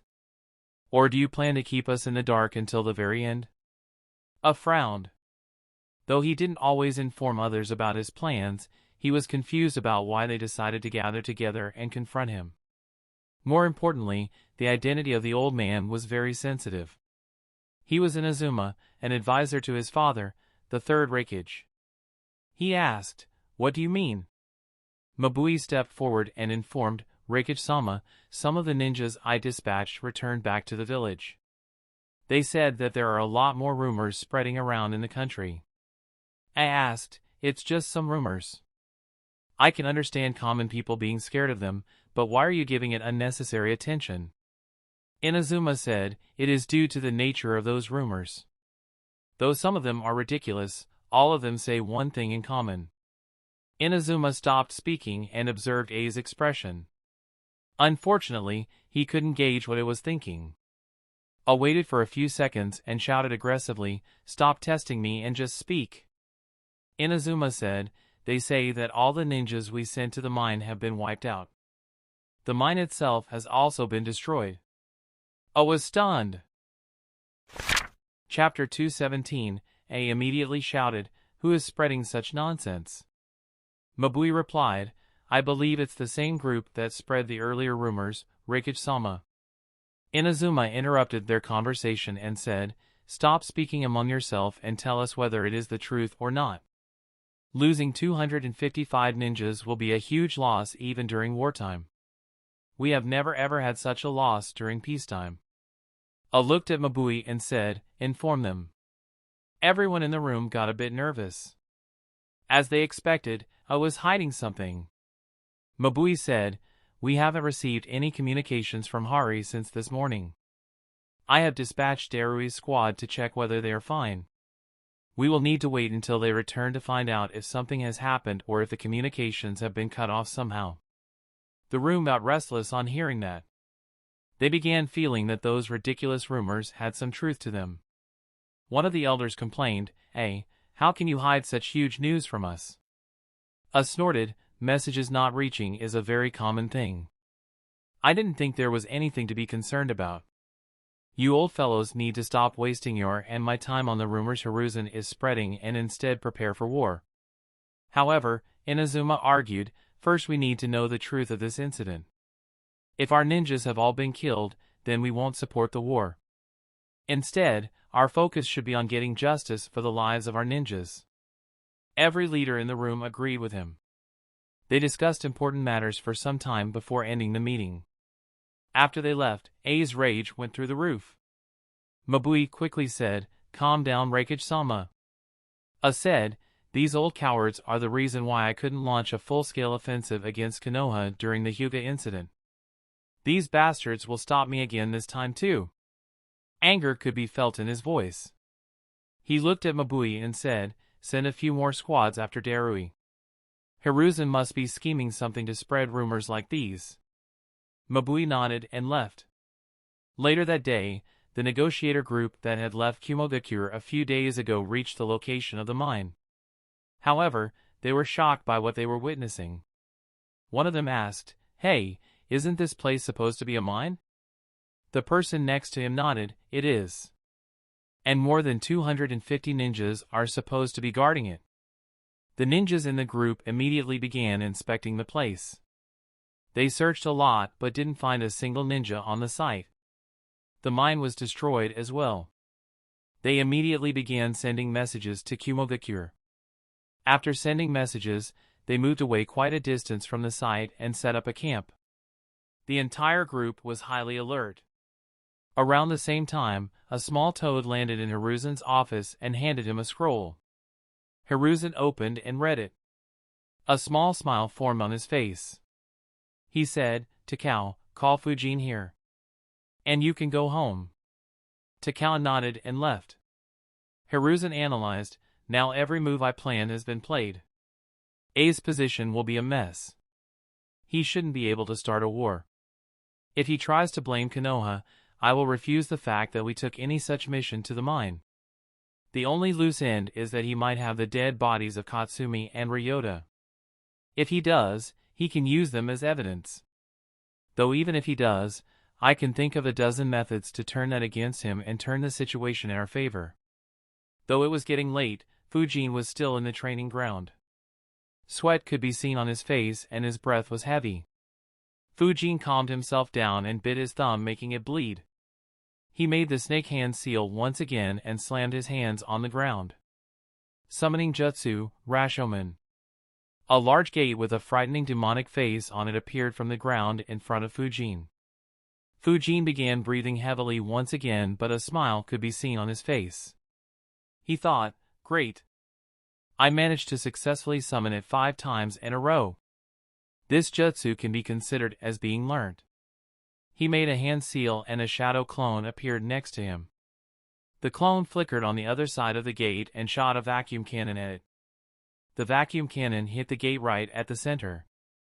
It caused a small dent and the Rashomon gate up couldn't break through it. Fujin was surprised. He analyzed, I didn't think that this jutsu would be able to make a dent in Rashomon. Is my Rashomon weaker? Fujin thought for a while but couldn't reach any conclusion. He thought, the only memories of Rashomon I have are Orochimaru and Hashirama using it. Both are in a different league compared to me and they were trying to stop Kurama's attacks. Leave it. I haven't seen anything stop my vacuum bullets so far. This strength should be plenty FO. Fujin suddenly got alert and looked towards his left. His eyes began glowing blue as he thought, what is he doing here? Fujin's clone and the Rashomon gate disappeared. In a few seconds, Takao appeared in his eyesight. Takao saw Fujin and said, Fujin, Hokage-sama has called you to his office. Fujin said, all right. Thank you for delivering the message. Takao observed the training ground. The Rashomon gate had disappeared, but Takao could see how ruined the ground on the training field was and how tired Fujin looked. He said, Fujin, losses happen frequently in our life. Being a ninja is tough. Don't blame yourself or overwork due to it. Otherwise, you might hurt yourself. Fujin nodded and replied, thank you Takao-san. I will keep it in mind. Takao nodded and left. Fujin sighed, I am more worried about my life. I can't possibly rest. Besides, the pressure seems to be good. Rashomon is quite a difficult jutsu. Still, I managed to learn it in less than 3 days. Fujin left towards the Hokage building as he analyzed, now, what exactly does Hiruzen want from me to call me so late in the night? Fujin arrived in the Hokage building and knocked on the door of Hiruzen's office. Hiruzen said, come in. Fujin entered. Hiruzen was alone in the room. Though Fujin didn't know, even the Anbu ninjas weren't in his office. Fujin said, Takao-san said that you called, Grandpa. Hiruzen nodded and said, take a chair and seat in front of me Fujin. I want your opinion on something. Fujin grabbed a chair and placed it in front of the desk. Though his actions were normal, in truth, Fujin was very nervous. Hiruzen placed a sheet of paper in front of Fujin as soon as he sat down and said, I received this news a few minutes ago. He placed another sheet of paper on the desk and said, I received this news today as well. Read these 2 papers and tell me your thoughts about them. Fujin was confused by Hiruzen's actions. He had thought of a lot of possibilities, but he never imagined that Hiruzen wanted him to analyze some reports. Fujin grabbed the first sheet of paper and began reading. Immediately his eyes widened at what was written. He looked at Hiruzen in disbelief, but Hiruzen didn't have any expression on his face. Fujin began reading again. The paper mentioned that the chakra metal mine was completely destroyed and no one was around the mine. Fujin immediately began reading the second paper. His expression became peculiar on reading it as it mentioned the rumors spreading through the land of fire. Fujin easily figured out that they were talking about him. He couldn't help but wonder, I am this awesome? Why didn't I know about it? I don't think that even the children of the Sage of Sixth Path were this amazing. Reading the 2 sheets of paper relaxed Fujin a lot. He knew that everything on those 2 sheets was planned and executed by Hiruzen. His worries faded away knowing that Hiruzen didn't plan to cower once again. Hiruzen asked, So, what are your thoughts on these events, Fujin? Fujin looked into his eyes and said in an innocent tone, Grandpa, if the things written here are true, then you need to promote me to a League Jounin rank immediately and pay me the rewards for a few rank S missions. Chapter 218, Hiruzen was stunned by the reply. A look of disbelief could be seen on his face. Even his mouth was left slightly open. He guessed that Fujin would figure out that it was his schemes that did this and hence called Fujin to verify his strategic acumen. He expected that Fujin would be awed by his schemes. However, he never expected such a shameless response. Fujin's reply stunned Hiruzen so much that he forgot to breathe for a moment and began coughing. Fujin innocently asked, Grandpa, are you all right? He picked up a water bottle nearby, poured the water into a glass and handed it to Hiruzen. Hiruzen accepted it and drank it. He couldn't help but stare at Fujin and curse, this greedy brat. I should have sent him to Root. I saved Danzo from so much trouble and didn't get anything in return. Meanwhile, Fujin enjoyed the range of emotions displayed on Hiruzen's face. After all, it wasn't often one got to see such emotions on Hiruzen's face. Hiruzen said, Jokes aside, what did you analyze? Fujin put up a sad face and replied, I wasn't joking. Hiruzen didn't reply and stared right at him until Fujin felt uncomfortable. Fujin shrugged and said, it was worth a try. Fujin became serious and began analyzing what Hiruzen had shown him. The most obvious thing is that all of these were ordered by you. Hiruzen nodded and asked, Why and how did I do this? Fujin answered, I had suspected that Yusuke or perhaps even the daimyo of the Land of Hot Water was allied with Kumo. That is why I didn't escape to their village despite it being closer. Seeing that Yusuke's mansion is destroyed and Kumo the Cure is suspected, I guess he was involved with Kumo the Cure. Since he is dead, I guess that it was a punishment for betraying us and causing the deaths of my comrades. As for destroying the mansion, that was done to pin the blame on Kumo. The rumors should have been spread by a special division that specializes in such stuff. Since the reports said Land of Lightning and not Kumo the Cure, I guess that they spread the rumors in villages without any ninjas and the rumors spread from there on. This should cause panic in the country and put a lot of pressure on the Raikage against starting a war. As for the destruction of the mine, I can see why you did it. I have heard that Kumo's military is very strong.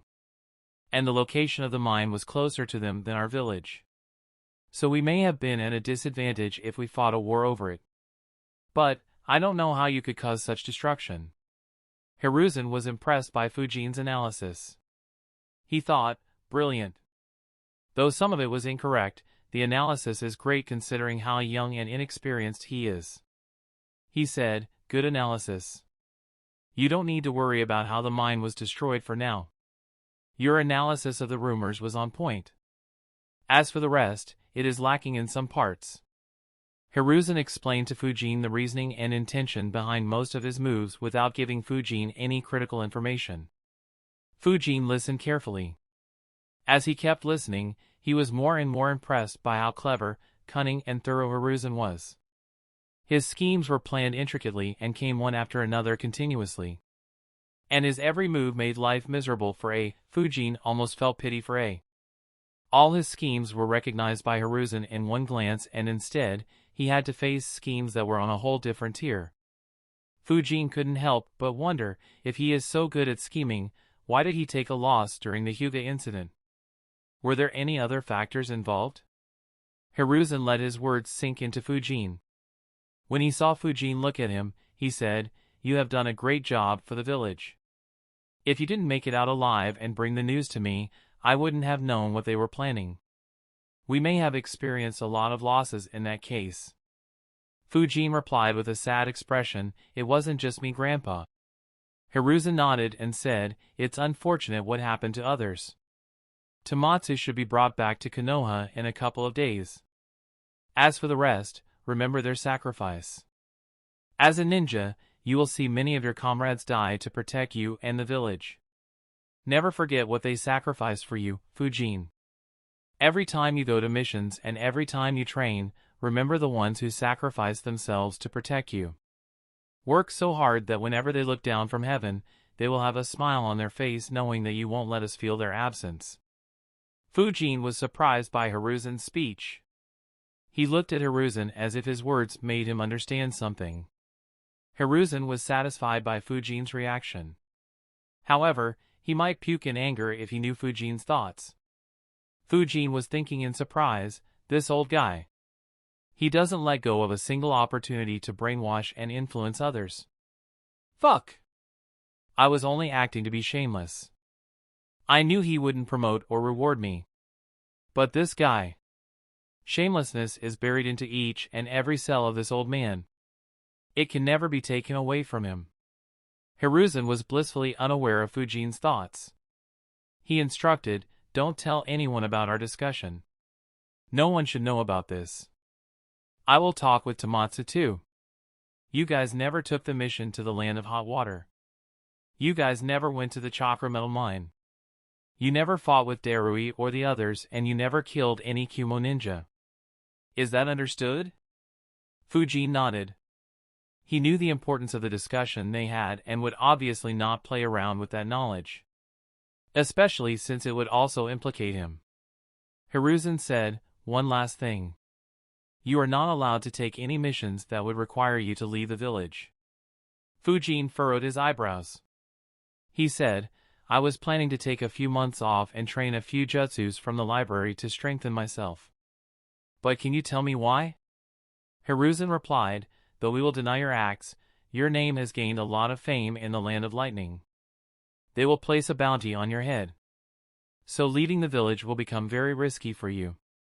Fujin's eyes widened. He muttered, "I forgot about the bounties." Hiruzen said, "Continue training. In a couple of months, I will invite you to join the Umbu ranks.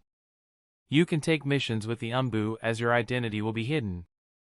Fujin couldn't help but think, so many surprises in so little time. "I never thought that I'd be tired of being surprised." He said, "All right, Gramps. Sensei had informed me about the Umbu.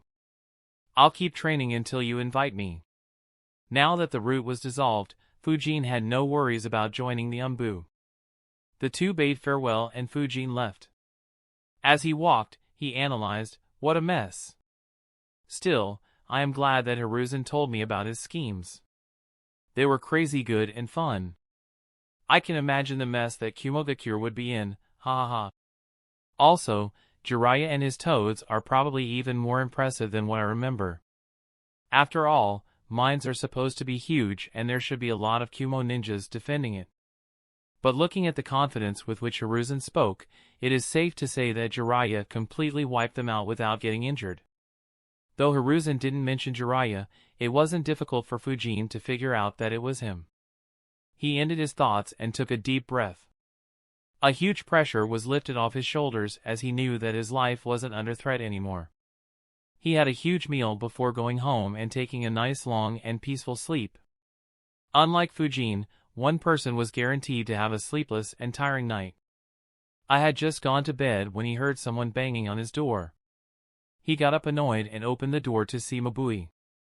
Her expression was very grim. I asked, "What's the issue that you have to disturb me at this time?" Mabui didn't say anything and just handed him the scroll. I opened it and began reading. His eyes widened as a look of disbelief appeared on his face. He shouted, "What the hell?" Mabui didn't say anything. She too was shocked when she received the communication from the group of negotiators. A quickly instructed, "Issue a council meeting in 15 minutes. If anyone doesn't show up, I will go wake them up myself." Mabui replied, "I'll arrange it, Reikage-sama. She left and dispatched the umbu to every council member's house. In 15 minutes, all gathered in the meeting room in the Reikage building. Many were annoyed at being woken up at this hour and forced to come to a meeting. When the meeting started, they all aggressively began demanding why they were called. I didn't say anything and just handed them the scroll he received from Abui. There was a pin-drop silence in the room when they read the details in the scroll. Every single person had a grim face. The silence was broken when someone said, the rumors were true. Disbelief could be heard in his voice. However, I corrected him, only the result was true. We don't know what the cause is. The room became silent once again. After some time, Inazuma said, among the three the rumor of the youngster destroying the mine can be dismissed. And it is very unbelievable that a natural calamity can kill every ninja we sent. I said, I don't see why the Mizukage would come here to destroy our mine. He already has a revolt to suppress. I believe Hiruzen is trying to confuse us through these rumors. Chapter 219. I didn't waste any time blaming Hiruzen for the incidents. The rest of the room agreed with him. After all, the Mizukage was already embroiled in a war. So why would he waste his energy making such a long trip to attract a new enemy? However, a clan leader still had doubts. He asked, but does Konoha still have the capability to unleash such destruction? After all, their Sanins are away, their Hokage is old and their Jinchuriki is still a child. Besides, the destruction caused completely matches the destruction caused by Three Tails' past rampages. However, his point was quickly countered by another. According to our intel, the Toad Sage Jiraiya manages a spy network throughout the ninja world. Hiruzen contacting him and asking him to make a move so quickly isn't far-fetched. Not to mention, his toads can do similar destruction as mentioned in the report. The group discussed more and reached the conclusion that this was accomplished by Jiraiya. They began discussing what action they should undertake. I kept pushing for a full-scale war, however, the majority of the people in the room tried opposing such a call. Though Jiraiya's actions enraged them, they also brought back horrible memories of the war. They didn't want to start a new war. Their discussion soon became heated and they began getting an upper hand when a knock was heard. The group became silent and frowned. I said, "Come in." The door was opened and a Chunin entered the room. I scolded him, "What is so important that you had to interrupt a council meeting?" The Chunin was intimidated. However, he steeled himself and said, "Lord Reikage, we have received an emergency message from Lord Daimyo." The entire room became alert on hearing that. Frowns formed on many faces. The messenger continued, "He will be visiting our village in the morning and wants to conduct a council meeting as soon as he arrives." A's face had a very ugly expression. He asked, "Is that all?" The Chunin nodded. He left the room after A dismissed him. As soon as the door was closed, A's eyes wandered into the room. He observed everyone's expressions to see if any of them contacted the daimyo. Unfortunately, he couldn't gauge anything. Inazuma said, "Since we will be having a meeting tomorrow morning once again, it will be better to plan our actions after it." A's was upset on hearing that. However, his expression improved as Inazuma looked at everyone in the room and said, "It is obvious that everyone in this room will have different opinions. However, don't forget that we are all a part of the same village. We will show a united front to the daimyo. If you have any complaints or disagreements, raise them after he leaves." No one opposed him. The meeting ended. However, all of them would stay up all night to prepare for the meeting that would take place in a few hours. Around the same time the meeting ended, Darui, Samui and C reached the location of the mine. When they saw the scene, they were shocked. C muttered, "What the hell happened here?" Darui had a grim expression. He said, "More importantly, where are Advisor Hari and the rest?" Suddenly, they looked to their right. A Kumogakure ninja appeared next to them. He was from the negotiating group. He brought Darui and the rest to where they were camped and both sides exchanged information. They split into two groups. One group stayed to protect the camp while the other group began investigating the mine for any clues and began assessing the damage done to the mine. After a thorough investigation, C sighed, there is no clue related to the ninjas that were stationed here. And the mine is so damaged that it might take more than a year to fix it and begin mining once again. Darui nodded. They sent another report to A while investigating even more. The next morning, the daimyo of the Land of Lightning showed up in Kumo. He wasted no time in entering the council room. The council members gathered immediately and began the meeting. The daimyo was an old man. He looked at A and said, I am guessing that you know why I am here, right?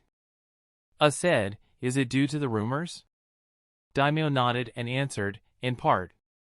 A snorted, the rumors are nothing but a ploy played by the Hokage to create panic in our country. Daimyo replied, I don't doubt that. So can you tell me the truth? Or do you plan to keep me in the dark like the last time? A's face became dark. The daimyo noticed it and didn't push A any further. A asked, what do you want to know about? The daimyo said, about the mine, the clash with the Konoha ninjas and whether the mine was destroyed. Also, tell me about your next plans. Not seeing any point in keeping the incidents a secret, I informed the daimyo about the truth of those events. He ended by saying, as for the plans, we are still deciding. However, I want to invade Konoha and make them regret killing my subordinates. The others in the council frowned but didn't oppose him. The daimyo said, right now, every citizen in our country is terrified. He looked at A and said, they are terrified about your actions. I guess that most of your ninjas are doubting you too. How do you plan to wage a war under these circumstances?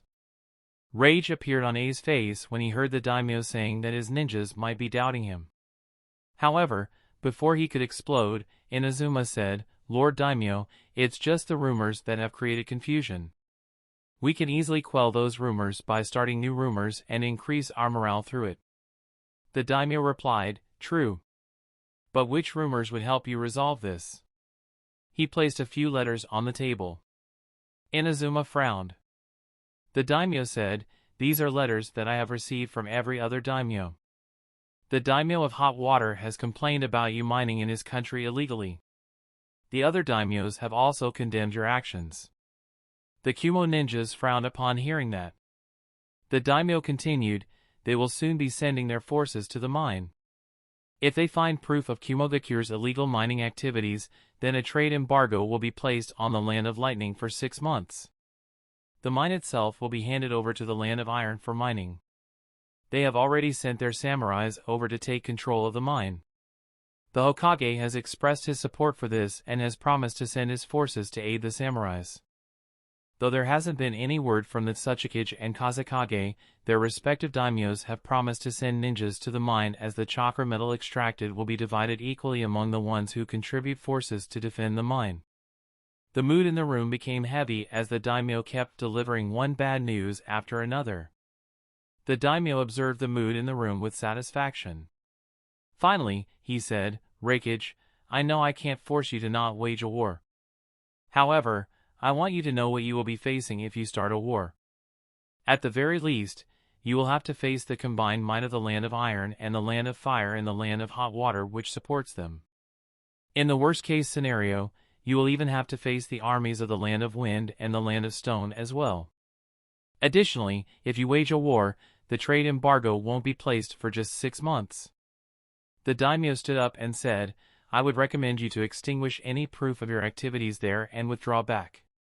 We could join them and gain our share of the chakra metal and our economy wouldn't have to suffer from the trade embargo.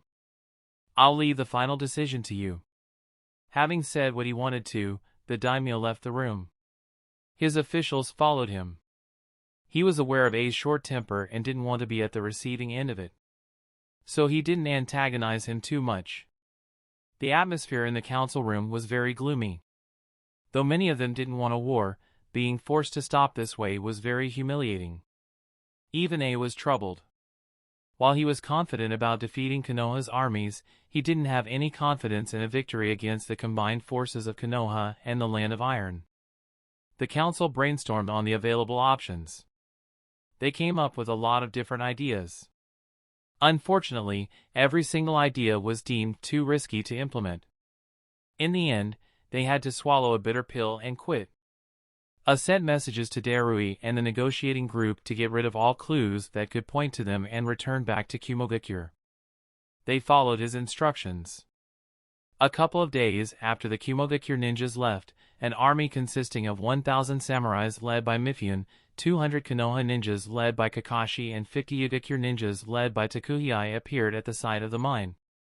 Just like others before them, this group too was shocked by what they were witnessing. The Land of Hot Water forces didn't dare to approach this place after confirming Kumogakure's presence. Though they heard the news of floods coming out from here, they stayed away from Kumogakure ninjas. So they never knew about the destruction of the mine. Even Kakashi was unaware of the truth as Hiruzen didn't inform him about Jiraiya's actions. Takuhei analyzed the entire landscape and cursed, "The entire mine has been destroyed by those bastards." Mifune and Kakashi didn't say anything as they too reached the same conclusion. Mifune sighed, "We will first have to clean up this place and make new arrangements. Though the surface of the mine has been destroyed, the valuable materials inside it should be safe." However, he frowned and said, "But Kumogakure has crossed all limits this time. Not only did they mine illegally, they even destroyed the mine before leaving." Takuhei looked at Mifune and requested, "Lord Mifune, we have to make Kumogakure pay for their actions. Otherwise, they will keep behaving like this." Mifune thought for a bit before shaking his head. He said, "It won't be easy. I believe that they destroyed this mine to clear all their traces. Without any proof, we won't be able to take any action. Besides, though we have threatened Kumogakure, I doubt any of us want a war with them." Kakashi nodded, "Yeah. It's best if war is prevented. Otherwise, everyone's losses will far exceed the value of this mine. But, we could still make them pay economically." Mifune replied, "True. But let's leave that to the daimyos." He looked at everyone behind them and instructed, "Begin cleaning this place. Also, see if you can find any evidence to prove that the Kumogakure forces were here." The samurais and the ninjas got to work. Mifune said, "Clearing up this mine will take a lot of time. I can't wait here that long. I will wait here until all the countries reach an agreement. Once all countries have signed up, every major village will deploy 50 ninjas to protect this mine and I will leave 200 samurais here for the same." Takuhei and Kakashi nodded. Everyone got to work. However, they didn't find any clues that could be linked to Kumogakure. With they dropping plans for the invasion, all villages agreed to share the mine. The Land of Iron will be responsible for mining and distributing the chakra metal and other precious metals at the same level among the villages that protected the mine. So Konohagakure, Kumogakure, Iwagakure, Sunagakure and the Land of Iron would get those metals equally. Kirigakure couldn't provide the troops and hence was left out. All these 5 countries would pay half the price of chakra metals to the Land of Hot Water. In addition, Land of Hot Water will get all the normal materials mined from the mine. Later on, I would come to know that everyone blamed him for destroying the mine to cover his tracks. However, since no one had any proof, no one spoke out loud. The realization that he was being held responsible for the enemy's actions sent the Raikage into a seething fury. Not only did he lose more than 260 capable ninjas, he even had to take the blame for Hiruzen's actions. And the worst part was that he couldn't defend himself. To defend himself, he would first have to admit the fact that Kumogakure was mining illegally inside another country. So I couldn't do anything but suffer in silence. While the countries were busy discussing the mine, Fujin was busy training. He had met up with Tomatsu once but spent the remaining time on training. In a week's time, he had already learnt Iron Skin Jutsu and Bringer of Darkness Jinjutsu. However, he hit a wall. Fujin was sitting on the training ground with his back against a tree. His chakra was almost exhausted. A frown could be seen on his face. He analyzed, "What is the issue? I have been trying this jutsu for over a week but have made no progress at all." After learning the 2 jutsus, Fujin began learning Wild Lion's main jutsu. This was the same jutsu that Jiraiya frequently used. It could grow hair and allow the caster to freely manipulate them. Unfortunately, Fujin was stuck at the very first step. No matter how he manipulated his chakra, he couldn't get his hair to grow at all. Fujin analyzed a lot before sighing, "It's no use. I guess that there are more complexities involved before I am able to use this jutsu. I am not sure what those are, but the most likely possibility could be that I would need a medical ninja to artificially enhance whatever promotes hair growth. Only then I might be able to cast this jutsu." Considering that Jiraiya had Tsunade and Orochimaru in his team, it could explain why he could do it easily and why I haven't seen anyone else use this jutsu. Fujin let out another sigh. "It looks like my plans to have a triple-layer defense with Rashomon, Wild Lion's mane and Iron Skin will need to be stalled. Though it's fine. Just Rashomon and Iron Skin combined with Wind Jutsus is quite strong." Fujin decided to give up on Wild Lion's mane and Needle Jizo Jutsus for the time being. He left for home and decided to continue learning lightning jutsus. The next day, he did his physical workout and returned to his basement. He made a few hand signs. Lightning appeared on his body and immediately transformed into needles. He made another hand sign and over 100 electric needles were launched from his body. Fujin analyzed, "Good, L will have to improve the speed of this jutsu, but otherwise it is learned. Now I have only 2 jutsus to practice. Unfortunately, one will require a partner or at least a victim, so I can't learn it for now. It leaves just one. Though this one is very strong." Fujin made a shadow clone. The clone positioned himself opposite Fujin. Fujin weaved hand signs. The air around Fujin suddenly became heavy as he began exerting a huge amount of chakra. He extended his right arm ahead and pointed his index and middle finger at his clone. Lightning appeared around his 2 fingers and a huge portion of his chakra began transforming into lightning and gathered in his 2 fingers. After 40 seconds, around 24% of Fujin's chakra had been transformed into lightning and concentrated in his hands. He shouted, "Now!"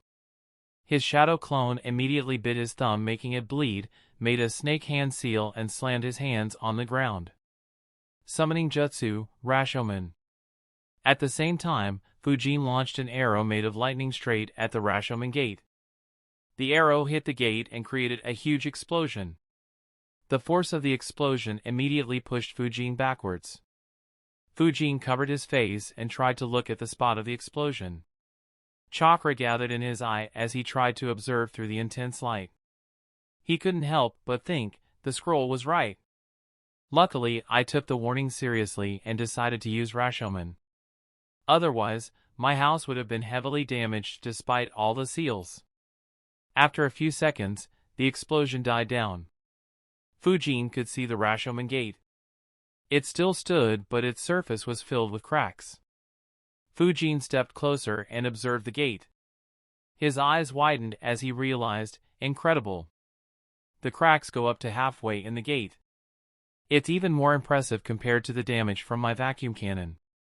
Fujin analyzed for a minute and concluded, in terms of pure destructive power, this is my most powerful jutsu. But, in terms of usability, it is one of the worst. Though the destructive power is high, the chakra it needs is more than 10 times that of the vacuum cannon jutsu. Worse is the preparation time. The scroll stated that this time can be reduced with training, but it will still take a long time. At the very least, this jutsu will require 5 seconds of charging time. So in a normal situation, it will be quite useless. I guess this jutsu is most effective when there are teammates to provide that time. But considering that I plan to use lightning jutsus while in disguise, I don't have that option. Though I guess that I could still use shadow clones for that purpose. Fujin analyzed the pros and cons of the jutsu and decided, if I train this jutsu, my training will be over in 4 attempts. I won't be able to train anymore on that day. So though it looks cool, it will be harmful if I waste months trying to slowly master this jutsu. I can think about practicing this jutsu once my chakra has multiplied a few times over. For now, I should focus on mastering other jutsus. Having made his decision, Fujin decided to master the Iron Skin jutsu. Chapter 221, Fujin decided, I need to reduce the hand signs required for this jutsu. No, I want to eliminate them. Only then this jutsu will show its true worth. In addition, I also need to learn how to apply this jutsu to just one body part. It will save chakra and increase the versatility of this jutsu. Fujin was about to begin practicing when his doorbell rang. He answered the door. It was a messenger asking him to visit Hiruzen. Fujin flickered to Hiruzen's office. Since the door was open, he just walked in. Hiruzen noticed Fujin and handed him a book and said, check this. Hiruzen had already opened the page for Fujin to see. Fujin was surprised to see what he did. However, soon a smile appeared on his face as he thought, 20 million already? Not bad. Not bad at all. Though I guess that this is more due to Hiruzen's rumors rather than my achievements. Hiruzen looked at Fujin's smile and coughed to get Fujin's attention. He said, that isn't a good thing, Fujin. Fujin had a wry smile on his face on hearing his remark. He thought, shit, that fight with Darui makes me want to fight more such fights. I need to meditate and eliminate that thought. They may feel fun but are super harmful to my life. Fujin said, yes. But I don't need to be worried inside our village, right? Hiruzen nodded. There hasn't ever been any incident of anyone claiming bounties inside Konoha. You don't need to worry about that. Fujin nodded and said, alright, I won't be leaving Konoha until you think I am ready. Hiruzen replied, good. You can return to your training. Fujin thanked him politely and left. Since he didn't need to worry about it for the time being, Fujin ignored the bounty for now. If his speculations were right, Hiruzen would keep him among the Umbu for years. During this time, his identity will stay hidden. By the time he quit the Umbu, he was confident that his strength would be in a different league. When Fujin reached his house, he saw that there were 5 children his age waiting outside his house. He wondered, did these guys learn tree walking? The group of 5 orphans had arrived outside Fujin's house a few minutes earlier.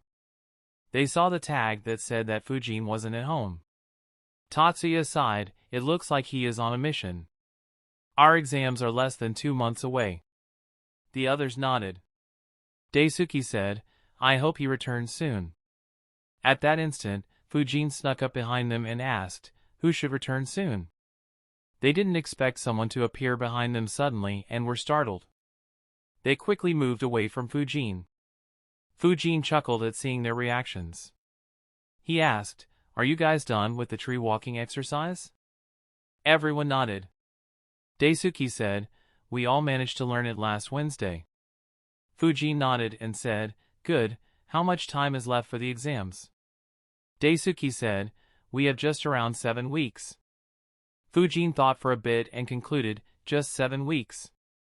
That's not enough time to teach them what I had planned for them. And once they graduate, I doubt they would have much of a reason to come to me. Seeing Fujin in a thought made them nervous. After all, their future was online. Tatsuya asked, Fujin, why are you thinking so hard? Fujin looked at them and decided, leave it, it's not my job to guide them thoroughly. It depends on their fate and will. I'll just point them in the right direction. Fujin said, I had initially planned to teach you guys a few more things. Unfortunately, I don't think you have enough time. So I'll just tell you what my plans were. If you have enough time, you can try to work on it. Otherwise, you can just focus on the 3 ninjutsus needed to pass the academy. Fujin's initial words increased their worries a lot. They took a few seconds to process what Fujin had said. Suddenly their eyes widened. Bunjiro asked, do you mean that we can pass the exam? Fujin nodded and said, as I said, these exercises have improved your control a lot. So learning those 3 basic jutsus should be very easy now. Just train hard and you will get it down rather quickly. They became excited on hearing Fujin's words. However, Bunjiro was intrigued by Fujin's words. He asked, what were your plans for us, Fujin? Fujin said, I was planning to have you improve your chakra control more. The next step would be to walk on water. Water isn't hard and stable like a tree, so it will be much more diff. Fujin was cut off as Ryoma exclaimed in excitement, "We can walk on water?" Fujin nodded and continued, "But as I said, it is difficult to learn. Another plan I had was to make you learn at least one elemental jutsu. If you guys master the 3 jutsus quickly and have time, buy a chakra paper from any weapon store. It will tell you what your chakra nature is.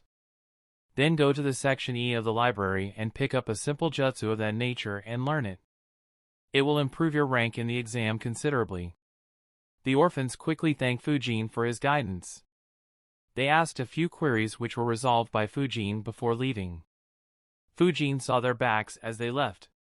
His smile faded away as he thought, not everyone in this group is serious about training. Otherwise, they would have been done with these basic exercises a long time ago. But the others in the group waited for that person, probably due to their friendship, and hence stalled their progress as well. Fujin couldn't help but analyze their situation. On one hand is their long friendship, which they probably relish a lot. On the other hand, if they cut off the slackers, they can progress much faster and increase their strength. That's a rough dilemma to face. Fujin turned around and headed into his home. Though many would struggle to decide between those two, Fujin had no doubts. In my previous world, success could be compared with the amount of money you had or earned.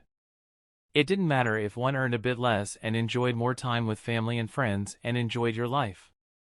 I would have chosen family and friends over money any day. But in this world, power reigns supreme. Sacrificing power to stay with friends who hold you back is foolish. After all, that little bit of power could be the difference between life and death. Of course, there is no need to terminate all friendships. They just have to train with the ones who train at the same pace and intensity as themselves or train solo. They can still remain friends but have to keep training out of their friendship. Though I guess I too share a bit of the blame, as I asked those 5 to come to me together instead of individually, as I didn't want to spend a lot of time on them. If I had told them to come whenever they reached the assigned goals, perhaps the result would have been different. Still, this is a good thing to know. One slacker can pull the whole group down. When I create an organization, such people will have to either be kept out or kept away from those who want to work harder and get stronger. And I shouldn't put some stupid restrictions like coming to me at the same time just for my convenience. Instead, making it a competition between them will give me much better results. I can even add some rewards similar to how Hiruzen rewarded me. That way everyone would work hard for the reward and also due to peer pressure. Fujin ended his train of thought and continued his training. 2 weeks later. Fujin was breathing heavily. He had 4 shadow clones around him. A smile could be seen on his face. He thought, finally, I have reduced the number of hand seals to perform iron skin jutsu to just 1. And I can harden any part of my body I want to. He took a deep breath and dispelled his clones. He sat against a tree as he received their memories and experience. He analyzed, as I kept practicing this jutsu, the amount of chakra needed to sustain it dropped a lot. So I could use shadow clones to speed up my training. Otherwise, I might have needed around a month and a half to master this jutsu. Anyways, now that I have this jutsu down properly, it's time to try that. Fujin sat in a meditative pose. He grabbed a soldier pill and ate it. He meditated until his chakra reserves were back to full once again. His eyes opened. Determination and excitement could be seen in it, along with a hint of fear. He stood up and weaved hand signs. Boar dog bird monkey ram. He slammed his hands on the ground. Chapter 222, Fujin weaved the hand signs and slammed his hands on the ground. Summoning jutsu. Fujin immediately disappeared from Konoha. The scenery around Fujin changed instantly. He was in the air and began falling. Fujin landed on his feet as he thought, so this is how space-time travel feels? I kinda assumed that it would be uncomfortable or weird. Instead, it just feels like flickering. As soon as he landed, a lot of eyes turned towards him. Fujin too looked around himself. His chakra field was already spread out. He thought, so I am in the land of wolves, huh? Now, are they friendly or aggressive? Fujin had landed in a wolf valley. It was a huge place surrounded by massive mountains. Fujin sensed hundreds of wolves in his chakra field. And he could see that his chakra field didn't cover even 1% of the total area of the valley. The spot where Fujin landed had 9 wolves around him. They looked at Fujin with curiosity as he appeared out of nowhere. However, the curiosity didn't last long. A few seconds later, a wolf howled loudly and pounced on Fujin. Immediately, the other wolves also howled and pounced on Fujin. Fujin easily dodged them and asked, "Who is your leader?" Unfortunately, he didn't get any response as they kept attacking him. Fujin sighed, "Great, they don't understand human language." His expression became grim as he sensed the hundreds of wolves in his chakra field running towards him. He thought, I hope at least some of them understand human language. He kept dodging without attacking back. He was afraid that the leaders of the pack might treat him as an enemy if he attacked back. More importantly, he wasn't aware of how strong the leaders would be. If they were anything like the toads or the snakes, it would bring a catastrophe on him if he killed them indiscriminately. Fujin kept dodging until the number of wolves surrounding him became too high. With no other option, he flickered away. Unfortunately, the entire place was crawling with wolves.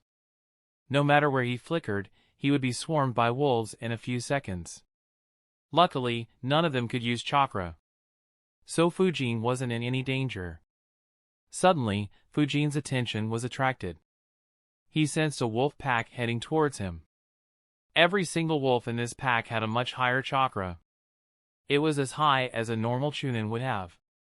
In addition, their size was much larger than a normal wolf. As soon as that pack appeared, the normal wolves cleared the path. They ran straight towards Fujin. A smile appeared on Fujin's face as he thought, finally. I was getting bored. And they should understand human speech. The new wolf pack didn't waste any time attacking Fujin. However, Fujin disappeared from their sight. The lead wolf suddenly howled as Fujin was standing on his back. Fujin stated, I am not here to fight. So, can any of you bring me to your leader? Unfortunately, he didn't get any response as the other wolves jumped at him. Their claws ripped through Fujin and their jaws took huge bites. Both their claws and jaws were enhanced with chakra. However, the injured Fujin disappeared in a cloud of smoke. This confused the wolves. Fujin, who was hiding underground, thought, okay, so they don't speak or don't want to speak. Fujin could sense more wolf packs with higher chakra heading towards him. He made shadow clones. Each of the clones headed towards the incoming packs and tried conversing with them. Unfortunately, none of the wolf packs talked back to him. They just kept attacking him like wild beasts. Fujin's clones didn't bother putting up a fight. After getting no response, they just let the wolf packs kill them. As Fujin received everyone's memories, he sighed, looks like they don't talk at all. I'll hide here until someone who can talk appears. The wolves knew that Fujin wasn't dead. They kept searching, but couldn't find even a trace of Fujin. It was as if he never arrived there. After half an hour, another wolf pack arrived. These wolves all had Genin levels of chakra. And they were very large. They were all as big as a truck. And the wolf leading the pack was larger than the rest by almost 50%. As soon as they entered Fujin's chakra field, they sensed that they were being sensed. They immediately looked in the direction Fujin was hiding and ran towards him. However, 3 shadow clones suddenly appeared in their path. The wolves stopped. One of Fujin's clones said, I am not here to fight. I came here to sign a summoning contract. The wolves stopped their aggressive posture and relaxed a bit. Fujin's clones were relieved as well, finally, someone who understands the language. However, at the very next second, the gigantic wolves opened their mouths and exhaled strong winds at Fujin's clones. The clones were on their guard. One immediately used infinite breakthrough jutsu to counter the attack. The winds clashed against each other and formed a small hurricane which soon began dispersing. The gaze of Fujin's clones changed. They decided, talking is useless. Either these guys will just keep attacking or this is a test to see my martial might. They saw as the wolves ran into the hurricane to reach the clones. Their heavy bodies meant that the hurricane couldn't stop them. Immediately, all 3 shadow clones fired vacuum bullets into the hurricane. The bullets ripped through the hurricane and reached the unsuspecting wolves. 6 wolves were hit by it. Though Fujin had decided to fight, he didn't want to cause a massacre. The vacuum bullets hit the sides of the wolf and cut through the surface of their flesh. All 6 wolves had a 12-meter-long deep slash on one of their sides. They howled in pain and ran away from Fujin's clones. However, the remaining wolves made it through the hurricane to attack Fujin's clones. However, as soon as they made it to the opposite side, his clones made a hand seal. Their fists turned black and became very hard. At the same time, chakra became visible around their fists. They flickered on top of the wolves and punched their head with their full strength. The sudden impact on the skulls immediately made them lose consciousness. The clones flickered multiple times and knocked out all of them with ease. They couldn't help but think, though their chakra is high, their fighting style is very lousy. That's disappointing. I hope that there are better ones in the valley who know Sage Mode. Otherwise, it will be too disappointing. Seeing the bigger wolves knocked out or running injured silenced the remaining wolves. Fujin expected the weaker wolves to run away or call for stronger reinforcements. However, his guess was wrong. Every single wolf around him howled and rushed blindly at his clones. The clones sighed at their disappointing intelligence. The 3 clones stood with their backs to each other and began preparing the same jutsu. As soon as the wolves reached within arm's distance, all 3 clones used the jutsu. Wind release, triple infinite breakthrough jutsu. In an instant, high-speed winds spread in all directions. The wolves who were rushing forward were stopped. Instead, the winds pushed them back. Many wolves tried holding onto the ground. However, eventually, all the nearby wolves were sent flying through the air. Even the unconscious bodies of the giant wolves were sent flying. The clones looked at the sight and thought, if we had made these winds sharper, this whole valley would have been covered in blood by now. Painful howls spread throughout the valley as the wolves crashed on the ground. A few of the weaker wolves ended up dying due to the impact.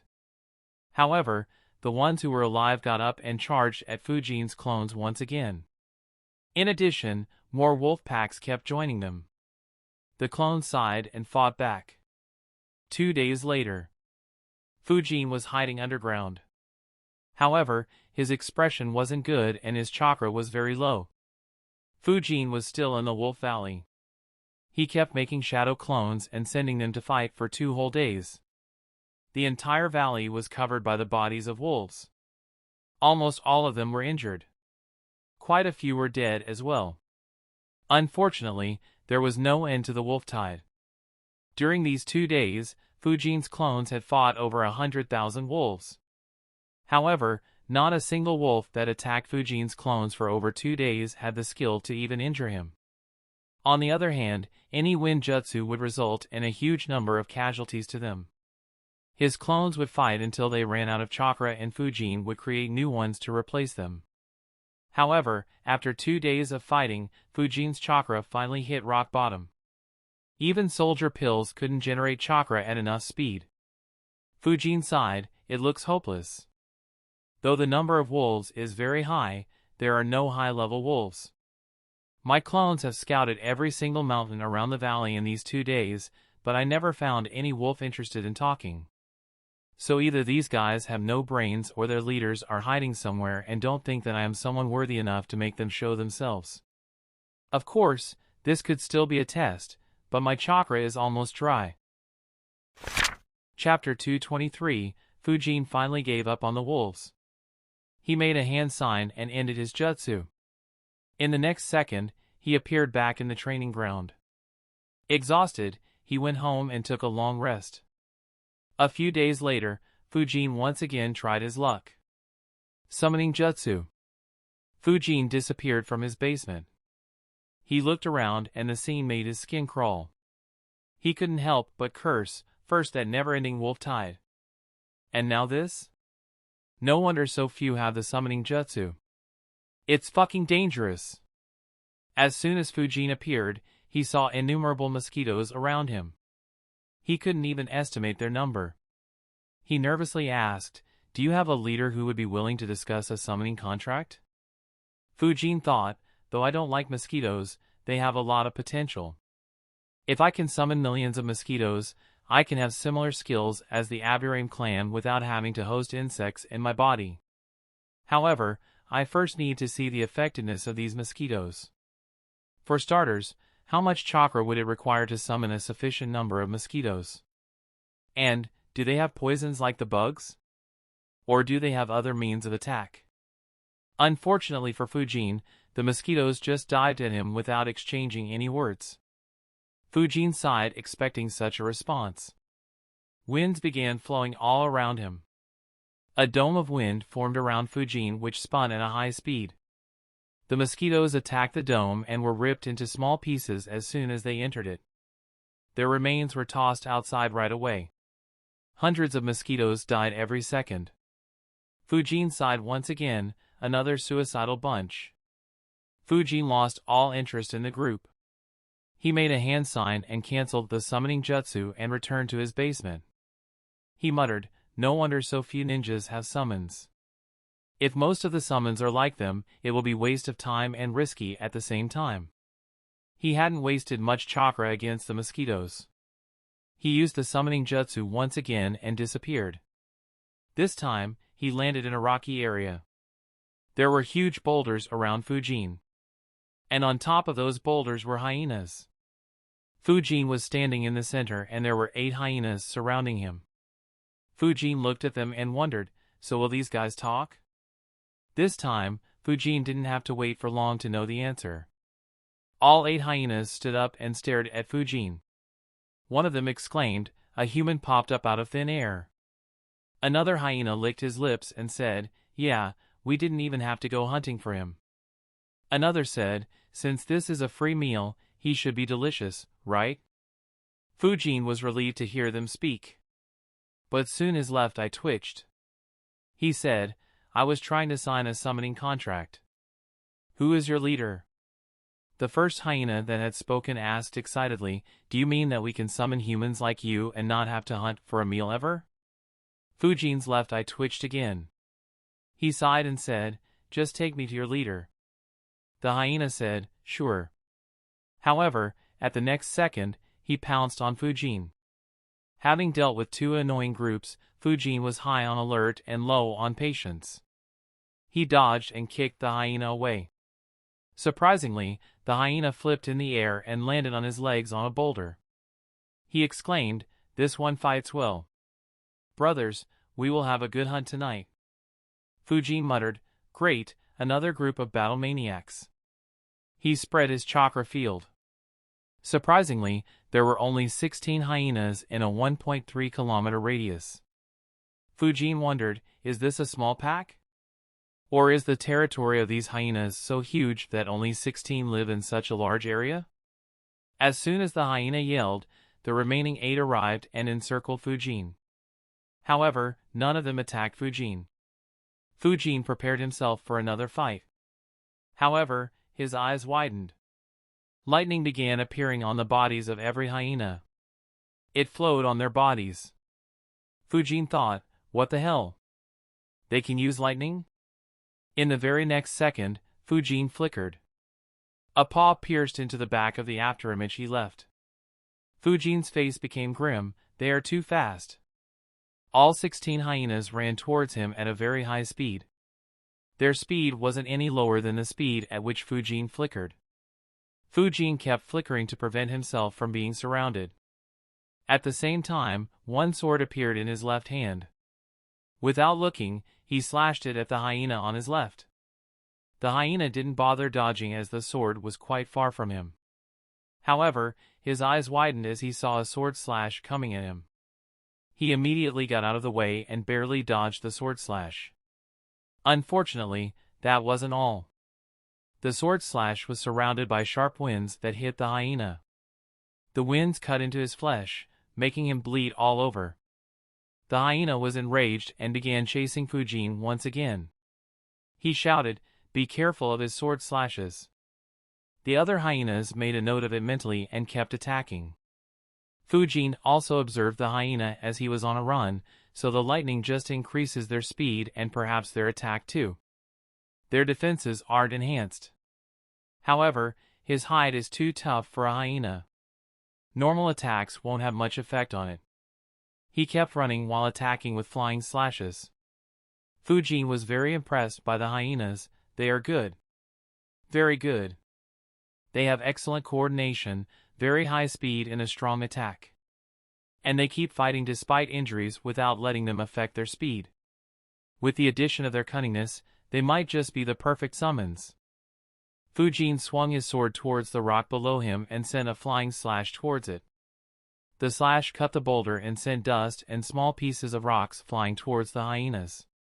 Due to their high speed, the hyenas couldn't dodge and ran into the rocks and dust and were blinded momentarily due to the dust. Fujin used this opportunity to flicker a far distance from them and stopped moving.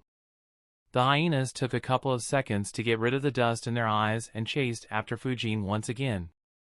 Fuji stood on a boulder as he saw the hyenas come at him. They moved so fast that if a normal person saw, he wouldn't see anything except lightning flashing across the boulders. Fujin built up around 5% of his chakra. Wind release, infinite breakthrough jutsu. Fujin exhaled a massive and strong wind at the hyenas. Seeing their bloodlust, Fujin didn't hold back. The attack left deep cuts in the ground as it moved towards the hyenas. The hyenas saw the strong winds heading towards them and barked loudly. However, to Fujin's ears, they sounded like cackling laughter. Fujin was surprised as all the hyenas let out an electric wave that clashed with Fujin's attack. Fujin had the elemental advantage, however, he was facing 16 opponents by himself.